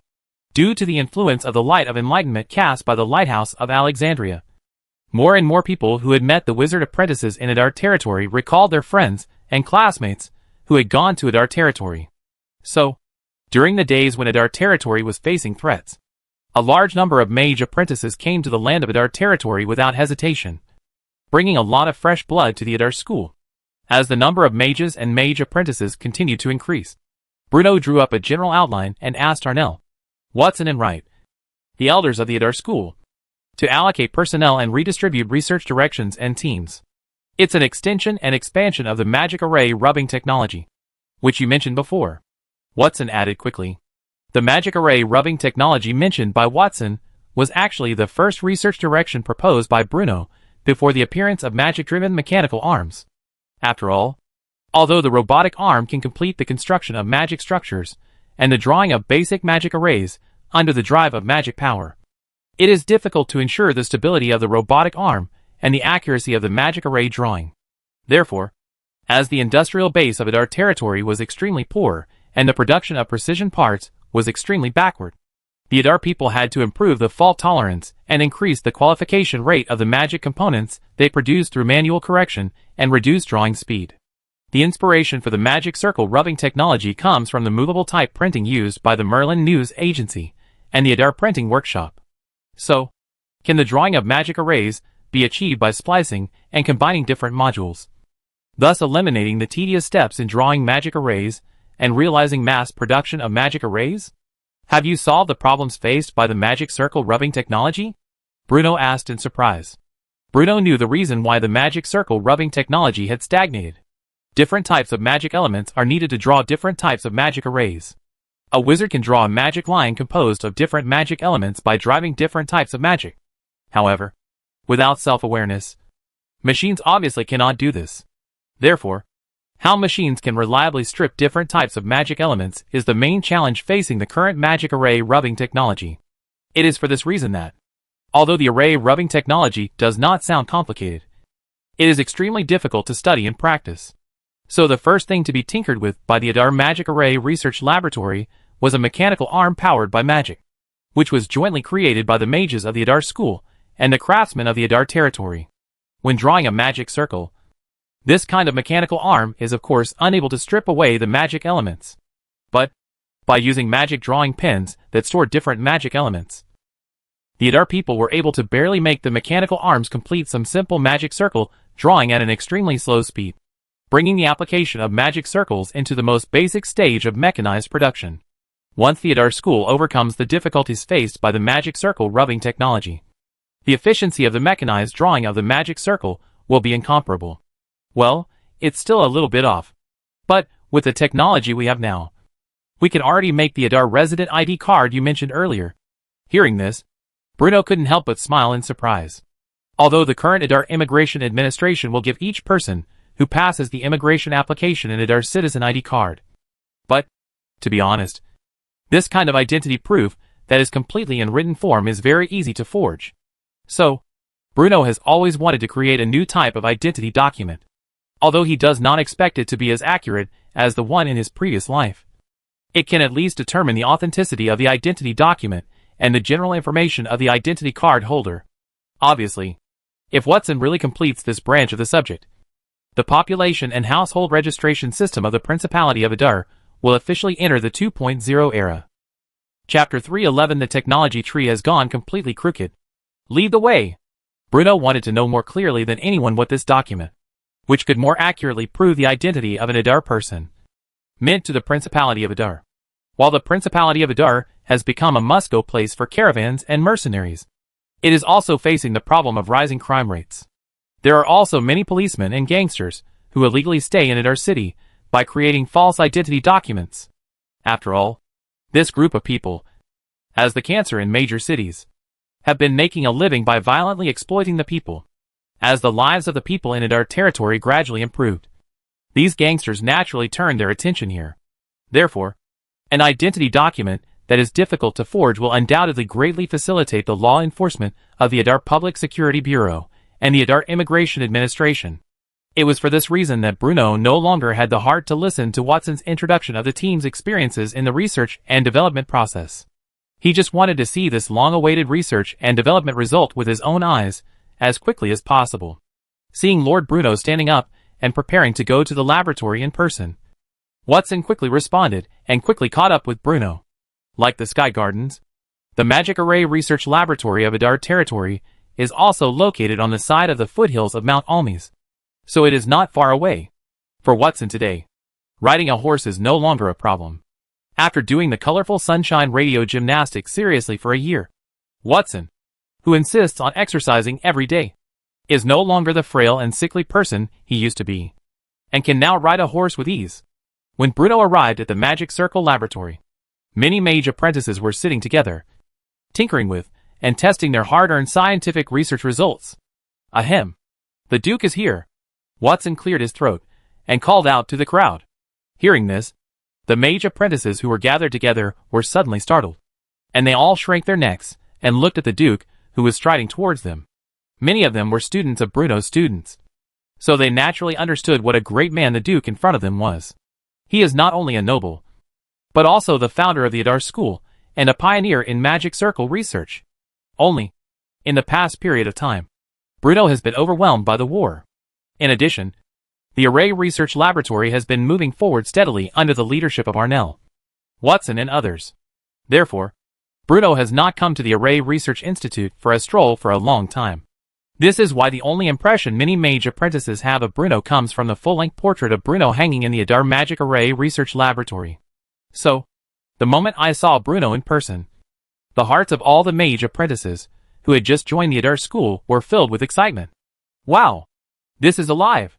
The male apprentices looked at him with respect, while the female apprentices looked infatuated. But it's no wonder.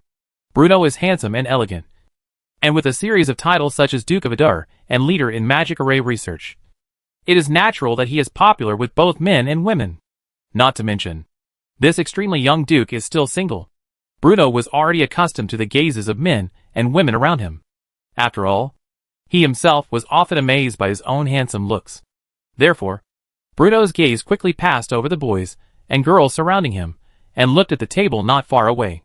That's the result of your experiment. That's right.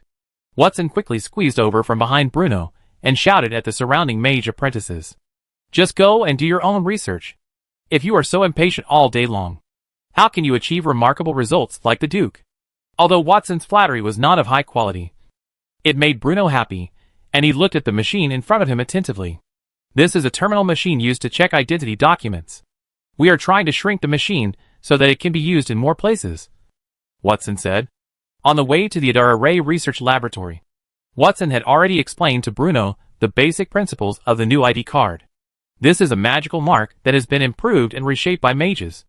Unlike magic arrays that maintain the operation of machinery or produce certain magical effects, the magical mark used on identity documents does not need to play any specific role.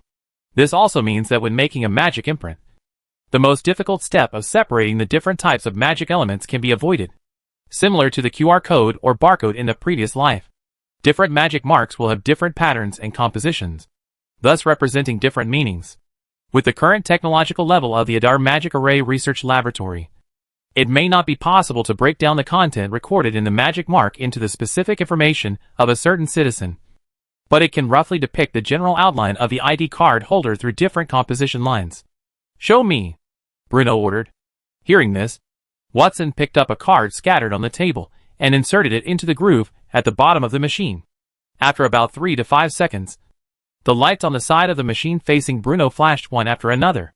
Different magic marks can activate different magic lines in the identification terminal, so that different contents can be displayed on one side of the machine. Watson pointed to the lit characters and added, for example, now, the blue light turns on, which means the ID holder is male. And then the ID holder's age range, place of residence, job category, and other information are displayed. At our current level of research and development, we can only be as precise as a certain area in a certain town. If you want to be more precise, you will need to draw more complex magic marks and create larger identification terminals. The size of the magic marks may even be much larger than the palm of your hand, and the size of the identification terminal may even be as big as a room. It is not possible to promote and popularize it on a large scale in a short period of time. Watson introduced it in detail. Listening to Watson's explanation and seeing the results before him, Bruno couldn't help but nod slightly. In his opinion, such results are already worthy of celebration, because of the existence of magic in this world. The growth of the technology tree has undergone completely different changes from that on Earth. In the Principality of Adar, where industrial production is extremely underdeveloped compared to the Earth in the previous life, something like a display screen actually appeared. Certainly, this so-called display screen is not a display screen in the strict sense, but a magic wire circuit composed of light element magic power. Different magic marks will activate different magic lines, under the combined effect of the light element magic stored in the source stone and magic crystal. The lines that have been outlined on one side of the identification terminal will be revealed while the light element magic flows along the line. Of course, while being amazed at the hands-on time capabilities of Watson and others, the existence of this display-like thing also made Bruno feel a little amused, because the technology tree of the Principality of Adar has completely gone astray under his careful care. Chapter 312 Adar's Citizen ID Card. But it doesn't matter if the technology tree is a little crooked. After all, this is a world of magic. As long as the technology tree of Adar territory can continue to grow upward, this will be enough. Worst case scenario, we still have Bruno. You did a good job. But this machine for identifying ID cards is a little too big. Bruno looked up and down at the rectangular machine in front of him, which was about 50 centimeters high, with a slightly solemn expression. Being able to identify identity information is definitely a great thing. But here's the thing. When the police officers of Adar Public Security Bureau are on patrol, they can't possibly run around the streets with such a big guy in their arms. right? This identification device contains extremely complex magic structures and a large number of magic array models. So, it is difficult to shrink it in a short period of time, Watson said nervously. Although his research and development tasks have achieved impressive results, he dare not show off in front of his mentor. Watson felt particularly ashamed when he thought that his research and development had not yet completely solved the problems faced by the Principality of Adar, and that his senior brother Arnell Blood had already begun improving the new generation of magic rifles. But actually you can think about it in a different way. Bruno suddenly thought of something and said, "Teacher, please give me your instructions. I will do my best." Watson's eyes seemed particularly determined. "The identity documents of the people of Adar will follow your previous idea. But you can add a few other things," Bruno pointed out. "More?" Watson was visibly stunned. The current identification terminal is already a big thing. If we add more things to it, wouldn't it be? Etc. Watson felt as if he had thought of something he had missed. The Adar Immigration Administration will issue a temporary visa to every business traveler entering the Principality of Adar. So you can do something about it, said Bruno. You mean, for example, according to your current research results, when the identification terminal recognizes the magic mark, it will flash different colors of light depending on the gender of the ID holder. In this case, Bruno paused and continued. So, can you add an independent magic mark to the ID card of Adar citizens and the temporary visa of the Principality of Adar to identify the authenticity? Watson's eyes lit up, and he added excitedly, "In this way, we can create a recognition machine specifically for verifying the authenticity of identity documents. Moreover, since we only need to recognize a part of the magic mark, the size can be greatly reduced, making it easier for police officers to carry it with them. But this seems to be back to square one, because we cannot determine whether this ID card belongs to the holder based on the information reflected on the ID card." Watson frowned. This is indeed the most contradictory point.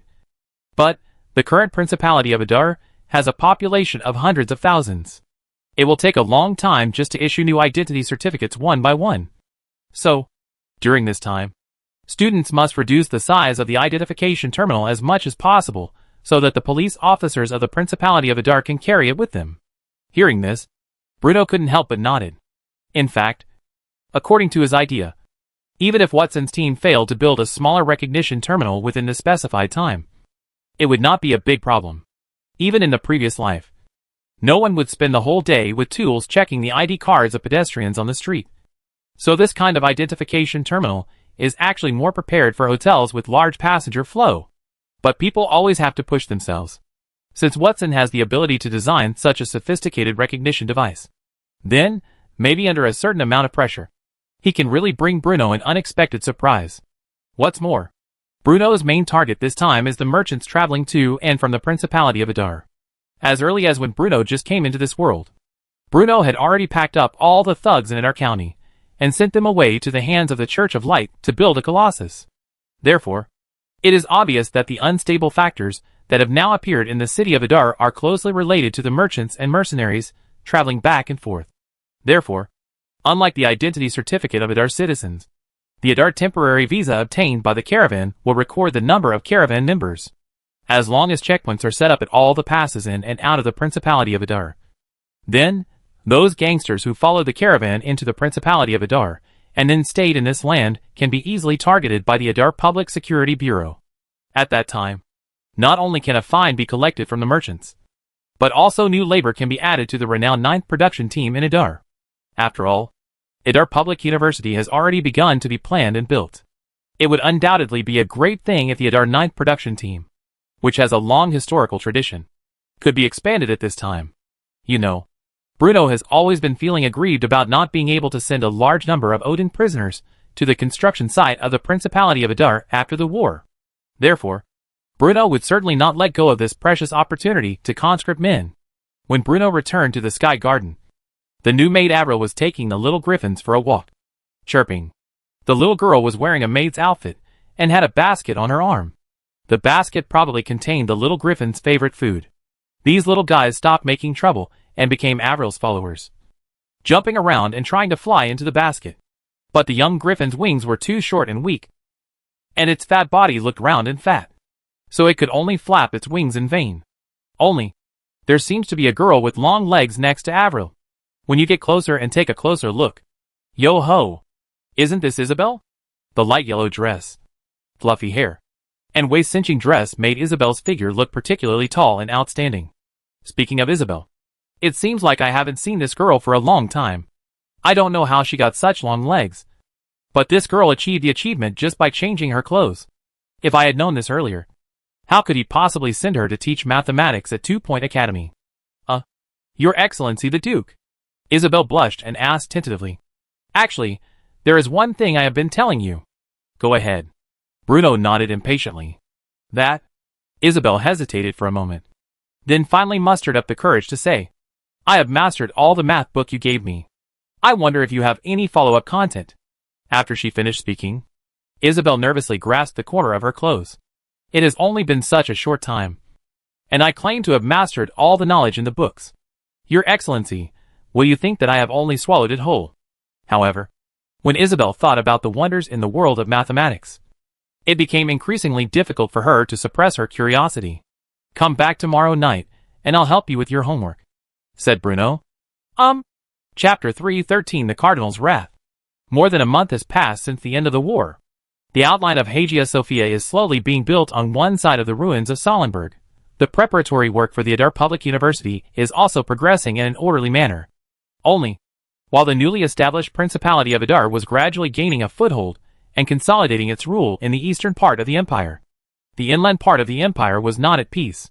Spring plowing is not only an important time node in the eyes of the Adar and Odin people, but also an important opportunity that the second Prince Rez and the first Prince Pisman pay close attention to.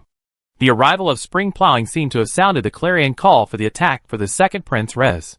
With Rez's order, tens of thousands of Norman troops began to move slowly southward under the leadership of Norman Marshal Theodore Laudon.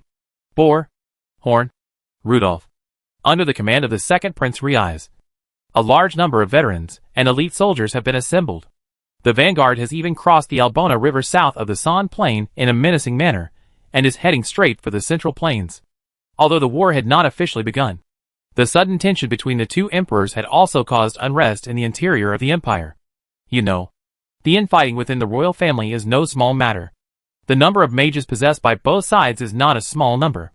Although the Odin shaman was killed by a magic cannon in the war between the Odins and the Adars, that was because the shaman's spellcasting was limited by distance. Once a civil war breaks out, with the cooperation of the mages, the evenly matched two sides will inevitably engage in an extremely brutal war.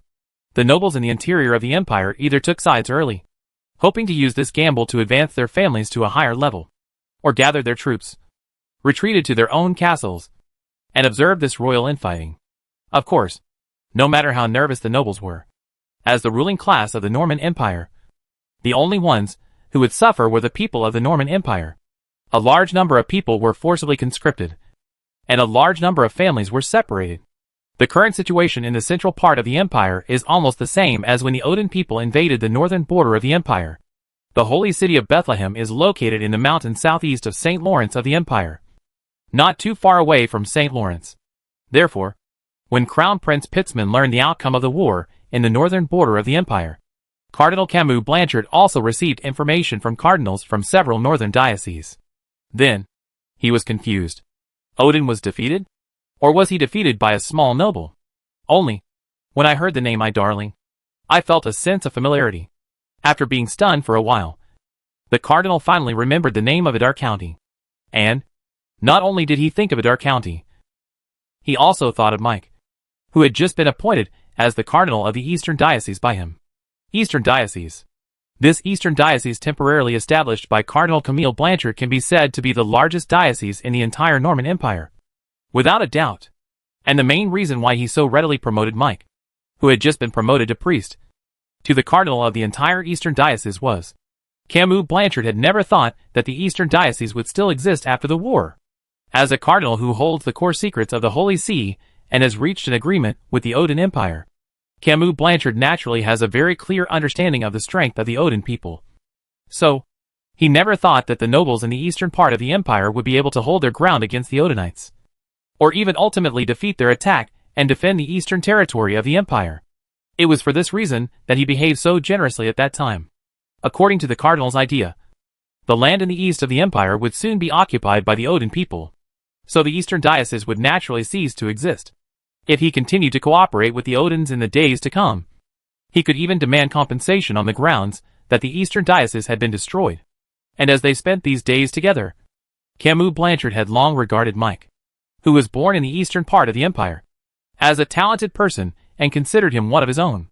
If Mike could survive and return to the holy city of Bethlehem, then with the reputation bonus brought by confronting the pagans and the position of cardinal of the eastern diocese, he could naturally recommend Mike as a senior clergyman of the Holy See of Light and make him his right-hand man. But, no matter how hard he tried, he could never have imagined that the ending would be like this. The outcome of the war between Adar and the Odin Empire was already well known, and the news that the second Prince Rez had appointed Count Bruno's steward of Adar as Duke of Adar had also reached the ears of the cardinal. So, in the dimness, the cardinal suddenly had a bad feeling. During the time that Mike stayed in the holy city of Bethlehem, he was often described to him the miserable situation of the noble territory of Adar in the eastern part of the empire, the ravages of pirates, the pressure from the surrounding nobles, the desolation of the land, and the poverty of the people. But even under such natural and man-made disasters, from Count Bruno's steward of Adar to every Idarian, they still have sincere faith in the Holy See of Light. Under Mike's persistent influence, the Adar people have been labeled as pious, brave, hardworking, friendly, sincere and united in the eyes of the Holy See of Light. So much so that whenever Mike mentioned Adar County in front of him, a scene would appear in his mind where the people of the entire city prostrated themselves before the bishop of the Church of Light and prayed devoutly to the gods for comfort. But now, the ironclad facts were before the cardinal. The Lord of Adar, who seemed extremely weak and even miserable in Mactard's description, easily defeated the Odin Empire, defeated the Odin Iron Cavalry, and even unified the entire eastern part of the empire and established a brand new Adar Principality regime. No matter how much he trusted Mike before, Cardinal Camus Blanchard also noticed the problem. The actual situation in Adar County is definitely not as Mike described before. Thinking of this, flames of anger seemed to begin to appear in the eyes of the cardinal, and even the temperature of the entire room suddenly rose at this moment. He was almost certain that Mike had cheated on him. Camus Blanchard couldn't help but get furious when he thought about how he personally promoted Mike from the Adar engineering team to a clergyman of the Church of Light, from a low-level clergyman to a priest, and then to a core institution like the Inquisition. Which of Mike's appointments was not carried out at his own instruction? But in the end, at this moment, Camus Blanchard was like a girl who had been hurt by a scumbag. Anger, regret, heartache, despair, all kinds of complex emotions intertwined together, and pale golden flames rose uncontrollably from behind him. However, the blazing flames did not emit any magical fluctuations. I remember, someone seemed to have mentioned something about Lord Adar. Camus Blanchard asked the servant beside him, suppressing his anger. It's Bishop Snesahani. He was demoted to a priest for slandering the current situation in Adar County, and was sent by you to guard the city gate, the waiter at the side answered cautiously. Damn it! Almost in the blink of an eye, the cardinal's veins bulged, and he suddenly grabbed the waiter's neck, almost lifting the man off the ground. Why mention the person's name when you can just mention the name? Why bring up the punishment you previously gave him? Is this a mockery of my own inability to judge people? A faint golden glow appeared between Camus Blanchard's arms, and the power that had previously lingered around the archbishop became active again at the moment he suddenly attacked. If Bruno were here at this moment, he might be able to find some similarities between that violent and unknown power and divine power. Finally, when the waiter was about to suffocate, Camus Blanchard released his right hand. The waiter, who luckily survived, suddenly fell to the ground, pressing his neck with both hands, gasping for breath. Get Snesahani here. Now! Yes! Not caring about the pain in his body, the waiter responded quickly and stumbled out of the room.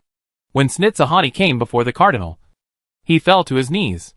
News like the establishment of the Principality of Adar and the defeat of the Odin Empire, which happened hundreds of kilometers away, obviously had not yet reached his ears.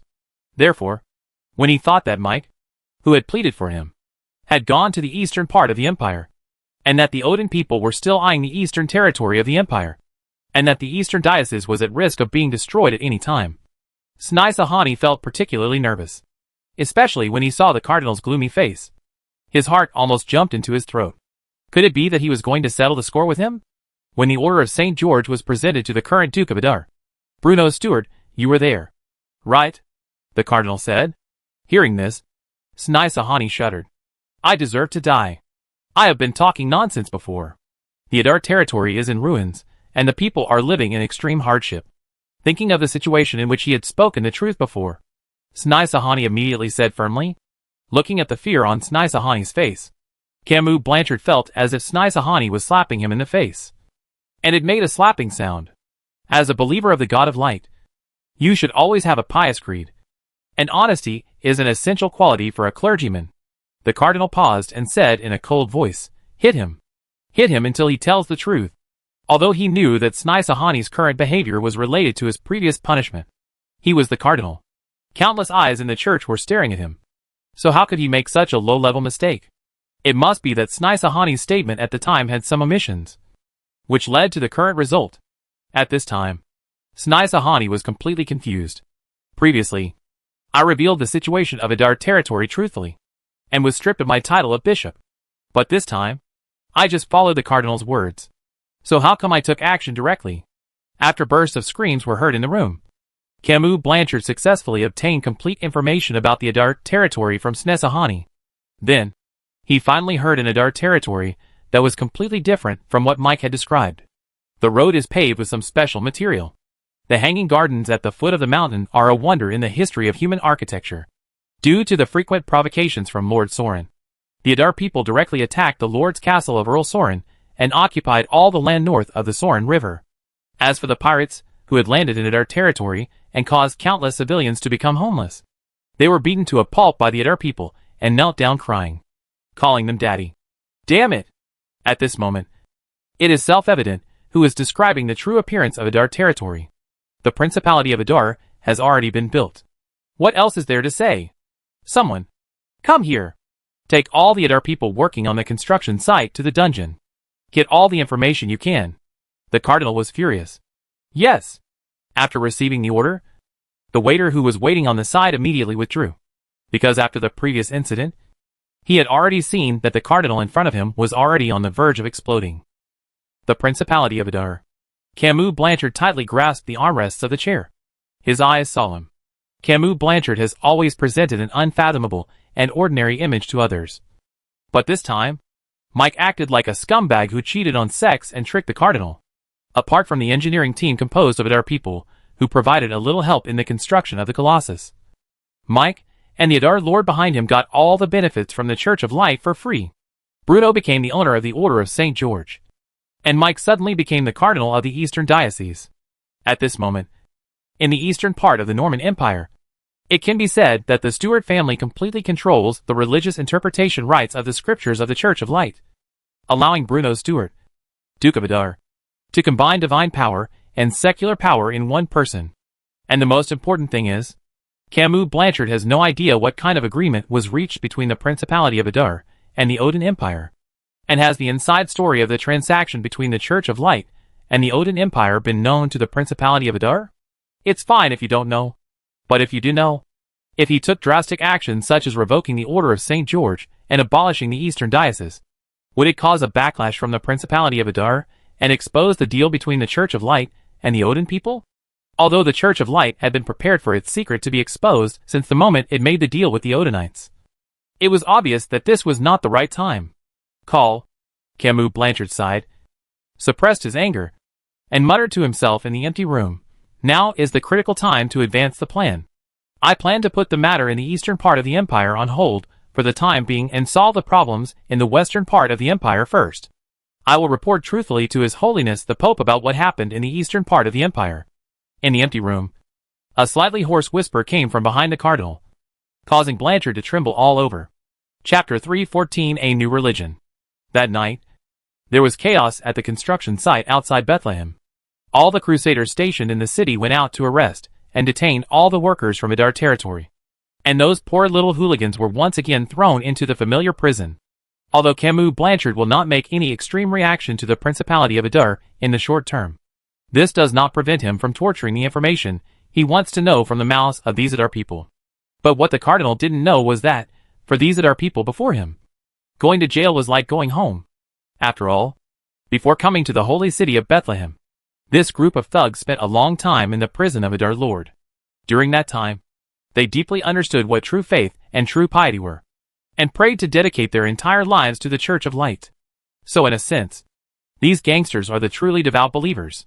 At this time, when the gangsters were thrown into jail again, it stimulated the already somewhat declining memory in their minds, and had a reinforcing effect. Besides, everyone in the underground prison of the holy city of Bethlehem is talented and speaks well, so it feels good to get together and chat. Only, after all, the purpose of this imprisonment is to obtain useful information from their mouths. So what is coming will eventually come. The investigation of Adar County was a task assigned by the Cardinal himself, and was personally led by the old priests of the Inquisition. The true purpose of the Adar people is still unknown, and Mike has previously entered a core power organ like the Inquisition. Now that something like this has happened, how could it not be taken seriously? And Dolby was the first lucky guy to be picked out by the old charlatans. There was a purpose for letting this group of Adar people come out of prison to chat and gossip these days. When the old charlatan saw that the Adar strongman weighing more than 200 pounds was respectful to Doobie, they instantly realized that this guy named Doobie might be the core figure among this group of Adar people. As long as Dolby confesses, the remaining minions will be easy to deal with. Therefore, the old charlatans used the same tactics they had always used, no matter if there was anything wrong or not. It would be right to give the savage a good beating first. The old charlatans in the Inquisition were all bachelors. Furthermore, they spent all day interacting with the prisoners in prison. As time went by, their faith in the God of Light became weaker and weaker.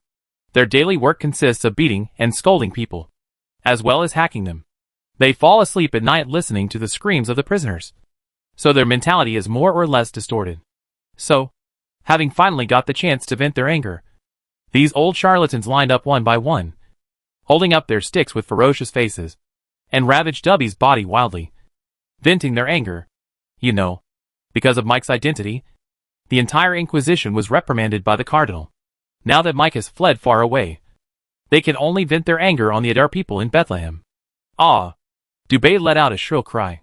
When they were in Adar County, although they would be spanked from time to time, the executioners would control the strength well, so that they would feel the pain, but still be able to work normally the next day.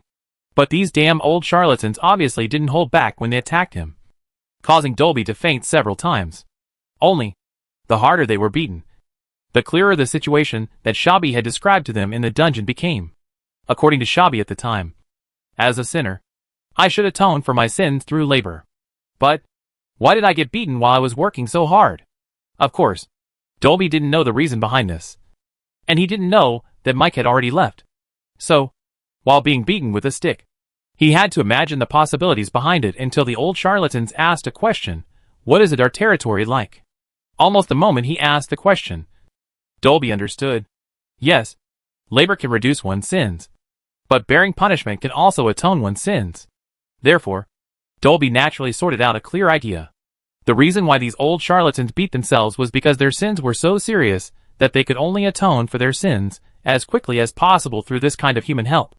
Asking himself about the situation in Adar territory was to test whether he was pious, and whether his heart was devoted to the God of Light. When he thought about this, he blurted out sincere words. The people of Adar are devoted to the God of Light, and Lord Bruno Stewart, Earl of Adar, is the most devout. Although the people of Adar are in poverty, they regard serving the gods as a top priority. Doobie didn't know that Bruno Stewart had been promoted to Duke, but when he came to Bethlehem to build the Colossus, Bruno had just launched a wave of reforms that swept across the entire Adar territory. Therefore, no matter how the old charlatans asked, the Adar territory that Doobie saw was indeed the poor and backward Adar territory of the past. Of course, apart from the people living in Adar territory, no one would believe that an aristocratic territory located on the border of the empire could grow into a behemoth that could compete head-on with the Odin Empire in just over a year. So from the very beginning, the interrogation of these Adar people was doomed to be futile. So much so that when the old priest of the Inquisition presented the final result to the Cardinal a week later, Camus Blanchard fell into complete silence. There were 50 people, but not one of them gave the answer that he expected. The people are in poverty, but they are devout in their faith. The territory is barren, but they yearn for the God of Light. All the confessions were exactly the same as what Michael said. which made Camus Blanchard deeply doubt the ability of the Inquisition. I gave you the power for a week. And the result was just to prove that what Mike told me was true. This is complete bullshit. Looking at the cardinal on the verge of rage, an old charlatan from the Inquisition carefully put forward his own idea. Your Excellency Cardinal, is there a possibility that, a year ago, when these Adar people left the eastern part of the empire, the Adar territory was really like what Bishop Mike described? You mean, a poor border noble family has the capital to compete with Odin in just 1 year? Do you think this is possible? Can Pedro Chase, don't ever harbor such unrealistic fantasies. You are also an elder of the Church of Light. The Church has gone through thousands of years of planning to get to where it is today. During this process, you and I both know how many setbacks we have experienced. And now, you tell me that it only took Adar County 1 year? It's just speculation. Pedro Chase replied somewhat guiltily. He also felt that this explanation was a little unbelievable. But no matter how hard he racked his brains, he couldn't think of any other possibilities. The room fell silent. After a long silence, Cardinal Camus Blanchard finally said, "Well, let's send a few crusaders to the eastern part of the empire to investigate personally." I understand. Pedro Chase nodded. Although privately using the crusaders directly under the Pope to investigate a border noble territory was like closing one's eyes and ignoring the rules. But the cardinal would be unable to sleep or eat unless he found out everything that happened in the eastern part of the empire. When the cardinal was confused about the real situation in Adar, and puzzled about Mike's purpose of getting something for free in the Church of Light, Mike, who finally returned to Adar, was busy preaching on the land of Adar. Hagia Sophia had indeed not been completed yet. But this did not stop Mike's enthusiasm for missionary work. Although his return allowed the Principality of Adar to fully grasp the right to interpret religion in the eastern part of the empire. But, when Mike saw the Principality of Adar becoming more and more prosperous under the leadership of Lord Bruno and the management of Shabi, Lobita and others, he felt a vague sense of urgency in his heart. If I don't show my value, Shabi's status in the eyes of the Duke will surpass mine. So, taking advantage of this opportunity, Mike led the priests he had just appointed and began to wander around the entire Principality of Adar and preach. Mike's missionary activities naturally received Bruno's full support. With the cooperation of the Adar Immigration Administration, Mike obtained a detailed list of personnel. As early as when he was providing housing for these refugees who had just joined the Principality of Adar, Bruno had deliberately concentrated those believers of the God of Light into several adjacent working-class communities. In this way, Mike was given a more precise missionary scope, which was another way to improve missionary efficiency. Only by laying a solid foundation for this new religion derived from the Church of Light before the official completion of Hagia Sophia, Bruno could directly activate the buff of the Guardian of the Faith when Hagia Sophia officially stood in Adar, allowing this new religion to complete the entire process from birth to transformation on the land of Adar. Moreover, is there any better time to preach than now? The pain caused by the war still exists, and the entire Principality of Adar is in a state of disrepair. So Mike hopes to seize this precious opportunity and convert all those believers of the God of Light into Protestant believers in one fell swoop. Even if it is impossible, we must let the seeds of Protestantism take root in the hearts of these believers. At this time, in a migrant worker community north of the Solon River, Bishop Mike, dressed in a white robe, was holding up the scriptures of the Church of Light with his right hand and sprinkling holy water with his left hand, explaining the new doctrine to the believers kneeling in front of him. Behind Mike, as background music, a choir composed of 12 boys and girls was singing hymns from church scriptures. ABA ABA. Abba. Amid the children singing, Mike slowly began to speak. In the scriptures of the Church of Light, the light, gratitude, mercy and kindness bestowed by the God of Light on the world are the embodiment of all good qualities. However, I believe that everyone present may have had doubts. Why? Even though they regard the God of Light as the only Savior, they still cannot change their lives. After hearing Mike's words, most of the people present nodded slightly. Indeed, they were all devout believers of the God of Light. But this did not allow them to escape the invasion of Odin, nor did it change their fate of wandering. Therefore, they could only attribute all this to the fact that they were not pious enough and had not yet moved the God of Light. But then, you may think that the reason you are still experiencing tragic experiences is because you are not pious enough. But have you ever thought about how the God of Light, as the embodiment of all good virtues, would care about those so-called tributes and complicated rituals? Hearing this, The believers present raised their heads and looked at Mike, who was wearing a holy robe. They feel the cardinal in front of him is denying his own faith. You mean the God of Light is fake? But you are the cardinal of the Church of Light. A believer asked bravely. Of course the God of Light is real. But, Mike paused, then said with certainty, the God of Light does not exist in the illusory heaven, but exists in the heart of each of you and around each of us. As soon as the words fell, the believers present could not help but look at each other. However, Mike did not give them another chance to talk, but continued, what is the God of Light? The God of Light is not a noble being in heaven, but the embodiment of the goodness in each of our hearts. As for the gift of the God of Light, it is never a miracle from heaven, but the selfless help of other people in our lives. Everyone. During the war between the Odins and the Adars, Adar soldiers risked their lives to rescue countless civilians from the clutches of the Odins. In today's peaceful times, Lord Bruno Stewart, Duke of Adar, has provided you with the possibility of being self-reliant, allowing all citizens to create wealth with their own hands. The above are the miracles that we need to be most grateful for and pray for. The reverence for the God of Light is never just lip service. A true believer should use the good qualities of the God of Light in real life to influence others and guard the hope we have. After the words fell, the believers present fell into deep thought. For them, as a cardinal, Mike undoubtedly possessed the most profound understanding of religious texts. So, when they heard these words that were completely different from the past, the first thing they thought of was not to refute, but to think and understand. Before this, their prayers and calls did not have any good effect, and the tragic fate was still around them. So that when they heard Mike's words, they gradually developed a sense of identity. Besides, what Mike said are all well-known facts. Adar soldiers risked their lives to defend their homeland. The Principality of Adar enjoyed peace, prosperity, happiness and well-being. Isn't the life they are living now the scene of the kingdom of heaven that the church once preached to them? Even though there are some differences, they are completely different from the life in the past. Abba Aba. The choir's tender singing voices rang out again, amid the clear voices of the boys and girls. The believers present recalled the past and looked at the current reality. Unknowingly, Mike's words had taken root in their hearts.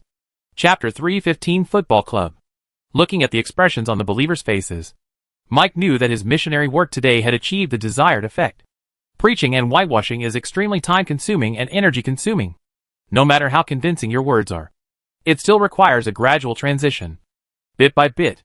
After all, if you want a person to give up his original beliefs and turn to another religious sect all of a sudden, even if the two have something in common and rely on each other, you need to give the person enough time.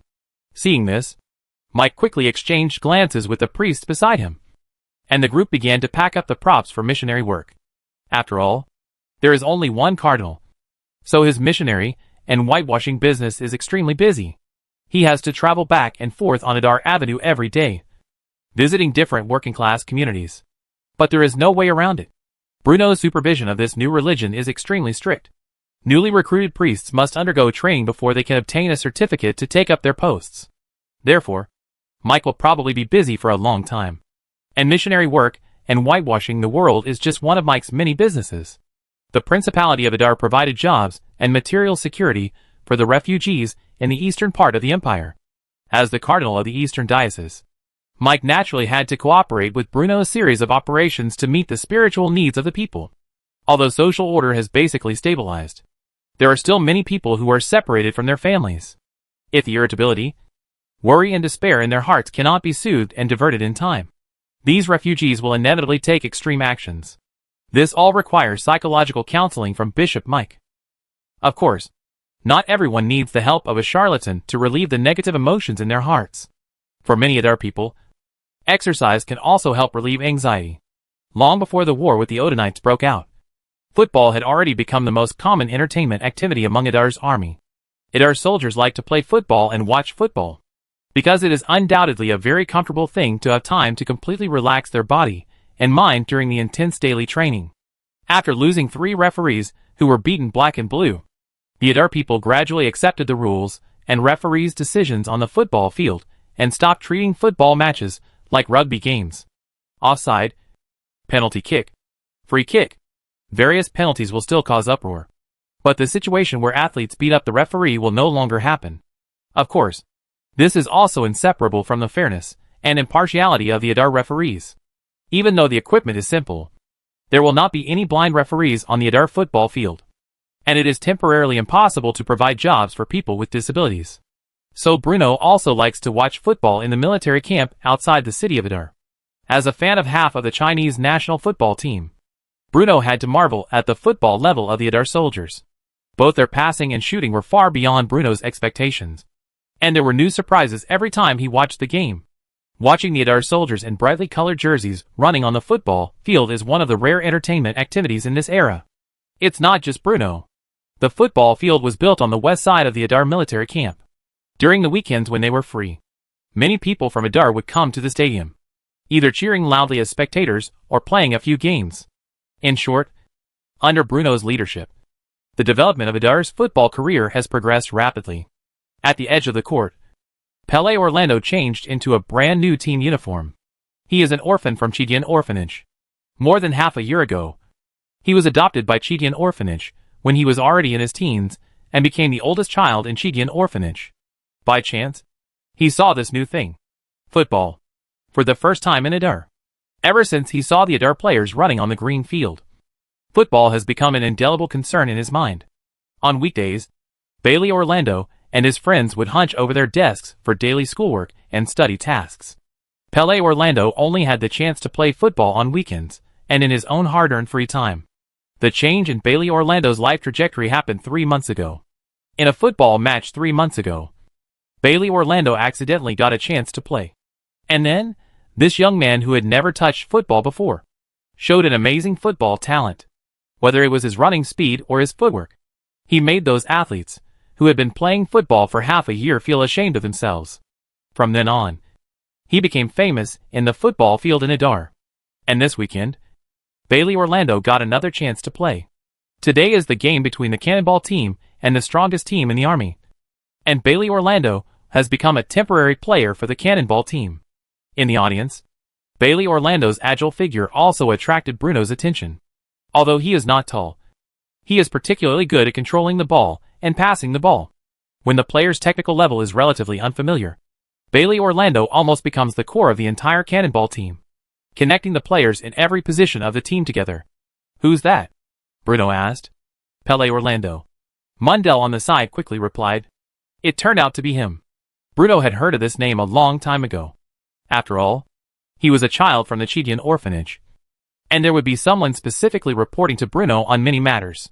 Ask him if he would like to come and play at my club and give him 3 silver shillings a month. Club? This was another word that Mundell had never heard of. However, Mundell still nodded. After all, the Duke had endless creative ideas. And who knows? It might be another refreshing and good idea. The club Bruno was referring to was a football club. After more than half a year of training, the football level of Adar players has improved significantly, although there are still some shortcomings in many aspects. If properly organized, they will be able to support Bruno's long-planned plan. And the plan is, Bruno wants to organize a football league in the Principality of Adar. Bruno has been saying that the Adar people have too few entertainment activities. Apart from working, all they do all day is eat, drink, defecate, urinate and make dolls. So, the otherworld version of the Football Super League was also listed by Bruno in his little notebook.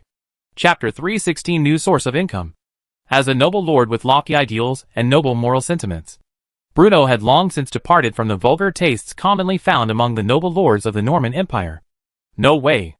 Therefore, Bruno has always been pursuing the goal of allowing the people of Adar to have a richer spiritual and cultural life, allowing them to relax and rest in between busy work, and achieve a balance between work and rest.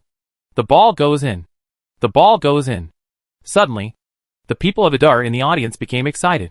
They stood up from their seats, stretched out their arms and cheered. Bailey Orlando, who played for the Cannonball team, scored another goal, finally tying the score on the field back to 2-2. The vast majority of the gunfire team members come from the Adar Artillery Unit, while the strongest army team members mainly come from the Adar 1st Army. All along, the strength of the strongest army team has always been superior to that of the bombing team.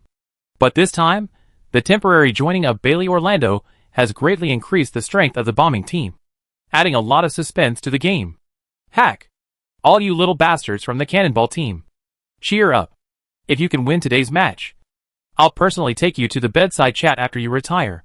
The voice sounded quite familiar. When Bruno looked in the direction of the voice, he couldn't help but hold his forehead with his hand, because he was very familiar with the guy who was shouting. That person was obviously Sam Layton, the commander of the Adar army, who sneaked out to watch the game during the weekend. What made Bruno speechless was that just a dozen minutes ago, Sam Layton also shouted the same words to the army's strongest team, thus ensuring that no matter which team won, he would have the opportunity to have a night talk with them. But this is understandable. After all, the two teams belong to the same sequence of Adar's army. If they shout from both sides, they will not be criticized for favoritism. It can be regarded as equal treatment. Bailey Orlando. While the people were cheering for the goal, Pele Orlando, the young man adopted from the Chidian orphanage, also received cheers from the audience. Bruno's seat was of course separate from the people of Adar. So while cheering with the people of Adar for this increasingly tense game, Bruno was also quietly observing the people of Adar in the audience. Football is a magical sport. It has proven to Bruno time and again that it is the world's #1 sport. This entry comes from Baidu Encyclopedia. Beware of disputes. No matter whether they are burly tough guys or delicate boys, they can devote themselves to the game, cheering for every goal and sighing for every tiny mistake. Therefore, as Adar football gradually became standardized, Bruno came up with the idea of organizing the Adar Super League, especially in the area north of the Solin River where there are a large number of refugees. Mike's missionary work can soothe the people's spiritual trauma, and the existence of football can divert the limited attention of the lower-class people. Although it is just a seemingly insignificant sport, it is undeniable that if football can become popular throughout the Principality of Adar under his promotion, this sport can make a significant contribution to the stability of social order. And, although Bruno is an aristocrat who has gotten rid of vulgar interests, he can fully utilize the existence of football to create additional income for the Principality of Adar. For example, gambling. Ticket revenues certainly cannot be counted on. The current football field in Adar has no fixed stadium at all. Just building a few spectator seats with scaffolding can be considered a formal game. Therefore, football lottery has become an idea that lingers in Bruno's mind. It is better to be distant than to gamble, even if Bruno doesn't do it. As football becomes more popular in the Principality of Adar, sooner or later there will be smart people who will see the business opportunities and realize the hidden profits. Therefore, it would be better for him to take a step ahead and standardize and institutionalize it, so that football betting dominated by the Principality of Adar will become the only legal gambling activity in the entire Principality of Adar. You know, as long as it is operated properly. Football betting developed based on the Adar Super League will definitely be a mouth-watering piece of cake. After the game, go talk to Kallio and ask him to send over a few good accountants from the Adar Chamber of Commerce. I have important roles for them, Bruno ordered. Mondale, who was serving Bruno, responded quickly. There is a lot of knowledge involved in gambling. If it is just a simple bet on winning or losing, how can it reflect the status of Adar's gambling industry? If you win, you win a certain number of goals. If you lose a certain number of goals. When a goal is scored, who scores the goal? You can bet on all of these. Add to that the various complicated odds, and these scattered things can make people dizzy just looking at them. But if you can play this numbers game well, football betting is definitely a business that makes money. Of course, to put it nicely, it is called gambling. But to put it bluntly, it is actually gambling. So, there are definitely pros and cons to football betting. Bruno knew very well that in the process of development of this industry, it was inevitable that some people would try their luck and eventually go bankrupt.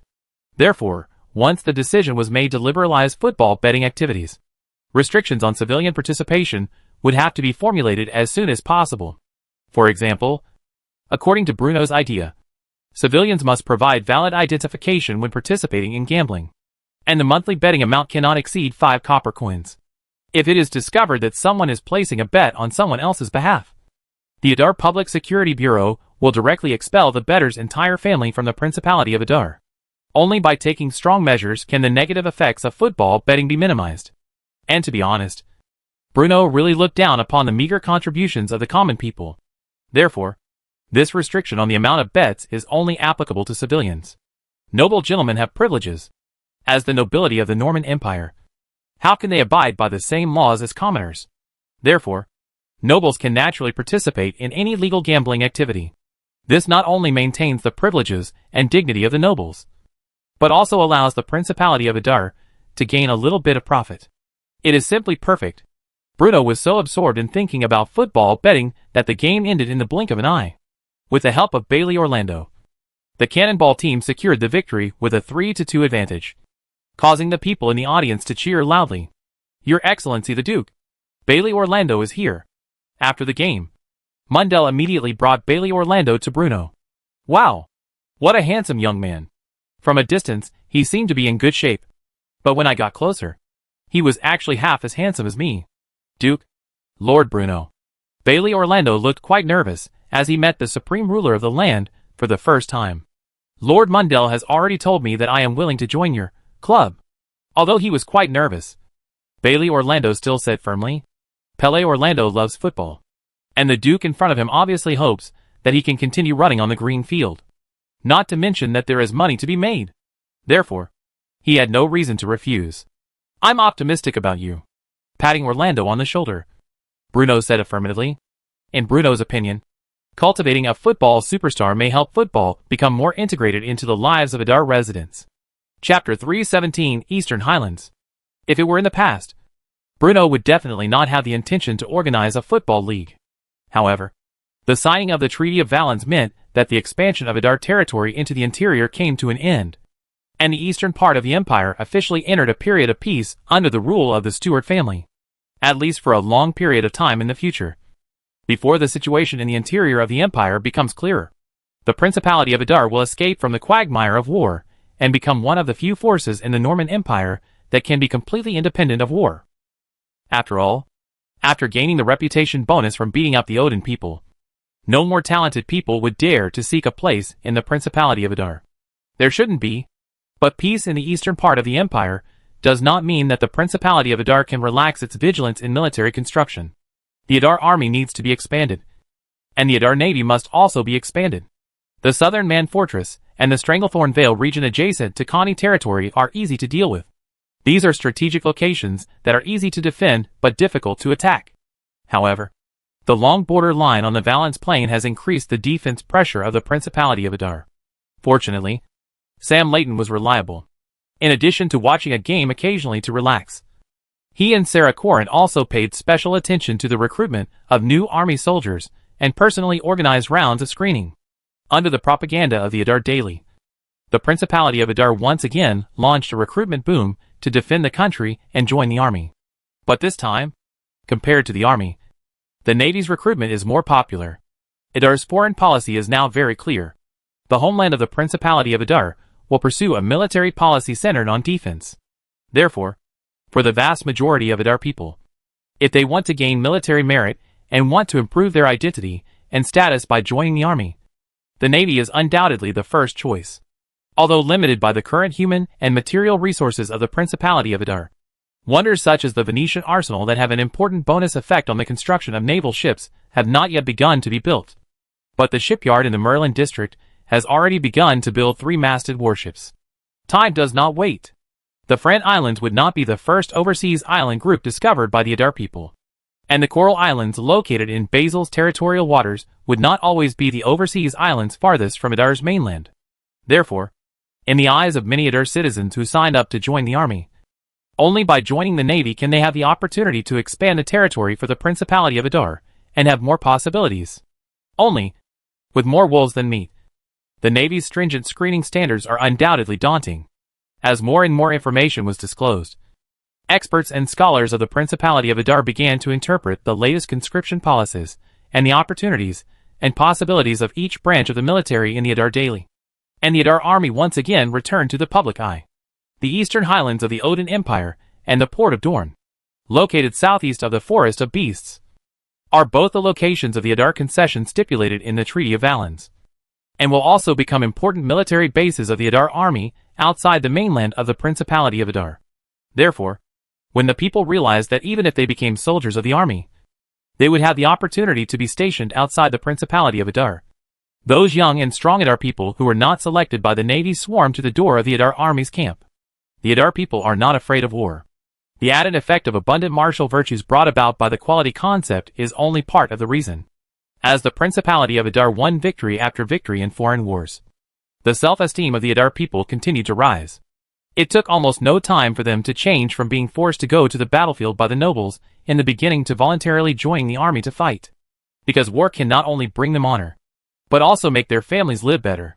Looking at those war heroes revered by countless Adar people, almost all the young people in the Principality of Adar will look at them with envy, and will receive a Medal of Honor awarded by the Duke himself as their own goal and pursuit. Only, while the recruitment of the navy and the army was proceeding in an orderly manner on the land of the Principality of Adar, Mal-Karen, the commander-in-chief of the navy, had already set sail for the north. Unlike Sam Layton, Mal-Kalen, as the commander-in-chief of the navy, has always been a guy who can't sit still. For him, it is a very boring thing to sit behind a desk and review the trivialities of the military bit by bit. Therefore, from recruiting naval soldiers to logistical support, from ship maintenance to daily training, the vice admirals of the Adar Navy undertake the vast majority of the work. Of course, this is what Bruno hopes for. Unlike the Adar army, once the Principality of Adar embarks on the road of overseas exploration, it will obviously be impossible for Mal-Karen to coordinate the operation of the entire Adar Navy on the vast ocean. By then, the current lieutenants will become new naval generals.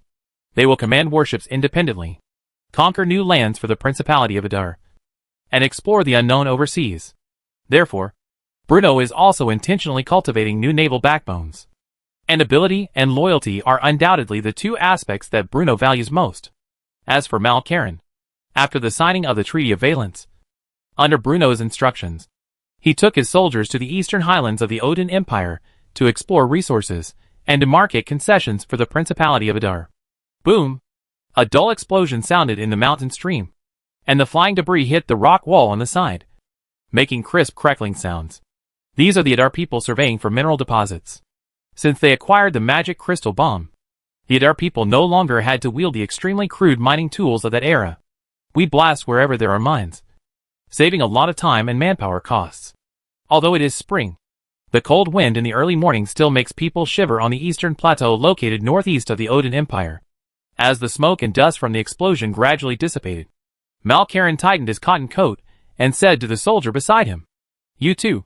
Take Master Good to have a look and see if there are any mineral deposits that have been blasted out." Yes. The two soldiers gladly accepted the order and led Good toward the mountain stream. Good's full name is Good Knight. He is Master Andy's most valued student. He is not only skilled in carving, but can also easily identify different minerals and stones. So this time, in order to explore possible mineral deposits in the eastern highlands, Good came to this land belonging to the Odin people for the first time under Bruno's order. According to the Treaty of Valence, the Adar people had the right to mine in the eastern highlands. So, if enough mineral veins can be found, the Principality of Adar will truly become prosperous this time. Chapter 318. The Fall of the Pachania Tribe. Watching Good's figure gradually disappear behind the layers of rock walls, Mal-Karen instructed his soldiers. The remaining soldiers? Be on guard everywhere. The explosion just now was quite loud. If you spot any members of the Odin tribe, report it immediately. Yes. The eastern highlands are located in the northeast of the Odin Empire. To the southwest is the Hobbs River. To the northwest are the Arctic ice fields across the mountains.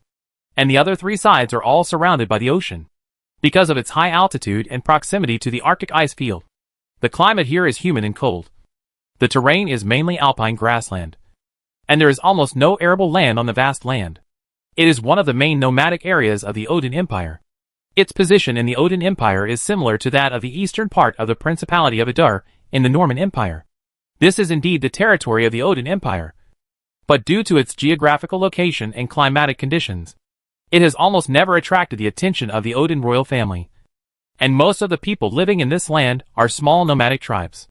That is why, when the Adar people proposed in the Treaty of Valence to establish a temporary concession of 30 square kilometers on this land, the Odin people's first reaction was, there was something wrong with the Adar people's brains.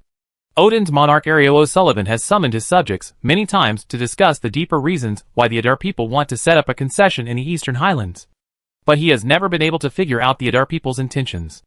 Although before this, the Adar people demanded the right to explore and mine minerals in the eastern highlands.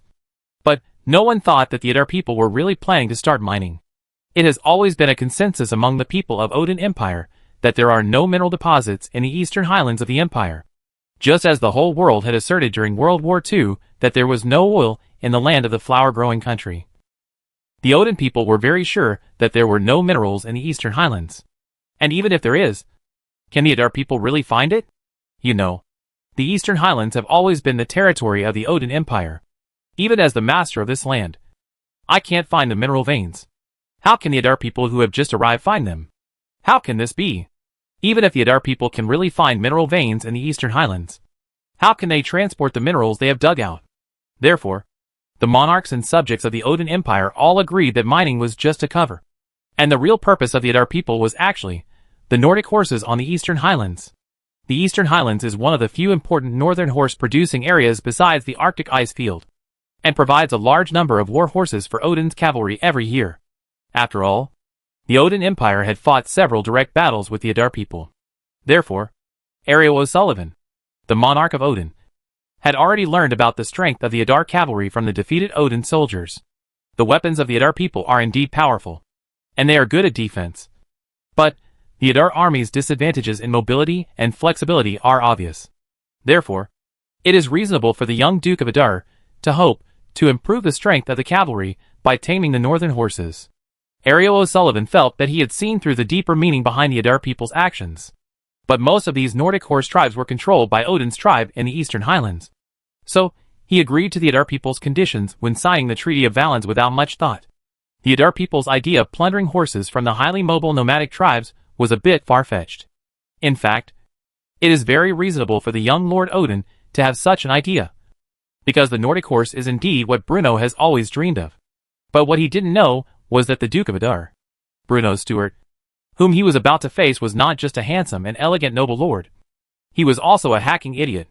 The Wonder construction system provides Bruno with an accurate map of Odin's empire. And, as long as you spend 10 brilliant points, you could open a pink diamond membership and get the resource distribution map of the Odin Empire. Open a green diamond membership to get the topographic map of the Odin Empire.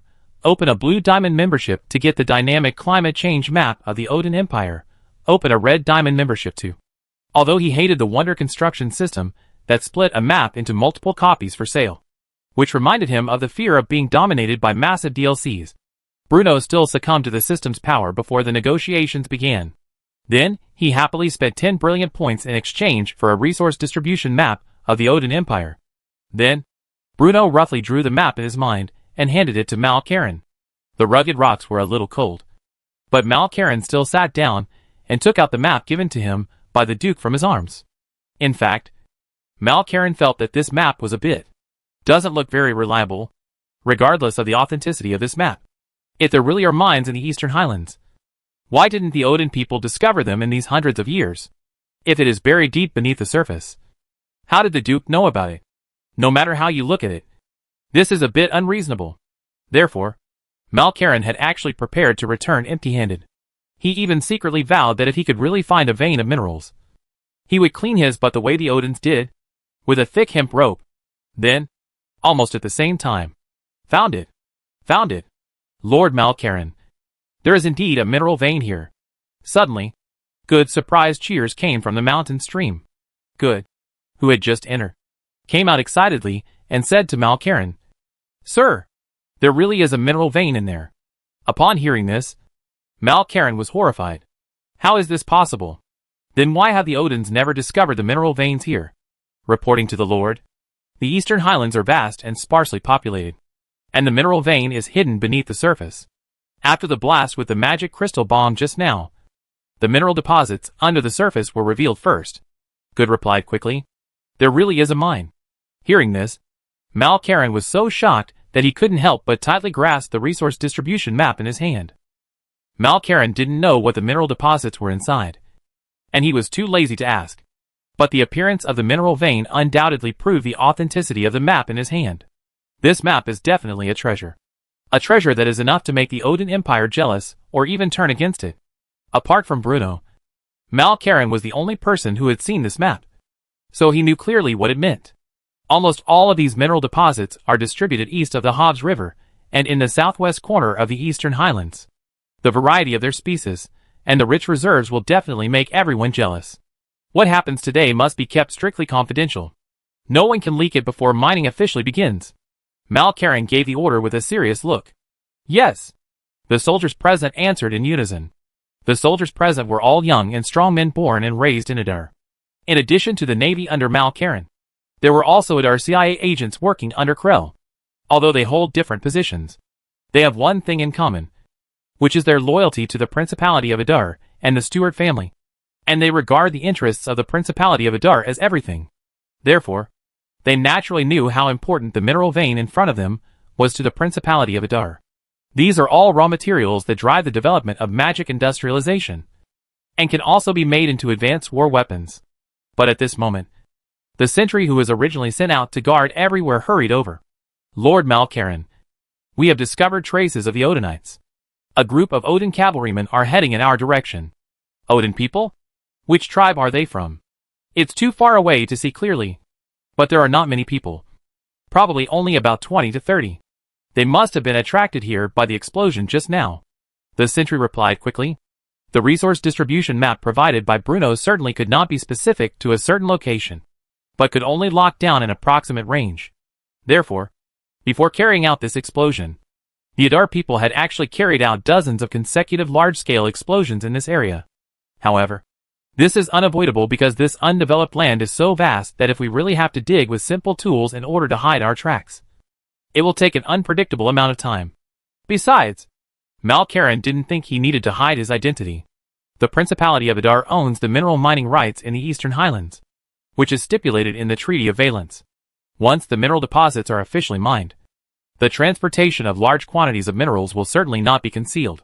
Malkaran didn't think that the Odin Empire had the courage to tear up the agreement immediately, because it was obvious that Ariel O'Sullivan had not yet recovered from the previous defeat. For the Odin people, instead of watching the Principality of Adar rubbing its hands in a thankless task, it would be better to put more energy and time into other forces.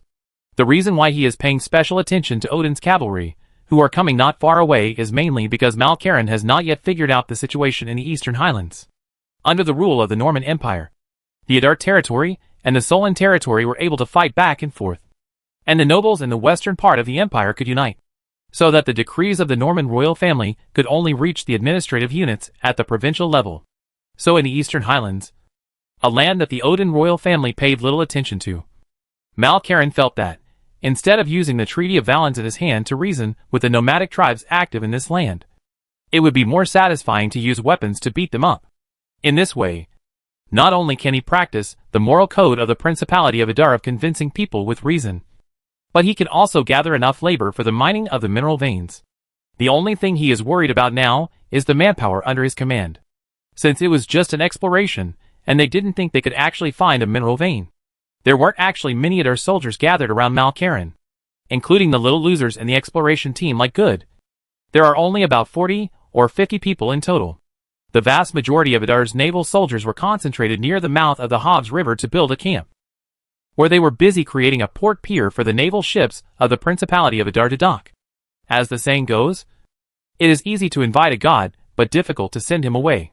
Now that the Adar people have come to this land in the northeast of the Odin Empire, and which is rich in mineral resources, there is naturally no reason for them to leave easily. Everyone, prepare to fight. Although the intentions of the Odin cavalry in the distance were not yet clear, for the sake of safety, Malkaran still gave the order at the first opportunity. Most of the soldiers of the Principality of Adar were equipped with binoculars, so this undoubtedly gave Malkaran ample time to react. Although most of these people are naval soldiers, they are also very skilled in fighting on land. They occupied the advantageous terrain in the shortest time possible, replaced the magic crystal magazine, and opened the safety switch that was originally tightly locked on the handle. So, when those Odin riders finally arrived in front of Malkaran, they had fallen into the encirclement temporarily constructed by Adar soldiers. The moment he saw Malkaran, Odin rider's eyes widened and he drew his sword. Fur coats are the most common attire of the Odin people, but the neatly dressed armor worn by Malkaran in front of him looks exactly like the attire of a Norman soldier. The Adar soldiers did not hesitate at all, and raised their magic rifles at the first moment. As long as the Odin riders in front of them made any dangerous moves, they could shoot these Odin soldiers into sieves with the magic rifles in their hands. Jiligwala #*@ The leading Odin rider was mumbling a lot. But it seemed to be the dialect of the Eastern Highlands. So much so that Mal Karen was confused, and was considering whether to just shoot the Odin in front of him. "Sir, this man asked us where we are from, and what we are doing here." An agent from the Adar CIA stepped forward and translated for Mal Karen. "Come and be a father to them Odins." Mal Karen snorted coldly. Ever since he heard this sentence from Bruno, it has become the catchphrase of Adar soldiers when talking about the Odin Empire. "Ah?" The Adar agent was stunned. "Asshole. This can't be translated like that. Tell him that Ariel O'Sullivan has given us the mining rights to the Eastern Highlands." Mal Karen casually took out a leaflet with the contents of the Treaty of Valence and handed it over. "It's so weird. Baji. Puff. Puff. Makabakawaksadigubigu." After a frank and friendly exchange, Odin Rider looked through the single page that recorded the contents of the Treaty of Valence. Then, his body began to tremble, and a hint of anger began to appear on his face. The news of the Odin Empire's defeat has not yet reached this land in the northeast of the Odin Empire. Therefore, the Odin riders in front of them know nothing about the strength of the Adar people. He spat fiercely on the ground, tore the leaflet into pieces, and said in half-baked Norman, "Here, this is the pasture that belongs to the great Pachania tribe. This peace treaty is a piece of waste paper. Normans all deserve to die." Chapter 319. Normans all deserve to die. When these words, which Mal Karen had been waiting for a long time, finally came out of the mouth of the Odin rider, the air around them seemed to become tense at this moment. After all, this is the land of the Odin people. So Mal Karen is always very restrained, always reminding himself that he should practice the moral code of convincing people with reason and valuing harmony. But it was obvious that the Odin rider in front of him did not want to give up. "Hurry up. Draw your sword quickly."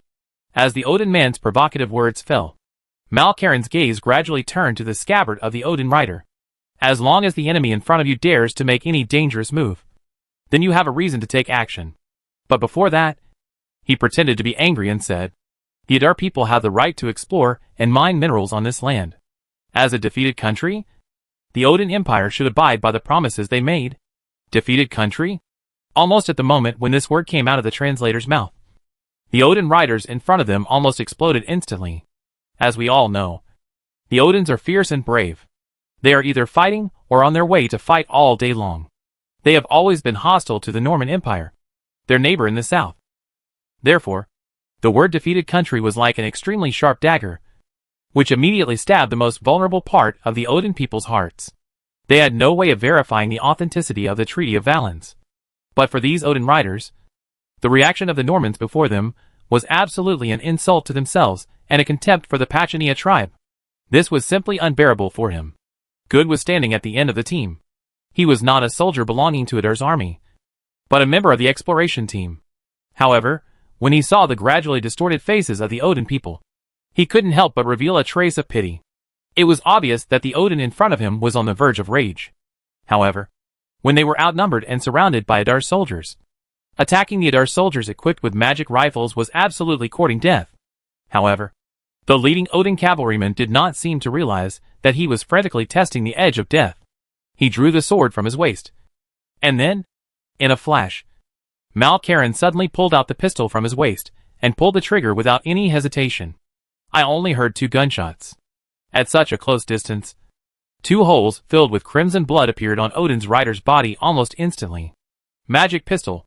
The weapon used by Mal Karen is a magic pistol, another military product series that was recently tested by the Adar Magic Array Research Laboratory following the Persuader Type 1 submachine gun. Unlike the Magic submachine gun, which focuses on shooting more and harder, the magic pistol emphasizes portability and the power that a single shot can cause. Moreover, when the trigger of the magic pistol is pulled, what is fired is not magic rays, but solid bullets made of magic crystal stones. This kind of bullet not only has the same function as the bullet in the previous life, but also contains a large amount of magical elements. The moment the bullet hits the target, the violent impact is enough to disrupt the magic power inside the magic crystal bullet, causing the bullet to explode and cause secondary damage to the target. However, since this kind of magic pistol cannot be mass-produced for the time being, and it will cause the loss of magic crystals when shooting, this kind of magic pistol is only equipped to senior officials of the Principality of Adar. senior generals of the Adar army, and agents of the Adar CIA. What is undeniable is that the damage that this magic pistol can cause is extremely great. So, when the magic crystal bullet shot by Mal Karen hit the Odin rider in front of him, the loss of the Odin rider's ability to move had become an inevitable outcome. It all happened so fast that the Odin rider, who was shot, was still standing there with his machete held high. He felt an irresistible pain coming from his chest, and his strength gradually drained away at this moment. His raised right arm gradually fell down tremblingly. The only thing the Odin rider could do was to lower his head and look at the scar on his chest and the blood that continued to flow out. Duang. In the eyes of everyone, the Odin rider, who was originally so aggressive and wanted to compete with the Adar people in front of him, suddenly fell off his horse and died. Next, when they saw Mal Karen pulling the trigger, the Adar soldiers present also pulled the trigger one after another, shooting the Odin soldiers, who had not yet recovered, into pieces.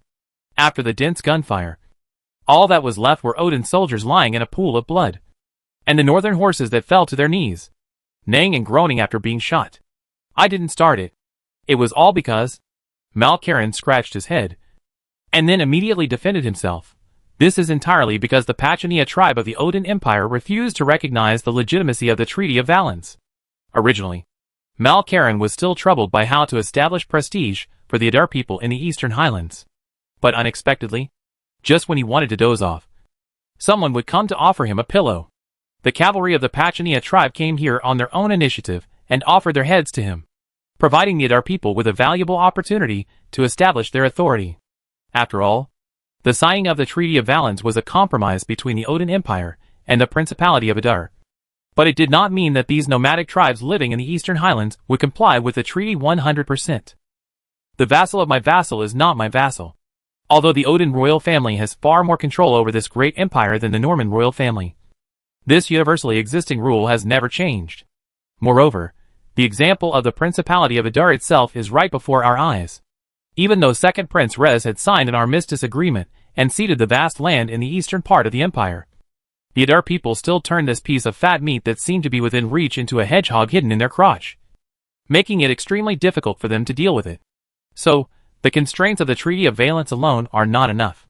If the Adar people want to successfully mine minerals on this land and set up concessions on this land, then they must show their strength to these nomadic tribes who have settled in the Eastern Highlands all year round. Let these unruly people who have never experienced the horror of the Adar people understand that from now on, they must get used to and gradually accept the existence of the Adar people in the Eastern Highlands. Otherwise, the only thing waiting for them is destruction. Tie all the bodies of these Pachinian soldiers and the leaflets of the Treaty of Valens to the surviving northern horses. I want all the tribes in this land to understand that anyone who dares to provoke the Adar people will end up dead, Mal Karen said solemnly. Mal Karen had actually heard of the name of the Pachania tribe.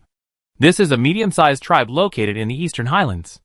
Although its strength cannot be considered the best, it is definitely a nomadic tribe with overall strength in the upper middle level. So, since the first ones to cause trouble were the Pachania tribe, there was no need for him to look for other people to be targets. The annihilation of the Pachania tribe will be the first gift that the Adar people give to all Odin tribes after arriving at the Eastern Plateau. Mark the location of this mineral vein. Let's go and join the main force and give the Pachania tribe a good beating. Mal Karen gave the order. Yes. Upon hearing this, all the Adar soldiers present became excited. For them, this was a good opportunity to earn military merit.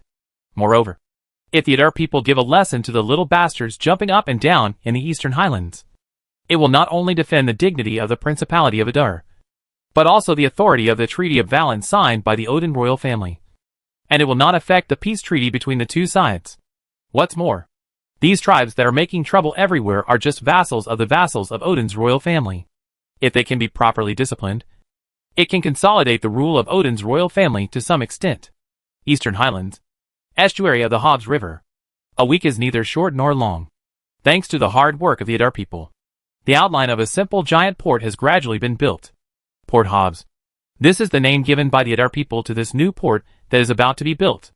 In the sea not far from the port, there were not only the three-masted warships of the Adar Navy, but also several transport ships built by the Adar people in the past few days.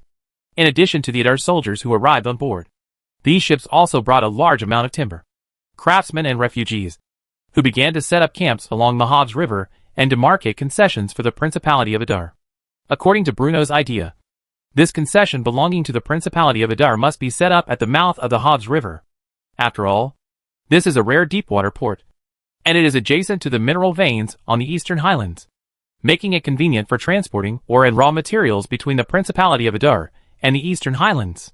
Once the ships of the Principality of Adar explore the northeastern waters, this concession along the Hobbs River can also become a temporary stop for Adar ships to deliver supplies to the ocean-going fleet.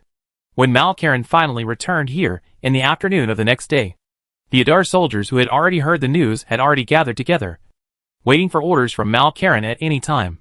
Have you figured out the location of the Pachania tribe? This is a question for the Adar CIA agents who handle intelligence. What gives Malkaran the most headache is actually the locations of these tribes.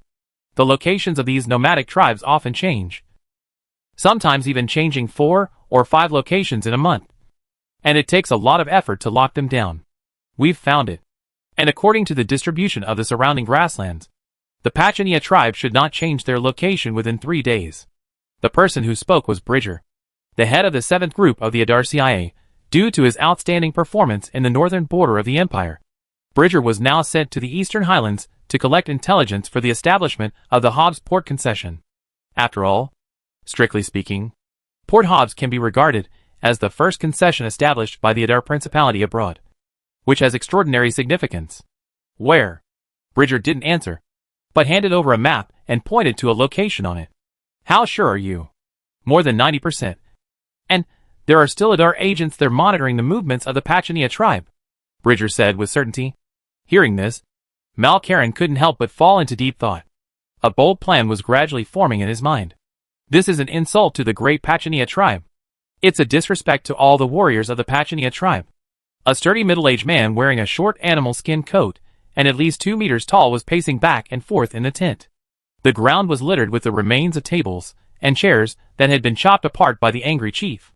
Although they arrived at a brand new pasture, the Pachni tribe fell into a very embarrassing situation. The Adar people tied the Treaty of Valens and the bodies of the warriors of the Pachania tribe to the bodies of the northern horses and galloped across the entire Eastern Highlands. This is a blatant slap in the face. Let all the nomadic tribes living on this land laugh at the Pachania tribe. Damn Normans! Why would the royal family sign such an absurd treaty? The chief waved the Treaty of Valens in his hand and roared angrily. But this is not surprising. For these nomadic tribes who have never experienced artillery bombardment, their understanding of war is limited to cold weapons. They knew nothing about the power of artillery, explosives and magic rifles. It is said that these Normans are from the Principality of Adar. They are a new force in the Norman Empire and possess extremely powerful weapons. The dog-headed military advisor at the side quickly replied that this was the information he had finally managed to find out from a group of merchants. The term dog-headed military advisor is not really an insult. As a tradition of the Pachania tribe, staff members, who are wise and have made important contributions, will wear necklaces made from the skulls of wild dogs. This is the highest honor that a wise man of the tribe can receive. No matter who he is, the dignity of the Pachania tribe cannot be trampled upon. This is the land of the Odin Empire, the chief emphasized. But, after all, this is... Boom! Before the tribal wise man finished his words, he was suddenly interrupted by a violent explosion. The sound was deafening, like a bolt of thunder in the dark night, which made people tremble with fear. At the same time, the dark night sky seemed to suddenly become bright, and the flames rising into the sky illuminated the camp and burned everything around. Even though there was a curtain between them, the bright red color still overshadowed the candlelight in the tent. For a time, the neighing of war horses, the shouting of tribal warriors, and noisy sounds accompanied by violent explosions came from all directions, and the camp of the Pachania tribe was in chaos. This is the Adar people's skyfire. Lifting a corner of the curtain, the wise man of the tribe shouted in horror as he saw the flames suddenly bursting out outside. This is definitely fire from the sky. The high priest died under the Adar people's fire from the sky. Chapter 320. Caravans, especially long-distance caravans, are often the best targets for gathering intelligence. As long as the price is right, merchants traveling around the continent can provide local nobles with any information they want to know. With the rise of the Principality of Adar, this emerging force that suddenly appeared in everyone's vision naturally became a hot commodity in the intelligence market. But, The Adar people have long had a clear understanding of this expected phenomenon. Therefore, not only other caravans were selling intelligence, but even the Adar Chamber of Commerce itself was selling intelligence. And the prices were higher and more authentic. Of course, selling intelligence is one thing. And the intelligence that is leaked to the outside world is just what the Adar people want to reveal to the outside world. For example, the military strength of the Principality of Adar is strong.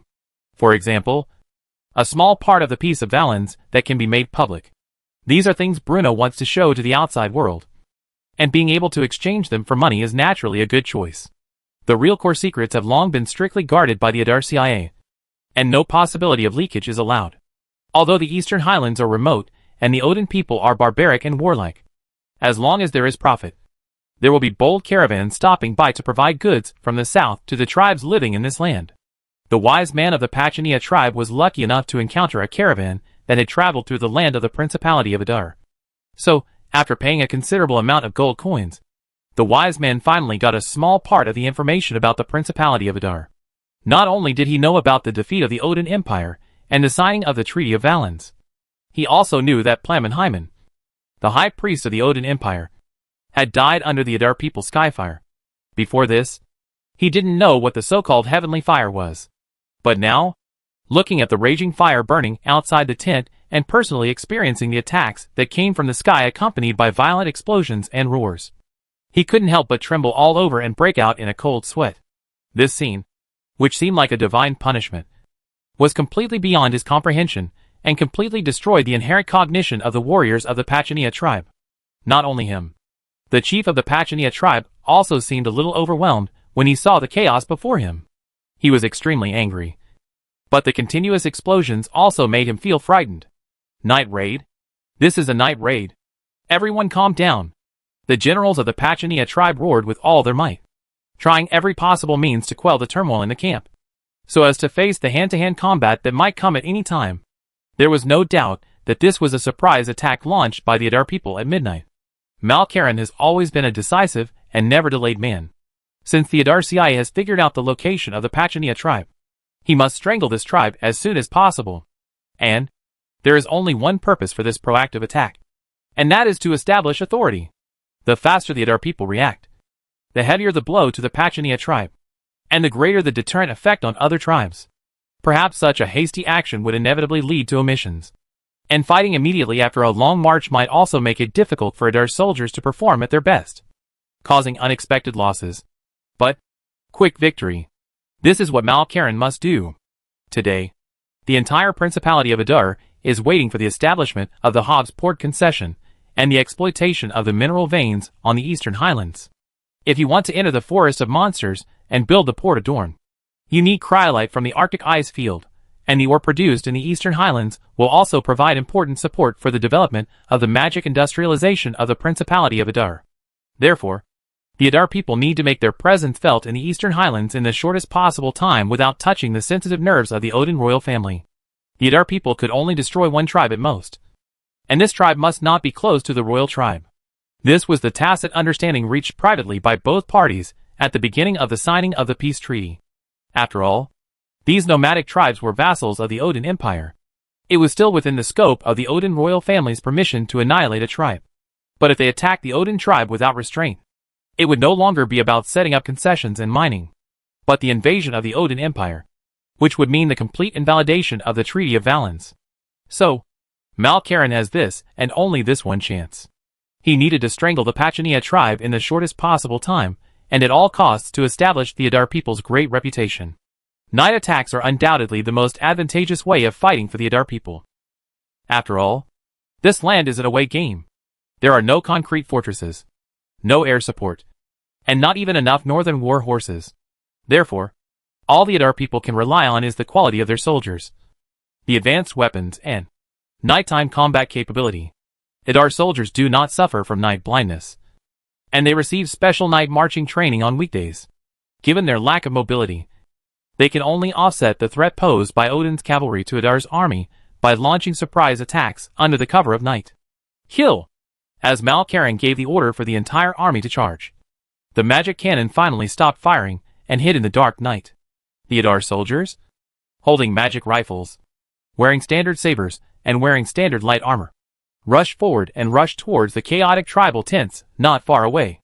First they used artillery bombardment to cause chaos among the Odin people. And then, they rushed forward and completely wiped out the enemy. The Adar people's way of fighting can be described as simple and unpretentious. But it is currently the simplest and most effective way of warfare. When the Adar people stepped through the bloody flames and poured into the camp of the Pachania tribe from all directions, they were faced with panicked tribal warriors holding swords. The contest between hot weapons and cold weapons needs little elaboration. Although the Adar people did not carry much ammunition and had no time to replace ammunition in close combat, the sabers in the hands of the Adar soldiers were not vegetarian either. After a fierce fight that made many readers exclaim wow, the Adar people successfully took control of the situation before dawn. The chiefs, generals, and other core members of the tribe were all beheaded on the spot by Adar soldiers. And the camp was littered with corpses. The Pachania tribe, this nomadic tribe, which had existed in the eastern highlands for decades, was suppressed overnight, and rivers of blood flowed.